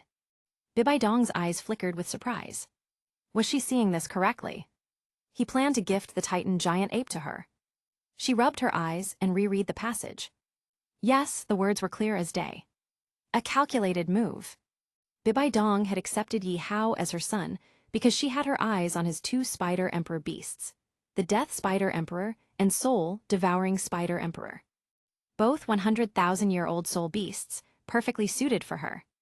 But now, Yihao had changed the game. The Titan giant ape wasn't as compatible as the Spider Emperors, but it was still one of the strongest 100,000-year-old soul beasts in existence. It was an incredibly tempting offer. She continued reading. Please do not blame me, Mother. To me, the 2 Spider Emperors are family. Moreover, they have taken human form and are no longer soul beasts. Bibai Dong's eyes narrowed slightly. Clever. By transforming into humans, the 2 Spider Emperors could no longer be hunted for soul rings. At this point, even Bibai Dong had to give up on acquiring them. She read further. Please forgive my actions, Mother. I had no other choice. However, I assure you, once the tournament ends, I will personally venture into Stardew Forest and capture the Sky Azure Bull Python as a tribute to Mother, easing your current predicament. Bibai Dong's tense expression softened. She began anticipating her meeting with this son of hers. Bold, intelligent, and above all, deeply loyal to those he cares about. Her initial plan to take the Spider Emperors had failed. But now, Yihao had offered her something even better. The Sky Azure Bull Python and the Titan Giant Ape, 2 legendary soul beasts, superior to the Spider Emperors in raw power. A mother's heart is hard to read, but Bibai Dong still understood one truth. Even if she resented Kyan Rengsu, her own daughter, she could not bring herself to take the Titan Giant Ape from her. It was a gift from Kyan Rengsu to her. For the first time in years, Bibai Dong felt a warmth from her daughter. This realization left her deeply moved. But then another thought crossed her mind. Kyan Rengsu was taken care of. But what about Kyan DOLOU? Just then, Hu Liana's voice echoed from outside. Teacher, Elder Judgment has sent a message. Bibai Dong frowned slightly. What is it? Hu Liana cleared her throat. Grand Worship says that as of today, the Titan Giant Ape is at your full disposal. From now on, Spirit Hall will follow only your command. Bibai Dong's eyes lit up instantly. She grinned and looked down at the letter in her hands. This boy, masterful maneuvering. One letter to her. Another to DOLOU. Without DOLOU's approval, she wouldn't have been able to touch the Titan giant ape. Now that concern had vanished entirely. Not only would she claim the Titan giant ape's soul ring, but she also gained DOLOU's approval, a double victory. She didn't know how Yihao had convinced DOLOU, but at this moment, she had truly taken him to heart. She was now eager to meet her son. "Little one, I will be waiting for you at Spirit Hall," Bibidong whispered. She finally responded to Juliana. "Nana, send out my command. Guard the Titan giant ape closely. The moment the tournament ends, it dies." Juliana hesitated briefly, but quickly complied. Bibidong folded the letter carefully and placed it close to her heart, as if it were a treasured possession. Meanwhile, in the Elders' Hall, DOLOU stood before the angel statue, reading his letter. In it, Yihao had greeted him as grandfather and explained how gifting the Titan giant ape to Bibidong would benefit Spirit Hall. Every word was crafted perfectly to appeal to him. By offering the Titan giant ape in Rensu's name, he ensured that Bibidong and Rensu would unite. DOLOU set the letter down and smiled. "I have a fine grandson. With him, Spirit Hall's rise is inevitable." Across the continent, news spread like wildfire. In Shrek Academy, Xiao Wu wept bitterly, devastated by the Titan giant ape's impending execution. Tang San clenched his fists. "Don't worry, Xiao Wu, I will save him." Chapter 148, Does Tang San Want to Die? 2 days passed in the blink of an eye.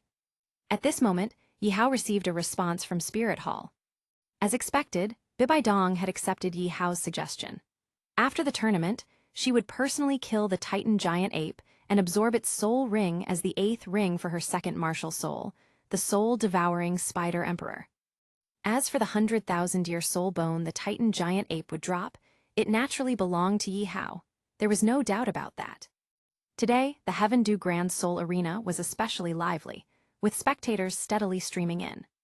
2 days ago, the performance of Heaven Dew Imperial Academy's second team had been far too dazzling. Many had come specifically to see them fight again. In contrast, things were looking terrible for Shrek Academy. Grandmaster sat dejectedly in the waiting room. He glanced at today's opponents. Good heavens, it was the Elephant Armored Clan, one of the lower 4 clans. The entire team consisted of Diamond Mammoth martial souls, with 3 soul elders and 4 soul grandmasters. Diamond Mammoths had immense defensive capabilities. To Shrek Academy, they were like an unbreakable fortress standing in their way. If they lost again, it would be a massive blow to their morale. Grandmaster looked at Daimubai and the others, noticing their lifeless expressions. The battle 2 days ago had deeply shaken them, and now their next opponent was a sect famous for its defense.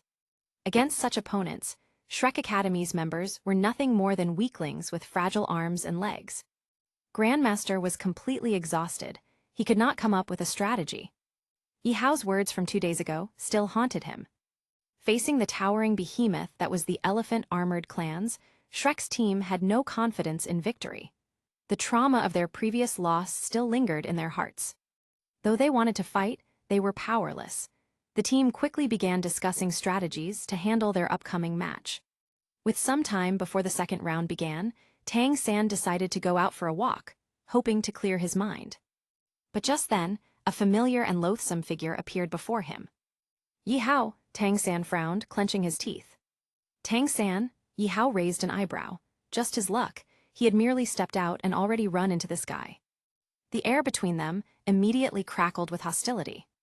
Tang San's eyes radiated killing intent, but Yihao didn't bother with him and was about to turn away. Unexpectedly, Tang San suddenly asked, "Yihao, you're from Spirit Hall, aren't you?" Hearing this, Yihao stopped. "I don't know what you're talking about." Tang San's eyes grew cold. He placed his right hand behind his back, and in the next second, the huge divine crossbow appeared, fully loaded with 16 arrows, ready to fire. "Yihao, tell me how to cure the Death Spider Emperor's poison." Tang San's voice was heavy. Yihao slowly turned to face him, glancing at Tang San's dark expression. So, this guy was acting differently today, demanding the cure for the Death Spider Emperor's poison. Yihao frowned slightly. It seemed that Tang San had learned about Tang Hao's condition. Otherwise, he would never have asked this out of nowhere. Aren't you supposed to be a poison expert? Weren't you mocking Sister Yan's jade phosphor serpent venom before, calling it trash? Yi Hao sneered. What now? The great Tang San, master of poisons, finally found one he couldn't cure. Could it be that your so-called skills are also trash? Tang San took a deep breath, his face turning darker. From behind his back, he raised the huge divine crossbow and aimed its pitch-black barrel at Yi Hao. This is your last chance. Tell me how to cure the death spider emperor's poison, or today will be your last day alive. Yi Hao scoffed at Tang San's threats, looking at him with utter disdain. Raising a middle finger, he taunted. If you're going to kill me, then why would I tell you how to cure the poison? Oh, and by the way, if you pull that trigger, my people will immediately kill everyone in Shrek Academy's waiting room. Go ahead and try. Tang San clearly didn't believe him. This was the Heaven Dew tournament, a major event. Murder was absolutely forbidden. Besides, this was Heaven Dew City, under the imperial rule. Who would dare cause trouble here? Tang San had only drawn his huge divine crossbow to intimidate Yi Hao. He knew very well that as a mere soul elder, he was no match for Yi Hao, a soul king. Yi Hao, don't forget, this is the tournament. Do you really dare to make a move? Yi Hao gave him a pitiful look. And you don't forget that you were the one who made the first move, pointing that crossbow at me, trying to kill me. How typical of you, Tang San. You murder and deceive in the shadows, but on the surface you act righteous. What a hypocrite. Others aren't allowed to touch you, but you can do whatever you please. You truly are the lowest kind of scum. Tang San ignored his insults, staring intently at Yi Hao. Tell me how to cure the death spider emperor's poison, or you won't leave here alive. As he spoke, he raised his arm slightly, finger resting on the crossbow's trigger. But before he could react, Yi Hao vanished and reappeared right in front of him. With lightning speed, Yi Hao snatched the huge divine crossbow from Tang San's hands. In an instant, the situation had completely reversed. Yi Hao now had the crossbow, its barrel pressed against Tang San's forehead. Tang San froze, his mind unable to process what had just happened. You! Tang San gritted his teeth in frustration. The gap between them was simply too great. But then, an idea formed in Tang San's mind, and a sinister smile appeared on his lips. Yi Hao, if you have the guts, then kill me. Yi Hao smirked and placed his finger on the trigger. I've never had anyone make such an unusual request before, but since you're begging for death, I might as well grant your wish. Tang San's expression changed instantly. This wasn't going how he had expected. This was the middle of the tournament. Surely Yi Hao wouldn't dare kill him here. The next moment, Yi Hao slapped him to the ground and tucked the huge divine crossbow into his soul tool storage ring. Confiscating your murder weapon. Can't have you running around causing trouble. Yi Hao looked down at Tang San, then suddenly noticed the Moonlit Night 24 Bridges, his storage pouch. A mischievous smile appeared on Yi Hao's face. What are you doing? Tang San sensed danger. Just as he was about to escape, Yi Hao struck again. In the blink of an eye, Yi Hao looted everything from Tang San's Moonlit Night 24 Bridges, all his hidden weapons, even the blueprints. Tang San clenched his fists in fury. You bastard, give me back my hidden weapon blueprints. Yi Hao completely ignored him, flipping through the stolen blueprints as he walked away. I'll hold on to these for safekeeping. Maybe one day, when I'm in a good mood, I'll give them back. Chapter 149, Yi Hao, what are you thinking? Bastard. Tang San rose from the ground and cursed at Yi Hao. All the hidden weapon blueprints had fallen into Yi Hao's hands. Now it was all over. If Yi Hao managed to replicate these hidden weapons, then... At that thought, the corners of Tang San's mouth curled up slightly. Only he could forge and assemble those hidden weapon blueprints. Even if Yi Hao could invite skilled craftsmen to reproduce them exactly, without Tang San, the hidden weapon inventor, assembling them himself, Yi Hao would never be able to complete the Tang sect hidden weapons. But then Tang San silently regretted inwardly. He had failed to extract the cure for death spider emperor poison from Yi Hao's mouth. As a result, the poison in his father would truly become unsolvable. Moreover, losing the hidden weapon blueprints meant a double loss. On the other side, Yi Hao, having obtained all of Tang San's hidden weapon blueprints, was now carefully studying the methods for making the hidden weapons. One had to admit that Tang sect hidden weapons, had its secrets. Every component was marked with precise measurements, and manufacturing them was extremely laborious, especially given the strict control over the materials. Take, for example, the huge divine crossbow in Yihao's hand. Its attack power was formidable, and its penetrating ability was impressive. Ordinary people would struggle against it, and even a soul master with soul power far beyond level 40 would have to exert great effort to directly block the incoming crossbow bolts. Yihao glanced at the stack of hidden weapon blueprints in his hand and instinctively considered destroying them. But then he reconsidered. These hidden weapon blueprints were originally brought to this continent by Tang San from his past life. Even if Yihao destroyed all these blueprints, Tang San would still have the ability to replicate them again. At that thought, Yihao couldn't help but think of someone. Meanwhile, the match between Shrek Academy and the Elephant Armored Academy was raging. As before, Shrek's team consisted of the original members, 7 in total, with Tang San at the center. Dai Mubai and Tai Long led the charge. Xiao Wu and Jing Ling provided support. Jiang Zhu and Oscar remained at the back, tasked with healing and supplying sausages for the match. In contrast, the 7 members of Elephant Armored Academy stood tall, each over 2 meters in height, and several times more robust than Tai Long from Shrek. Their muscles, imbued with martial soul power, were as formidable as walls. They stood in a row with fierce momentum, like an impenetrable barrier in front of the Shrek 7. Their overwhelming presence and oppressive aura made it difficult for Dai Mubai and the others to catch their breath. Clearly, the Shrek 7 appeared as nothing more than underdeveloped chicks in the face of the Elephant Armored Academy's warriors. The spectators had already made their judgments. Elephant Armored Academy had already won. With both teams' martial souls fully summoned, the grand battle finally began. The arena erupted with dazzling, colorful lights as successive soul skills were unleashed, thrilling the audience to no end. In the VIP section, Emperor Zhu Yi wore a gloomy expression. He showed little interest in the ongoing battle. "Your Majesty, are you still troubled by some matters?" Ning Fengzhai's voice suddenly broke the silence. Emperor Zhu Yi glanced at Ning Fengzhai before sighing. "I'm sure Ning Zhangzhu has already informed you that Spirit Hall has announced that once the tournament ends, the Titan Giant Ape will be publicly executed before all the competing teams, so that it may be absorbed as the soul ring for Bibai Dong's martial soul. Now, more and more free soul masters are joining Spirit Hall, and the Titan Giant Ape is about to become Pope Bibai Dong's soul ring. If this continues, tell me, who in this world will still acknowledge my Heaven Dew Empire?" At this, Emperor Zhu Yi's face turned furious. An emperor of an empire places the utmost importance on reputation, and Spirit Hall had released such earth-shattering news in recent days, causing a surge in free soul masters joining Spirit Hall. This deeply unsettled Emperor Zhu Yi.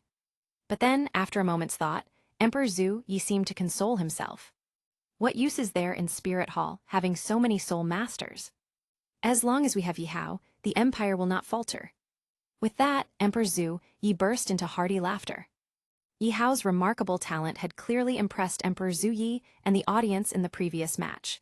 Given sufficient time, Yihao would undoubtedly achieve the rank of title Duoluo. At that time, with grand rewards from the royal family, he would be firmly bound to the Heaven Dew royal house. Then, would the Heaven Dew Empire still need to heed Spirit Hall's whims? Spirit Hall's strength lay in its many title Duoluos and the overwhelming power of its soul masters. At this moment, Ning Fengzhai's face turned bitter as he looked at Emperor Zhu Yi, who was brimming with anticipation for a bright future. To be honest, Ning Fengzhai really did not want to break the fragile facade. Yihao's true identity continued to intrigue Ning Fengzhai. He was not yet certain whether Yihao was truly Bibai Dong's son. Revealing everything now would surely dampen Emperor Zhu Yi's spirits. After weighing the pros and cons, Ning Fengzhai decided to continue observing. Over the past few days, Yihao had grown close to his disciple Zhu King. For the Heaven Dew royal family and Ning Fengzhai, this was a very good sign. Zhu King was the future heir, and forming a brotherhood with Yihao only elevated his status. In the future, once Emperor Zhu Yi passed on and Zhu King inherited the throne, Yihao's position in the empire would only grow. Unbeknownst to them, Zhu King, seated behind them, observed all this quietly. Zhu King smiled warmly, his friendly expression making him seem approachable. At that moment, Zhu Qinghe truly wanted to laugh. An incompetent emperor like Emperor Zhu, you would soon see the collapse of the Heaven Dew Empire under his hands. Zhu Qing thought to himself, "Oh, foolish emperor.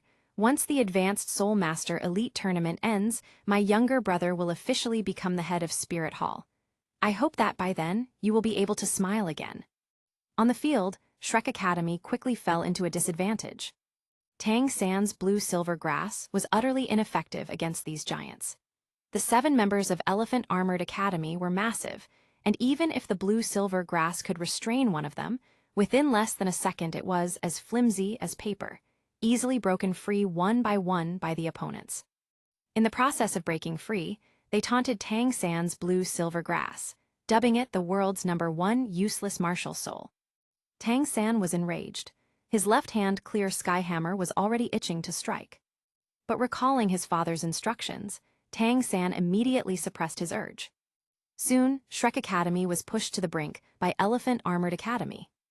Led by Huyan Li, the 7 members of Elephant Armored Academy unleashed their diamond mammoth martial souls. Their bodies grew even larger, and their fists were several inches larger than the faces of Dai Mubai and his companions. Dai Mubai gritted his teeth as his 4th soul skill suddenly activated, and countless white light dots appeared behind him. Then, 4th soul skill, White Tiger Meteor Shower. The white dots rained down on Hu Yanli and his comrades. In response, the members of Elephant Armored Academy calmly quickly formed diamond shields with their hands, holding them up in front of their chests. Dai Mubai's White Tiger Meteor Shower struck the shields, but had little effect, merely forcing Huyan Li and his team to step back a little without inflicting serious damage, owing to its characteristic of causing little harm when dissipated. At this, Dai Mubai couldn't help but feel ashamed. "We're doomed. If this continues, we'll lose. Tang San, what are we going to do now?" Dai Mubai understood the importance of this match, and in desperation, he sought help from Tang San. Tang San's face darkened. If they lost this battle, it would be extremely difficult for Shrek Academy to advance. Then Tang San turned to Xiao Wu. "Xiao Wu, use your teleportation to lure the attention of Elephant Armored Academy, and then launch an attack on their captain, Huyan Li." At his words, Xiao Wu immediately nodded. Her 3rd soul ring activated, and she instantly vanished from her spot. Following that, Tang San continued, "Dai Mubai, when Xiao Wu initiates her surprise attack, I will cover you with blue-silver grass. Capture the leader first. If we defeat Huyan Li, the rest will surely collapse, and then we can defeat them one by one. Tai Long and Jingling, support from the sides. Little Oscar, prepare your flying mushroom intestines. Jiangzhu, be ready to heal at any moment." "Agreed." All voices echoed in unison. The match had arrived. It was time to decide the winner. Huyan Li and the 7 of Elephant Armored Academy tensed up immediately. They dared not be careless, for Xiao Wu, who had been missing, could appear anywhere at any time. Just then, one of the members of Elephant Armored Academy cried out in pain. Xiao Wu had quietly appeared behind them, catching them off guard. Seeing this, Huyan Li was incensed. Clenching his fist tightly, an even larger fist than Xiao Wu's, he was about to strike down. At that moment, Tang San skillfully unleashed blue-silver grass, binding Huyan Li so that his 2 fists were completely immobilized. Immediately after, Dai Mubai's 2nd soul ring lit up, and he chanted a spell of White Tiger Fiery Light Wave to break through. Jingling and Tailong charged forward, engaging 2 members of Elephant Armored Academy directly.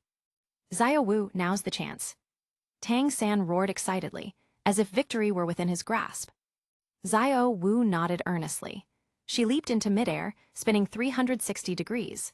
Her slender legs became her most powerful weapons. With tremendous force from her descent, Xiao Wu's eyes narrowed as she aimed her attack at Huyan Li's head and struck hard. Thud!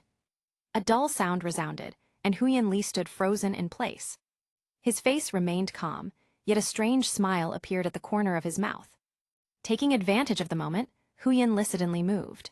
With powerful force, he quickly broke free from the blue-silver grass bindings and seized the gap created by Xiao Wu's stalled form. He grabbed hold of Xiao Wu's legs and hoisted her up, making her stand there helplessly. "Little girl, your decision was good. Too bad you chose the wrong person." Huyan Li smiled faintly, "But now you know." At that moment, a helmet appeared on Huyan Li's head. The helmet was earth yellow, completely covering his head. Soul bone. Tang San silently cursed. The opponent not only possessed soul bones, but had also acquired the most precious head soul bone. Tang San truly had not expected this. Meanwhile, Huyan Li exerted force, and the little Xiao Wu, whom he was holding, was suddenly tossed into the air. Chapter 150, Shrek Academy is basically done. Among soul bones, head soul bones are the rarest and most valuable, and Huyan Li happened to possess one. Huyan Li hurled Xiao Wu into the air and followed up with a powerful elbow strike, causing the rabbit girl to spit out blood. Then, with a vicious motion, he flung her off the stage. With that, the first elimination was decided. Seeing Xiao Wu injured, Tang San immediately went berserk. Countless blue-silver grass vines burst forth, madly surging toward Huyan Li, attempting to ensnare him. But instead of panicking, Huyan Li's eyes gleamed, and he exchanged a knowing glance with his teammates. The 7 of them quickly grouped together, forming a solid, impenetrable wall. They raised their diamond shields in unison, effortlessly neutralizing Tang San's blue-silver grass. Seeing his attack fail, Tang San refused to back down. He and Dai Mubai charged forward together, but no matter how strong they were, 2 fists could not stand against 14. Huyan Li's fist alone was bigger than their faces. With perfect coordination, the 7 powerhouses each landed a heavy punch, sending Tang San spitting blood and Dai Mubai crashing to the ground. They crushed Shrek Academy completely. Pooling their strength, the 7 powerhouses sent the rest of the Shrek team flying off the stage, one by one. When only Oscar and Zhang Zhu were left standing, the outcome was clear as day. Oscar looked up at the towering behemoths before him and gulped nervously. The pressure was overwhelming. His first instinct was to surrender, but just then, he caught Tang San's stubborn gaze from the sidelines. Without hesitation, Oscar raised his hand and declared loudly, "We forfeit." Tang San gritted his teeth in frustration. Oscar was just an auxiliary-type soul master, and Zhang Zhu was even weaker. There was no way they could fight against the 7 titans before them. Seeing this, the referee officially announced, "Shrek Academy vs. Elephant Armored Academy. Elephant Armored Academy wins." Huyan Li smiled confidently and gave a satisfied nod. The 7 team members released their soul transformations, patted each other's backs, and walked off the stage joking and laughing. They had won decisively, and their mood was naturally excellent. Meanwhile, on Shrek Academy's side, they had lost again. And this time, they had been utterly crushed. Their eyes were hollow, and back-to-back defeats had left them exhausted and broken. A heavy atmosphere of despair hung over the entire team. In the stands, Grandmaster let out a long sigh. He was truly at a loss. All his so-called tactical strategies had been useless. For the first time, he was starting to doubt himself. "Xiagang, are you okay?" Liu Erlong asked worriedly. For days, Grandmaster had been depressed, locking himself in his room, and she was afraid he would do something drastic.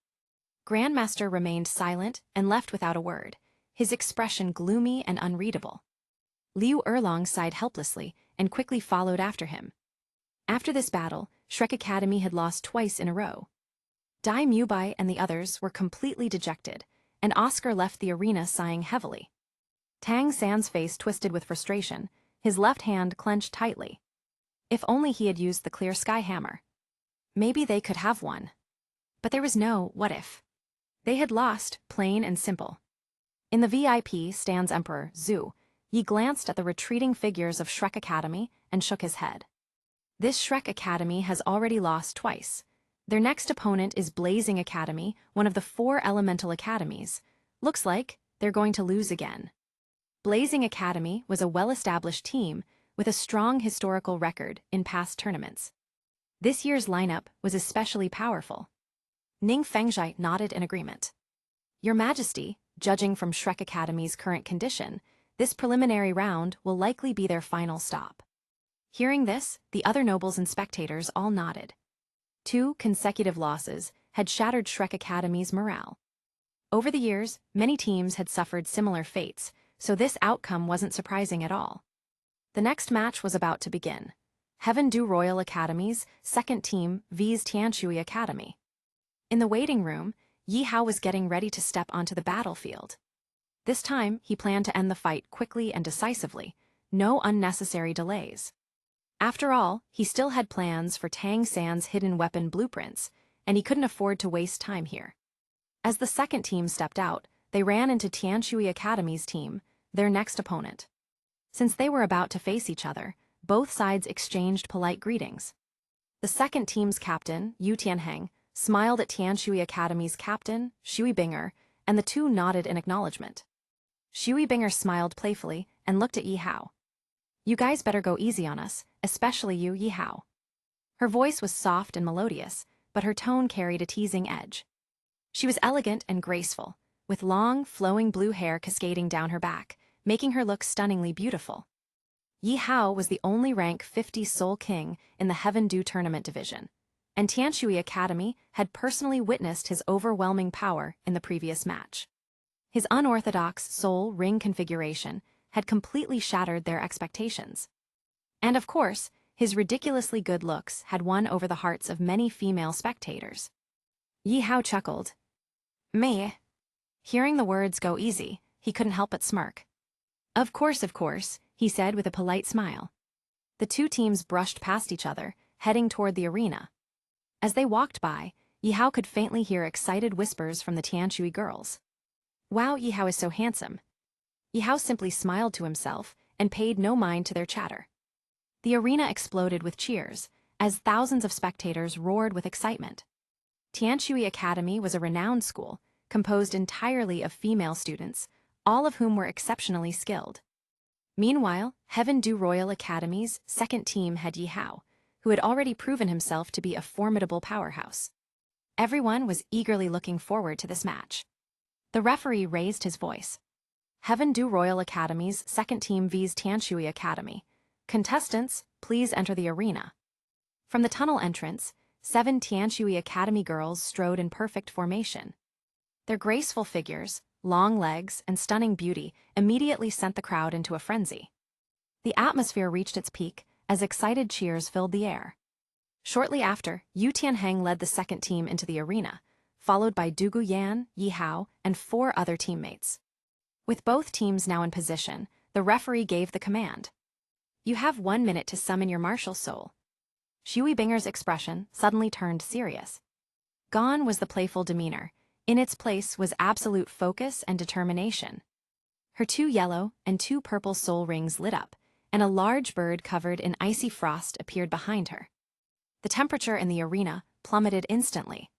The massive bird flapped its wings, and a flurry of ice and snow surged forward. Chapter 151, Shinayan's killing intent toward Yi Hao. A phoenix, no. That was an ice phoenix, an exceptional beast-type martial soul. The ice phoenix was one of the most powerful martial souls on the continent. It had incredibly strong control abilities and was overwhelmingly dominant. Although it shared the same phoenix lineage as Ma Hongzhen's martial soul, the ice phoenix was in no way inferior to Ma Hongzhen's fire phoenix. They were 2 opposing extremes, yet both were at the peak of martial soul rankings. In terms of raw strength, Shui Binger was far stronger than Ma Hongzhen. Not to mention, at this point, Ma Hongzhen had yet to consume the coxcomb phoenix sunflower, meaning his evil fire problems still persisted. His frequent visits to the brothels in the city were proof of that. He was practically a regular customer. Tianshui Academy, true to its name, consisted entirely of water attribute soul masters. Their aura gradually turned icy cold, rippling waves of water appearing around them. Their soul rings, each the best possible configuration, shone under their feet. They immediately assumed formation. 3 in the front, 3 in the back, and Shui Binger, as the captain, positioned in the center to command the battle. At the same time, Yu Tianheng's entire body flickered with lightning as his blue lightning tyrant dragon martial soul descended. Du Guyan's lower body transformed into a serpent's tail, radiating a toxic and nauseating green mist, the potent poison of the jade phosphor serpent. Meanwhile, 5 soul rings appeared beneath Yi Hao's feet. His irregular soul ring configuration made him the only one among the 14 competitors to possess 2 10,000-year soul rings.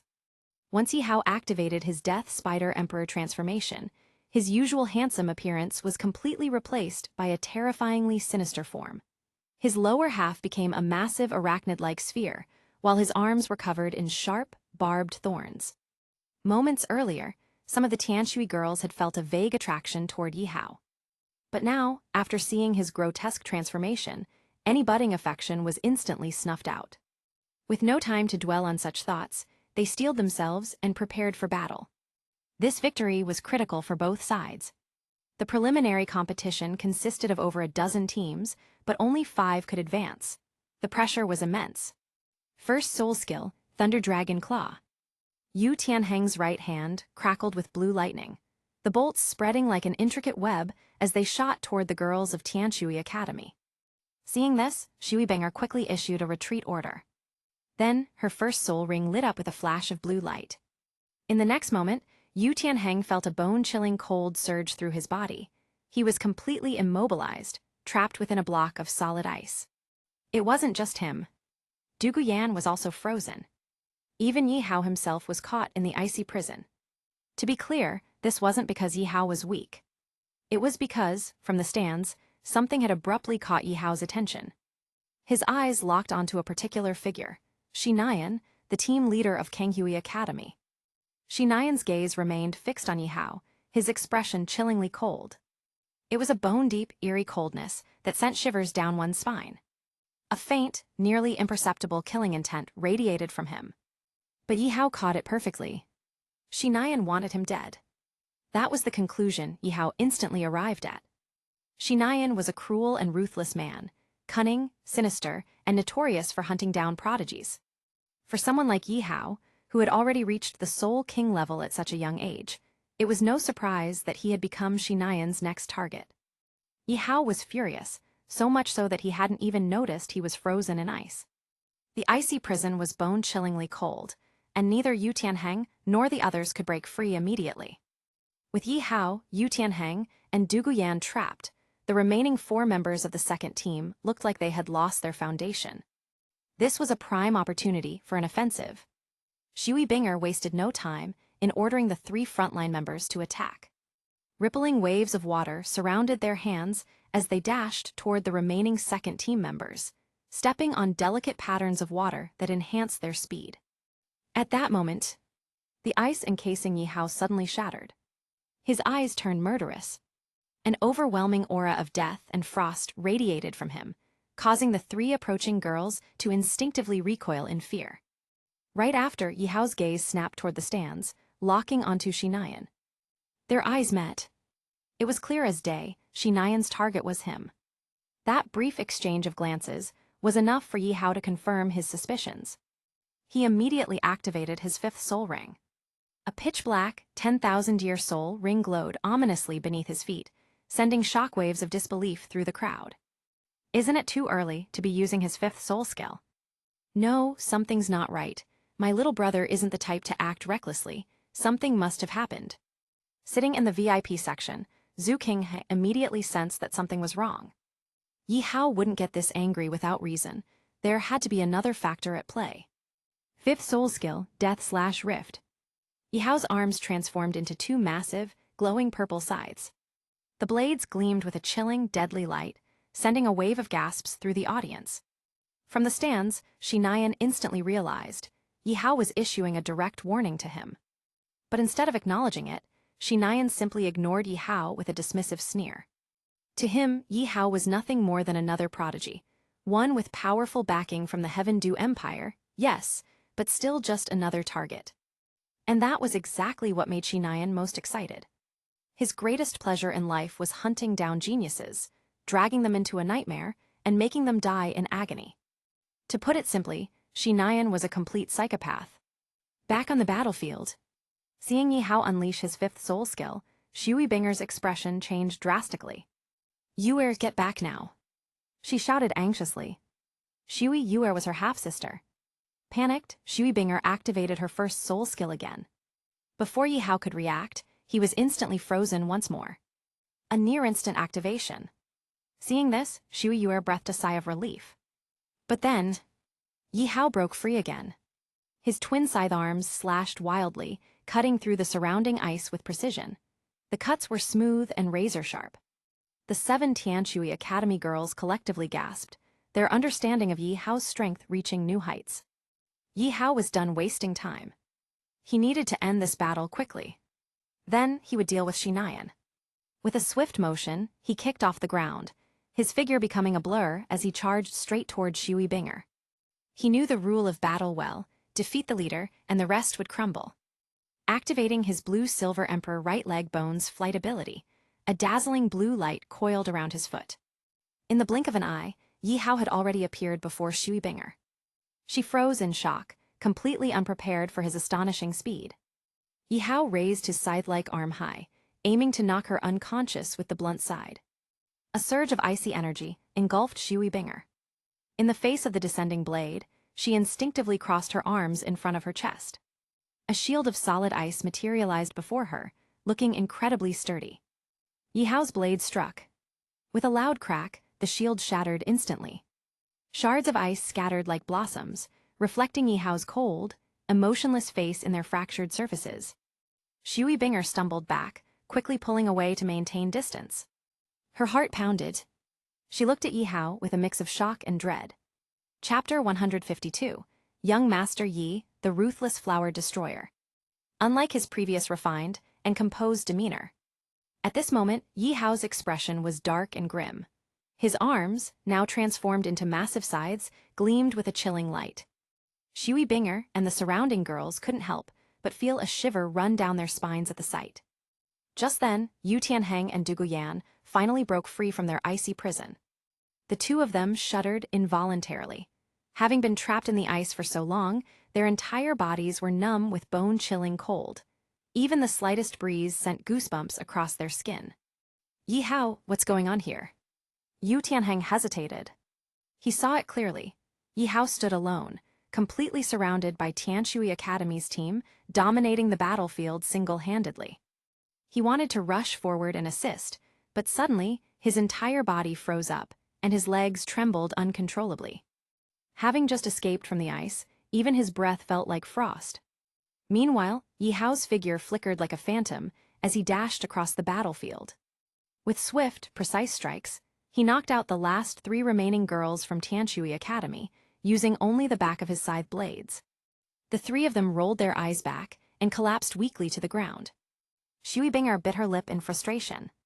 She had originally planned to use her first soul skill to stall for time, but she had never expected Yi Hao's power to be so terrifying.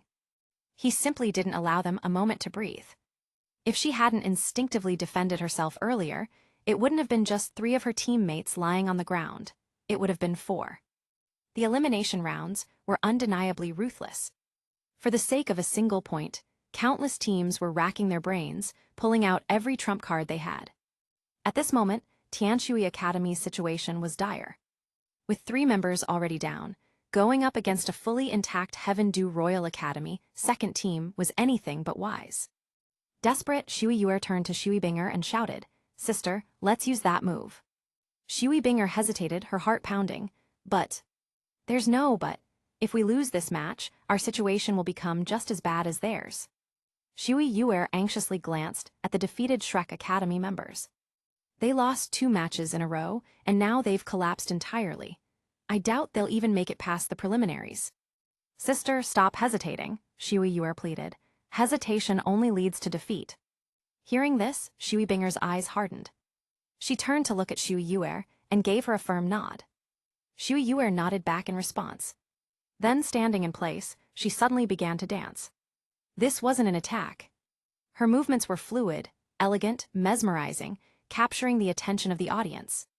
Her 4 soul rings flickered, 2 yellow, 2 purple, a soul ancestor. Yi Hao frowned slightly, confused. He could feel the temperature in the arena dropping rapidly. The tens of thousands of spectators began to shiver. Some had already left the stands due to the unbearable cold, while others huddled together for warmth. And yet, the temperature was still plummeting. "Clan Master Ning, do you know what technique Tianshui Academy is using?" Emperor Zhu Yi exhaled a visible breath of cold air and turned to Ning Fengzhai. Ning Fengzhai furrowed his brows. "I'm not sure, this is the first time I've seen it." He then turned to the 2 elders behind him, Sword Duluo and Bone Duluo. The 2 exchanged glances, both equally puzzled. "It's not a soul skill, nor is it. Bone Duoluo murmured in thought. Could it be a martial soul fusion technique? Both Sword Duoluo and Bone Duoluo spoke in unison. Zhu Qing's expression grew serious. A martial soul fusion technique was not as simple as 1 + 1 = 2. Even two identical martial souls wouldn't necessarily be compatible for fusion. This was bad news for his little brother. Both Shui Binger and Shui Yuer were soul ancestors. Their fusion skill could potentially rival the full-force attack of a soul emperor. With the sudden introduction of a martial soul fusion technique, the scales of victory tipped drastically in Tianshui Academy's favor. Dark clouds gathered over the battlefield, shrouding the entire arena. Then raindrops began to fall, slow at first, then faster, until a torrential downpour consumed the battlefield. Shui Binger's eyes flashed as she activated her first soul ring again. In an instant, Yi Hao and the entire second team were once again frozen in ice. This time, the ice was significantly tougher, reinforced by the falling rain. Yi Hao shuddered. Being frozen again, this was getting ridiculous. A moment later, he shattered the ice and activated his fourth soul skill. Fourth soul skill, Thorn Spider Carapace. A thick, violet exoskeleton covered his body, bristling with toxic spikes. Against Shui Binger and Shui Yuer's martial soul fusion technique, Yi Hao found himself struggling for the first time. These two sisters might have looked delicate, but when they got serious, they were even more terrifying than some men. Shui Binger and Shui Yuer gasped in shock as they watched Yi Hao break free once again. Their hearts sank. They already knew Yi Hao was strong, but seeing it firsthand was another matter entirely. A 13-year-old Soul King. Compared to him, even they, the most talented students of Tianshui Academy, felt utterly insignificant. Yi Hao's gaze sharpened. He couldn't let them fully unleash their martial soul fusion technique. If they did, things would get much more difficult for him. In the audience, Shinayan sat among the crowd, his face contorted into a gleeful, perverse grin. Yes, yes, keep fighting. Drain as much of Yi Hao's energy as possible. Shinayan had already revealed his killing intent toward Yi Hao. There was no turning back. The more exhausted Yi Hao became, the easier it would be to eliminate him later. Shinayan could hardly wait to see the moment Yi Hao kneeled before him, begging for mercy. Yi Hao surged forward, his body surrounded by a purple glow. With swift, precise strikes, he shattered the ice encasing his teammates. The 6 of them, now freed, trembled violently, their lips turning blue from the cold. Their clothes were drenched from head to toe. Meanwhile, Shui Binger and Shui Yuer soared into the air, disappearing into the storm clouds above. Their martial soul fusion technique was reaching its climax. The rain suddenly ceased. In its place, hail. Snowflakes began to fall, swirling into a massive vortex. A blizzard, layer upon layer, rapidly closed in on the second team. The sisters weren't leaving anything to chance. They were determined to use this technique to crush Yi Hao and his team. This martial soul fusion technique was their trump card. Revealing it too early could be disastrous. Other teams would take note and prepare counter-strategies. But before that, they had to defeat Yi Hao. Losing now, after using their strongest ability, would be far too humiliating. The snowstorm intensified, condensing into a 7-meter-long ice phoenix. Its body was a translucent, noble shade of ice blue. Yi Hao smirked. An ice phoenix, huh? Interesting. Since that's the case. 6 pairs of translucent violet wings burst from Yi Hao's back. He slowly ascended into the sky, locking eyes with the ice phoenix. Even from dozens of meters away, he could feel the chilling aura radiating from it. A true peak-tier beast martial soul. Compared to Ma Hongjun's oversized fire chicken, there was no competition. The ice phoenix let out a piercing cry and soared toward Yi Hao. Frost trailed in its wake, a dazzling spectacle of icy brilliance. Yi Hao's forehead glowed with the mark of a black size. Dark purple energy swirled around him as he whispered. Death Domain, activate. A vast, oppressive force spread outward, instantly engulfing the ice phoenix. At that moment, the ice phoenix trembled violently. Its form flickered. It was on the verge of collapse. In the VIP section, Sword Duoluo and Bone Duoluo shot to their feet, their eyes filled with shock. A domain. Bone Duoluo struggled to even speak the words. Domain. Ning Fengzhai's throat went dry. Yi Hao, at only 13, had awakened a domain. A technique so rare that even most titled duo didn't possess one. Chapter 153, Don't Come Any Closer. As 5 members of the Skywater Academy collapsed, the remaining 2 were clearly powerless to resist. They exchanged glances, eyes filled with helplessness. "We surrender." Hearing this, the referee confirmed the decision once more before announcing, Skywater Academy versus Heaven Du Royal Academy second team. Heaven Du Royal Academy second team wins.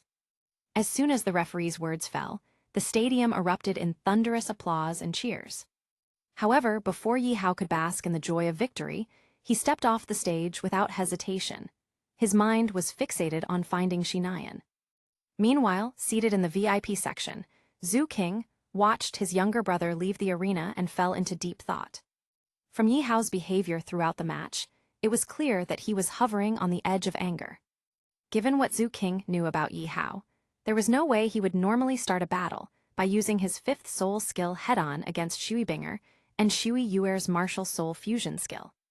Just as Zhu King had suspected, the moment Yi Hao stepped out of the Heaven Du Grand Soul Arena, he unwittingly stepped into the illusion set up by Shinayan. Yi Hao walked alone through a deserted street. What was once a lively, bustling place had now become completely abandoned. Yet, instead of feeling alarmed, Yi Hao smirked to himself. Isn't this precisely what I wanted? Shinayan's illusions were indeed terrifying. With his soul's sage-level strength, hardly anyone on the continent dared to provoke him. His illusions struck fear into even the strongest warriors. Once trapped inside, escape was almost impossible. But for Yi Hao, who was under the protection of the death god's heart, this illusion was meaningless. Glancing to the side, Yi Hao spotted Shinayan lurking in the shadows, a sinister grin plastered across his face. He looked so pleased with himself. Yi Hao shook his head slightly. Who gave this guy the courage to challenge me? Following Shinayan's script, Yi Hao continued walking through the illusion, the scenery repeating itself just like a looping dream. After some time, Yi Hao came to a halt. A faint, knowing smile crept onto his lips. Shinayan, hidden in the darkness, felt puzzled. He's at death's door and he still has the nerve to smile. This kid is. Then, a sudden realization struck Shinayan, causing his expression to change dramatically. At that moment, Yi Hao raised the death god's heart, his smile widening as he hurled it straight at Shinayan. Shinayan was utterly shocked.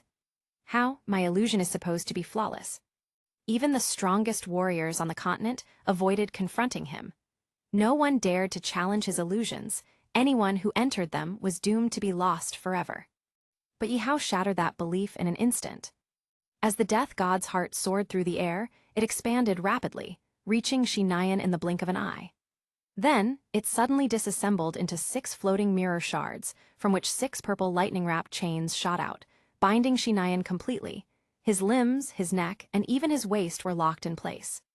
At that moment, Shinayan resembled a lamb to the slaughter. He was completely paralyzed, still in shock from what had just happened. Everything had happened far too quickly. Before he could even register what was going on, it was already over. He stared blankly at Yi Hao, who was approaching step by step. For the first time, a deep fear surfaced in Shinayan's eyes. You don't come any closer," Shinayan screamed in panic. They were deep in the forests outside Heaven Du City. Tall trees and winding paths made it a perfect place where no one would come looking for him. Yi Hao smirked. Now you're scared? Just a moment ago, weren't you the one radiating killing intent? Did you think I would be easy to deal with? Faced with Yi Hao's mocking words, Shinayan trembled in fear. Is this boy really only 13? He had once taken pride in hunting down young prodigies, yet now he had become the prey. Yi Hao studied Shinayan for a moment before speaking again. I'll give you a chance. I want you to test someone for me. Hearing this, Shinayan's eyes lit up with hope, and he quickly responded. Of course. Whoever you want me to test, even if it's a titled duo, I'll do it. His desire to live was overwhelming. Yi Hao chuckled. There's someone in Shrek Academy named Tang-san. Do you know him? Shinayan paused for a moment, then nodded. I do. He was actually my next target. Just like you, he's extremely talented for his age. Though not as remarkable as you, the fact that he has cultivated the blue-silver grass to this extent shows that he is no ordinary soul master. Just as I thought. Yi Hao's smirk deepened. Tonight, I want you to sneak into Shrek Academy and test Tang San. While you're at it, I want you to gather some intel on their current state. Shi Nian hesitated for a moment before asking, "That's all?" Yi Hao glanced at him coldly. "What else do you think?"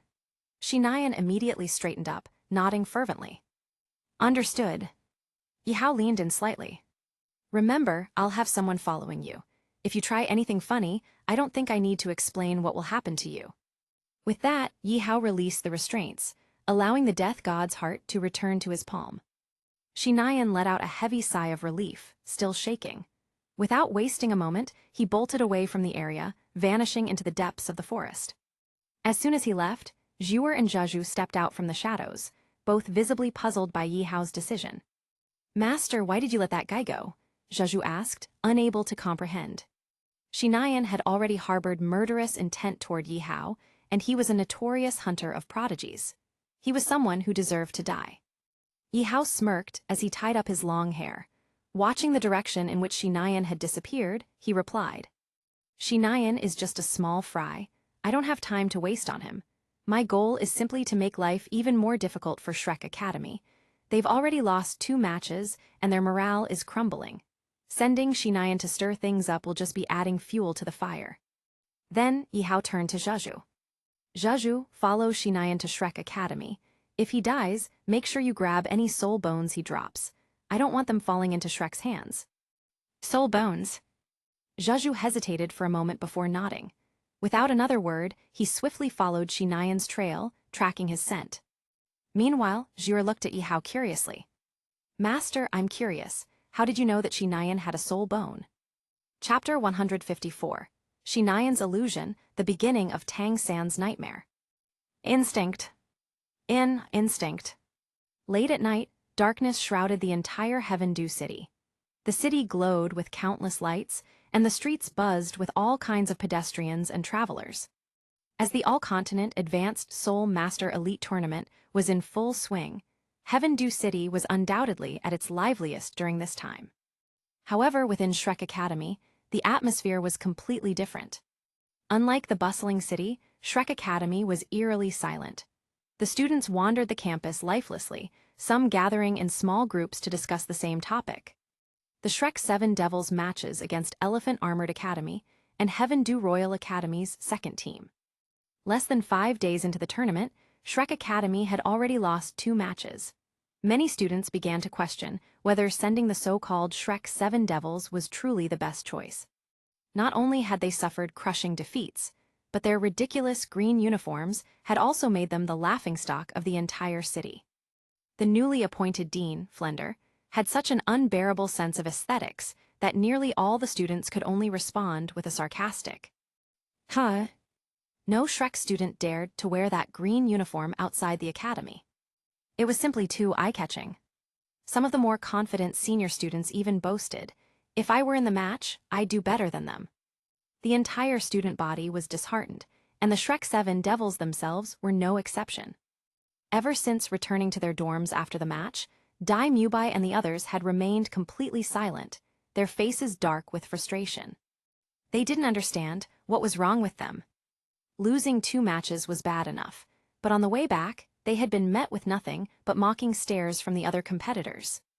Even though Shrek Academy was considered an advanced Soul Master Academy, they had been utterly humiliated. But the real reason for their loss of morale wasn't just the defeats. It was the overwhelming strength Yi Hao had displayed during their match against Heaven Dew Royal Academy's second team. Just thinking about his name made the Shrek students clench their teeth in frustration. In the academy's back mountain, Tang San and Zio Wu sat on a tree branch, leaning against each other as they gazed at the pitch-black night sky above. They remained silent for a long time. Tonight, for some reason, the sky seemed darker than usual, almost as if the heavens were mirroring their mood. "Brother, what should we do about our match against Blazing Academy in 2 days?" Zio Wu asked worriedly. Blazing Academy was an established powerhouse, and its competitors all possessed fire attribute martial souls. Everyone knew that blue-silver grass was a useless martial soul, and what did grass fear the most? Fire. Tang San sighed. "I don't know either, Blazing Academy has already won 2 matches in a row, while we. He trailed off, unable to finish his sentence. At this moment, all of Shrek Academy was drowning in despair. Expecting them to recover their mentality in just 2 days was nearly impossible. More importantly, Tang San's blue silver grass had no resistance to fire. Blazing Academy's flames were undoubtedly his worst possible counter. Even Grandmaster advised Tang San to sit out the match, suggesting that he avoid confrontation now and save his strength for later battles. Tang San didn't know how to respond, because he himself was lost. If the heavens could grant him an opportunity to grow stronger right now, he would seize it without hesitation. But he had already missed his chance with the immortal herbs, and time was quickly running out. Not far from them, Shinayan, clad in a gray robe, slowly emerged from the dense forest. He looked at Tang San and Xiao Wu sitting on the tree branch, and a devious smirk crept onto his face. At that moment, an audacious idea took root in his mind. Inside Grandmaster's room, empty wine bottles were scattered across the floor. He was completely drunk, curled up in the corner, looking utterly miserable. Yi Hao's words had shattered him. Even now, he still hadn't recovered from the psychological blow. Grandmaster. A familiar voice snapped him out of his drunken stupor. He drunkenly turned his head and locked eyes with Tang Hao. His eyes widened in shock. Tang Hao, you're Tang Hao. Ever since Tang Hao's attack on the Spirit Hall, Grandmaster hadn't seen him for over 6 months. Now, Tang Hao's sudden appearance left him both stunned and relieved. Tang Hao, thank goodness you're alive. Tang Hao, look at you, drowning in alcohol, or is it that Yi Hao's words hurt you so much? Hearing this, Grandmaster couldn't help but lower his head in shame. Am I truly useless, just as Yi Hao said? There are no useless martial souls, only useless. He had been dwelling on these words for days. For his entire life, he had been stuck at rank 29. He had hoped that the immortal herbs from the ice and fire yin-yang well would help him break through his limits. But no, Yi Hao had tampered with them. The result? Grandmaster had suffered so much that he had to walk with his legs clamped together for an entire week. Grandmaster, pull yourself together. Shrek Academy is at a breaking point. If you lose to Blazing Academy next match, you're out of the tournament. Tang Hao's voice was firm. And there was another matter. This tournament's grand prize was 3 soul bones. But Grandmaster just slumped back onto the sofa, staring blankly at the ceiling. Tang Hao, do you really want to see Tang San join Spirit Hall and compete under them? Tang Hao stiffened. He understood exactly what Grandmaster meant. Tang Hao was a wanted man. If Tang San showed up in Spirit Hall, it would bring disaster upon him. Especially with Yi Hao, Spirit Hall's prince, also present in Heaven Dew City. Tang Hao found himself deeply troubled by this. Grandmaster, don't worry. Tang San is my son, I won't let anything happen to him. But Grandmaster snapped back. He's also my disciple. Tang Hao didn't argue. Instead, he grinned at Grandmaster. Looks like the Grandmaster, I know, is finally back. But suddenly, Tang Hao's expression darkened. He turned sharply toward the forest, his eyes filled with alarm. A dangerous presence had appeared near Tang San and Xiao Wu. Something's wrong. Grandmaster's face turned pale. What? Tang San is in danger. Grandmaster's heart dropped. Without hesitation, the two rushed toward the back mountain. By the time they arrived, Shinayan had already trapped Tang San and Xiao Wu inside his illusion. Inside the illusion, Tang San found himself standing in a familiar city, Soto City.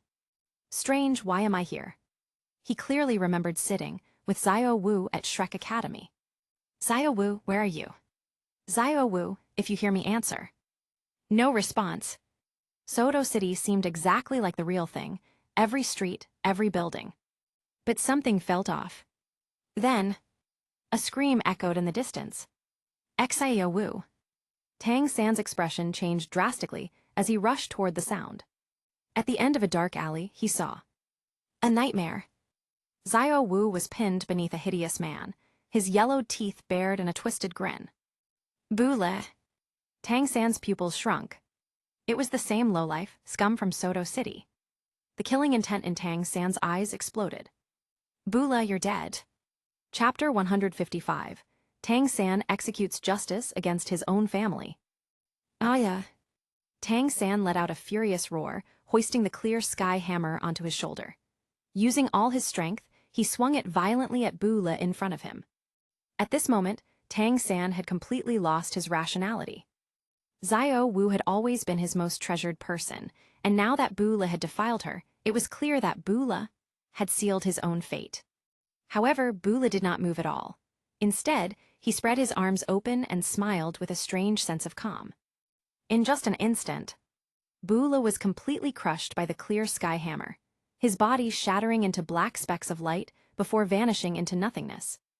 Xiao Wu, you.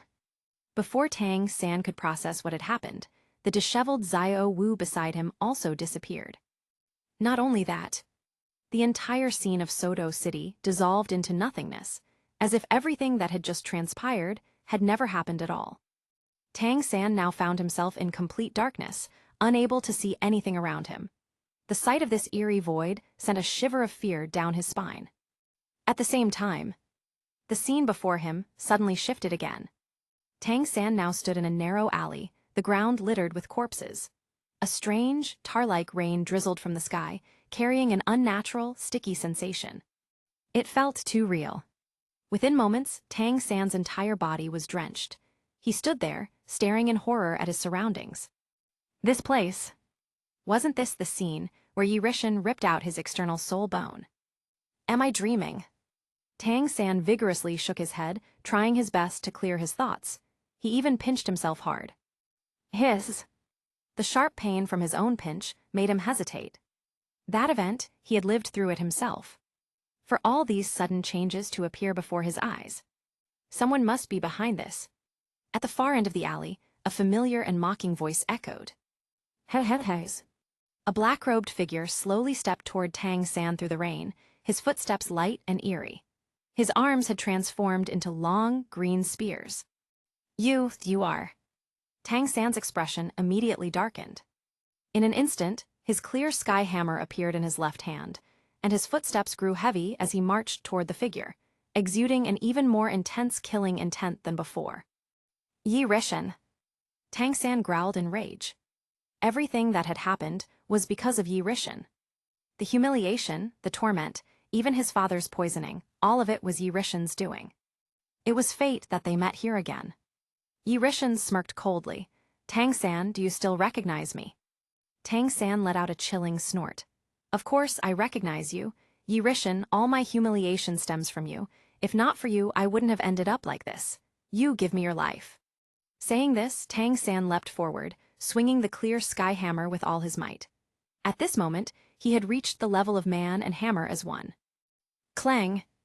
As the hammer slammed down, Yi Rishan was sent flying backward, crashing into the wall behind him and leaving a human-shaped indentation before sinking into it. Seeing his opening, Tang San had no intention of stopping. With a flick of his right hand, blue-silver grass erupted from his palm, wrapping tightly around the wall and binding Yi Rishan in place. Now he was a perfect, immobile target. Rage burned within Tang San as he swung his clear sky hammer once more. However, just like before, as soon as the hammer landed, Yi Rishan vanished again. The scene around him dissolved into darkness once more. Tang San stumbled back in disbelief, his mind teetering on the edge of collapse. He clutched his head and sobbed bitterly, collapsing onto the ground. Staring into the overwhelming darkness above, Tang San completely broke down. Then, the scene shifted once again. Tang San slowly got back up, exhausted and spiritually drained. But when he looked forward, Bula had appeared again. The same scene repeated. Following the same sequence of events, Tang San swung his clear sky hammer at Bula. Then, Yi Rishan appeared again. Seeing this, Tang San completely lost his mind. Just like before, Bula Yi Rishan, Bula Yi Rishan. Again and again. The same nightmarish cycle played out over and over. Trapped within the illusion, Tang San was slowly being driven to the brink of insanity. Outside the forest, Shinayan smirked as he manipulated the illusion. Everything Tang San was experiencing was created from the fears buried deep within his own heart. Every person had darkness within them, and Shinayan's ability amplified that darkness, trapping Tang San in an infinite nightmare. This technique would slowly break Tang San's spirit until he lost his will to live. People only die if they seek death themselves, Shinayan muttered, a sinister grin spreading across his face. But at that moment, Shinayan's vision blurred. A massive hammer slammed into his chest, sending him flying backward. The impact was devastating. He vomited blood as his body crashed through several trees before slamming into the ground. At the same time, the illusion that had trapped Tang San started to dissipate. Back in reality, Tang San and Xiao Wu lay unconscious on the ground, their faces pale. It was clear that whatever they had experienced within the illusion was pure torment. Shinayan, it was you. A furious grandmaster arrived at the scene, shocked by the sight of Shinayan lying on the ground, barely clinging to life. Tang Hao's single strike had crushed Shinayan completely. Even though Shinayan was a soul saint, he had stood no chance at all. His bones had shattered, and even his internal organs had shifted. Shinayan coughed up blood, his face pale with horror as he stared at the clear sky hammer in Tang Hao's hands. Every soul master knew what that legendary hammer meant. In that moment, Shinayan finally understood. Yi Hao had used him. Everything had been a setup. Yi Hao had played him like a pawn. Shinayan laughed bitterly. Shinayan. Tang San slowly stood up, his face blank and filled with fear. But when he saw Grandmaster and Tang Hao, his expression shifted suddenly. Without warning, he swung his clear sky hammer straight at Grandmaster's head. Grandmaster was stunned. Was Tang San trying to kill his own teacher? However, Tang Hao merely sighed in disappointment. With a single slap to the face, he brought Tang San back to his senses. Tang San snapped out of his trance. Father, teacher, what happened to me? Grandmaster. What happened? You nearly bashed my head in. Tang Hao said, Xiao-san, you and Xiao Wu both fell into an illusion. Illusion? Tang San scratched his head in confusion. The experience he had just gone through felt so vivid, as if it had truly happened before his eyes. It didn't feel like an illusion at all, it felt like reality. Shinayan. Tang San's gaze shifted to Shinayan, who lay motionless on the ground. He had heard about this man from Dean Flender before. A ruthless and petty man, cruel and vengeful. And now, this man had come to kill him. For those who wished to take his life, Tang San would never show mercy. From his 24 moonlit bridges, he retrieved a black case, opening it to reveal a long black needle that gleamed with a faint, eerie glow. The dark night only served to enhance its sinister presence. Without giving Shinayan a chance to speak, Tang San swiftly shot the King of Hell's invitation needle into Shinayan's body. The next moment, Shinayan's eyes bulged in terror, his mouth stretching open in a silent scream. His entire body began emitting a black mist. Under the shocked gazes of Grandmaster and Tang Hao, Shinayan's body melted into a puddle of black liquid. And then he was completely gone. No, not just gone. Erased from existence. Xiao-san, you. Grandmaster was too stunned to speak. Tang San's brutality had exceeded even his expectations. It was truly merciless. Especially that black needle in his hand. Grandmaster felt a deep chill in his heart and instinctively took a few steps back. Recalling how Tang San had almost smashed his head in with the clear sky hammer just moments ago, cold sweat broke out on Grandmaster's forehead. Tang Hao, on the other hand, remained expressionless. He had no objection to his son's actions. Shinayan had sought death himself. Now that Tang San had dealt with him personally, it saved Tang Hao the trouble of doing it himself. Now that Shinayan is dead, Suddenly, Grandmaster's eyes lit up. He stared at the spot where Shinayan had vanished. There, lying on the ground, a pink, bone-like object glowed faintly. This is. Grandmaster's hands trembled violently. A soul bone. Tang Hao's tone remained calm.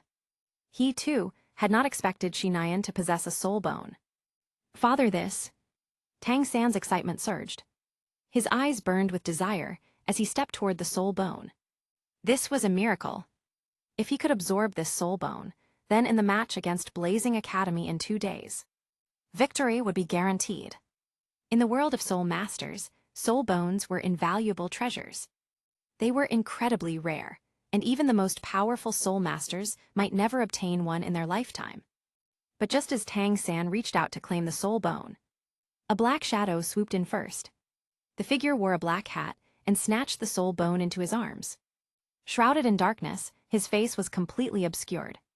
"How dare you drop my son's soul bone?" Tang Hao's rage erupted. The clear sky hammer materialized in his hand as he stormed toward the black-cloaked man. However, the black-cloaked man simply smiled. With a flick of his wrist, he stored the soul bone into a soul tool. Then, facing Tang Hao's powerful attack, he showed no fear.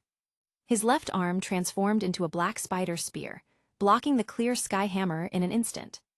At the same time, his mouth spewed forth a thick, venomous mist. Seeing this, Tang Hao quickly dodged. Grandmaster, on the other hand, bolted away at top speed. He had no intention of staying behind. Only Tang San remained, hastily lifting Xiao Wu into his arms and retreating from the scene. The venomous mist rapidly spread, causing the once lush trees to wither and the flowers along the road to melt into black sludge. The once picturesque forest had now become a wasteland of death. Grandmaster panted heavily, looking back toward the depths of the forest. With deep regret, he muttered, "Such a pity, that soul bone was clearly meant for Xiao San." Turning to Tang Hao, he asked, "Did you recognize that person?" Tang Hao hesitated. That person felt unfamiliar, yet the venomous gas he emitted was something Tang Hao knew all too well. No one was more qualified than him to recognize it. The poison he released was Death Spider Emperor poison. Tang Hao's voice was grim. Death Spider Emperor poison. Grandmaster gasped. Could it be that person was Yi Hao? Chapter 156. Yi Hao, sis, lock me in the secret chamber. Hearing Grandmaster's speculation, Tang Hao slowly shook his head. No, that man wasn't Yi Hao. His aura was completely different. This was my first time encountering him. Could it be? He was the one who poisoned me. As Tang Hao spoke, rage ignited in his eyes, and a murderous aura rapidly spread around him. Meanwhile, Tang San, carrying Xiao Wu on his back as he fled the forest, turned back and glared furiously. The man who had stolen his soul bone, he wanted to kill him. His opportunity had been snatched away just like that, and Tang San was seething with hatred. Xiao San, take Xiao Wu back to rest, Grandmaster sighed. In 2 days, you'll be facing Blazing Academy. You decide what to do. Tang San nodded solemnly. Then, he turned to Tang Hao and Grandmaster. Father Teacher, please allow me to cultivate my second martial soul. Blue-silver grass is just too weak. The two of them froze. Then, Tang Hao's face darkened as he scolded. Xiao San, your blue-silver grass is not as weak as you think. When the time is right, I will take you to a special place where it can undergo a second evolution. Grandmaster's eyes widened. Blue-silver grass can evolve again. Father, is this true? Tang San asked, his eyes shining with hope. Tang Hao nodded. When have I ever lied to you? Now go back and rest. Heaven Dew City, at Cayenne Rengsu's residence.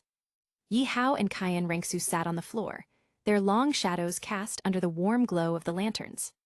Can't believe Cruel Dream Shi Nian tried to assassinate you, Cayenne Rengsu said, surprised. Is he dead? She was more concerned about Yi Hao's safety than the assassin himself. Yi Hao smiled. With Death God's heart protecting him, Shi Nian's illusion was useless. Sis, don't worry. Shi Nian has already been dealt with. I blackmailed him into going after Tang San. Didn't our spies report earlier that Tang Hao is currently at Shrek Academy? Shi Nian deserved to die, but I didn't want to dirty my own hands. So I let Tang Hao and his son take care of it. By now, Zhu Zhu should be back soon. Just as Yi Hao finished speaking, Zhu Zhu dropped from the rooftop, his hand still covered in purple spider silk. He handed Yi Hao the soul bone Shi Nian had dropped. Master, just as you predicted, Shi Nian was injured by Tang Hao and then finished off by Tang San with some kind of black-silver needle. He dissolved into a puddle of black water, leaving this soul bone behind. Yi Hao took the soul bone and examined it carefully. It was a head soul bone with excellent attributes, but it didn't suit him. However, it would be perfect for auxiliary-type soul masters like Ning Rongrong or Yi Lingaling. You've worked hard, Zhu Zhu. If you have nothing else to do, go find Jair and spend time with her. At the mention of Jair, Zhu Zhu's expression darkened, and he sighed. Jair won't even talk to me anymore. She's obsessed with reading books. I really don't get it. What's so great about books? Cayenne Rengsu chuckled. There's a saying, books hold a house of gold. Jair's love for reading is a good thing, unlike you, always clinging to her. She's always been cold and distant, so she probably finds it annoying. You need to understand women if you want to win her heart. Zhu paused before hanging upside down from the ceiling. So, I need to win Jair's heart, just like how Yihao likes you but doesn't dare to say it. Kaiyan Rengsu smiled, exactly just like Yihao. You shut up, go find Jair now. Yihao quickly shooed him away. Sensing danger, Zhu immediately retreated, bouncing off his spider silk and vanishing from sight. Ha. Yihao awkwardly turned and saw Kaiyan Rengsu's expression change. She was staring at him very seriously. Yihao gulped and forced himself to remain calm. Sis, is something wrong? Oh, there's a huge problem. Kaiyan Rengsu's voice was cold, her eyes fixed on him. This little brat, actually, dares to have thoughts about his own sister. That's a big problem. Tell me, what am I to you? Kaiyan Rengsu asked flatly. Yihao sighed internally. Damn it, Zhu. You're my sister. Kaiyan Rengsu leaned closer, her flawless face inches from his, her charming red lips dangerously alluring. Yihao felt his blood boil. No choice, the Kaiyan family's genes were too strong. His mother was gorgeous. Of course, her daughter, his sister, was too. You understand that, yet you still dare to have such thoughts. Kaiyan Rengsu's voice was icy. I'm your sister, your real sister. There are plenty of good girls out there for you. Look at Tian Du Royal Academy, aren't there a few nice ones? Even Ning Rongrong from Seven Treasure Glazed Tile Clan, why don't you try pursuing her? Why are you so fixated on me? Kaiyan Rengsu sighed. But if, she hesitated, if you weren't my brother, maybe I'd have fallen for you. Yihao's eyes lit up. You what? Kaiyan Rengsu cut him off immediately. Fact is, you are my brother, my real brother. You better drop this nonsense immediately. If Grandpa finds out, I doubt he'll let you off easily. Also, be careful of her. Not long ago, Mom wanted to pair you with Juliana, but I rejected it. Yihao's eyebrow twitched. Is she crazy? What was your reason? Yihao asked. Kaiyan Rengsu smirked. You're still young, you should focus on cultivating. Besides, Juliana is almost 20, you two aren't even in the same generation. Stick to someone like Ning Rongrong. She's noble, talented, and the right age for you. Yihao immediately interrupted. Stop. He sighed. Sis, please don't try to matchmake me. I have zero interest in Ning Rongrong. Sis, can I ask you something? Go ahead, Kaiyan Rengsu said. Is Mom planning to target Seven Treasure Glazed Tile Clan? Kaiyan Rengsu glanced at him, surprised. How did you know? Yihao bluffed smoothly. When I wrote to her last time, she mentioned something about a soul-hunting operation. Kaiyan Rengsu was silent for a moment before nodding. You're right. She plans to attack both the Seven Treasure Glazed Tile Clan and the Blue Lightning Tyrant Dragon Clan. But not until after the tournament. If anything happens now, the entire continent will be thrown into chaos. Yihao smirked. And you still want me to date Ning Rongrong? If I do, how am I supposed to face her when the time comes? Kaiyan Rengsu paused, then sighed. You little brat, you better get over this crush on me. Sisters are sisters, and brothers are brothers. There's a line you can't cross, and you'll never cross it. Yihao chuckled knowingly. Sis, when the tournament reaches the elimination rounds, let's return to Spirit Hall. I'll have a talk with Grandpa about this. Kaiyan Rengsu sneered. Go ahead, see if you can convince him. If Grandpa agrees, Kaiyan Rengsu will marry you without hesitation. Yihao grinned. Deal. Kaiyan Rengsu smirked. You'll regret this. We'll see. Yihao's eyes twinkled. By the way, sis. Lock me in the secret chamber. Secret chamber? Kaiyan Rengsu was puzzled. What secret chamber, and why would I lock you in? Yihao didn't answer. Instead, he left behind a mysterious smile. Hey, where are you going? You still haven't explained. Kaiyan Rengsu called out, but Yihao was already turning away. Smirking, he said, go ask Grandpa. Once you do, you'll understand. For now, I'm going to find Zhu, that loudmouth. I'm making him sacrifice himself to me. With that, Yihao rushed off in a hurry. Left alone, Kaiyan Rengsu sat in silence, deep in thought. Secret chamber, what does he mean? Chapter 157, Setting Fire to Tangsan. The sudden disappearance of Xinyan threw Kanghui Academy into chaos. Not only was he their team leader, but he was also the mentor of the 7 academy members. Without Shinayan as their backbone, the entire academy fell into disarray. Kanghui Academy immediately reported Shinayan's disappearance to the tournament committee. In response, the Heaven-Do Empire had already sent investigators to look into the matter. Upon hearing this, Tang San, the one responsible for Shinayan's death, remained completely unfazed. With the Yama's sticker, leaving no corpse behind, the only witnesses present that night were Grandmaster, his father, and that mysterious figure. Even if the committee investigated and suspected him, first, there was no evidence.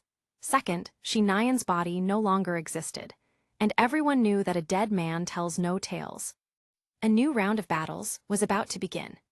Heaven-Do Great Spirit Arena was packed to capacity, a sea of people filling every corner. The All-Continent Advanced Soul Master Elite Tournament was undoubtedly one of the grandest events on the continent. The audience chattered among themselves, discussing nothing other than who was stronger and who would win or lose today. The match that drew the most attention was Shrek Academy versus Blazing Academy. Shrek Academy, the only team with 2 consecutive losses, had now fallen to the very bottom of the rankings. If they lost again today, they could pretty much say goodbye to this tournament. Unless they won every single match from now on. Which quite frankly seemed impossible. The first match of the day, Blazing Academy versus Shrek Academy. The stadium erupted into deafening cheers and chants for Blazing Academy. In stark contrast, not a single voice cheered for Shrek Academy, the team of bad luck that had already lost twice. In the VIP seats, Grandmaster, Flender, and Liu Erlong sat together, their expressions grim. They had watched Blazing Academy's last 2 matches. The opposing team had a well-rounded lineup, and Tang San's blue-silver grass was naturally weak to fire. Moments later, the teams entered the arena. On the vast battle stage, Blazing Academy and Shrek Academy stood opposite each other, staring each other down. Dressed in fiery red uniforms, the 7 members of Blazing Academy were led by their captain, Hua Wushwang. Beside him stood the vice-captain, Hua Wu, a girl with a curvaceous figure and a unique martial soul. Flame Shadow. Her martial soul was a fiery doppelganger of herself, burning with intense heat, making her one of the Academy's strongest members. On the other side, Shrek Academy, a team that hardly needed introduction at this point. Despite Grandmaster and Tang Hao's warnings, Tang San still insisted on competing today. His blue-silver grass had been bathed in the ice and fire yin-yang well, and he believed that it could withstand Blazing Academy's flames. However, Tang San didn't know that the 2 divine herbs at the center of the yin-yang well had already been taken by Yi Hao. This made Tang San seethe with hatred. Just like last night, when the soul bone he was about to obtain was snatched away by an unknown figure. He was furious. He had stayed awake all night dwelling on it, his heart burning with rage. Meanwhile, Heaven-Do Royal Academy's Team 2 was set to face Godwind Academy, one of the 4 elemental academies. Their captain, Fengzai Ocean, was known as a social butterfly with an outrageous personality. In the waiting room, Yi Hao sat quietly in a corner. He was absorbed in studying his hidden weapon blueprints. Last night, after arguing with Kaiyan Rengsu for so long, he had completely forgotten to discuss the hidden weapons. The continent was full of talented craftsmen, but Tang San had purposely designed his hidden weapons with built-in sabotage mechanisms. If anyone other than Tang San tried to disassemble them, the crucial components would self-destruct, rendering the weapon useless. Creaked. Suddenly, a slender man with a mask covering his face peeked into the waiting room, looking around cautiously. "Excuse me, is this Heaven-Do Royal Academy Team 2? The man asked softly. All eyes turned to him. Yu Tianheng spoke first. "Who are you? What do you want?" The man smiled. "I'm looking for Yi Hao. Is he here?" Yu Tianheng turned to the corner. "Yi Hao, someone's looking for you." Yi Hao, completely absorbed in his blueprints, suddenly snapped back to reality. He stored the blueprints into his soul tool and looked over. Who's looking for me?" Following Yu Tianheng's gaze, Yi Hao noticed the masked man standing at the door. Squinting, he examined the man closely. "I don't recognize him." Casually, Yi Hao walked up. "And you are?" Yi Hao asked. "What do you need from me?" The man chuckled. "I'm Fengzai Ocean, captain of Godwind Academy." Fengzai Ocean, Yi Hao raised an eyebrow. So you are Feng Zai Ocean. Feng Zai Ocean's eyes lit up. Wait, do you know me? Nope, Yi Hao shook his head blankly. Feng Zai Ocean? Well, now you do. Feng Zai Ocean forced a laugh. Anyway, please go easy on us later. Our Godwind Academy can't handle the way you treated Tianshui Academy. Yi Hao's eyes narrowed with interest. This guy was innately gifted, possessing a mutated martial soul, Storm twin-headed wolf. His previous matches had been impressive, making him one of the tournament's top competitors. I'll do my best, Yi Hao smirked. I heard you created your own soul skill. Would you mind showing me later? Feng Zai Ocean hesitated, then nodded quickly. If I get the chance, sure, I gotta go see ya. And just like that, he bolted. Watching him leave, Yi Hao chuckled and shook his head. Social butterfly indeed. Back on the battle stage, the fight between Blazing Academy and Shrek Academy was heating up. Fire erupted from all directions, forcing Dai Mubai and the others into a tough spot. Seeing this, Tang San activated his first soul skill. First soul skill, Binding. Blue-silver grass sprouted behind him, piercing through the flames, surging toward the Blazing Academy team. But then, the 7 members of Blazing Academy burst into laughter. The 2 leading members spat out flames, instantly reducing blue-silver grass to ashes. Tang San's eyes widened in shock. Hua Wu grinned and mocked him. Blue-silver grass, such a trash martial soul. Did you really think a few vines could resist fire? Hearing this, Tang San snapped. He hated people calling blue-silver grass trash.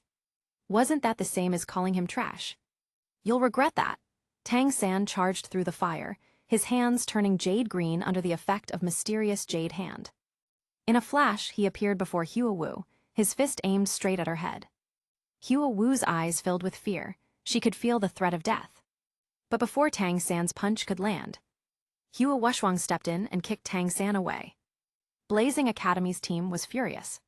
The crowd erupted in outrage. Tang San's actions were disgraceful, attacking a woman like that. Not exactly the behavior of a true gentleman. Chapter 158, Charcoal-Grilled Rabbit Meat. A gentleman? No, clearly not. The members of Blazing Academy, truly enraged, surrounded Tang San. Meanwhile, his teammates were trapped inside a ring of fire. The raging flames consumed the oxygen within, making it harder to breathe. Dai Mubai and the others were losing consciousness, their vision blurring as they struggled to stay on their feet. Without Tang San, they were like a headless group, completely directionless. Tang San, you dared to attack my sister? Hua Wushwang's voice was filled with rage. If you don't leave this arena on a stretcher, then Blazing Academy's name can be written backward. Hua Wushwang was just as protective of his sister as Tang San was of Xiao Wu. Seeing her nearly harmed had completely crossed the line. Tang San, have you lost your mind? Tang San's expression darkened. Your sister insulted me first. Hua Wushwang scoffed. Insulted you? She was simply stating the truth. Blue-silver grass is a trash martial soul. The fact that you've trained it to this level is commendable, but was she wrong? Fire naturally overcomes grass. It's a fact. Sending you out against Blazing Academy was a joke to begin with. As a soul master, do you really not understand such a basic principle?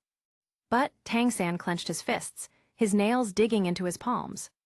But what? Hua Wushwang sneered. This is your pride talking. You can't stand people speaking the truth about you. But facts don't care about your feelings. Blue-silver grass is trash. My sister never insulted you. You just couldn't handle the truth. Hua Wushwang mockingly patted his own face. You sure know how to make yourself the victim. You. Tang San exploded in fury. His 4th soul ring lit up. Countless blue-silver grass vines sprouted, sharp as arrows, all pointing directly at Hua Wu. In the waiting room of Heaven Du Royal Academy Team 2. Feng Zai Ocean, who had just stepped out, froze at the sight before him. His hands clenched into fists. The 4 elemental academies were Godwind Academy, Skywater Academy, Blazing Academy, and Thunder Academy. As captain of Godwind Academy, Feng Zai Ocean had always had feelings for Hua Wu. And now, Tang San was trying to harm her. Feng Zai Ocean's eyes turned cold, filled with deep resentment as he stared at Tang San. After asking someone for an explanation, Feng Zai Ocean felt sickened by Tang San's actions. A soul master who doesn't even understand his own martial soul's weaknesses, he scoffed. Hua Wu was just stating a simple fact, and yet Tang San took it as an insult. What a shameless clown. Shrek Academy is already at the bottom of the tournament rankings, and they still think they have a chance. What a delusional toad, sitting in a well, pretending to understand the sky. Feng Ziocean's grip tightened, his fingers crushing the railing beneath them. If I ever face him, he's dead. On the battle stage, Tang San unleashed his fourth soul skill. Blue-silver grass rushed toward Hua Wu, like an onslaught of arrows. Hua Wushwang's rage erupted. Along with his 5 teammates, he coordinated their flames to form a 6-person firestorm, completely trapping Tang San. There was no escape. Tang San clenched his teeth, weaving blue-silver grass into a cage, wrapping himself inside to resist the flames. In an instant, Tang San was engulfed in fire. Meanwhile, Hua Wu activated her third soul skill. Third soul skill, repelling fire ring.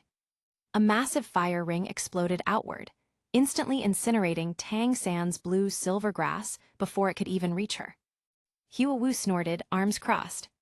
Did you really think blue-silver grass was fire-resistant? Inside the raging inferno, Tang San's clothes burned away, his body covered in soot and burns. Even the outer layers of blue-silver grass meant to protect him were completely incinerated. Ayote. Tang San's agonized screams echoed throughout the arena. Grandmaster clenched his teeth, praying in his heart. I should never have let Zio-san fight Blazing Academy. Blue-silver grass was never fire-resistant. Flender sighed heavily. It's over, we're completely finished. With this loss, our tournament ends here. Unless we win every match from now on, we're done. Liu Erlong looked at Grandmaster and sighed. Xiaogeng, what are you so worried about? Grandmaster gave a bitter smile. Maybe I should be grateful. Zio-san's identity is a risk. If he had gone to Spirit Hall for the tournament, it would have been like walking into a lion's den. Now at least that's not an option anymore. He's safe.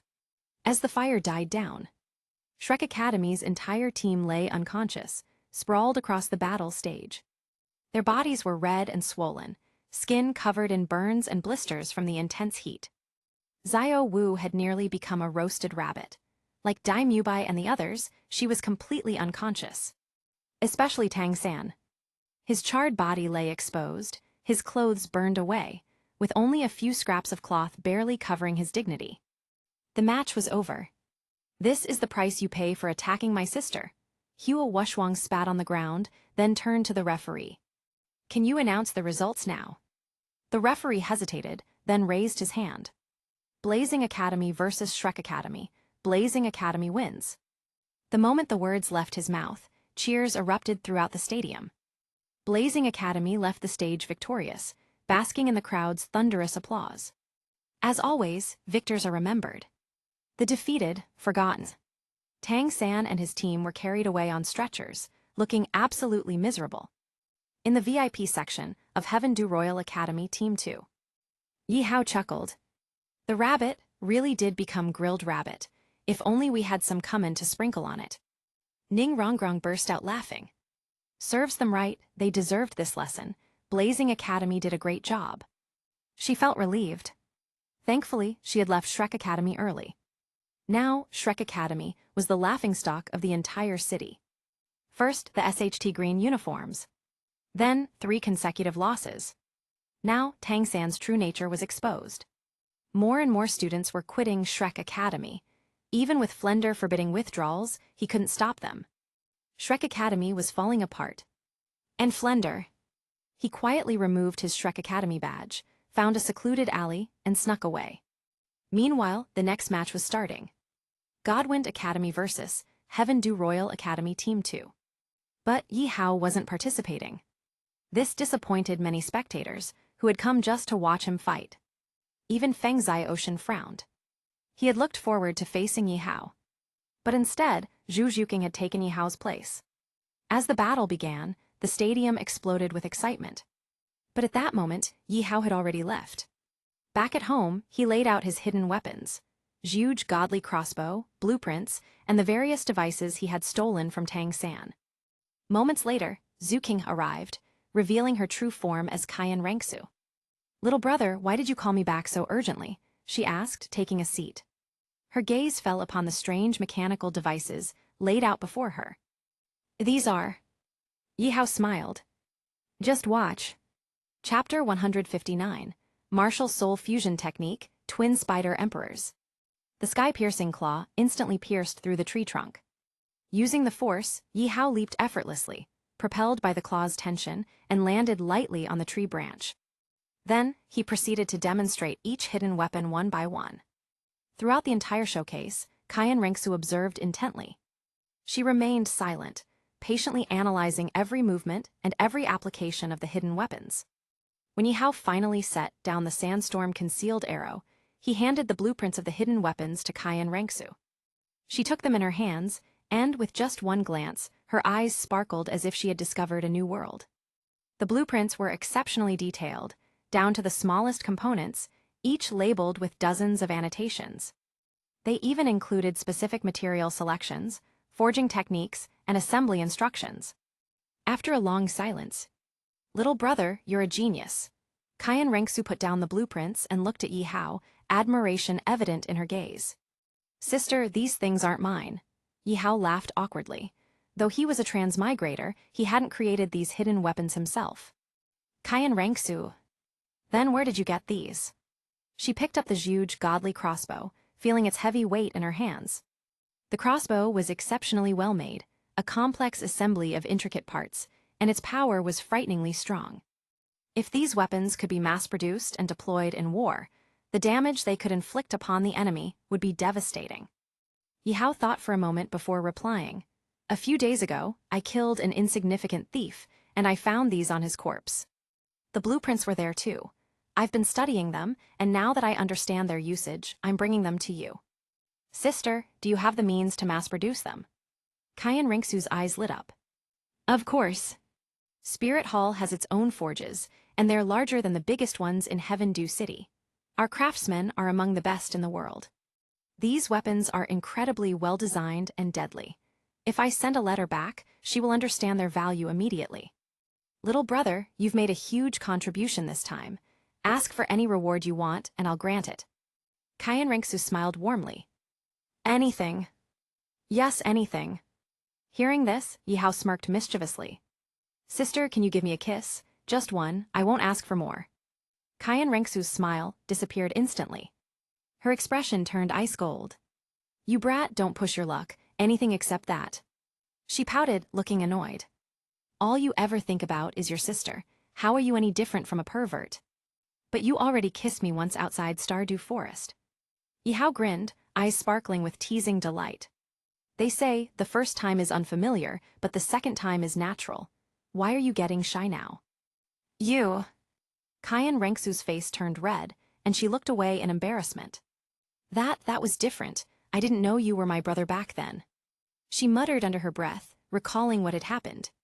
Back then, Yihao had ventured alone into the deepest part of Stardew Forest to help her find a soul ring. She had never expected him to succeed, but he actually returned with a captured Titan giant ape. At that moment, overwhelmed with gratitude, she had kissed him. But this situation was completely different. She truly didn't know how to handle this anymore. Seeing Kayan Rengsu struggle to respond, Yihao sighed. "Forget it, I won't push it. Sister, I'll leave the production of these hidden weapons to you." As he turned to leave, Kayan Rengsu called out, "Little brother, where are you going?" Yihao stopped in his tracks. "To the back garden. I have a little experiment I want to try with Zhu and Zhu. With that, he walked off without looking back. Kayan Rengsu watched him go, then let out a soft sigh.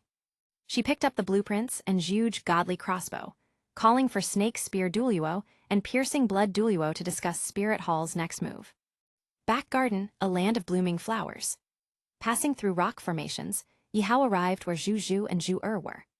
As expected, Xiao Hong was playing fishing cat with Zhu, while Zhu was sitting under a pavilion, reading a book. "You lost again," Xiao Hong laughed, sticking another white paper slip onto Zhu's face. At this point, Zhu looked like a ghost, his face covered in paper slips. "I'm so unlucky," Zhu sighed in defeat. Seeing Yihao arrive, he rushed over. "Master, help me, beat this evil landlord in a game." Yihao chuckled. Maybe next time. He then turned to Xiao Hong. I have a question. Hearing this, Zhu Zhu and Zhu Er also looked over. Yi Hao spoke seriously. You know I have twin martial souls, Death Spider Emperor and Soul Devouring Spider Emperor. Now that Zhu Zhu and Zhu Er have fully become human, their soul beast forms no longer exist. And their martial souls naturally match mine. So I was thinking, is there a possibility of a martial soul fusion technique between us? Silence. Xiao Hong's ears twitched, eyes narrowing. You're saying you and them? Yi Hao nodded. Ever since they became human, I've felt an unexplainable connection with them. Perhaps it's Death God's heart binding us together, or maybe it's because our martial souls are so similar. Do you two feel it too? Yes, Zhu Zhu nodded immediately. I was the first to follow you, and I was baptized by Death God's heart. From the moment I became human, I felt this connection with you. Zhu Er, what about you? Zhu Er gently closed her book and nodded. Xiao Hong's eyes gleamed with realization. Yi Hao, take out your external soul bone, 8 spider lances. Then activate Death God's heart. Zhu Zhu, Zhu Er, summon your martial souls. A dark, eerie aura began to gather. Zhu Zhu and Zhu Er's soul rings, 2 yellow, 2 purple, 4 black, 1 red, emerged beneath them. Death Spider Emperor. Soul Devouring Spider Emperor. Their former soul beast forms appeared behind them. Death God's heart expanded, hovering above their heads. Then the fusion began. Yi Hao's body transformed, a mix of black and green energy swirling together. A towering figure emerged, clad in black-purple armor, left arm covered in thorns, right arm a green scythe. Behind him, 8 spider lances took form, half black, half green. His glowing red eyes pierced the heavens. At the same time, Tang Hao, Sword Duluo, Bone Duluo, and even Spirit Hall's titled Duluo all turned pale. Their hearts trembled. Chapter 160, Uncontrollable Rank 99, Limit Duluo. A powerful pressure instantly engulfed the entire Heaven Du city. Inside Heaven Du Great Soul Arena, the intense battle continued, the audience roaring with excitement. On the battle stage, the match between Heaven Du Royal Academy Team 2 and Divine Wind Academy had reached its final moments. With Yu Tianheng's last punch, the battle concluded. Heaven Du Royal Academy Team 2 wins. As soon as the referee announced the results, the entire audience erupted, their cheers thunderous in response to the magnificent battle they had just witnessed. In the VIP stands, Emperor Zhu Yi burst into joyful laughter, his mood exceptionally good these past few days. Although he hadn't seen Yi Hao compete today, Heaven Du Royal Academy Team 2 had once again proven their dominance, even without their ace player. In the eyes of the audience, Heaven Du Royal Academy Team 2 was the brightest rising star of the tournament. Meanwhile, Sword Duluo and Bone Duluo had abruptly stood up mid-match. Noticing this, Ning Fengjia used soul power transmission to ask. Sword Uncle, Bone Uncle, what just happened? Sword Duluo Chenzin, still shaken, replied. I sensed an incredibly strong soul power fluctuation. That person's strength far exceeds mine and Old Bone's. Bone Duluo Gurong nodded, his expression grave. Chen Xin is right. It was an instant, but for that moment, it felt as if a monstrous force had descended upon us. And then it was gone like a fleeting shadow. Maybe that person was just passing by. Ning Fengzhai's eyes narrowed. Someone stronger than Sword Duluo and Bone Duluo. Who could it be? Meanwhile, Shrek Academy had suffered another humiliating defeat. The raging flames of Blazing Fire Academy had burned away their last shred of hope. 3 consecutive losses. The shame of a 3-match losing streak was now etched onto Shrek Academy's record, and the once proud title, Shrek 7 Devils, had become a mockery. Even Shrek's own students had begun turning against them. The phrase, I could do better, spread like wildfire through the academy, and many students had already applied to withdraw. As Dai Mubai and the others staggered back to their dorms, their spirits were crushed. Their clothes were charred, their skin burned, and their bodies covered in soot. But nobody cared. To the outside world, only victory mattered. If you lost, no one wanted to hear excuses. And among them, Tang San was the worst off. His entire body was severely burned, and he had fallen into a deep coma. The back of his head had been scorched bald, and only the timely medical treatment had saved him from permanent damage. Outside the dormitories, Tang Hao stood in the shadows, watching people come and go from Tang San's room. His fists clenched. If this had happened before, he would have crushed whoever dared harm his son, just like he did to Zhao Wuji in Soto City. But this was different. This was a fair competition. He couldn't just storm Blazing Fire Academy and beat everyone up. That would only make things worse. Besides, his identity was still a dangerous secret. Instead, Tang Hao made up his mind. For Tang San's future, he would take him away to a place where his blue-silver grass could truly awaken. Suddenly, a titanic soul power erupted nearby. Tang Hao's expression darkened immediately. The soul power wave was even more terrifying than DOLOU's. And worse, it came from a location not far from Shrek Academy. If that force turned out to be hostile, Tang Hao clenched his fists. Rank 99, he muttered. No, even stronger than DOLOU. What kind of monster is this? Meanwhile, at Rengsu's mansion, Rengsu had just finished instructing Snake Spear Duluo and Bloodthorn Duluo to deliver the hidden weapon blueprints to Spirit Hall. But just as they were about to depart, a suffocating pressure exploded from the back courtyard.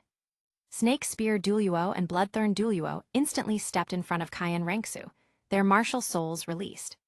Such terrifying soul power, Snake Spear Duluo gasped, gripping his spear tightly.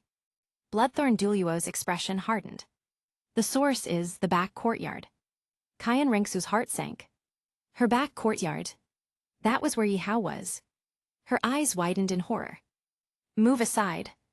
But young master, if Yihao is in danger, how will you explain yourselves to my grandfather?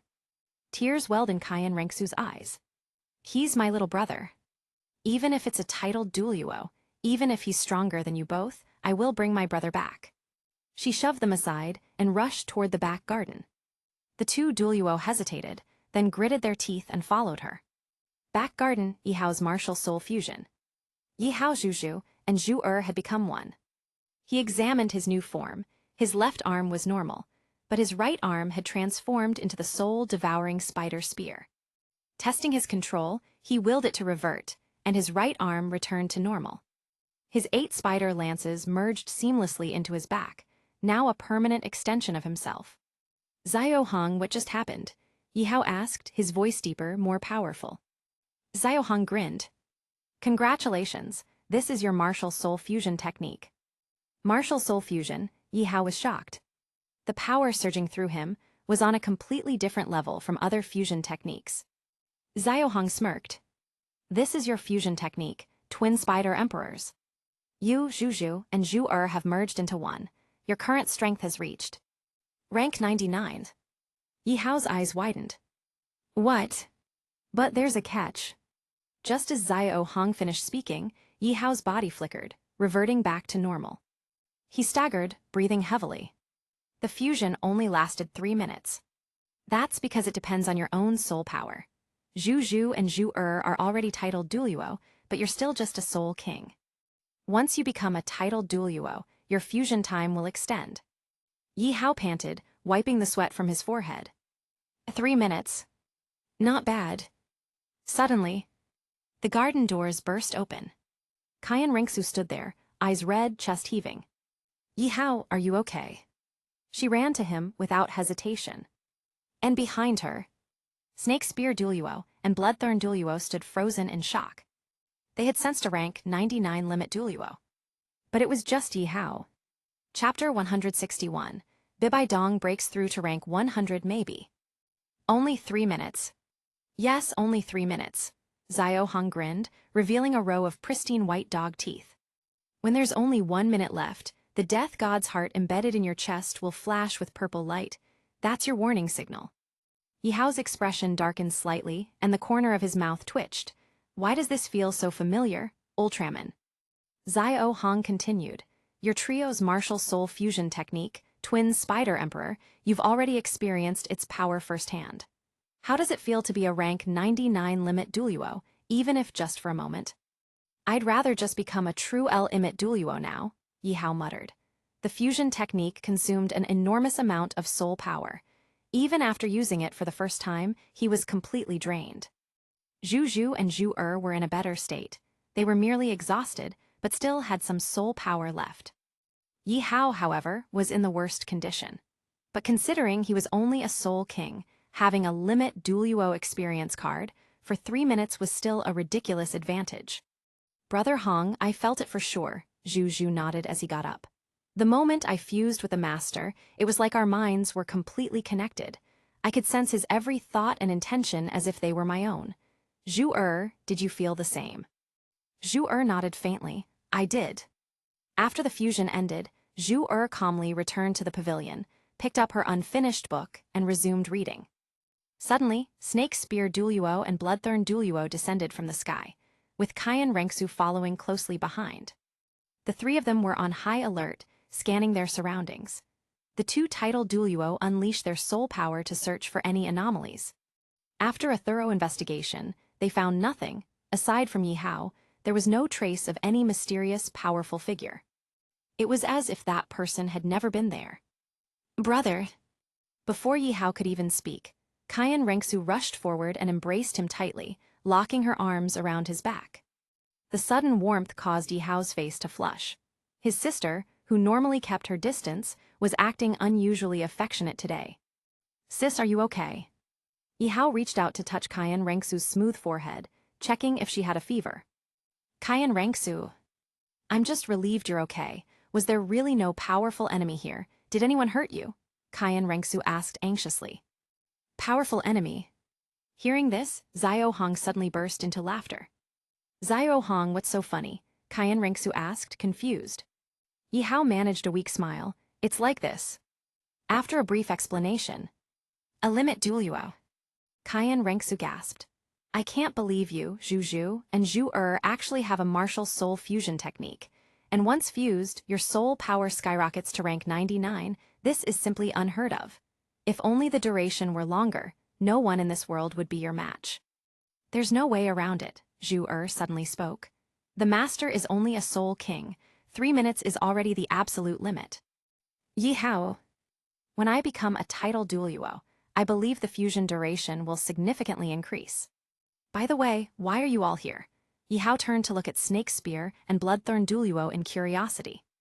Oh, you must have sensed the anomaly in the back garden after we activated the martial soul fusion technique. So you rushed over, right? Cayenne Rengsu rolled her eyes at Yi Hao. Suddenly realizing she was still hugging her brother tightly, she blushed and quickly let go, stepping back a few paces. I was worried about you, she admitted with a sigh. Since you're safe then. Snake Spear DOLOU, Bloodthorn DOLOU, you may set off now. Safe journey. The two titled DOLOU bowed in acknowledgement before turning to leave. Now that Snake Spear and Bloodthorn DOLOU are gone, little brother, I need to borrow someone from you. Given Cayenne Rengsu's unique status, she was constantly under the protection of at least 2 title DOLOU. Since the secret of the hidden weapons was too significant, it required 2 title DOLOU to personally escort them back to Spirit Hall. Zhu Zhu will stay with me, and Zhu will go with you, sis. I assume Snake Spear and Bloodthorn DOLOU left for something related to the hidden weapons, right? Brother, you're so smart. Cayenne Rengsu smiled and turned to Zhu who was calmly reading. Zhu I'll be counting on you during this time. Zhu simply nodded lightly and turned another page, continuing to read. Cayenne Rengsu was used to this by now. Zhu had always been this quiet and composed. Since becoming human, she had developed an intense passion for reading. Yi Hao then turned to Xiao Hong with an idea in mind. Xiao Hong, since I'm a twin martial soul user, and I can perform a martial soul fusion technique with Zhu and Zhu Zhu, what if I tried it with my mother? Mother, Cayenne Rengsu frowned slightly. The word felt foreign to her. Mother, Xiao Hong scratched his head and smirked. Oh right, your mother is also a twin martial soul user. In theory, it should be possible.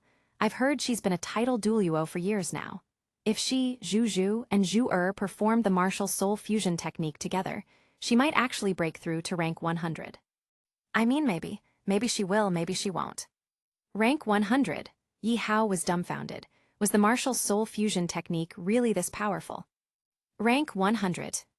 Cayenne Rengsu gasped again. Rank 100 wasn't an unfamiliar concept, it was merely a legend. Her grandfather had once mentioned it to her before. In the Angel clan, there existed a set of 99,999-year-old soul bones that could only be absorbed by those with the seraphim martial soul. But the most crucial requirement, the soul master had to be rank 100 when absorbing the final soul bone. That was the true key. Kayan Rengsu could already imagine it. If Bibai Dong, Zhu Zhu, and Zhu performed the martial soul fusion technique together, and if she actually reached rank 100, the entire DOLOU continent would be flipped upside down. Meanwhile, at Shrek Academy, after undergoing emergency treatment, the long unconscious Tang San finally woke up. However, for some reason, perhaps due to the 3 consecutive losses, when Tang San opened his eyes, they looked hollow. He simply stared blankly at the ceiling, completely unresponsive. No matter how much Grandmaster or Flender called his name, Tang San showed no reaction. He just lay there, motionless and silent. It was clear he had been beaten into a complete mental breakdown. Later that night, Tang Hao entered the dormitory, gazing at his son, who lay on the bed without moving. "Zio-san," Tang Hao called softly. "Father," Tang San forced the words out, his voice weak. Lifting his head slightly, he looked older than before. The back of his head was completely bald from the burns, making him look even more pitiful. "Zio-san, are you really going to let this defeat break you?" Tang Hao sighed, sitting down beside him. Tang San shook his head numbly. "Father, I don't know what to do anymore. Shrek Academy has already lost 3 matches in a row, and my gap with Yi Hao is only getting wider. Father, let me focus solely on training my second martial soul. I want revenge. I want to kill Yi Hao," Tang San declared with unwavering determination. This obsession had completely consumed him. Tang Hao sighed deeply. "Zio-san, your next match is against the other bottom-ranked team. I've already spoken to Grandmaster. Once you're healed, I'm taking you somewhere." "Father, does this mean I can finally focus on training my second martial soul?" Tang San's eyes lit up. "You brat," Tang Hao smacked him on the head. "You didn't listen to a single thing I just said, did you? Your blue silvergrass is not a trash martial soul." Before leaving, Tang Hao left one final message. "Face reality, stop living in delusions." Alone in the room, Tang San trembled with rage. 2 title duo, maybe more, damn it. Grinding his teeth, he seethed. "No matter what, Tang San will kill you one day." Chapter 162, Cutting Off Tang San in Advance, The Rabbit Must Die. Tang San's murderous intent toward Yi Hao had never changed, not even once. Hatred blinds people, and at that moment, it blinded not only Tang San, but also Zio Wu. "Brother." Just then, the door creaked open. Zio Wu entered, her face dark and her mood clearly foul. "Zio Wu, you heard my conversation with Father just now, didn't you?" Tang San spoke slowly, without blaming her. After all, besides him, she was the only one in Shrek Academy who knew his secret. She was the closest person to him, much closer than Daimyo. "Yes." Zio Wu nodded grimly. "Brother, do you know?" Tang San looked puzzled. "My mother was killed by Yi Hao's mother, the Spirit Hall's supreme pontiff, Bibai Dong. I have a blood feud with Yi Hao." Zio Wu choked up as she finally revealed the deep hatred she had carried for so long. Tang San's eyes widened in shock, his pupils trembling violently. A thick bloodlust surged within him. "Yi Hao's Spirit Hall, Tang San will destroy you," Tang San growled. Taking a deep breath, Tang San looked at Zio Wu with deep affection. Seeing her crying like a pear blossom in the rain, his heart ached. "Zio Wu, don't worry. One day, Spirit Hall will pay the price for what they've done." Zio Wu wiped her tears away, her voice trembling with rage. "Back at New Uding Primary Soul Master Academy, the first time I met Yi Hao, I noticed he looked a lot like Bibai Dong. I can't believe I fell for his lies. I should have killed him back then and avenged my mother." Regret filled Zio Wu's heart. If she could turn back time, she would have ended Yi Hao the moment she met him. "Zio Wu, tomorrow, I have to leave with my father for a while. Make sure you all do your best in the next match," Tang San said, ruffling Zio Wu's rabbit ears. Zio Wu, despite her grief, enjoyed the gesture. "Brother, don't worry. This time, we will definitely win." Is the intel reliable? At Kayan Rengsu's residence, the family was enjoying a fine dinner. Upon hearing the report from their informant within Shrek Academy, Yi Hao couldn't help but laugh at Tang San's grand proclamations. So that rabbit actually said those words. Cayenne Rengsu's eyes narrowed, and a cold, killing intent flashed across her face. The black-cloaked informant nodded. "Everything I reported is true, Your Highness." Cayenne Rengsu waved her hand, dismissing the informant, who swiftly disappeared into the darkness. "Hunting soul beasts is a soul master's right by nature. That damned rabbit, just a beast that gained intelligence, dares to threaten my little brother?" Cayenne Rengsu's voice carried a chilling edge. She was an absolute brother Khan, there was no denying it. Yihao chuckled at Xiao Wu's declarations. "The rabbit must die," he stated flatly. At that moment, Zhu stood up and walked toward the door. "Master, I'll go capture that rabbit now." Zhu could sense Yihao's anger. Ever since the three of them had fused in their martial soul fusion technique, their emotions had become intertwined. If any of them felt something strongly, the others would feel it too. "Not yet, it's too soon," Yihao waved her back. Zhu frowned. "I can't wait to kill that rabbit. If not for her interference back then, I wouldn't have lost." For Zhu Xiao Wu had always been an obstacle, a lingering shadow over her past failures. Now that the Titan giant ape had been captured and was doomed, it was only a matter of time before Xiao Wu and the Azure Bull Python followed. The whole family was about to be reunited in the afterlife. Yihao smiled and stretched lazily. Looking in the direction of Shrek Academy, he muttered, "The match can be lost, but the rabbit must die." With that decision made, Yihao's eyes gleamed. "Zhu, you're coming with me," he suddenly announced. "Go," Cayenne Rengsu blinked. "You're sneaking out in the middle of the night to catch a rabbit." Yihao laughed. "Of course not. I'm going to cut Tang San off. His blue-silver grass is about to evolve, right? Well, I'll ruin that plan first. Trash martial souls will always be trash. Rotten oranges will always be rotten oranges. If he wants me dead, then I won't let him have it easy either. When someone wants to kill you, you don't just sit there waiting, you strike first." Cayenne Rengsu nodded in agreement. "Little brother, be careful on this trip." She trusted that with Zhu by Yihao's side, everything would go smoothly. "But do you even know where Tang Hao is taking him?" she asked. Yihao smirked and patted his right leg. "Funny you should ask. My right leg has 100,000-year soul bone, the one from the blue-silver emperor I gave you before. With this, I can track exactly where he's going." Hearing that, Cayenne Rengsu nodded in approval and gave him a few more words of caution. Then, after exchanging a glance, Yihao and Zhu left the residence, using the blue-silver emperor's leg bone as their guide. Though blue-silver grass was considered a trash martial soul, its vitality was unparalleled.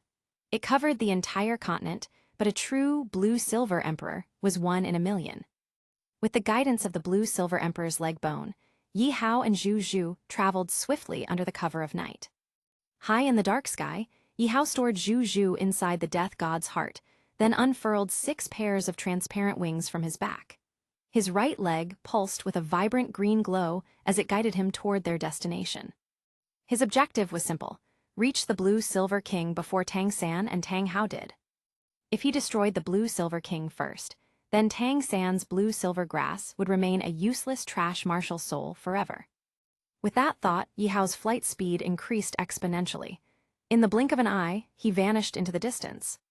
At dawn, Tang Hao and Tang San departed under the morning mist. Dressed in black robes to conceal their identities, they moved discreetly. Given their sensitive statuses, Tang Hao had no choice but to be extremely cautious. "Father, what will my blue-silver grass evolve into?" Tang San was in high spirits. The idea that his martial soul could evolve filled him with excitement. With this transformation, he would finally have the power to defeat Yihao. When he returned, he would crush everyone who had humiliated him in this tournament. Tang Hao, growing impatient, snapped, "Stop talking and keep moving." "Oh," Tang San mumbled, lowering his head. As he pulled his hood lower to hide his face, he followed Tang Hao, their silhouettes soon vanishing into the darkness. 2 groups, both heading toward the same destination. As the first light of dawn illuminated the forest, a fresh, earthy scent filled the air. Dewdrops clung to the leaves, shimmering in vibrant colors under the sun's golden glow. "Faster!" Yihao and Zhu sped through the dense foliage, their figures darting between the towering trees. "We're close," Yihao murmured. "Master, are you certain this is the place? The density of blue-silver grass here is abnormally high," Zhu observed. Yihao chuckled, his right leg glowing with a rich, verdant light. He could hear something calling to him. Almost there. Zhu, once we arrive, the 85,000-year-old blue silver king is yours. Zhu grinned, thumping his chest. Don't worry, master. With our death domain combined, this place will be a wasteland in less than half a minute. With 2 overlapping death domains, even a tidal DOLOU would perish here. Moments later, they arrived at a vast expanse of blue-silver grass. The sheer life force emanating from this place was staggering. Blue-silver emperor, Yihao whispered, narrowing his eyes. Blue-silver king, today, your species goes extinct. With a smirk, Yihao activated his blue-silver emperor leg bone, flooding the area with its radiant green light. Instantly, the entire forest responded. Every blade of blue-silver grass bowed toward him in reverence. Chapter 163, Tang-san, Where's My Evolution? The sheer number of blue-silver grass in this place was staggering. It stretched as far as the eye could see, covering the mountains and valleys like a vast ocean. Among them, one particular plant stood out, its ancient aura immediately catching Yihao's attention. A thick vine, as sturdy as a grown man's torso, stood tall and proud, exuding a majestic presence. Unlike the ordinary blue-silver grass surrounding it, this one was unique. Its entire surface glowed with a deep azure hue, radiating a vitality that made the surrounding blue-silver grass grow even more luxuriantly. It was unmistakably different from any blue-silver grass Yihao had seen before. Then the vine began to move. At its center, the tendrils twisted together, forming a crude yet discernible human face. It smiled at Yihao. Yes, it was smiling. My king, you finally arrived, the vine-like face spoke, its voice ancient and solemn. Who are you? Yihao asked, feigning ignorance while remaining composed. This plant-based soul beast was anything but ordinary. Very few soul beasts could speak human language, and those that could were generally at least 100,000 years old. For his plan to succeed, Yihao needed to confirm its true identity. I am your most loyal subject. My king, your bloodline is far nobler than mine. I am the king of blue-silver grass, but you are the emperor, the blue-silver emperor. The blue-silver king declared respectfully. Hearing this, Yihao smirked. As expected. Without further delay, a flash of purple light flickered from the death god's heart, and Zhu materialized beside him. You, the blue-silver king, trembled in shock. It could sense Zhu's murderous intent. My king, be careful. At the same time, countless blue-silver grass tendrils shot toward Zhu, aiming to bind and restrain him. But Zhu's arms had already transformed into razor-sharp spider spears. With a swift motion, he sliced through the incoming vines effortlessly. The severed blue-silver grass emitted thick black smoke as they withered and disintegrated. Seeing this, the blue-silver king was horrified. My king, this person is extremely dangerous. Please stay behind me. You should be the one worrying about yourself. Yihao sneered, activating his Death Spider Emperor transformation. His fifth soul ring glowed. A black scythe materialized in his right hand, and with a single slash, he tore a deep wound into the massive blue-silver king. At the same time, a deadly poison seeped into its body. Arghhh. The blue-silver king shrieked, its initial shock turning into fury. You are not my king, damn human, how dare you impersonate my king, who are you, and why do you carry his aura? Yihao hovered above it, his six-winged purple light wings fluttering. His gaze was cold and condescending. I was never your so-called king. I am human. As for why I carry the aura of the blue-silver emperor. He patted his right leg and smiled.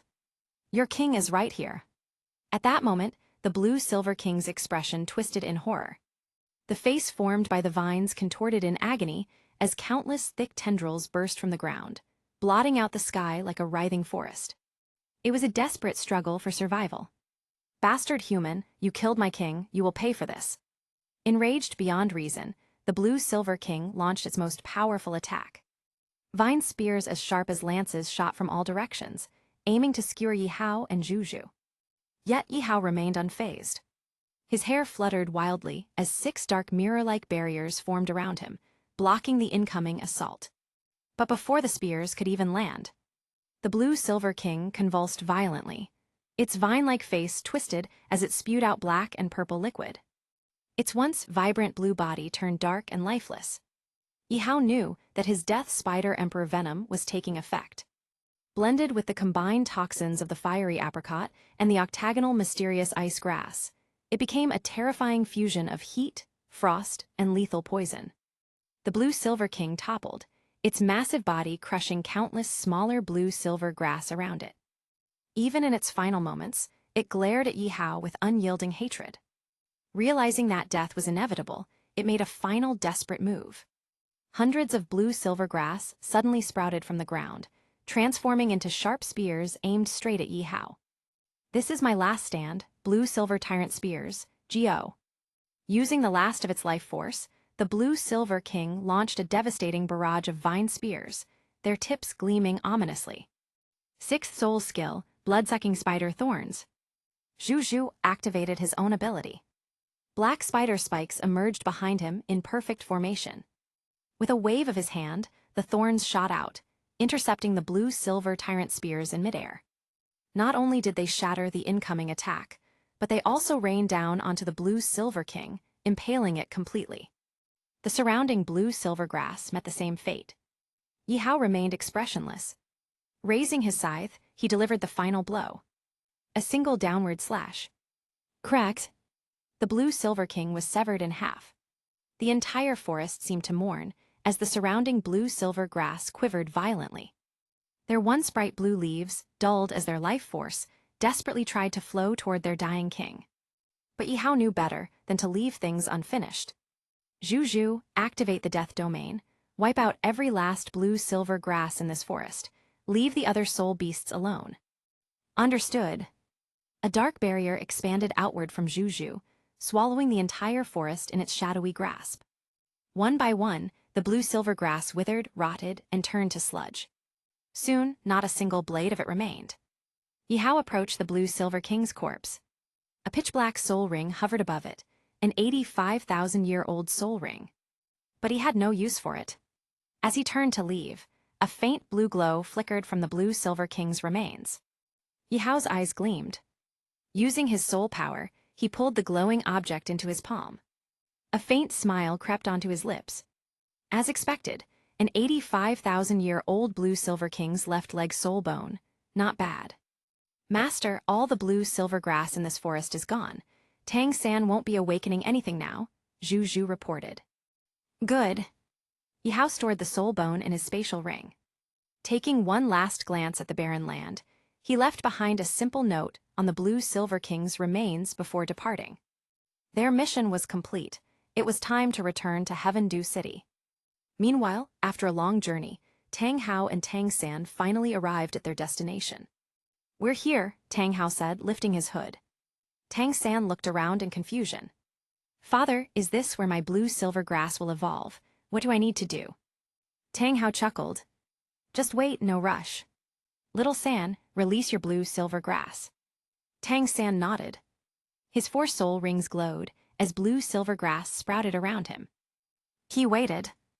And waited. Nothing happened. The forest remained eerily silent. Ha ha ha HHHA. A strange laugh echoed through the trees. Tang San stood frozen in place, his expression blank. Tang Hao too seemed awkward. Finally, Tang San turned to his father, suspicion in his eyes. "Father, you're not messing with me, are you? I've been standing here all day, where's the evolution?" Chapter 164. Tang San secretly cultivates his second martial soul. The atmosphere at the scene became incredibly awkward. Tang San stood frozen in place, completely dumbfounded. 4 soul rings revolved slowly beneath him, yet his blue-silver grass remained unchanged. Nothing unexpected happened. For some reason, he couldn't sense any transformation in his blue-silver grass.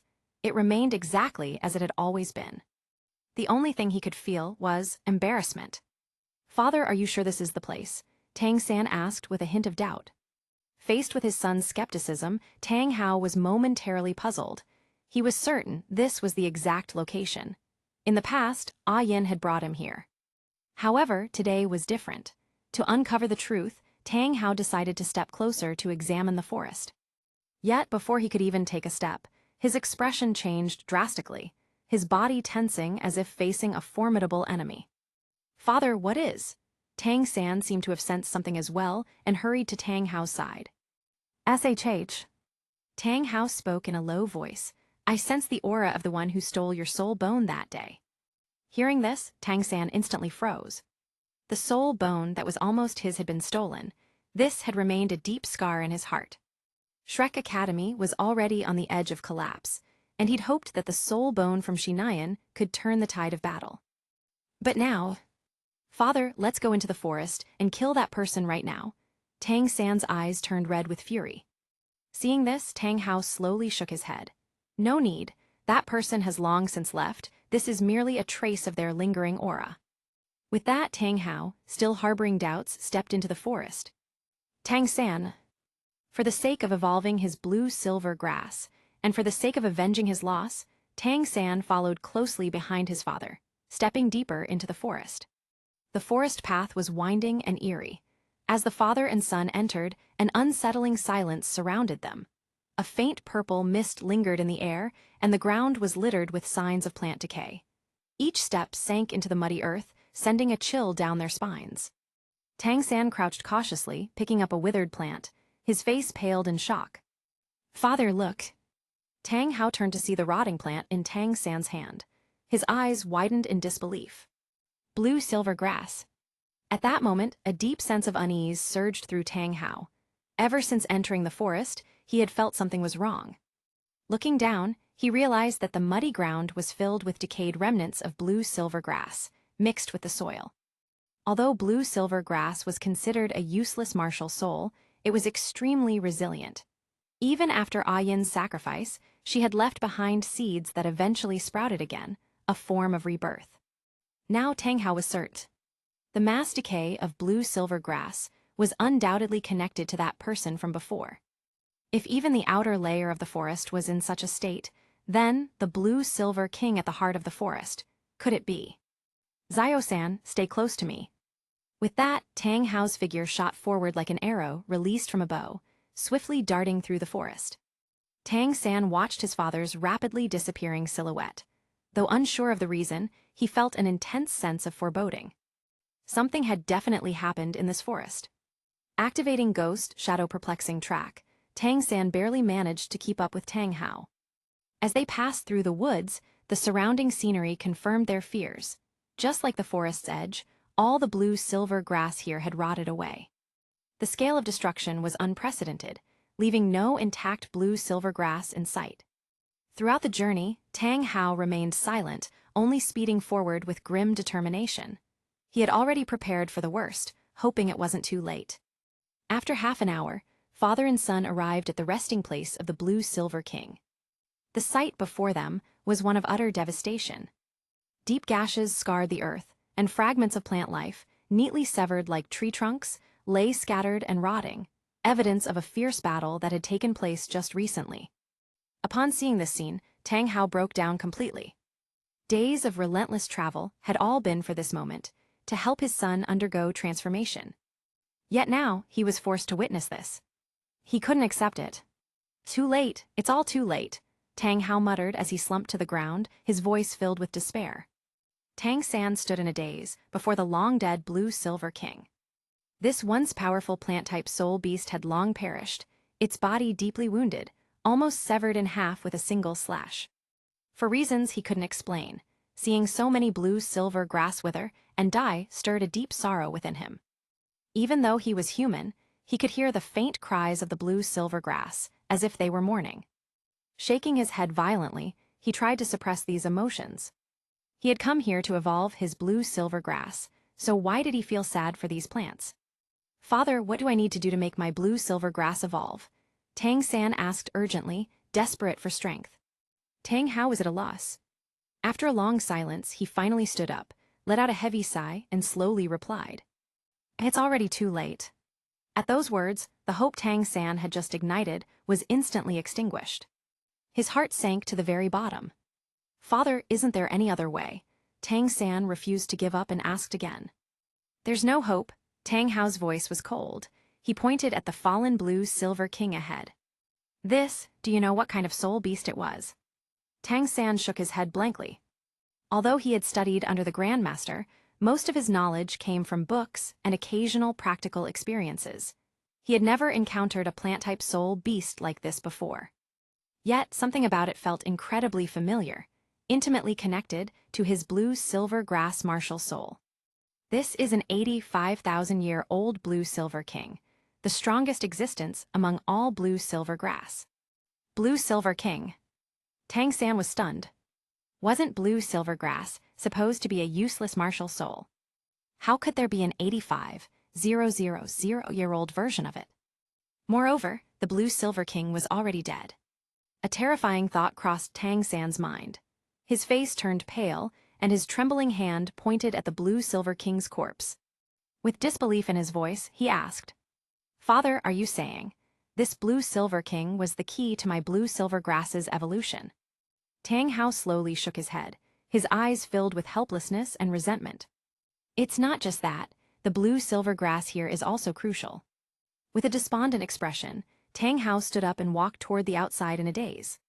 "Now that the blue-silver king is dead, your blue-silver grass is nothing more than ordinary grass.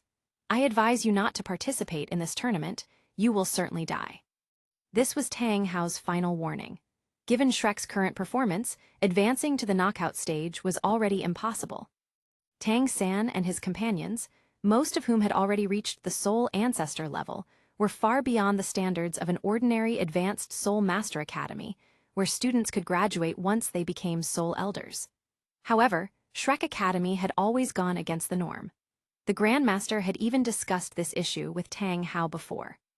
After the tournament, Tang Hao planned to take Tang San away. Staying in Shrek Academy and Tiandu City was no longer a wise choice. Tang Hao's words were a heavy blow to Tang San. Their current situation in the preliminaries was indeed dire. Now that the blue-silver king was dead, his blue-silver grass would forever be a useless martial soul, an unchangeable fact. Tang San was unwilling to accept this, but his father's orders were absolute. At that moment, he instinctively glanced at the blue-silver king's corpse and noticed something, a piece of paper wedged between the remains. "Father, there's something here," Tang San reminded. Following his son's guidance, Tang Hao bent down to pick up the paper. But how could there be a piece of paper deep in this forest? Spreading it open, Tang Hao took a look, and in an instant, his brows furrowed. A surge of powerful energy burst forth. Tang San instinctively covered his face, just what was written on that paper to make his father so furious. With doubt in his heart, Tang San hesitantly took the paper from Tang Hao's hands. It contained only a simple line. "Yi Rishan, I have always been here." Such a short sentence, yet it made Tang San tremble with rage.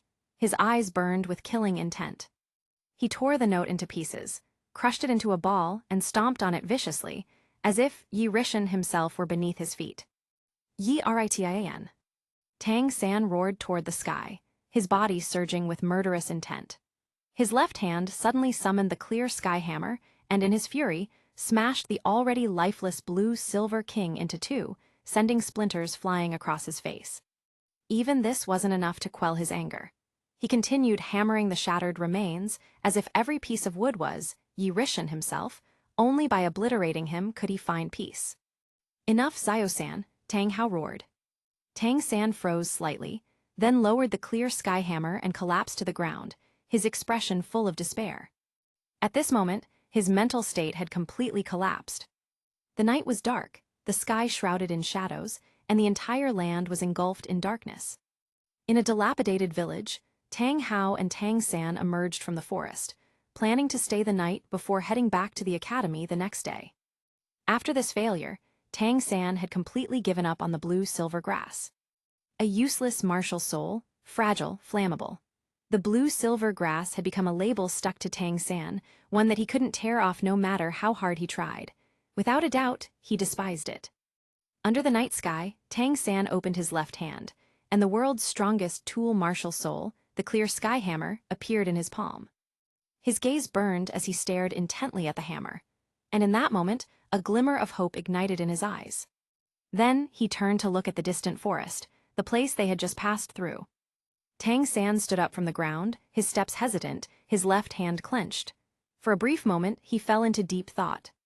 But soon, his expression became incomparably resolute. Taking advantage of the night, he ventured alone into the forest. Time passed minute after minute, hour after hour. The forest erupted into chaos, echoing with the pained cries of countless soul beasts. Back in the old, broken-down house, Tang Hao remained indifferent, unable to sleep. Sigh. He let out a heavy sigh. He assumed his son was merely venting his frustration on soul beasts. But he had no idea. Outside the village, in the depths of the forest, devastation lay everywhere. Towering trees had collapsed in all directions, forming a chaotic wasteland. Tang San stood before a soul beast, gripping his clear sky hammer tightly. Holding his breath, he raised the hammer high above his head and charged at a 100-year gravity ant. Gravity ants were known for their formidable defense and tenacious vitality, making them common sights in the forest. This particular one, being around 400 years old, was a perfect match for the clear sky hammer's first soul ring.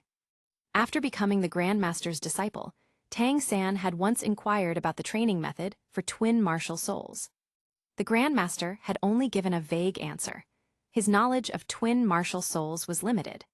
He had even hoped that Shrek Academy would reach the knockout stage, so he could personally ask her at the Spirit Hall.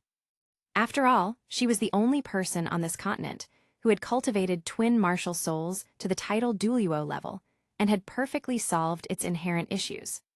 Even after multiple inquiries, the Grandmaster had only warned him, never attach a soul ring to the second martial soul. Tang San had also asked Tang Hao in secret, but his father had given the exact same answer. Clearly, the two had discussed this beforehand. Neither of them knew the proper method. Tang Hao only insisted that unless the blue-silver grass reached 9 soul rings, the second martial soul must remain untouched. If Tang San forced it, he would be in grave danger. But now, Tang San swung his clear sky hammer and smashed the gravity ant into pulp.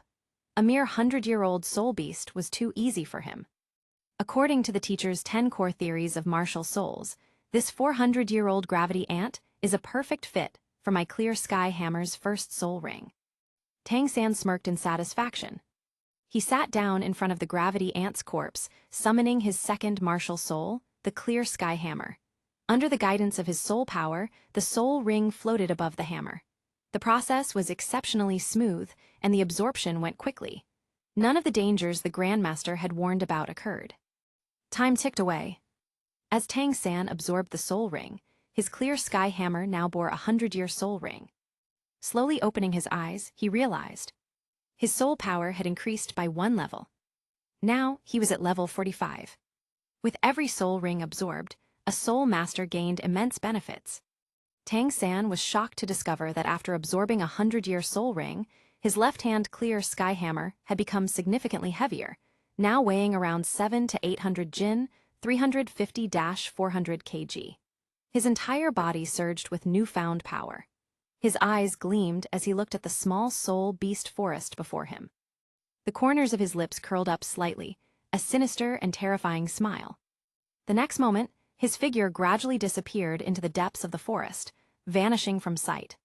The next morning, the first ray of sunlight bathed the land, marking the arrival of a new day.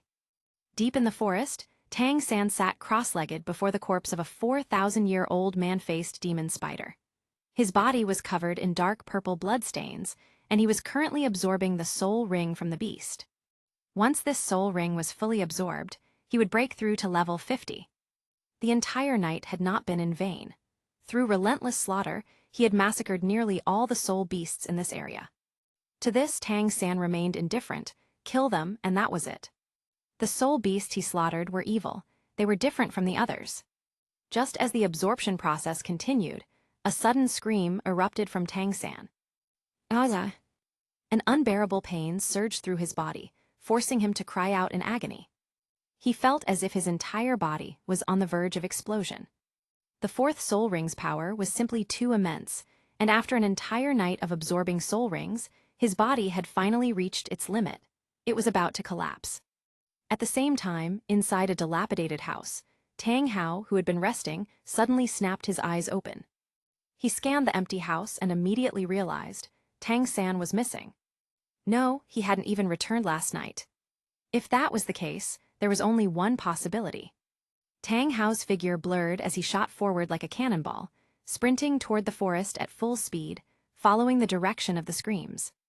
Along the way, the forest floor was littered with soul beast corpses. The sheer carnage was shocking. All kinds of gruesome deaths were present, so much so that even Tang Hao felt a chill run down his spine.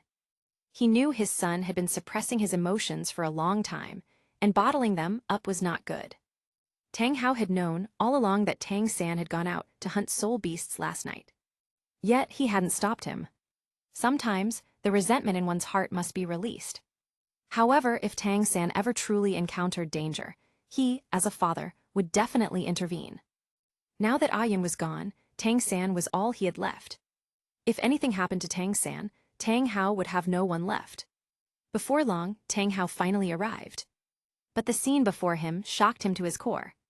Right beside Tang San lay the corpse of a man-faced demon spider, its 4,000-year cultivation making it a formidable existence. However, what truly horrified Tang Hao was Tang San's clear sky hammer. Yellow, yellow, purple. Purple. Not good. Tang Hao's face turned ashen as he stood there, stunned. He never expected his son to secretly cultivate his second martial soul behind his back. And in just one night. Not only had Tang San massacred nearly all the soul beasts in this small forest, but he had even attached soul rings to his clear sky hammer. This realization left Tang Hao's heart ice cold. Absolutely devastated. Tang San was ruined, completely ruined. Attaching soul rings to a second martial soul, too early, was no different from seeking death. Back then, the first person on the continent to awaken twin martial souls had self-destructed while attempting to add a soul ring to his second martial soul. Now, Tang San was heading down the same path. At this moment, Tang San's entire body burned like a furnace, raw power continuously accumulating inside him, pushing him dangerously close to explosion. He suddenly recalled both Grandmaster's and his father's warnings, and deeply regretted his decision. But it was too late for regret. He could feel it. Within the next second, his body would explode. His heart filled with unwillingness. At the thought of Yi Rishan and Yi Hao, Tang San gritted his teeth, forcefully activating mysterious heaven skill, making a final, desperate attempt to survive. Suddenly, a surge of gentle soul power began flowing into his body. The overloaded body, on the verge of destruction, found a lifeline. Harnessing this powerful energy, Tang San took a deep breath. He had hope. Gradually, the chaotic forces within him stabilized. Time passed. When the fourth soul ring of his clear sky hammer was finally absorbed, Tang San opened his eyes in elation. But the first thing he saw was a massive slap flying toward his face. Smack! The impact sent Tang San flying dozens of meters through the air. Chapter 165, Bibai Dong, the Rabbit Must Die. Tang Hao's sudden slap left Tang San completely stunned. He looked at Tang Hao, his face full of disbelief. His father had hit him. This was the first time in his life. For a moment, Tang San didn't know what to say. His emotions were a complicated mess. Zio-san, before you left for Nyuding Primary Soul Master Academy, what did I tell you? Tang Hao asked sternly. Hearing this, Tang San instinctively replied. Without your permission, I must never add a soul ring to my clear sky hammer. Tang Hao nodded heavily, his heart weighed down by disappointment.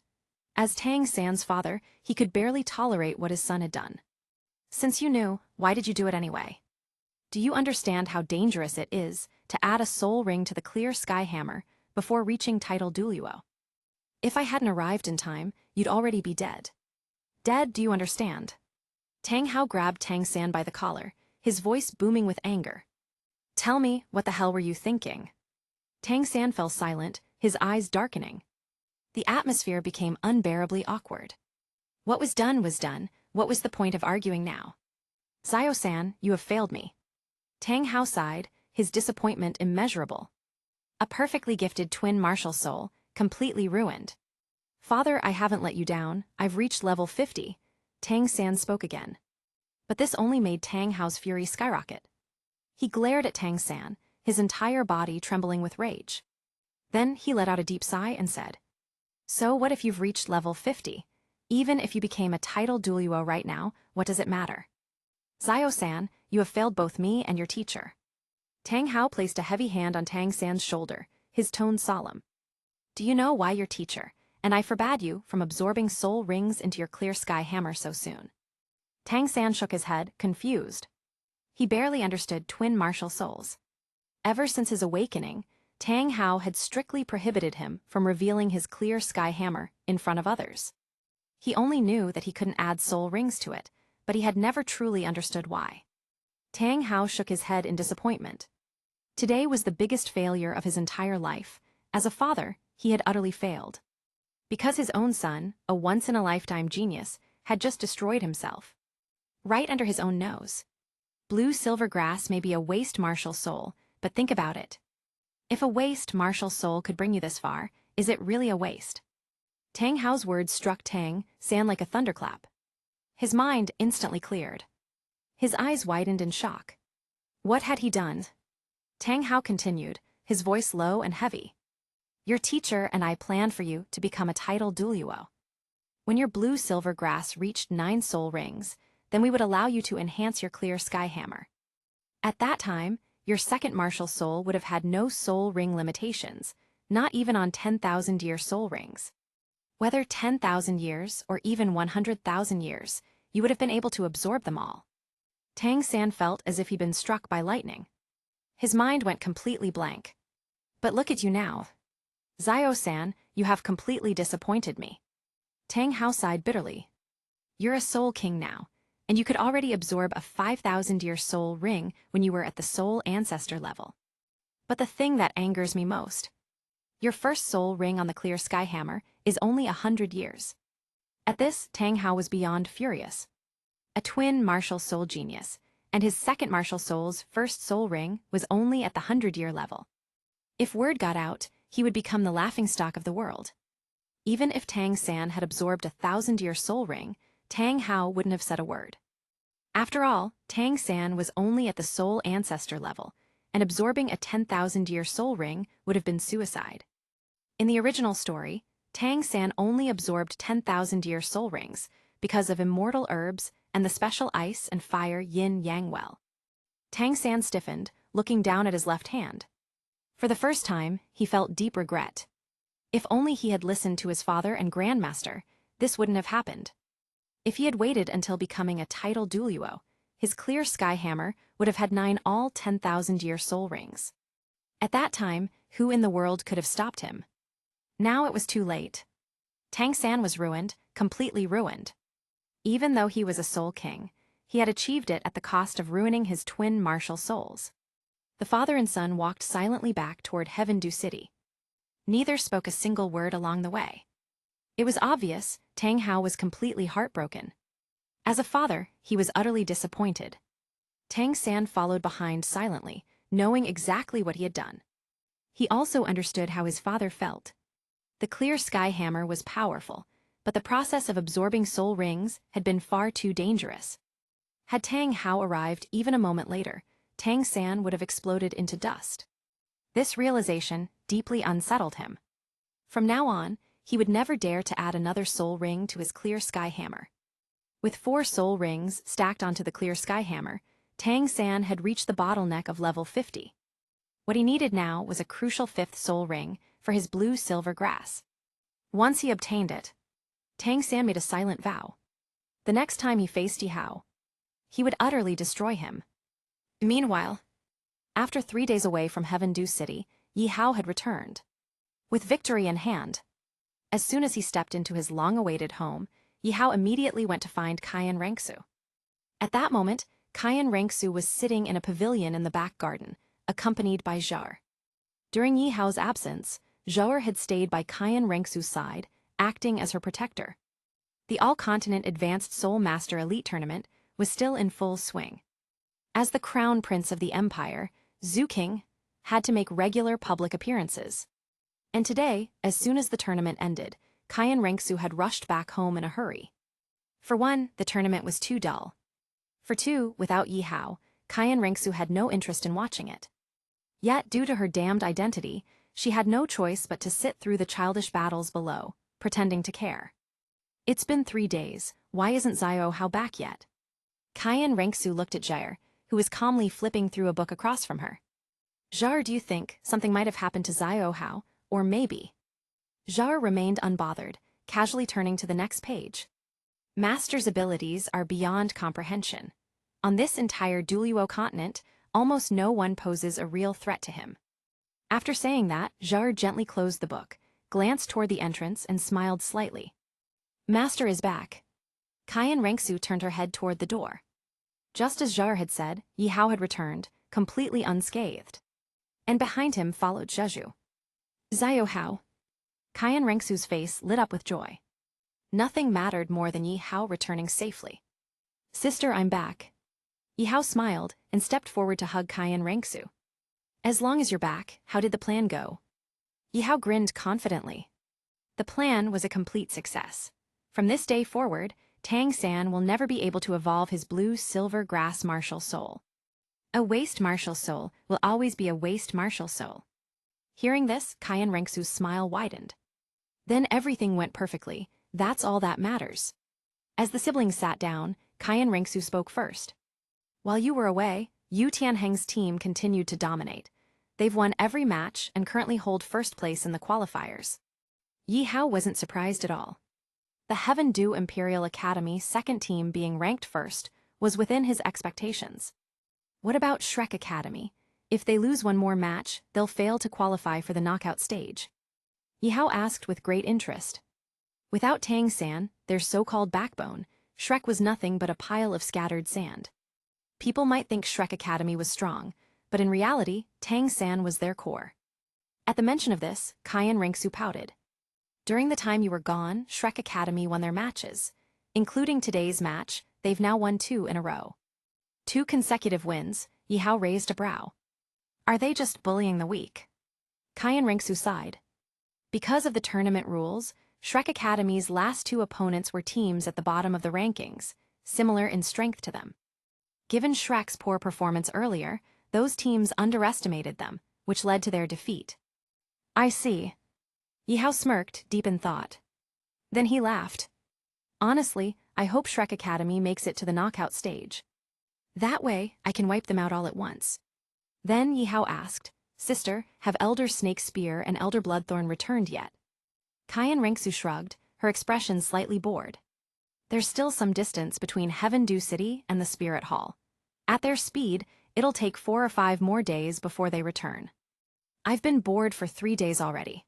I thought with you gone, at least Jar would keep me company, but... Sigh.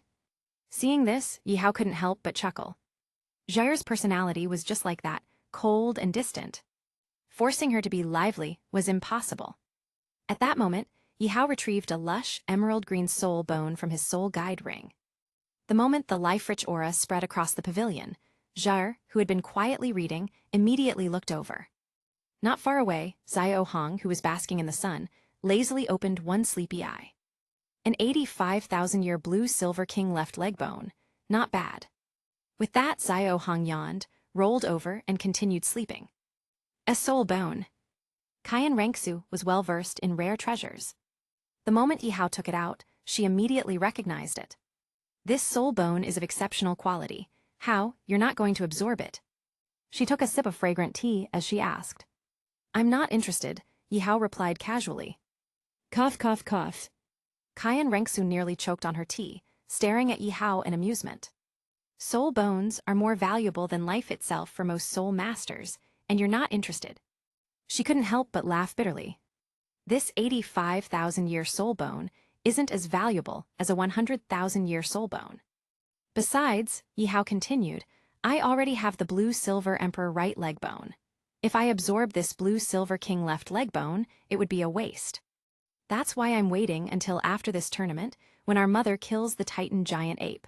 I want to see what soul bone drops from it first. If I rashly absorb this one, I might regret it later. Kaian Rengsu pondered for a moment. Yi Hao had a point. If the soul bone abilities overlapped, then absorbing this one would be a waste. Sometimes, you shouldn't be too greedy. Do you think 100,000-year soul bones are as common as cabbages? Yi Hao pointed at Jar and Zheju. Seeing this, Kaian Rengsu smiled awkwardly. For most people, 100,000-year soul beasts were extremely rare. But for Yi Hao, they really weren't. Meanwhile, at the Spirit Hall. After 3 days of travel, Snake Spear Duoluo and Bloodthorn Duoluo finally arrived. They brought back a collection of hidden weapons and various blueprints, presenting them to Bibaidong. Well done, both of you. Bibaidong smiled slightly. After personally testing the hidden weapons, she immediately ordered mass production, ensuring they would be ready as soon as possible. These hidden weapons were incredibly lethal and would play a crucial role in the Spirit Hall's next phase of operations. The soul hunting operation. A chilling gleam flashed in Bibaidong's eyes. Once the all-continent advanced Soul Master Elite Tournament ended, that would be the moment she unveiled her grand plan. At this moment, Bibaidong suddenly asked, "How has Yihao been getting along with her?" Snake Spear Duoluo responded, "Reporting to your holiness, the two young masters get along very well." "Is that so?" Hearing this, Bibaidong's smile deepened. "Any news from Heavendew City?" she asked again. Bloodthorn Duoluo replied, "Everything remains stable. Right now, the all-continent Advanced Soul Master Elite Tournament is in full swing, with all major forces gathered in Heavendew City. Since everyone's focus is on the tournament, things have been peaceful, no major incidents have occurred." However, Bloodthorn Duoluo hesitated. "However what?" Bibaidong's brows furrowed slightly. Snake Spear Duoluo glanced at Bloodthorn Duoluo before continuing. "Your Holiness, do you remember the one that escaped in Stardew Forest all those years ago?" "The one that escaped?" Bibaidong fell into deep thought. In Stardew Forest back then, she had personally killed that. "It's her." Bibaidong's expression shifted in shock. "You found that rabbit." Back then, she had killed a 100,000-year soft-bone rabbit, a mother and daughter pair. The mother was slain, but the child escaped. She had sent people to track it down, but after so many years with no leads, she eventually dismissed it as a lost cause. She never expected today would bring an unexpected development. Snake Spear Duoluo continued. "Yes, that escaped rabbit is now at Shrek Academy. She goes by the name Xiao Wu and is one of their students, as well as a participant in this tournament." "A participant?" Hearing this, Bibaidong couldn't help but laugh coldly. A 100,000-year soul beast actually dares to participate in the tournament. Not to mention that the knockout stage would be held in Spirit Hall, but even in Heavendew City, a 100,000-year soul beast was openly walking around, and no one had noticed. Ridiculous. Humanity had only 2 ways of dealing with soul beasts. Either they were tamed, or they were killed for their soul rings and bones. Bibaidong's eyes gleamed with murderous intent. "Can you capture that rabbit?" Snake Spear Duoluo considered carefully before answering. "Your Holiness, with the tournament in progress, we cannot make a move inside the city. Even if we did, Shrek Academy's Tang Hao would never sit idly by." "Tang Hao?" Bibaidong's eyes narrowed sharply. She asked suspiciously, "What does Tang Hao have to do with this?" At that, Snake Spear Duoluo and Bloodthorn Duoluo began detailing everything they had discovered about Shrek Academy. After hearing everything, Bibaidong's expression darkened. The rabbit actually said that. Her voice was low and icy. The atmosphere in the Papal Palace became oppressively tense. Snake Spear and Bloodthorn Duoluo felt an immense pressure descend upon them. Neither dared to speak further. They simply nodded. "A damn beast." Bibaidong's eyes turned murderous, her killing intent exploding outward. Her piercing gaze felt sharp as arrows, and the entire Pope Palace became drenched in a suffocating, bloody aura. Snake Spear and Bloodthorn Duoluo instinctively swallowed hard, their hearts pounding in fear. Though they were both title Duoluo, compared to Bibaidong, it felt as if a single glance from her could pierce right through them. Clearly, someone had provoked Bibaidong beyond her limits. Otherwise, she would never have lost her composure like this. The reason for her rage. It was one simple sentence from Snake Spear Duoluo. "Yihao, I will kill you." These were the very words spoken by Xiao Wu. A soul beast, a mere rabbit, actually dared to threaten her son. How could she tolerate this? And now that she knew Yihao was the one who had obtained the hidden weapons, Bibaidong's regard for him had only grown stronger. Furthermore, not long ago, she had officially declared to the Spirit Hall's upper ranks that Yihao was her biological son. At first, everyone had been shocked beyond belief. But upon reflection, They realized it was not their place to question the Pope's personal affairs. However, that rabbit's arrogant words had completely ignited Bibaidong's fury. The killing intent in her eyes was now undeniable. The rabbit must die. Bibaidong spoke coldly. There was a saying, a debt must be paid by its rightful owner. If that rabbit wanted revenge for her mother's death, Bibaidong wouldn't care. After all, a 100,000-year soul beast alone couldn't shake her position. But the rabbit had dared to target her son. Unforgivable. She wanted nothing more than to skin that rabbit alive right now. When you return to Heaven Dew City, keep a close watch on that rabbit. If she's lucky and her academy enters the knockout stage, then once the tournament ends, I will personally end her life. But if she fails to qualify, Bibaidong's voice turned even icier. Then I will go to Heaven Dew City myself and make her my son's soul ring. Chapter 166, Yu Ziyaging, How Do I Prove Myself Now? Martial Soul Fusion Skill, Twin Spider Emperor. Yes, this martial soul fusion skill is led by young Master Yi, with the Death Spider Emperor and the Soul-Devouring Spider Emperor as support. The three of them perform this technique together. How powerful is it? Bibaidong asked with interest. Bloodthorn Duluo continued. The martial soul fusion skill used by young Master Yi bears an uncanny resemblance to the Saintess's demonic charm and has an overall power level reaching rank 99, the level of a limit Duluo. Rank 99 limit Duluo. Bibaidong was visibly shocked. A martial soul fusion skill can only be achieved when soul masters possess an exceptionally high level of synergy. Take Hu Liena and Zai Yue, for example. They are biological siblings. Hu Liena took their mother's surname, while Zai Yue took their father's. Each inherited a martial soul from their respective parents. Their martial soul fusion skill, demonic charm, allows them to exhibit power at the level of an ordinary soul sage despite being mere rank 50 soul kings. In stark contrast, the martial soul fusion skill performed by Yi Hao had reached the level of a limit Duluo, a truly terrifying feat. Yes. Receiving confirmation from both individuals, Bibaidong finally emerged from her state of astonishment. Leaning back lazily on her throne, she found herself even more intrigued by this son she had never met. This little one is quite capable. The surprises he gives me just keep coming, Bibaidong murmured. It looks like this year's championship battle will be far more exciting than expected. Nana and the others must be careful. Your Holiness. What is it? Serpent Spear Duluo replied, We have completed the tasks entrusted to us by the young master. Do you have any further instructions? If not, we should return and report back. Ahem. Bibaidong pondered for a moment before speaking. Deliver a message for me. A brief silence filled the room. The two Duluos stood still, waiting attentively. Bibaidong slowly said, Come to Spirit Hall sooner. The two looked at each other. Was that it? You may leave. Bibaidong waved her hand, signaling them to depart. After bowing respectfully, the two left. Bibaidong's gaze turned thoughtful. Little one, just how many secrets are you still hiding? The next day upon returning to Shrek Academy, Tang San was especially excited upon learning that Shrek Academy had won 2 consecutive matches. If they continued at this pace, they would undoubtedly advance to the next stage of the elimination rounds. By then, he could finally face Yi Hao head-on. Just then, Grandmaster approached with a dark expression. Zio-san, come with me. His tone was indifferent.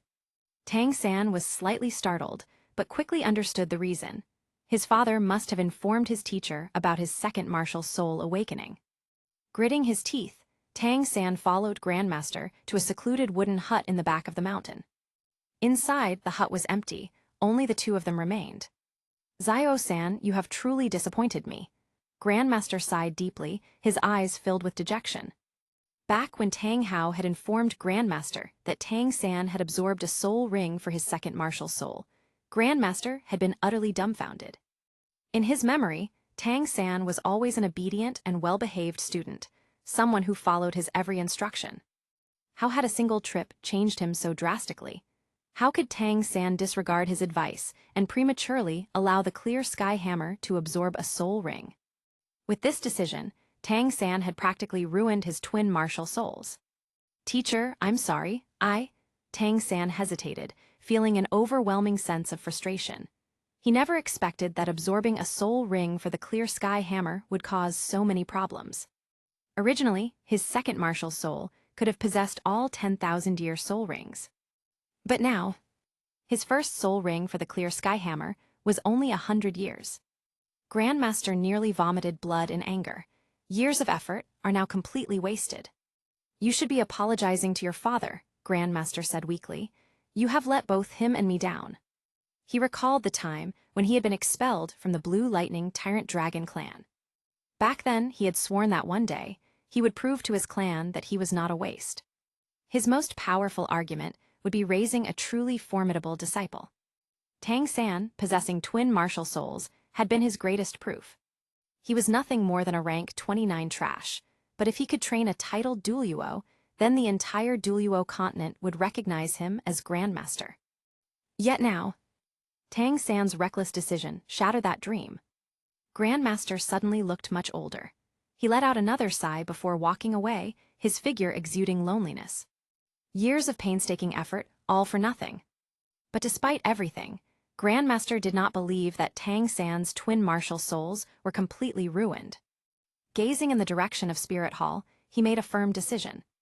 For the sake of his disciple, and for himself, he needed to go there personally. Watching Grandmaster's departing figure, Tang San felt as if his heart was being torn apart. Even though he had now reached the Soul King level, making him the second Soul King in this tournament, his advancement had come at the cost of squandering his twin martial soul's potential. Even if he became a titled Duoluo in the future, he could never erase the stain of having a 100-year soul ring on his clear sky hammer. Damn it! Tang San trembled with rage. He hated Yi Rishan to his very core. How had Yi Rishan known he would awaken the blue-silver grass? Only Xiao Wu, his father, and himself had known about this. How could Yi Rishan possibly know? Tang San was baffled. The only logical explanation lay in the message Yi Rishan had left behind before departing. I have always been here. This sentence had two meanings. First, Yi Rishan was someone Tang San already knew. Secondly, Yi Rishan was most likely a member of Shrek Academy. Otherwise, there was no way he could have known about Tang San's awakening of the blue-silver grass. This would explain why Yi Rishan arrived at the location ahead of time and wiped out every last blue-silver grass, permanently preventing Tang San's martial soul from evolving. A crippled martial soul would remain crippled for life. A waste would always be a waste. This indirectly became one of the reasons why Tang San chose to add soul rings to his clear sky hammer. For Yi Hao, this was an unexpected gain from his journey. The next morning, Heaven Dew City was once again bustling with activity. Throngs of people filled the streets, all with the same destination, Heaven Dew Great Spirit Arena. At the same time, a new round of battles in the All-Continent Advanced Spirit Master Elite Tournament was about to begin. This time, Heaven Dew Royal Academy's second team was up against Blazing Academy, a team ranked just below them in the qualifiers. Among the many veteran academies, Blazing Academy was considered a strong contender. But when it came to today's battle, there was no suspense whatsoever. Blazing Academy was strong, but Heaven Dew Royal Academy's second team was stronger. This was Yi Hao's unwavering belief. In the previous two battles, Yi Hao hadn't participated at all, and his absence made the fights exceptionally difficult for his team. It was only then that they truly realized Yi Hao was the sole core of the team. They could do without anyone, but not without him. Especially upon hearing that Yi Hao would be competing today, Yu Tianheng and the others finally breathed a sigh of relief, feeling secretly overjoyed. Blazing Academy was a veteran powerhouse, but now that Yi Hao was rejoining the team, the outcome of this battle was completely predictable, effortless, and one-sided. Before the Heaven Dew Royal Academy second team's match, another long-standing rivalry was about to unfold. Shrek Academy versus Kanghui Academy. These two teams had been bitter enemies ever since their conflict on the outskirts of the Stardew Forest. Following the principle of only the mediocre avoid trouble, Shrek Academy struck first, making Kanghui Academy suffer bitterly. Now, fate had brought them together again. It was time to settle old scores. Round 5 of the qualifiers, Shrek Academy versus Kanghui Academy. Will both teams please enter the arena? At the host's announcement, the 14 participants from both sides stepped onto the battlefield in turn. The battle hadn't even begun, yet the air on the stage was already thick with tension. When enemies meet, their eyes burn with fury. The Kanghui Academy captains snarled viciously. Shrek Academy, today you will pay the price. The 7 members of Kanghui Academy looked pale and sickly, their expressions eerie. Dark circles rimmed their eyes, giving them a sinister appearance. From the stands, Yihao watched with amusement. These 7 must be the ones personally trained by Shinayan, the ones who wield gem martial souls and can unleash the 7-in-1 fusion technique, the Asura illusion realm. The Shrek 7 devils are in for a rough time, Yihao remarked mockingly. Shinayan was infamous for bearing grudges, and naturally, the students he trained were the same. Combined with the lingering animosity from the Stardew Forest incident, today was the perfect moment for payback. HMPH, Daimyo scoffed disdainfully. Talk big all you want, just don't bite your tongue. Today, I'll make sure you crawl out of here. With that, the 14 participants from both teams began releasing their martial souls one by one. The audience was keenly interested in this battle. Although Shrek Academy had already secured 2 consecutive victories, Kanghui Academy was no pushover, ranking far ahead in the qualifiers. However, at that very moment, the audience's expressions changed. Not just the spectators, even Emperor Zhu Yi, Ning Fengzhai, Sword Duluo, and Bone Duluo in the VIP seats were visibly stunned. Yihao's brow furrowed. How did Tang San become a Soul King? On the stage, Tang San stood at the very center, his soul ring configuration appearing beneath him, 2 yellow, 2 purple, and 1 black. A confident smile spread across his face as he basked in the shocked reactions of the crowd. At that moment, he was thoroughly enjoying himself. Is this guy an idiot? A voice suddenly echoed in Yihao's mind. It was Xiao Hong. Yihao, do you happen to know how Tang San reached Soul King? Yihao asked, genuinely curious. After all, the Blue Silver King had already been slain by Yihao himself. Logically, Tang San's Blue Silver Grass should have been completely unable to evolve. And yet, while his martial soul remained Blue Silver Grass, his soul power had skyrocketed to Soul King. Yihao couldn't make sense of it. Could it have been Tang Hao's doing, or was it simply an incredible stroke of luck? Xiao Hong sighed dramatically. This Tang San is truly a peculiar one.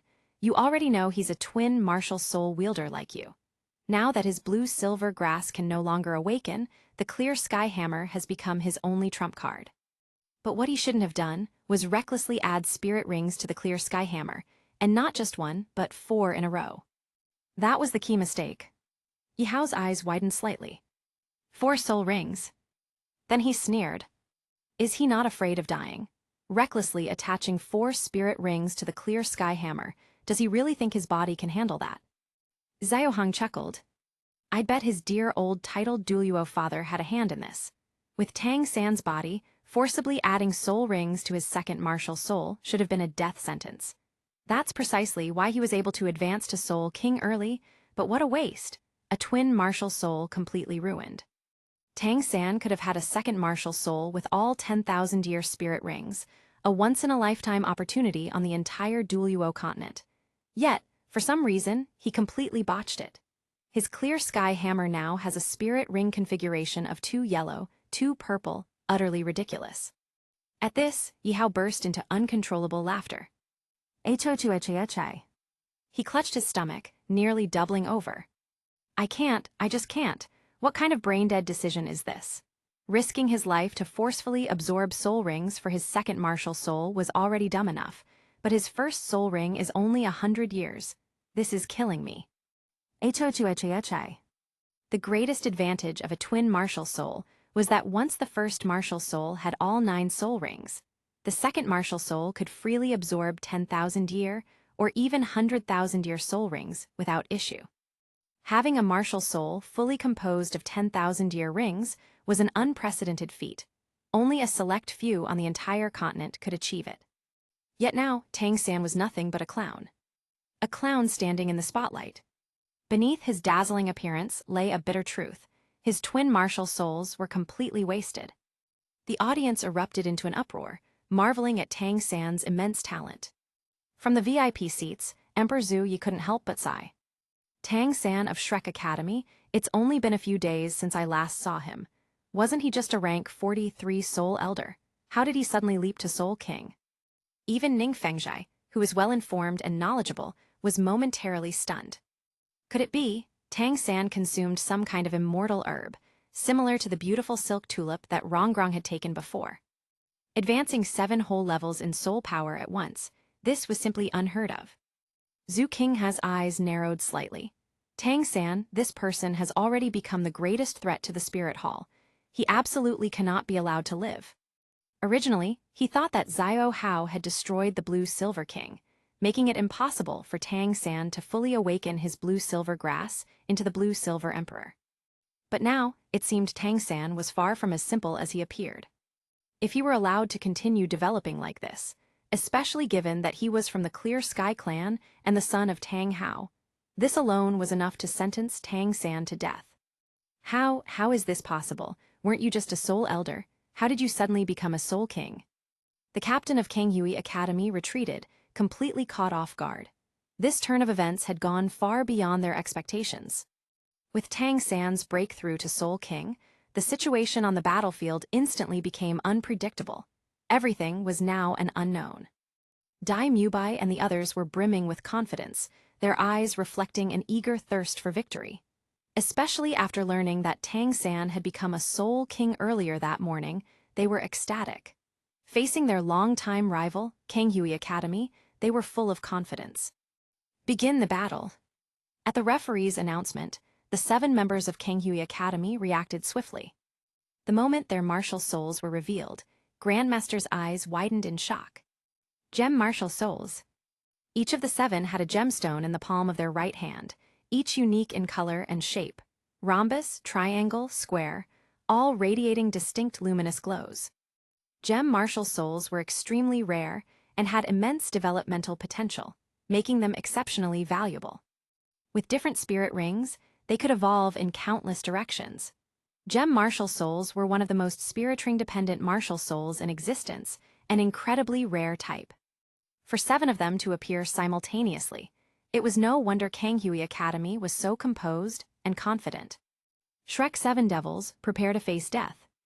The opposing captain let out a sinister smile, one that was eerie and unsettling.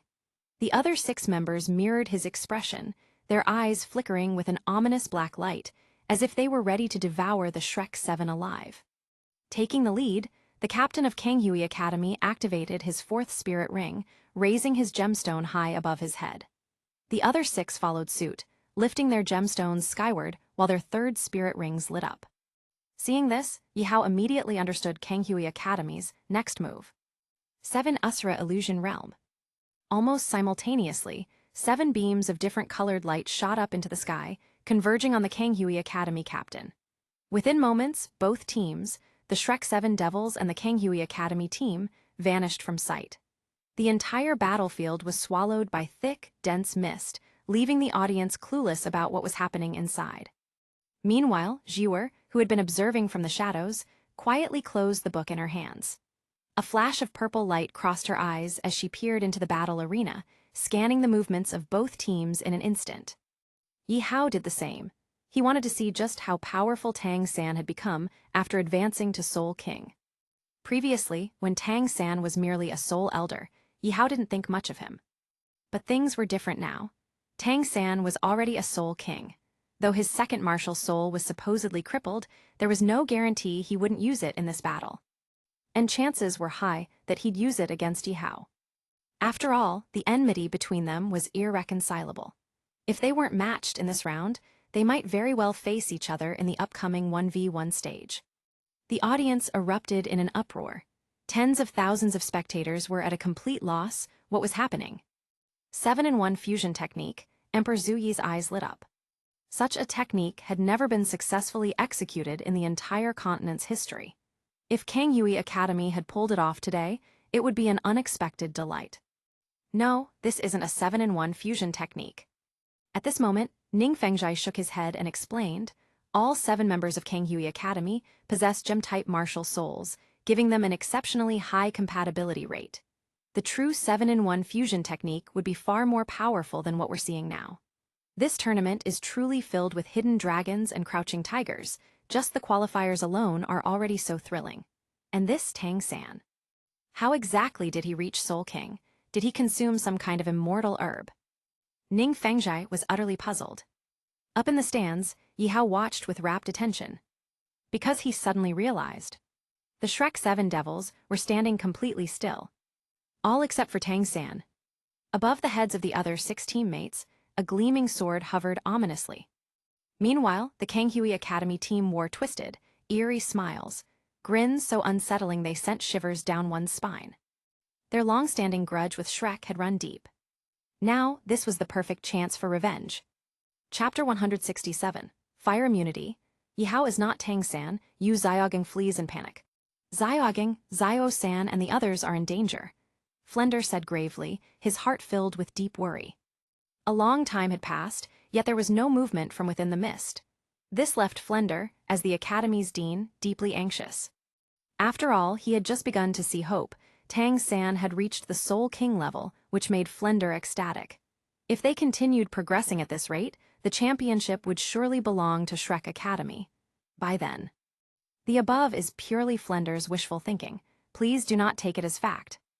Grandmaster sighed lightly but remained confident. Don't worry, I believe in Xiao-san. The technique used by Kanghui Academy is not a 7-in-1 fusion skill. I trust that Xiao-san and the others will turn the tide. Let's wait patiently for a miracle to happen. Inside the mist, the 7 members of Kanghui Academy grinned wickedly. Their eerie smiles gave off an unsettling, bone-chilling aura. Your illusion technique is nothing special, it's even worse than Shinayan's. Tang San slowly stepped forward, speaking with disdain. Hearing this, all 7 members of Kanghui Academy shuddered. Their captain hesitantly pointed at Tang San. Teacher Shinayan, did you kill him? Instead of losing patience at their question, Tang San calmly replied, Shinayan is dead. This simple statement sent the Kanghui Academy members into utter chaos. How dare you kill Teacher Shinayan? Do you know what you've done? This is the tournament stage. Who gave you the courage? Tang San sneered. He tried to kill me. I simply returned the favor. It was only natural. Tang San, just wait. Once this tournament ends, we'll report you to the tournament committee. We'll make sure Shrek Academy is disqualified. The members of Kanghui Academy swore to expose Tang San's actions. Tang San, however, remained indifferent. He chuckled and asked, Do you think you'll live to make that report? The 7 hesitated, instinctively stepping back. From Tang San, they could sense a terrifying killing intent. In the next moment, a dark glow flashed from Tang San's left hand. His clear sky hammer, now adorned with 4 soul rings, appeared in his grasp. At this sight, the hearts of the Kanghui Academy members sank. Yihao shook his head. The outcome of this match was already clear. Kanghui Academy's 7 Shura illusion realm was indeed formidable, but Tang San possessed the purple demon eyes. Just days ago, after absorbing a soul ring for his second martial soul, Tang San had nearly exploded from the power surge. Fortunately, Tang Hao arrived in time, using his own soul power to stabilize him. As a result, Tang San's purple demon eyes advanced to the micro stage, making him completely immune to Kanghui Academy's illusions. Compared to Shinayan, these opponents were far too inexperienced. In the shadows, Jair, who had been quietly observing the battle, retracted her gaze. She then calmly opened a book and resumed reading in a secluded corner. Such a boring battle. Seeing this, Yihao also lost interest. Tang San's current strength was formidable, especially after enhancing his clear sky hammer with soul rings and learning the clear sky hammer techniques from Tang Hao. He had become the tournament's biggest wildcard. Yihao would have to take him seriously. After a while, the mist on the battlefield began to fade. Tens of thousands of spectators stretched their necks in curiosity. As the scene became visible, the entire audience was stunned. Both Kanghui Academy and Shrek Academy lay collapsed on the ground. But there was a stark difference. Kanghui Academy's members were bruised and battered, while Shrek Academy's members were completely unharmed, showing no signs of having fought a battle. Instantly, murmurs and speculation filled the arena. A draw, Emperor Zuyi was momentarily stunned. Clearly, even he was unsure of what had just happened. Sitting nearby, Ning Fengzhai also furrowed his brows. He had a feeling that things were not as simple as they seemed. Something was off. Seeing both teams unconscious, the referee had no choice but to announce, "This match is declared a draw." Immediately after, staff members entered the stage, dragging away the fallen contestants. They swiftly cleared the battlefield in preparation for the next match. While a draw was not unheard of in tournament history, a match ending so abruptly and confusingly was rare. Many spectators felt unsatisfied, loudly complaining about the anticlimactic result. What? Tang San actually added soul rings to his second martial soul. During the tournament break, Zhao privately met with Zhu King in an empty room. "Are you sure this information is accurate?" Zhu King asked again, his tone serious. Zhao nodded. "The information is clear. Just now, I shared the death god's heart with my master and confirmed it. Tang San has indeed added 4 soul rings to the clear sky hammer, 2 yellow, 2 purple. That is why he reached the Soul King level so quickly. Because of Kanghui Academy's illusion abilities, the match's visibility was low. That's why my master asked me to inform you in private." "I see," Zhu King suddenly understood. No wonder Tang San reached Soul King level so fast, it was because of this shortcut. He chuckled. Tang San has completely ruined his twin martial souls. He could have configured his second martial soul with all 10,000-year soul rings, but just to gain an edge in this tournament, he recklessly added rings to his clear sky hammer. Once Xiao Hao becomes a titled duo, comparing them will be simple. Tang San will be far weaker. "No," Zhu King corrected himself. "At this rate, Shrek Academy has a high chance of making it to the elimination rounds, but I doubt Tang San will survive beyond that." He smirked. "Thank you, Zhao, for bringing me this information." Zhao nodded indifferently. "No need for thanks, I have completed my master's orders. I'll be leaving now." With that, she turned and left, her book tucked under her arm. After watching her leave, Zhu King stood still for a moment. Then, he turned in the opposite direction, heading toward the VIP seating area. Tang San, you're a major obstacle. To win this tournament, you were even willing to discard your twin martial souls. But once the elimination rounds end, that will be the day of your demise." His eyes flashed with killing intent. Tang San was an obstacle. Tang Hao was an even bigger obstacle. Both father and son needed to die. The Heaven Dew Imperial Academy, second team, versus Blazing Academy. The audience clapped half-heartedly. Clearly, there was little enthusiasm for this matchup. This wasn't their fault, they just missed Yihao. It wasn't entirely their fault. Ever since Yihao had been absent from the second team's battles in recent days, things had felt different. Although Heaven Dew Imperial Academy's second team still managed to win without him, something was missing. Without Yihao, the matches lacked excitement, the team lacked passion. Just then, amidst the tens of thousands of spectators, one pair of eyes suddenly lit up. "Look, that man is back." Like a stone thrown into a still lake, that single exclamation stirred waves among the crowd. Tens of thousands of eyes turned in unison toward the battlefield, following the direction of the voice. And there he was, among the 7 members of Heaven Dew Imperial Academy's second team, a man they had long yearned to see once more. Ye. Ye what? Yi Hao is back. Who? Yi Hao. What how? Yi Hao. Yi what? Yi Hao. WHO. For FS sake. In an instant, the atmosphere reached its peak.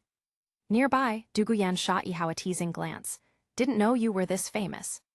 Yi Hao shrugged casually. "Maybe they just missed me." With that, both teams took their positions. The battle was about to begin. Across from them, Hua Wu sneered, her arms crossed in an arrogant stance. "Yi Hao, I assume you saw our last match against Shrek Academy. If you know what's good for you, surrender now. Otherwise, you'll be the next Shrek Academy." Hua Wu's recent winning streak had clearly gone to her head. As she spoke, she shot a glance at the stands, where Tang San and the rest of Shrek Academy were watching the match unfold. The sight of Hua Wu's smug expression made Ma Hongjun and the others clench their fists in fury, their faces turning red with suppressed anger. They wished they could jump into the arena right now and settle the score with Blazing Academy. But Yi Hao, he remained utterly indifferent. To him, Blazing Academy wasn't even worth considering. With a single raised brow, he glanced at them with a mocking smirk. "Is that it?" His disdainful gaze swept over the 7 members of Blazing Academy. You, Hua Wu's expression twisted in anger. How dare you look down on us? Yi Hao lazily waved a finger and shook his head. No, no, no, he chuckled. It's not that I look down on you, I look down on all of you. The moment those words fell, Blazing Academy's 7 members erupted in fury. Their eyes burned with rage, and the temperature on the Soul Battle arena visibly rose. In the stands, Ma Hongjun scoffed. Yi Hao is way too arrogant. Doesn't he realize Blazing Academy could just burn him to ashes? Exactly, Tai Long chimed in. I still remember how badly we got burned by Blazing Academy. Just thinking about it makes me shudder. But this time, our third brother is a Soul King now. Next time we fight Blazing Academy, he'll beat them into the ground. Right, third brother. Silence. Tai Long turned his head. Tang San was completely ignoring him. His gaze was locked onto the battlefield, watching Yi Hao's every move. In the previous match against Kanghui Academy, Dai Mubai and the others had fallen unconscious, but Tang San had used purple demon eyes to see through the illusions and defeat them. Now he chose to stay behind and observe Yi Hao carefully. That earlier unconsciousness had just been an act. If everyone collapsed except for him, wouldn't that make him the prime suspect? Nearly everyone suspected that Tang San had uncovered something during that fight. Now, Kanghui Academy's 7 members had suffered mental backlash from their own illusions, rendering them complete idiots. Tang San's secret remained safe. If not for the tournament's strict rules, those 7 would already be dead. Just like Shinayan. In other words, the tournament's rules had saved them. Tang San clenched his fists tightly, gripping the metal railing. His eyes burned with undisguised killing intent. Yi Hao. Down in the arena, Yi Hao instinctively glanced toward Tang San's location. This bastard was watching him. Now Tang San had reached Soul King level, same as Yi Hao. And the tournament was far from over. Who knew they might cross paths soon? I am not Shrek Academy's group of useless drunks, Yi Hao suddenly shouted. Everyone tell me, am I right? His voice boomed across the arena, reaching the ears of tens of thousands of spectators. And the response? Yes, yes, yes, times N. A thunderous roar of agreement erupted from the crowd. Their faces turned red with excitement, their cheers shook the stadium, and their enthusiasm sent waves of humiliation toward Tang San and the others. On the Shrek Academy side, their expressions darkened.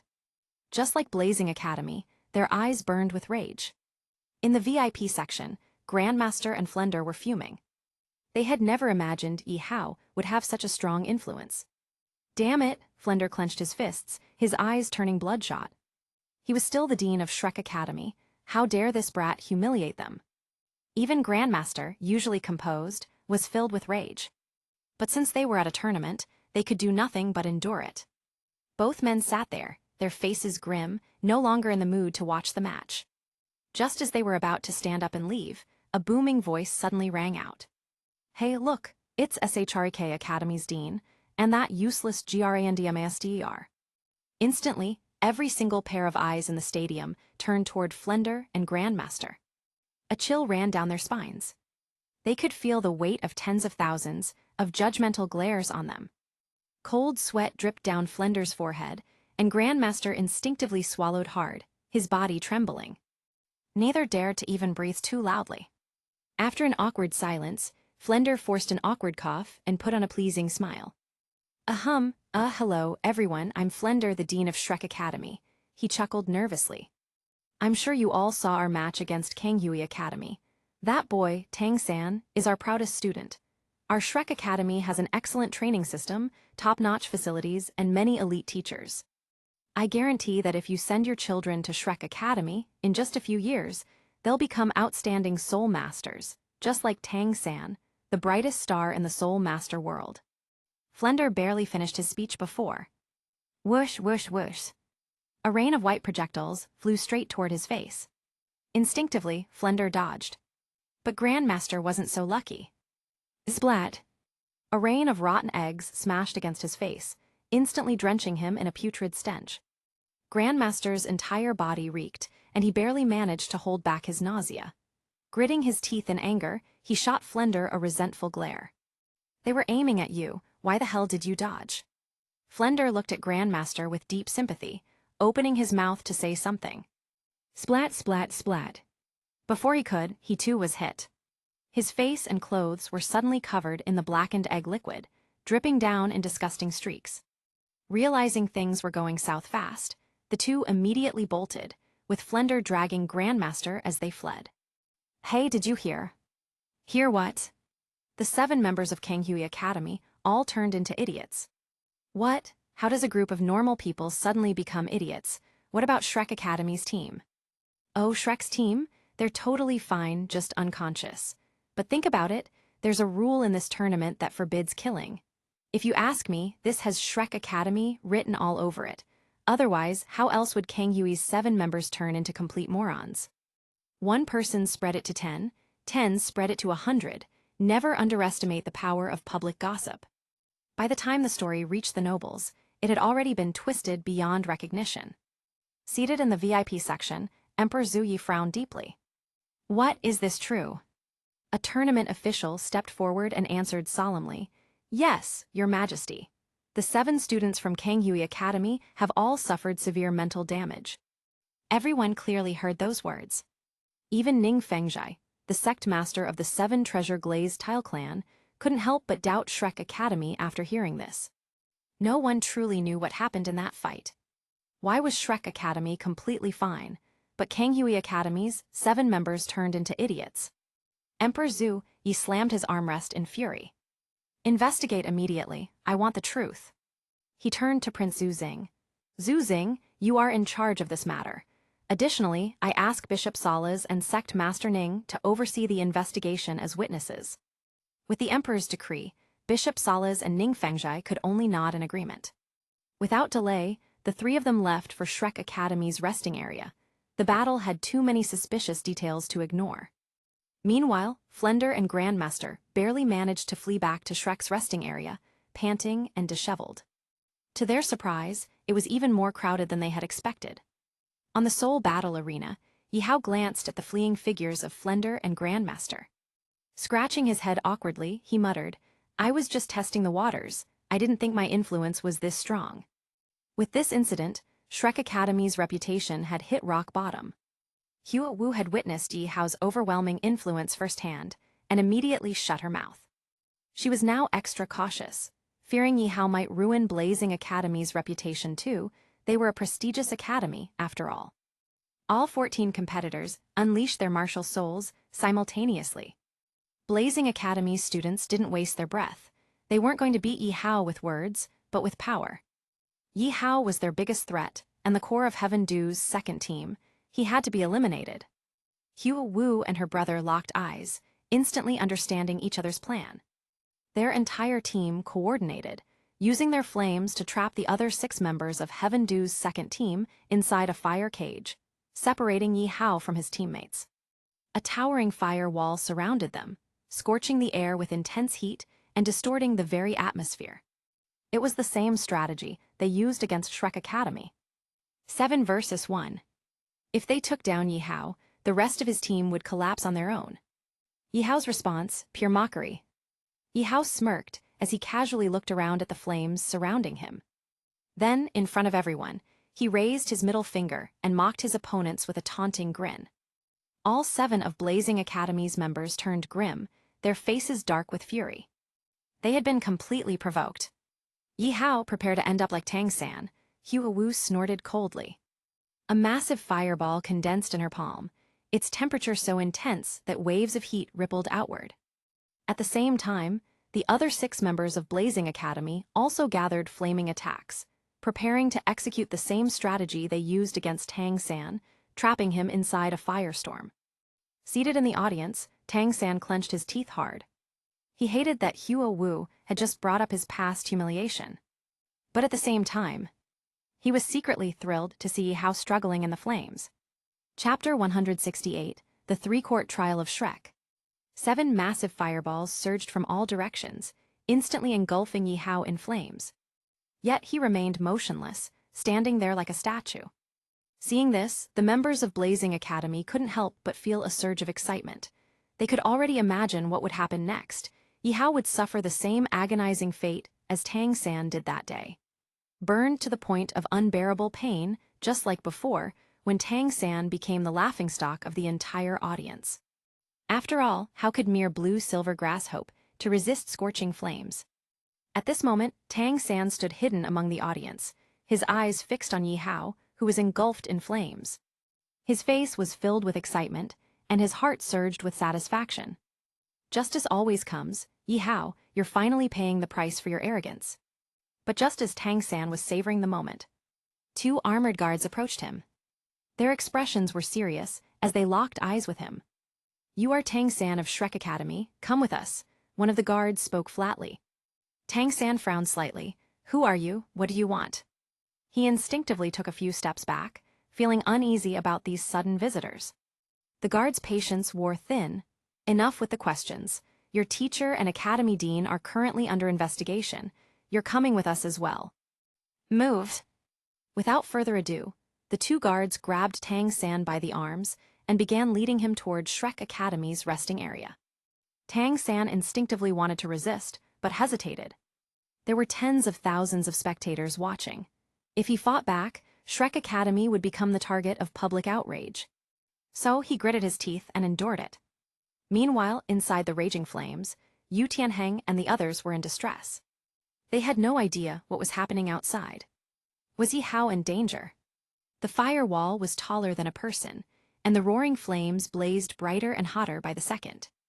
The air inside the fire cage was rapidly depleting. Some members of Heaven Dew Imperial Academy's second team were already on the verge of fainting. Damn it! Yu Tianheng clenched his fists, his dragon claw martial soul glowing with electric light. Meanwhile, Blazing Academy stood confidently, watching and waiting. The moment Yi Hao surrendered, their victory would be sealed. This was his punishment for mocking Blazing Academy. After today, Blazing Academy would rise to the top. The crowd erupted in discussion. Will Yi Hao's undefeated streak end today? On the battlefield, Hua Wu crossed her arms and frowned slightly. Yi Hao, just surrender already. If you really die here, Blazing Academy will be in huge trouble. Yet, despite her repeated warnings, Yi Hao remained perfectly still, allowing the flames to rage around him. Instead of burning out, the fire only grew stronger. Inside the firestorm, Yi Hao felt warm. Not uncomfortable. Not burned. Just cozy. Not a single flame could harm him. Time passed. Yet Yi Hao did not scream, nor did he fall. Seeing this, Huo Wushwang finally spoke up. Enough! Everyone, extinguish the flames. If something happens to Yi Hao, the crowd will turn against us. Just as Blazing Academy prepared to put out the fire, Yi Hao suddenly opened his eyes. The instant he moved, Hua Wu's eyes widened in shock. You, she gasped. No one had ever survived Blazing Academy's flames unscathed, not even Tang San. Yet Yi Hao smiled. Then he opened his mouth and swallowed the flames whole. A loud burp followed. Then he smirked, just this. Yi Hao stepped forward. I am not Tang San. I don't rely on blue-silver grass for fire immunity. Fifth soul ring activated. His arms transformed into massive black scythes, exuding a chilling aura of death. Fifth soul skill, Death/Rift. With a single swing of his scythe, the towering fire walls shattered. Yu Tianheng and his teammates, now free, gasped for breath, their faces flushed red from the heat. Some had already fainted. Yi Hao turned to his teammates. You all rest, leave the rest to me. Then he stepped forward, facing all 7 members of Blazing Academy alone. Hua Wu was still in disbelief. Her academy's pride, its flames, had failed against Yi Hao. She tried to mask her fear with confidence, but her voice wavered. Yi Hao, don't think you've won just yet. Even if our flames don't work on you, you're still alone against 7 of us. What can you do against our full team? Yi Hao raised an eyebrow. His scythes sparked against the ground, sending shivers down the spines of his enemies. 7 against 1, Yi Hao laughed. I haven't done that before. Fine, I'll start with Blazing Academy. Blazing Academy's team shivered. Hua Wushwang gulped but forced himself to stand firm. Hua Wu, however, felt true fear as Yi Hao walked toward them. Don't come any closer. Meanwhile, elsewhere, Tang San arrived at the Shrek Academy resting area. He immediately recognized the door. It was their lounge. Walk yourself in. your dean and teacher are inside, under investigation. The guards left him at the entrance, standing firm, their steel spears crossed. Tang San frowned. Investigation. On what charges? The guards remained silent. Realizing he had no choice, Tang San gritted his teeth and entered. Back in the arena, Yi Hao was unstoppable. His sidearm clashed against Hua Wushwang's attack, pinning him down effortlessly. Brother, Hua Wu cried out in panic. Yi Hao spoke coldly, surrender. His scythe pressed against Hua Wushwang's throat, sending chills down his spine. Sweat dripped down his forehead. Let my brother go, Hua Wu demanded. Fight me one-on-one. Yi Hao raised an eyebrow. One-on-one, you mean me against all of you? Enough talk, surrender. I don't have time to waste on you. Yi Hao had just received a message.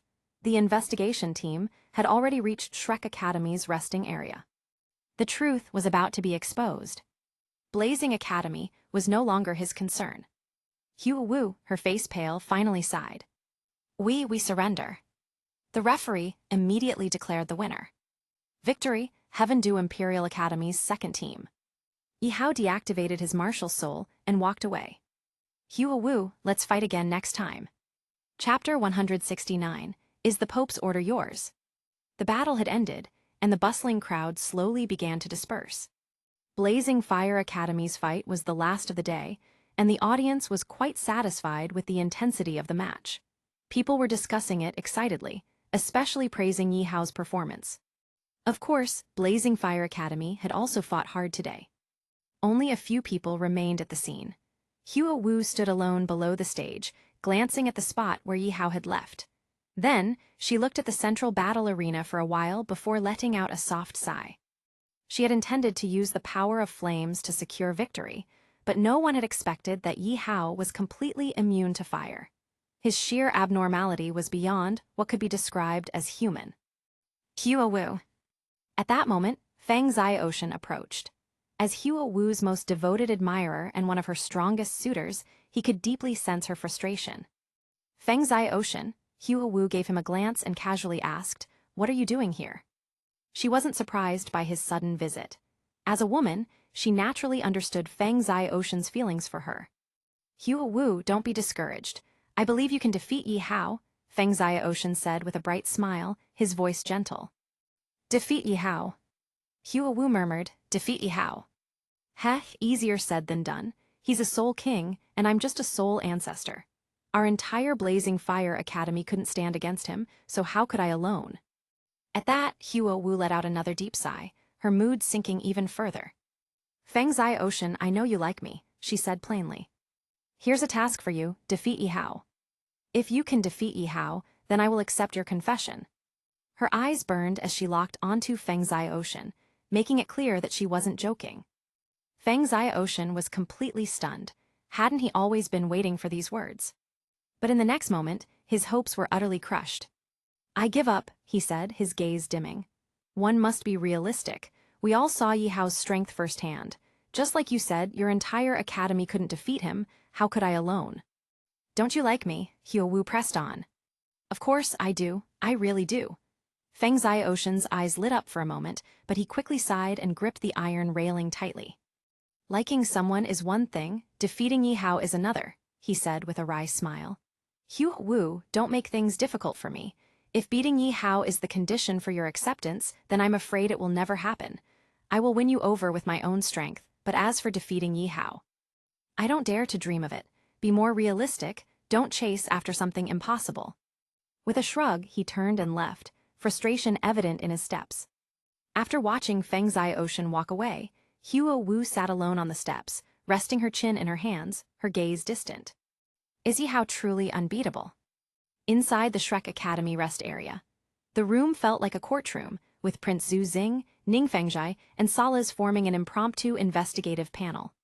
Their sudden arrival had shocked Flender and the Grandmaster, who, despite their egg-covered faces and clothing, forced smiles. Salas had been frowning the entire time. He had no patience for Flender's nonsense. A person with such thick skin was truly rare. Dean Flender, answer my question. I've been here for a while now, and if you keep dodging, I see no reason for Shrek Academy to continue in this tournament. Prince Zhu Xing's warning was clear. He didn't believe Flender's excuses in the slightest. With what had happened at Heavendew Imperial Academy as a precedent, he already despised Shrek Academy. Injustice, Your Highness, Prince Zhu, Kanghui Academy was utterly deranged in their actions. Our Shrek Academy suffered heavy losses. Our 7 participants are all seriously injured and still bedridden at the academy. If you don't believe me, come see for yourself. As for your claim that Kanghui's students turned into idiots, I have no idea what happened. We are innocent. Flender's eyes were red, delivering an Oscar-worthy performance. He had already informed the Grandmaster of the situation. Tang San's impulsive attack had severely injured Kanghui Academy's members, leading to this whole mess. Innocent? Prince Zhu sneered. I was sent by His Majesty to investigate this matter. Since you refuse to explain, then so be it. Bishop Salas, I leave this to you. I will return to the palace and recommend that Shrek Academy be disqualified. With that, he turned to leave. At that moment, just as Prince Zhu stepped outside, Tang San entered. Seeing the scene before him, he was momentarily stunned. The master of the 7 treasure glazed tile sect, Prince Zhu, and Platinum Bishop Salas. Such a grand lineup, something serious must have happened. Prince Zhu glanced at Tang San, and then at the ashen-faced Flender. Flender, is this what you call seriously injured? Then explain to me how this Tang San is standing here unharmed. With that, he stormed off, determined to strip Shrek Academy of their qualification. Zio-san, why are you here? Flender stared at Tang San in disbelief. He had clearly told him to return to the academy and not to show up. Why hadn't he listened? Dean Teacher, what's going on? Tang San was clearly confused. Seeing this, Ning Fengzhai smiled slightly. Obviously, this seriously injured, Tang San knew exactly what had happened. All along, Ning Fengzhai had remained silent, merely observing. He was an outsider in this situation, only interested in the incident itself. Whether Shrek Academy stayed or left didn't concern him. If anything, he preferred the latter. After all, he couldn't forget what Shrek Academy had done to his daughter. If Ning Rongrong were still in Shrek Academy, he might have defended them, but now, things were different. The rest area fell into an eerie silence. Flender was breathing heavily, already envisioning Shrek Academy's inevitable fate. Salas smirked. I was the one who brought Tang San here. When His Majesty ordered us to assist in the investigation, I happened to see him among the crowd. Your academy claimed its participants were seriously injured, then explain why Tang San is completely fine. If I recall correctly, he was on the battlefield from the start and was taken away with the others. Flender, give me a reasonable explanation. Faced with Sala's relentless questioning, Flender broke into a cold sweat, his frustration toward Tang San growing. Why couldn't the brat just listen? At that moment, the silent Grandmaster finally spoke. Salas, do you recognize this? He tossed an object forward. Salas frowned and instinctively caught it. How dare you address the Platinum Bishop by name? A nearby red-robed priest scolded. You're the one being rude. Salas snapped, stunning everyone. Everyone leave. No one is allowed in without my permission. Though confused, the red-robed priests obeyed, guarding the door tightly. Sala's expression darkened as he clenched the object, a pope's order. The 6 intricate patterns on it were unmistakable. Even Ning Fengzhai raised an eyebrow. Salas was holding a decree that signified direct authority from the pope, a privilege only granted to elders of Spirit Hall. How did the Grandmaster have such a thing? Sala's mind spun. He knew the Grandmaster was from the Blue Lightning Tyrant Dragon clan, but he had been expelled. That clan's decree couldn't be this one. Nor was it from the 7 treasure glazed tile sect. Ning Fengzhai had his own, and it was impossible he would lend it. Which left only one possibility. Salas bowed, presenting the decree respectfully. I failed to recognize your status. Please forgive me, Elder. I ask that you keep the Pope's order safe. The Grandmaster took it back, preparing to speak. Suddenly, there was a knock at the door. Who is it? Salas snapped, irritated. The door slowly swung open. It's me.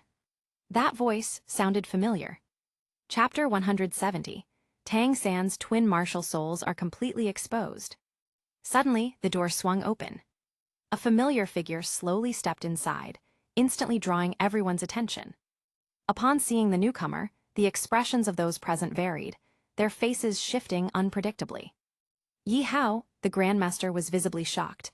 why would Yi Hao suddenly appear here? It's him, why is he here? Flender frowned. Yi Hao's presence always signified trouble. Things were clearly not as simple as they seemed. He had already braced himself for the worst. Young master? Sala's eyes lit up. Not long ago, the Spirit Hall had sent out word that Yi Hao was actually the Pope's biological son. After the tournament concluded, the Spirit Hall planned to announce this news continent-wide. As of now, only some high-ranking officials within the Spirit Hall were aware of Yi Hao's true identity. As the Platinum Bishop of the Spirit Temple in Heaven Dew City, Salas was, of course, privy to this information. Moreover, since Heaven Dew City was his domain, he knew that when Yi Hao moved about the city in the future, certain accommodations would have to be made. Yi Hao, Ning Fengzhai was also momentarily stunned. Yi Hao's sudden appearance clearly indicated that the situation was far more complicated than anticipated. This was going to be even more intriguing than expected.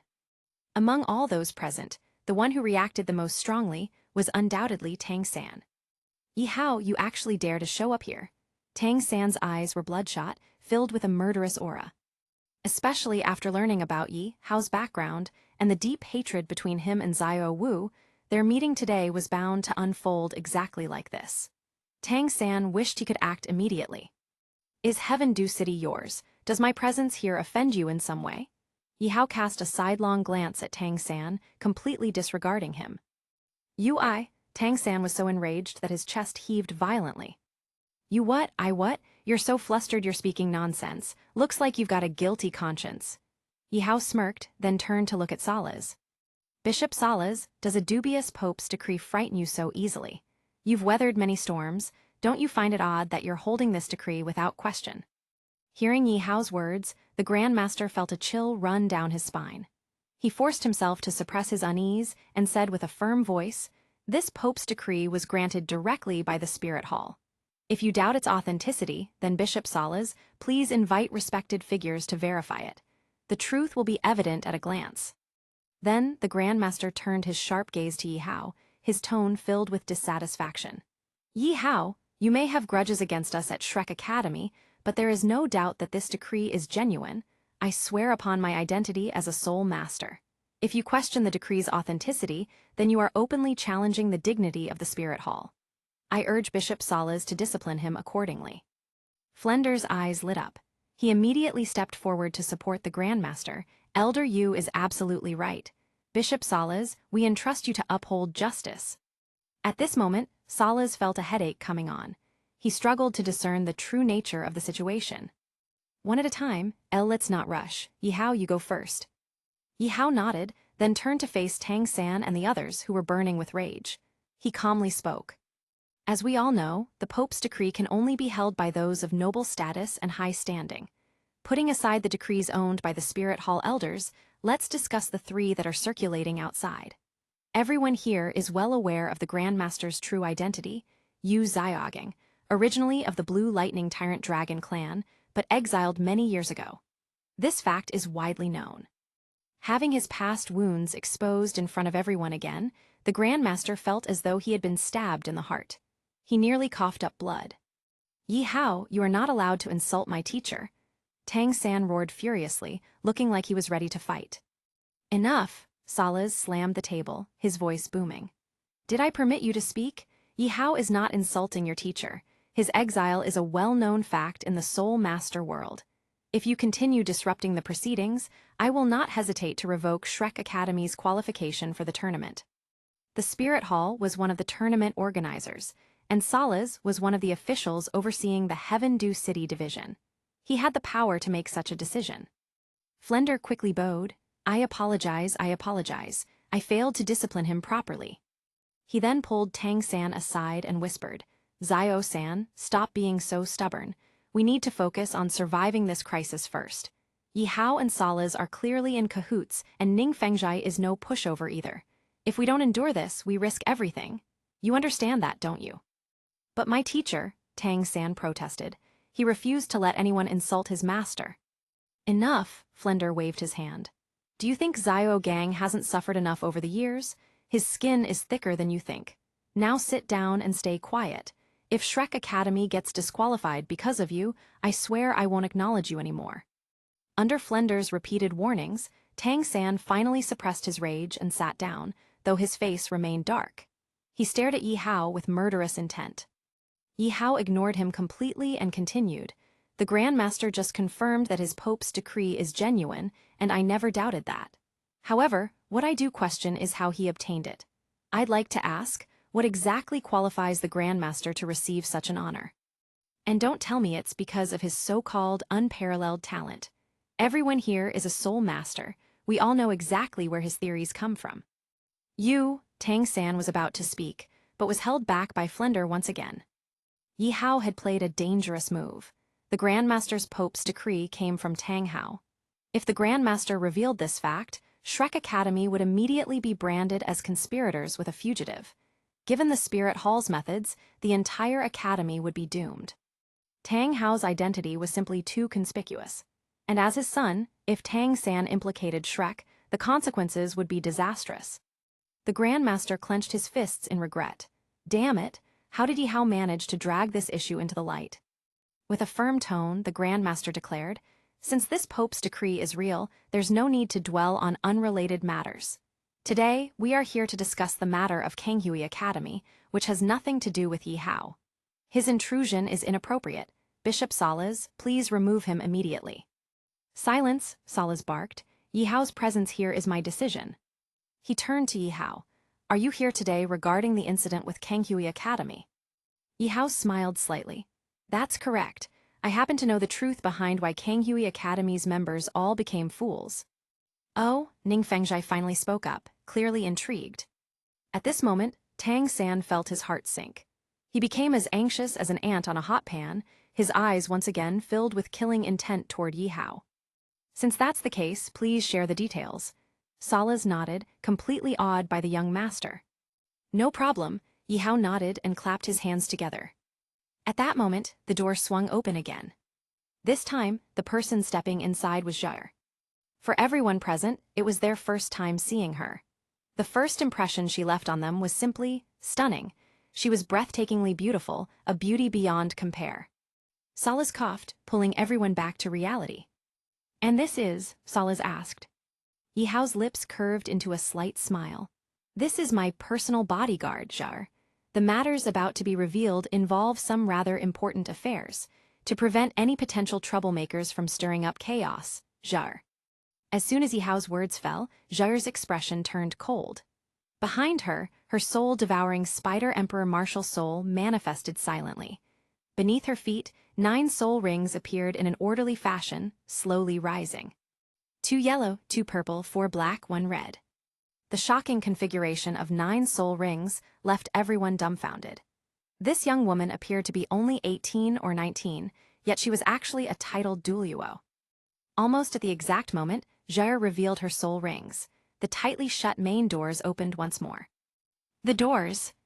This time, Sword Duo of the 7 Treasure Glazed Tile Clan entered. He stepped in front of Ning Fengzhai, gripping his 7-kill sword firmly. Beneath his feet, 9 soul rings also appeared. However, compared to Zhar's, Sword Duo's soul ring configuration seemed slightly weaker. 2 yellow, 2 purple, 5 black. Soul-devouring Spider Emperor martial soul, Ning Fengzhai was visibly astonished. His gaze toward Yi Hao changed completely. Salas, on the other hand, was secretly overjoyed. The young master truly is remarkable. He could barely contain his excitement, even straightening his posture slightly. But the most shocked of all were Tang San and his companions. The Grandmaster felt an overwhelming sense of unease. Flender's scalp went numb.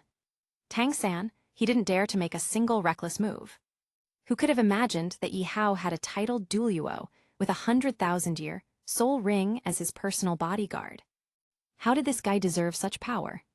Tang San clenched his teeth, his entire body tense. With a titled duo protecting Yi Hao, how could he possibly make a move against him now? Sword Duo's eyes narrowed. His grip on the 7-kill sword tightened. "Who are you?" he asked in a deep voice. Zhar cast him a cool glance before replying indifferently, "I mean no harm." Then she withdrew her martial soul, her expression remaining cold and serious as she kept a close eye on Tang San and his group, ready in case they acted recklessly. Seeing Zhar retract her martial soul, Sword Duo finally sheathed his sword, but he still didn't let his guard down. After all, there was a massive difference between a regular titled Duo and one with 100,000-year soul ring. Sword Duo knew full well he was no match for Jair. But what shocked him the most was Yihao's true identity. At that moment, Yihao untied the death god's heart from his hair and flung it into the air. 6 mirror fragments merged into one, forming a massive screen. Slowly, images began to appear. The figures in the recording were instantly recognizable: Kanghui Academy and Shrek Academy. A total of 14 people stood on the battlefield. The recording progressed to the moment when Kanghui Academy unleashed the 7 Asura illusion. At that instant, Tang San's expression changed dramatically. His entire body trembled uncontrollably. His left hand clenched tightly into a fist. Yihao shot a glance at Tang San and noticed his extreme nervousness. A faint sweat had begun to form on his forehead, and his entire demeanor exuded anxiety and unease. This is the battle between Shrek Academy and Kanghui Academy. Everyone, watch carefully. In the recording, led by Dai Mubai, 6 members of Shrek Academy fell into unconsciousness. Only Tang San remained standing unharmed.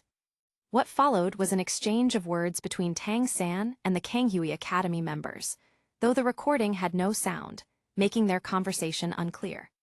The Grandmaster was gripped by an inexplicable sense of dread. He turned to look at Yihao, who remained as calm and composed as ever.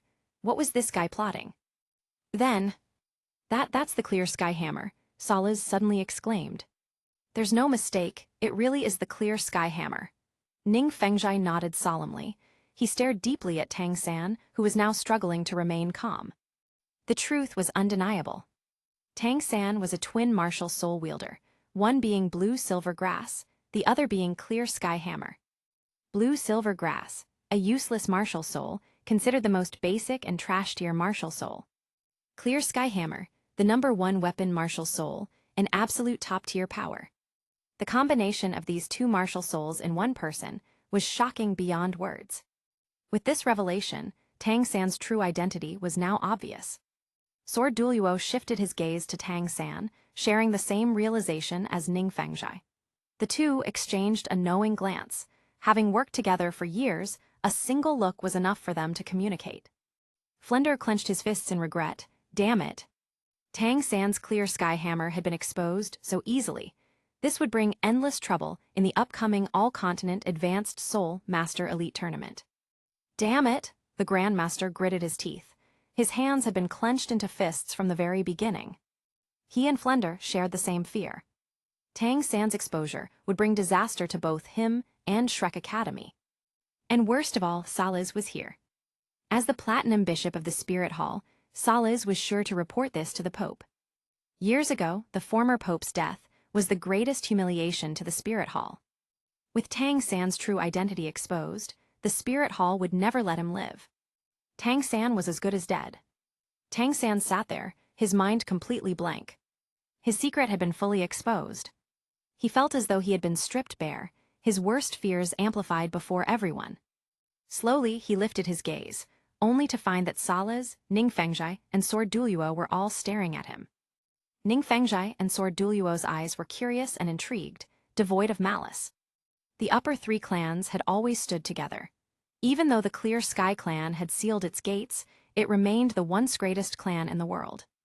But Salaz, his gaze was dark and dangerous, like a predator about to devour its prey. The former Pope's death had always been a disgrace to the Spirit Hall. And now, the perfect opportunity for vengeance had arrived. This was a heaven-sent chance. How could Salaz possibly let it slip away? As the recording abruptly ended, Yihao retrieved the death god's heart and secured it back into his hair. Everything was clear now. The entire battle between Shrek Academy and Kanghui Academy had been laid bare for all to see. Yihao smiled faintly. This is the complete recording of the match. I happened to capture it by accident. Who knew it would end up being so crucial now? Yihao glanced at Tang San and suddenly burst into laughter. Tang San, who would have thought you turn out to be a twin martial soul wielder, a rarity seen once in a century, I must say I'm impressed. Tang San's gaze turned icy, his eyes brimming with killing intent. Yihao, you did this on purpose. You knew I had the clear sky hammer, which is why you recreated this entire scene. Yihao smirked, unfazed. How could I have known you had twin martial souls? Blue silver grass and the clear sky hammer, one's a useless martial soul, the other's the #1 tool martial soul in the world. Given that, doesn't that make you a member of the Clear Sky clan? Shut up, Tang San roared. Whether I am or not is none of your damn business. Suddenly, an overwhelming pressure descended upon Tang San. His knees buckled, and with a loud thud he dropped to the floor, his face twisted in agony. Seeing this, Flender sighed and quickly spoke up. Your Excellency, Zio-san spoke without thinking, please show mercy and don't hold it against him. Zhe, Yihao's voice was calm. Zhe withdrew her oppressive gaze from Tang San and snorted coldly. Without a word, she sat down, crossing her arms, her sharp eyes locked onto Tang San and the others.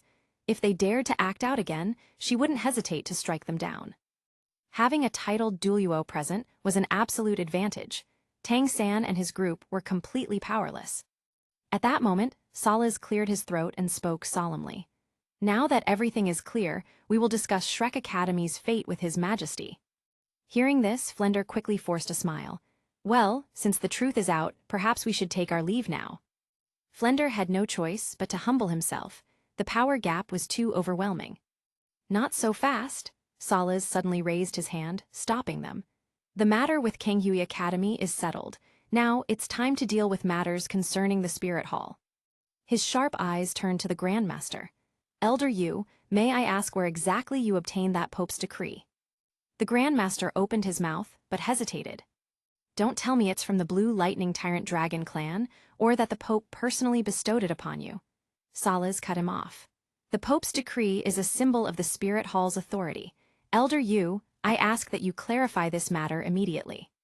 Under Salas' relentless questioning, the Grandmaster was utterly passive. He frowned deeply, cursing Yihao in his heart for meddling in his affairs. The truth was, the Spirit Hall had never granted him a Pope's decree. The one he possessed had been given to him by Tang Hao when they were at New Uding Primary Soul Master Academy. This was nothing more than borrowed authority. He had been using it to fake prestige. The Grandmaster wasn't a real elder of the Spirit Hall, yet he carried the decree around, acting as if he was. If Yihao hadn't exposed him, he might have gotten away with it. But now that the Kanghui Academy incident was resolved, the focus had shifted entirely to him. This was the final straw, the one that could completely destroy him. Salas, since my Pope's decree is genuine, why does its origin even matter? The Grandmaster raised his voice. Salas was relentless. Of course it matters. As the Platinum Bishop of the Spirit Temple in Heavendew City, I have both the right and duty to verify its authenticity. Since you claim to be an elder, let me ask you, have you ever entered the Elders' Hall? What qualifications do you have to hold such an item? Or perhaps, is it stolen? The Grandmaster's face paled, at a complete loss for words. Salas sneered, speechless, you must be hiding something. For the first time, Salas addressed him differently. Grandmaster. Not Elder Yu, just Grandmaster. You are not an elder of the Spirit Hall, yet you carry the Pope's decree and parade it around, even interfering with the tournament committee's investigation. What exactly are you trying to accomplish?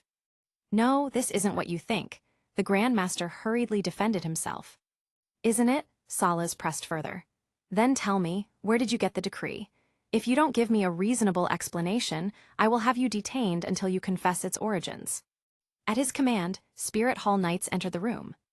For the first time, true panic set in for the Grandmaster. He couldn't tell the truth. If he admitted that Tang Hao had given him the decree, not only would it confirm Tang San's identity, but it would also prove that he had been impersonating a Spirit Hall elder to interfere with the tournament. That would be a crime of the highest order. The Grandmaster was trapped, a dead end.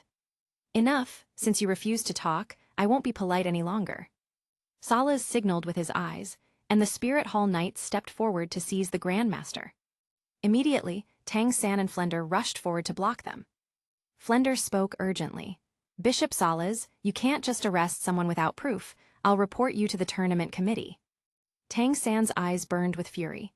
Yihao, you planned all of this. I swear I'll never forgive you. Yihao smirked mockingly. Don't be ridiculous. Yu Xiaogang brought this upon himself. He isn't an elder, yet he carried a pope's decree like a badge of honor, trying to interfere with the investigation. Now that the truth is clear, it's only right for him to be detained. What's wrong with that? Wouldn't you agree? Salas nodded. Yi Hao is absolutely correct. The Pope's decree is a serious matter. Yu Xiaoging is suspected of stealing it. Furthermore, this matter is strictly within the Spirit Hall's jurisdiction. It has nothing to do with the tournament or Kanghui Academy. Spirit Hall never arrests without proof. The decree itself is solid evidence. Additionally, Yu Xiaoging refuses to reveal its origin, which makes him even more suspicious. Lastly, Yu Xiaoging deliberately obstructed the tournament committee's investigation. This is a major offense. Salas listed 3 charges, his voice ringing with authority. With these 3 undeniable crimes, what more is there to say? Finally, he made the official declaration. On behalf of the Spirit Hall, I hereby place Yu Xiaoging under arrest. Anyone who interferes will be deemed an enemy of the Spirit Hall. Guards, take him away. Let's see who dares. Tang San roared, but before he could act, both he and Flender collapsed to their knees. Xiao'er had made her move again.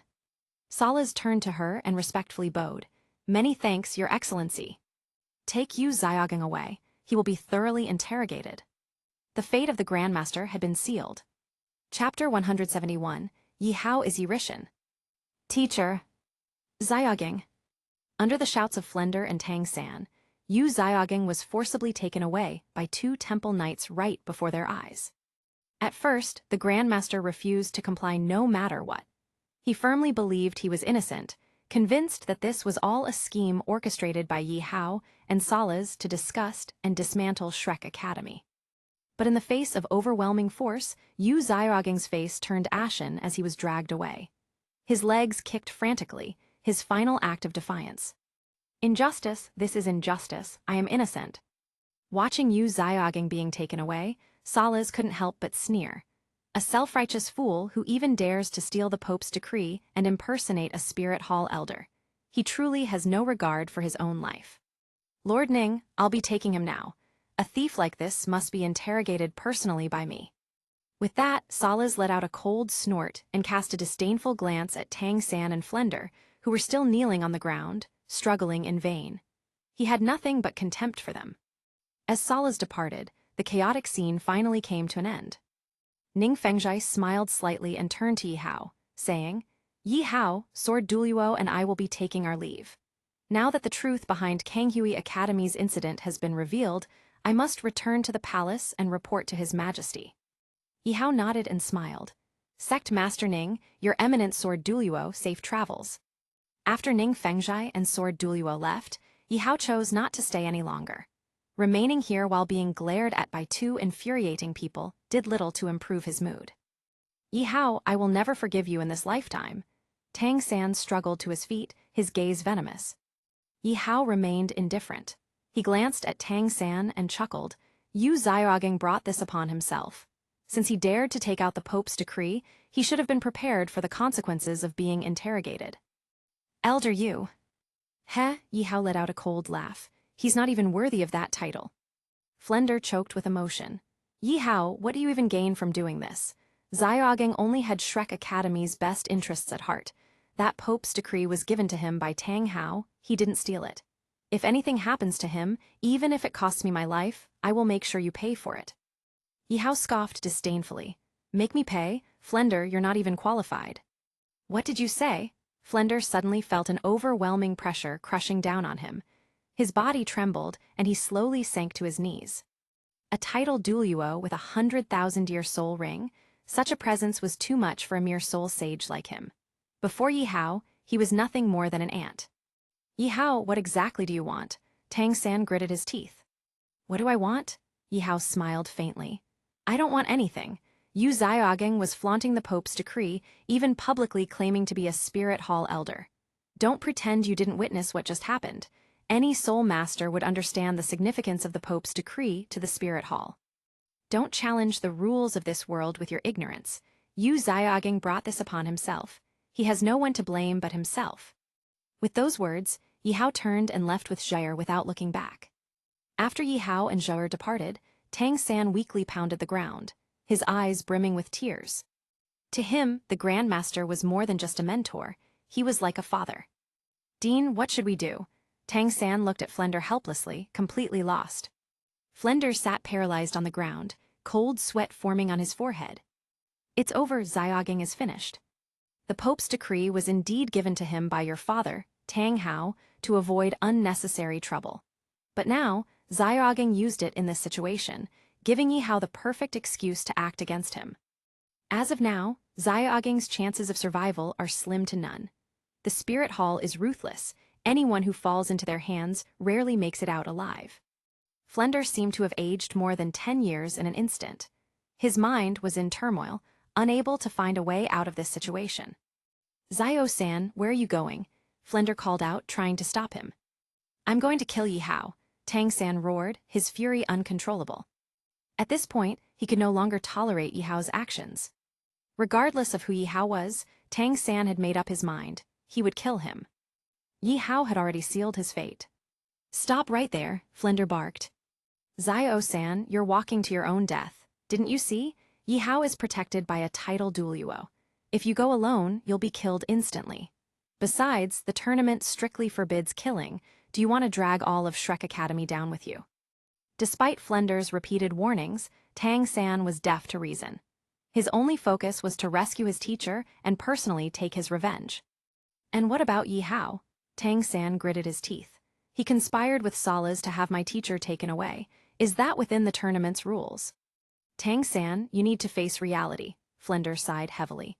"This tournament is co-hosted by the Spirit Hall, the Heaven Dew Empire, and the Star Luo Empire.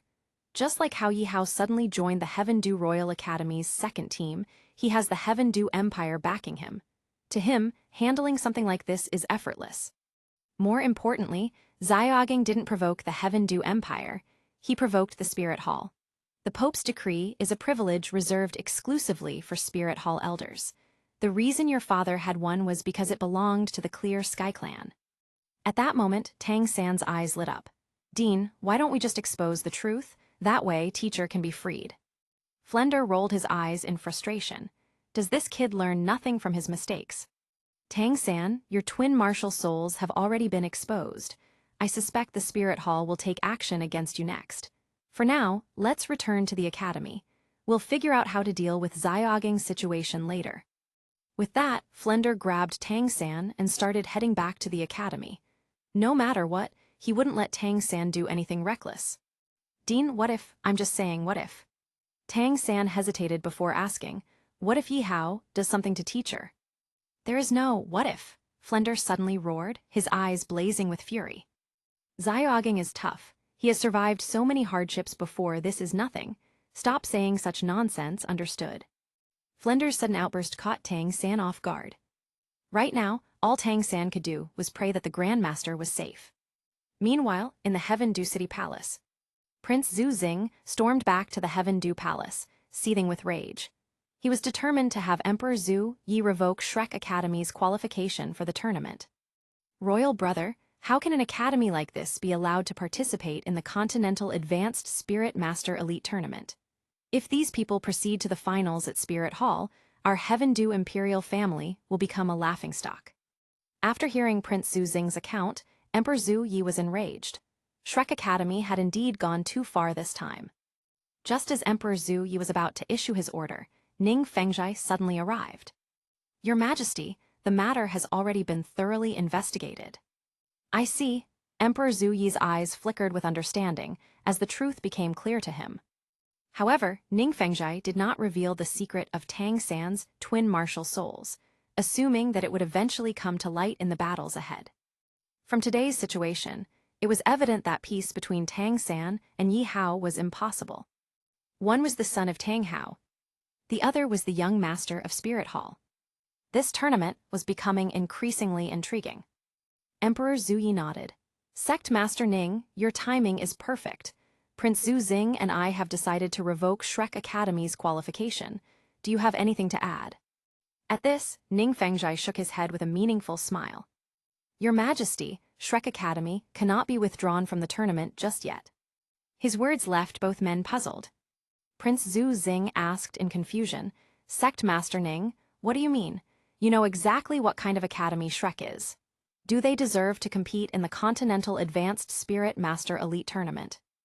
Emperor Zhu Yi was equally perplexed, and gestured for Ning Fengzhai to elaborate. Your Majesty, Shrek Academy is currently in the limelight, and that student, Tang San, has already reached the Soul King level. With that, their chances of advancing to the finals are quite high.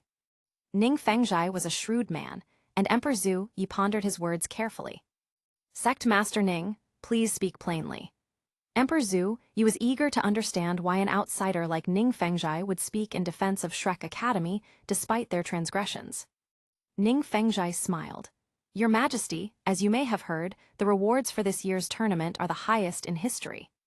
Soul bones, 3 soul bones, Emperor Zhu Yi said. Exactly, 3 soul bones.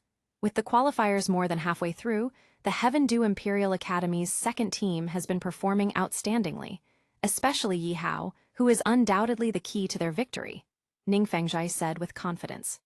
What does that have to do with Shrek Academy? Prince Zhu Xing was still puzzled. Prince, don't be so hasty. Ning Fengzhai chuckled. Shrek Academy has been gaining momentum lately, and with a Soul King among their ranks, why not let them serve as a stepping stone for Heaven Dew Imperial Academy? A stepping stone, ×2. Both men spoke in unison. Yes, a stepping stone, Ning Fengzhai's eyes gleamed. As Ning Fengzhai and Sword Duluo sat in their carriage after leaving the palace, the latter sighed. To think that Tang San is Tang Hao's son, a twin martial soul prodigy, yet what a waste, Sword Duluo said regretfully. Ning Fengzhai gazed out of the carriage window toward Shrek Academy and signaled for the driver to stop. If my guess is correct, the Pope's decree that Yu Xiaogang had was given to him by Tang Hao.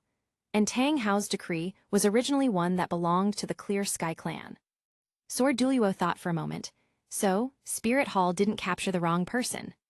No, Ning Fengzhai smirked. They got the right man. Why?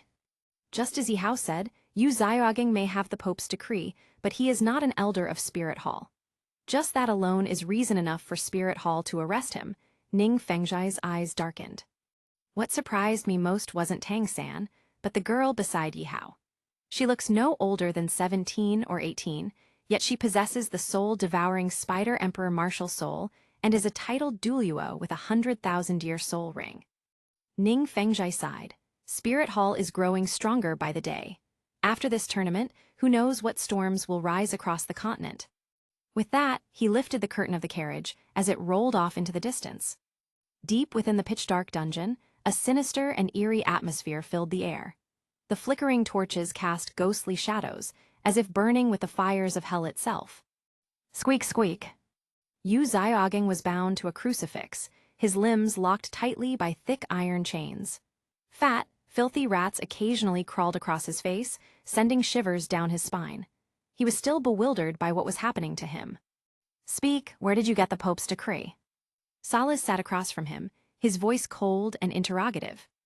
Yu Xiaogang was momentarily stunned before his face twisted in terror. He repeatedly shouted, I'm innocent, I'm innocent.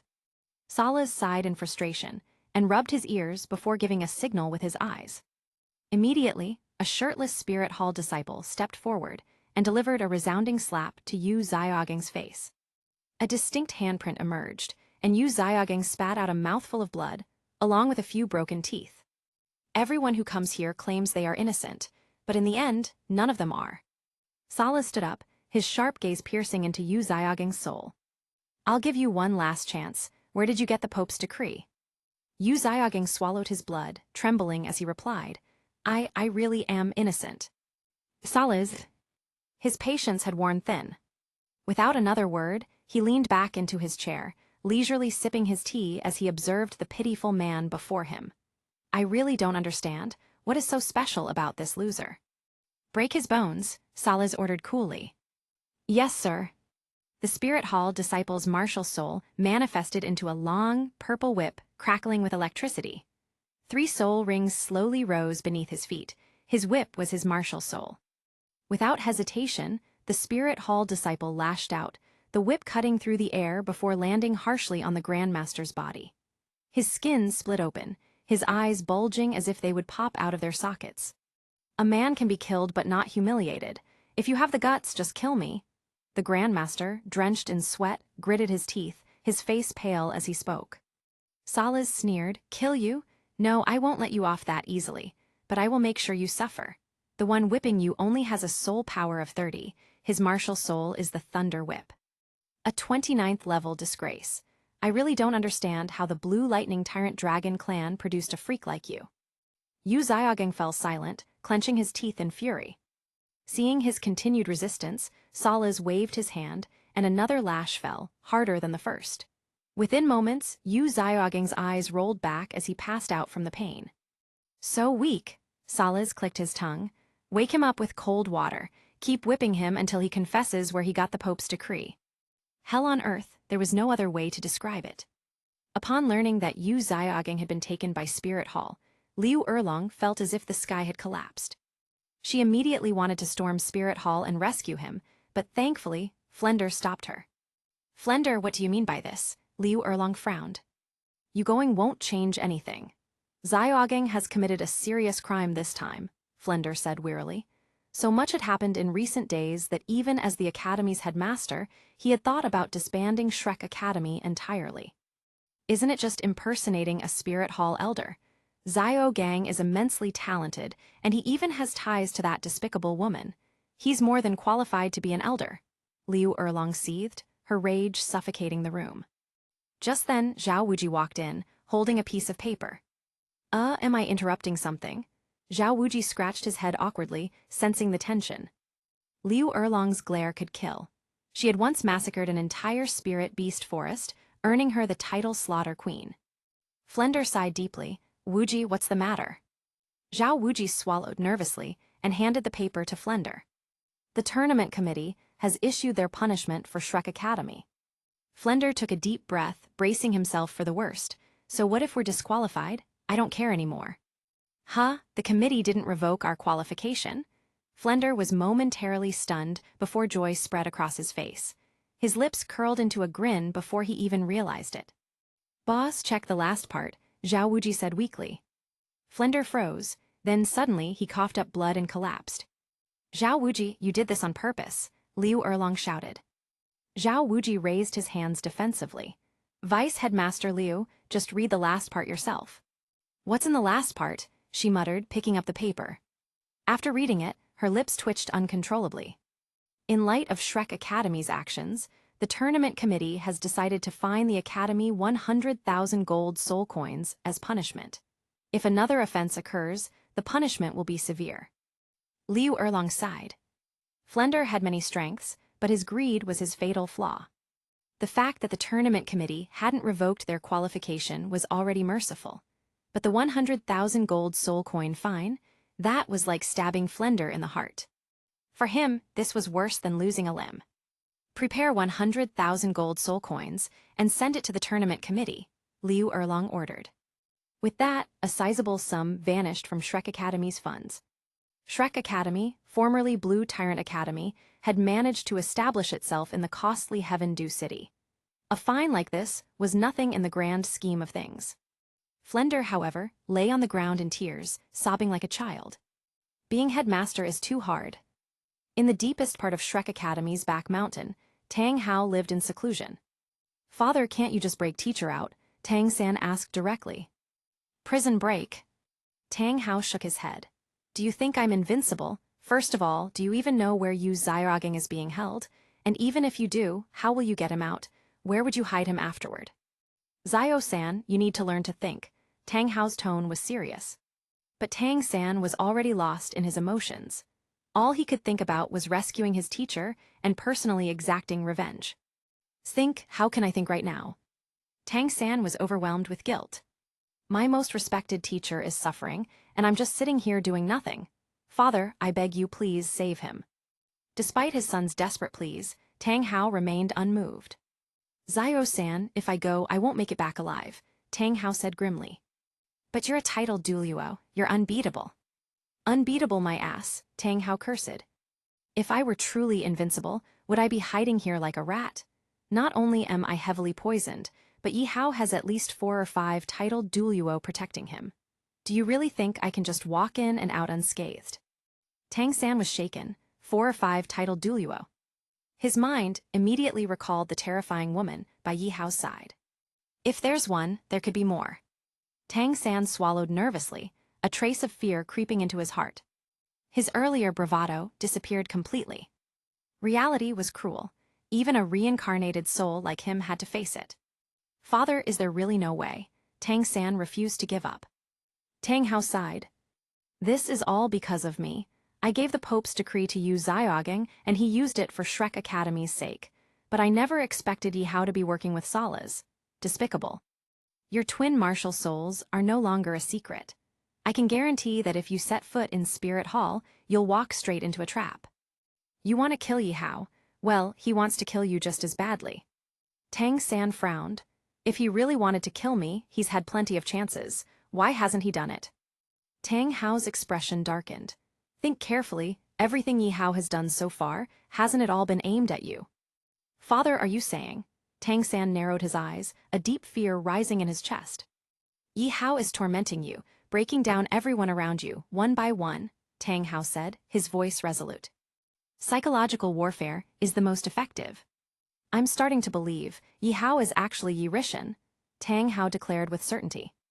Tang San. Father, you're saying Yi Hao is Yi Rishan. Tang San's eyes widened in shock.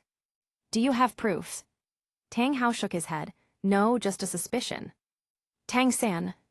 Forget about the Grandmaster for now, Tang Hao said, standing up and patting his son's shoulder. Tomorrow, I'm taking you to meet someone. Hopefully, he can help us. Chapter 172, Tang San's Reinforcements. Before dawn, Tang Hao and Tang San, both in disguise, quietly left Shrek Academy under the cover of darkness. Meanwhile, in the damp and grimy prison cell of Spirit Hall, Yu Xiaogang crouched in the corner, staring at the moldy bun handed to him by a Spirit Hall disciple. An indescribable bitterness filled his heart. Once he had been revered by the students of Shrek Academy. Now, he was a prisoner, utterly humiliated. The thought alone was laughable. His body was covered in scars, pain coursing through him with every breath. And according to the guards, the next round of torture was about to begin. As Tang San and Tang Hao passed by the Spirit Hall's main hall, Tang San suddenly stopped in his tracks, fists clenched in frustration. He hated himself for being powerless to save his teacher. He stood there for a long time. Let's go, Tang Hao said. Tang San silently nodded, but just as he turned to leave, a blood-curdling scream echoed from within Spirit Hall. There was no mistaking it. That voice belonged to Yu Xiaogang. Damn it, T. Before he could finish, Tang Hao clamped a hand over Tang San's mouth, silencing him. Patience, recklessness will only ruin everything, Tang Hao said sternly. The Grandmaster is tough, he can endure, now let's move. With that, Tang Hao threw Tang San over his shoulder and carried him away. Yi Hao, I'm going to kill you. Tang San was consumed by rage, his eyes bloodshot as they traveled. Seeing his son in such a frenzied state, Tang Hao could only sigh in disappointment. Here we are, Tang Hao said as they stopped. Tang San looked up. Moon Pavilion, he asked in confusion. Father, what is this place? You'll see when we go inside, Tang Hao replied indifferently. The father and son ascended the steps to the main entrance. Stop, those dressed so poorly are not allowed inside Moon Pavilion. 2 well-dressed guards blocked their way. But before they could react, cracked. Tang San seized both guards' wrists in his rage. They were ordinary people without spirit power. Against Tang San, they had no chance. With a slight twist, their wrists snapped like twigs. Kicking the two aside, Tang San stormed into the building. Inside the lavishly decorated hall, nobles from Heaven Dew City were enjoying tea and conversation. The sudden appearance of Tang San and Tang Hao drew their immediate disdain. When did Moon Pavilion start letting stray dogs in? A nobleman scoffed, sipping his tea. Indeed, a noblewoman chimed in. One should know their place. The world is full of all sorts of lowly creatures. Murmurs spread throughout the hall as everyone turned to glare at the newcomers. Tang San's fury only grew, but before he could act, Tang Hao grabbed his wrist, holding him back. At that moment, who dares harm my guards? A commanding voice rang out as a noblewoman entered the hall. She had been in the pavilion's lakeside pavilion, but had rushed inside upon hearing the commotion. What she saw was shocking her guards, hands broken, groaning in pain. Her chest heaved with anger. Are you too much of a coward to show yourself? Slowly, Tang Hao turned around, dragging Tang San with him. Second brother? The noblewoman was briefly stunned before breaking into a radiant smile. So you finally decided to come back. Second brother? Tang San's mind exploded. This elegant woman was his father's sister. Which meant she was his aunt. Yuehua will talk later, Tang Hao said quickly. Then, forcing Tang San down, he ordered, apologize to your aunt. Tang San clenched his teeth. He didn't think he had done anything wrong, but under his father's stern gaze, he had no choice. Aunt, I'm sorry, he muttered stiffly. He still felt that those guards had deserved it. This, second brother, is this your son? Tang Yuehua was surprised. Yes, Tang Hao nodded. Forget it, she sighed. Stand up, just remember not to be so reckless in the future. You're lucky this is my place.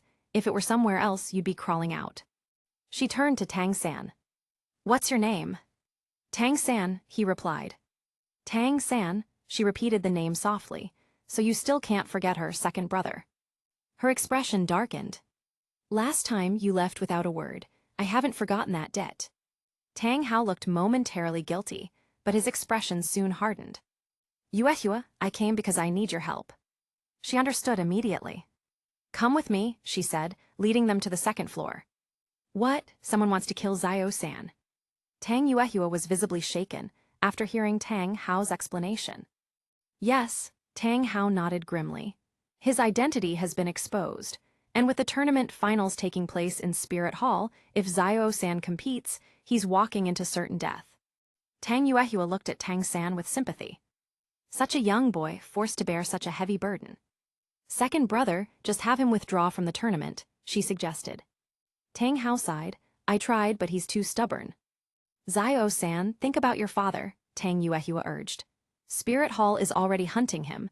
Now he's taken a huge risk coming here to find me. Listen to me, withdraw from the tournament. For your father's sake and for your own.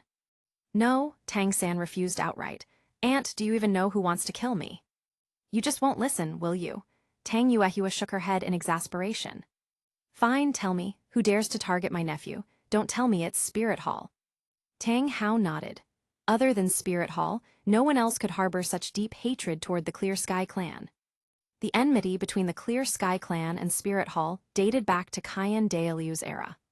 Over generations, the hatred had only intensified, making the two factions mortal enemies. Yuehua, do you recognize this name?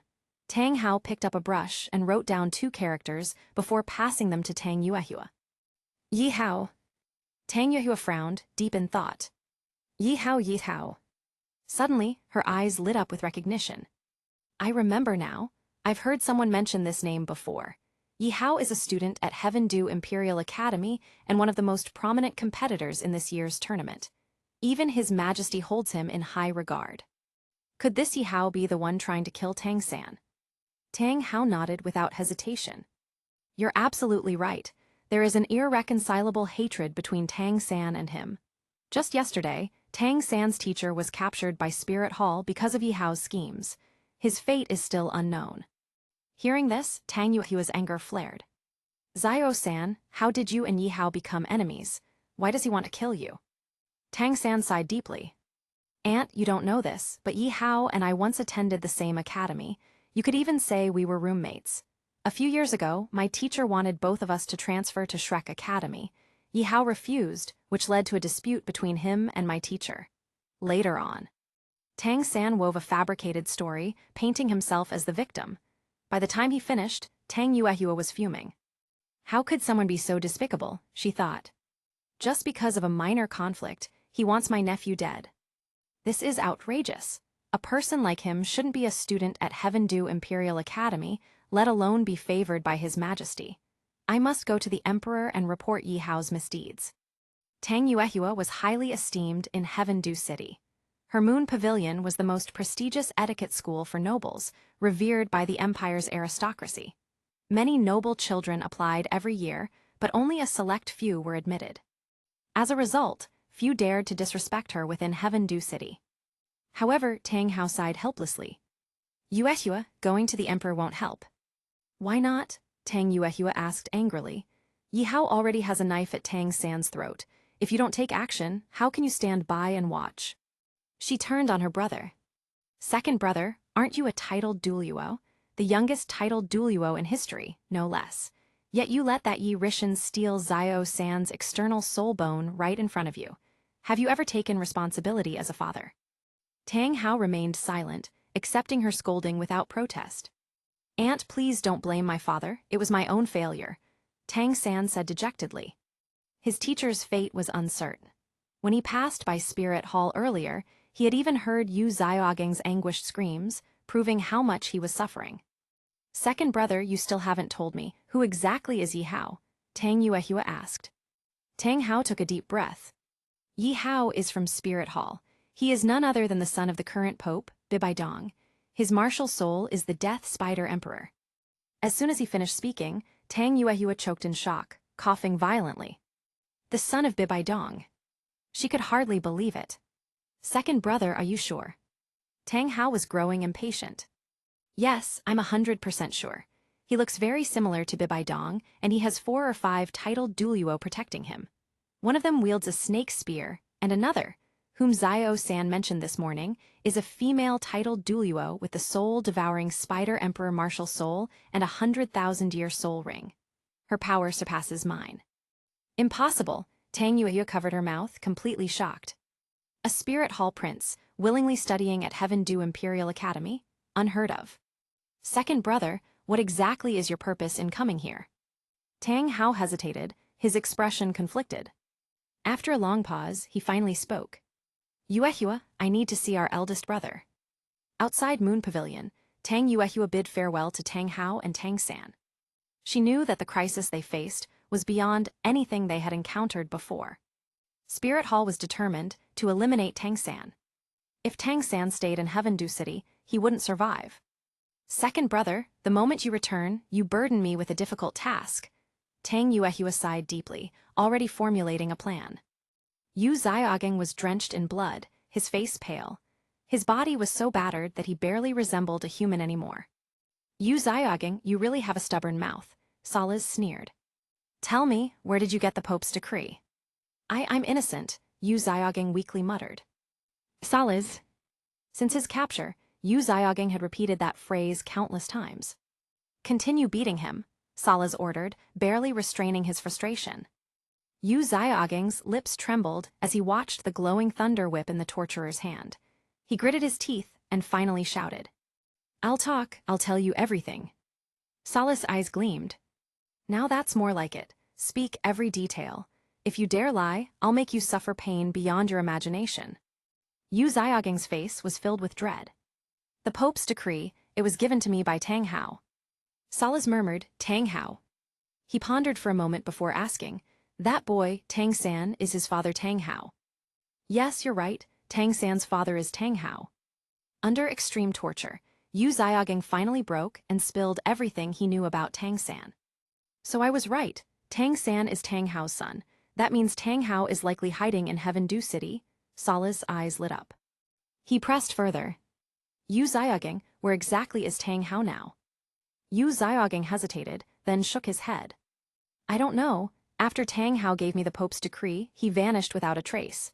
I haven't seen him since. Salas narrowed his eyes, clearly skeptical. Yu Xiaogeng was Tang San's teacher.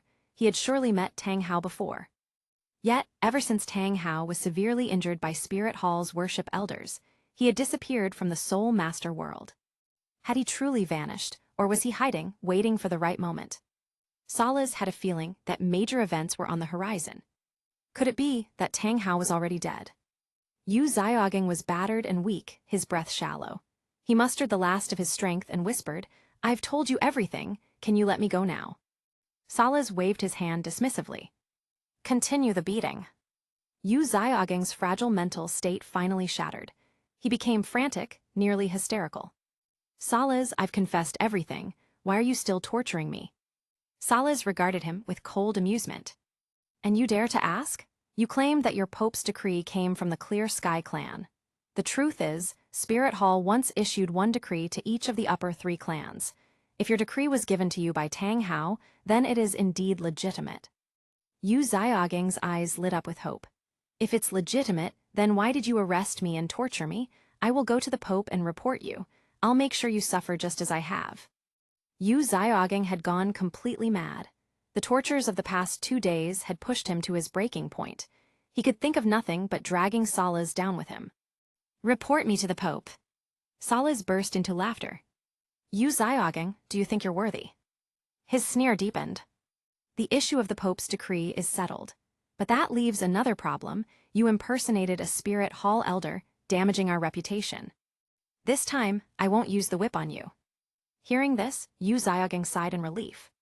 Salas continued, everyone knows you have the thickest skin. Today, I want to see exactly how thick it is. He picked up a branding iron from the burning coals. The metal glowed red-hot. Yu Xiaogang's pupils shrank in terror. His composure broke completely. Help, help, he screamed. Tang-san, come save your teacher. Flender, where the hell are you? Where are you? His cries grew increasingly desperate, his legs kicking frantically. Then, suddenly, Yu Xiaogang's body twitched, his eyes rolled back, and he passed out. Salas laughed heartily. Ha. What a coward. He tossed the branding iron back into the fire and turned to his subordinates. Send Yu Xiaogang back to Shrek Academy and return the Pope's decree with him. One of the Spirit Hall disciples hesitated. My lord, this decree originally belonged to the Clear Sky clan. If we return it now, won't it seem like we arrested the wrong man? It will be difficult to justify this to the Pope. Salas was already prepared for this. Draft an official statement under my name. Former member of the Blue Lightning Tyrant Dragon clan, Yu Xiaogang, was arrested by Platinum Bishop Salas for impersonating a Spirit Hall elder and obstructing the tournament committee's investigation. After investigation, it was found that the Pope's decree in his possession was originally issued to the Clear Sky clan and later gifted to him by the exiled Tang Hao. For the crime of impersonation and tarnishing the reputation of Spirit Hall, Yu Xiaogang has been duly punished. He is hereby warned to abide by the law and never misuse the Pope's decree again. Any future violations will be severely punished. Have this announcement spread throughout the entire city. I don't want Shrek Academy to have any excuse to claim injustice. 2 Spirit Hall disciples swiftly took down Yu Xiaogang from the cross, stuffed him into a sack, and carried him to the back door. A waiting carriage was summoned. Without hesitation, they tossed the bloodied sack inside. The carriage sped off to Shrek Academy. At the gates of Shrek Academy, Tang-san had just returned from Moon Pavilion. His mood was grim as he wrestled with one thought: how to rescue his teacher. Just then, a speeding carriage arrived and screeched to a halt. Before the gatekeeper could inquire, the carriage door swung open. 2 men in Spirit Hall uniforms emerged, unceremoniously dumping a blood-stained sack onto the ground. Without another word, the carriage sped off. Everything happened in the blink of an eye. Tang-san rushed forward, but by the time he reached the gate, the carriage had vanished into the distance. Damn it, Spirit Hall, I swear one day I will annihilate you, Tang-san vowed in his heart. Master, someone come quickly, Master is injured, the gatekeeper yelled. Other students arrived. When they saw the battered, unconscious figure inside the sack, they couldn't bear to look. Move, get out of the way. Tang-san pushed through the crowd and froze at the sight before him. Teacher, it's really him. Without hesitation, he hoisted Yu Xiaogang onto his back and sprinted toward Shrek Academy's back mountain, shouting for someone to fetch Flender and Liu Erlong. For the first time in days, Tang-san's heart felt at ease. His teacher was back. Tang-san checked him over. Yu Xiaogang's injuries were severe but mostly external. With proper rest, he would recover. Before long, Flender, Liu Erlong, and several teachers arrived, gathering at the back mountain's wooden cabin. So many people had come that the place was completely packed. Liu Erlong was growing impatient.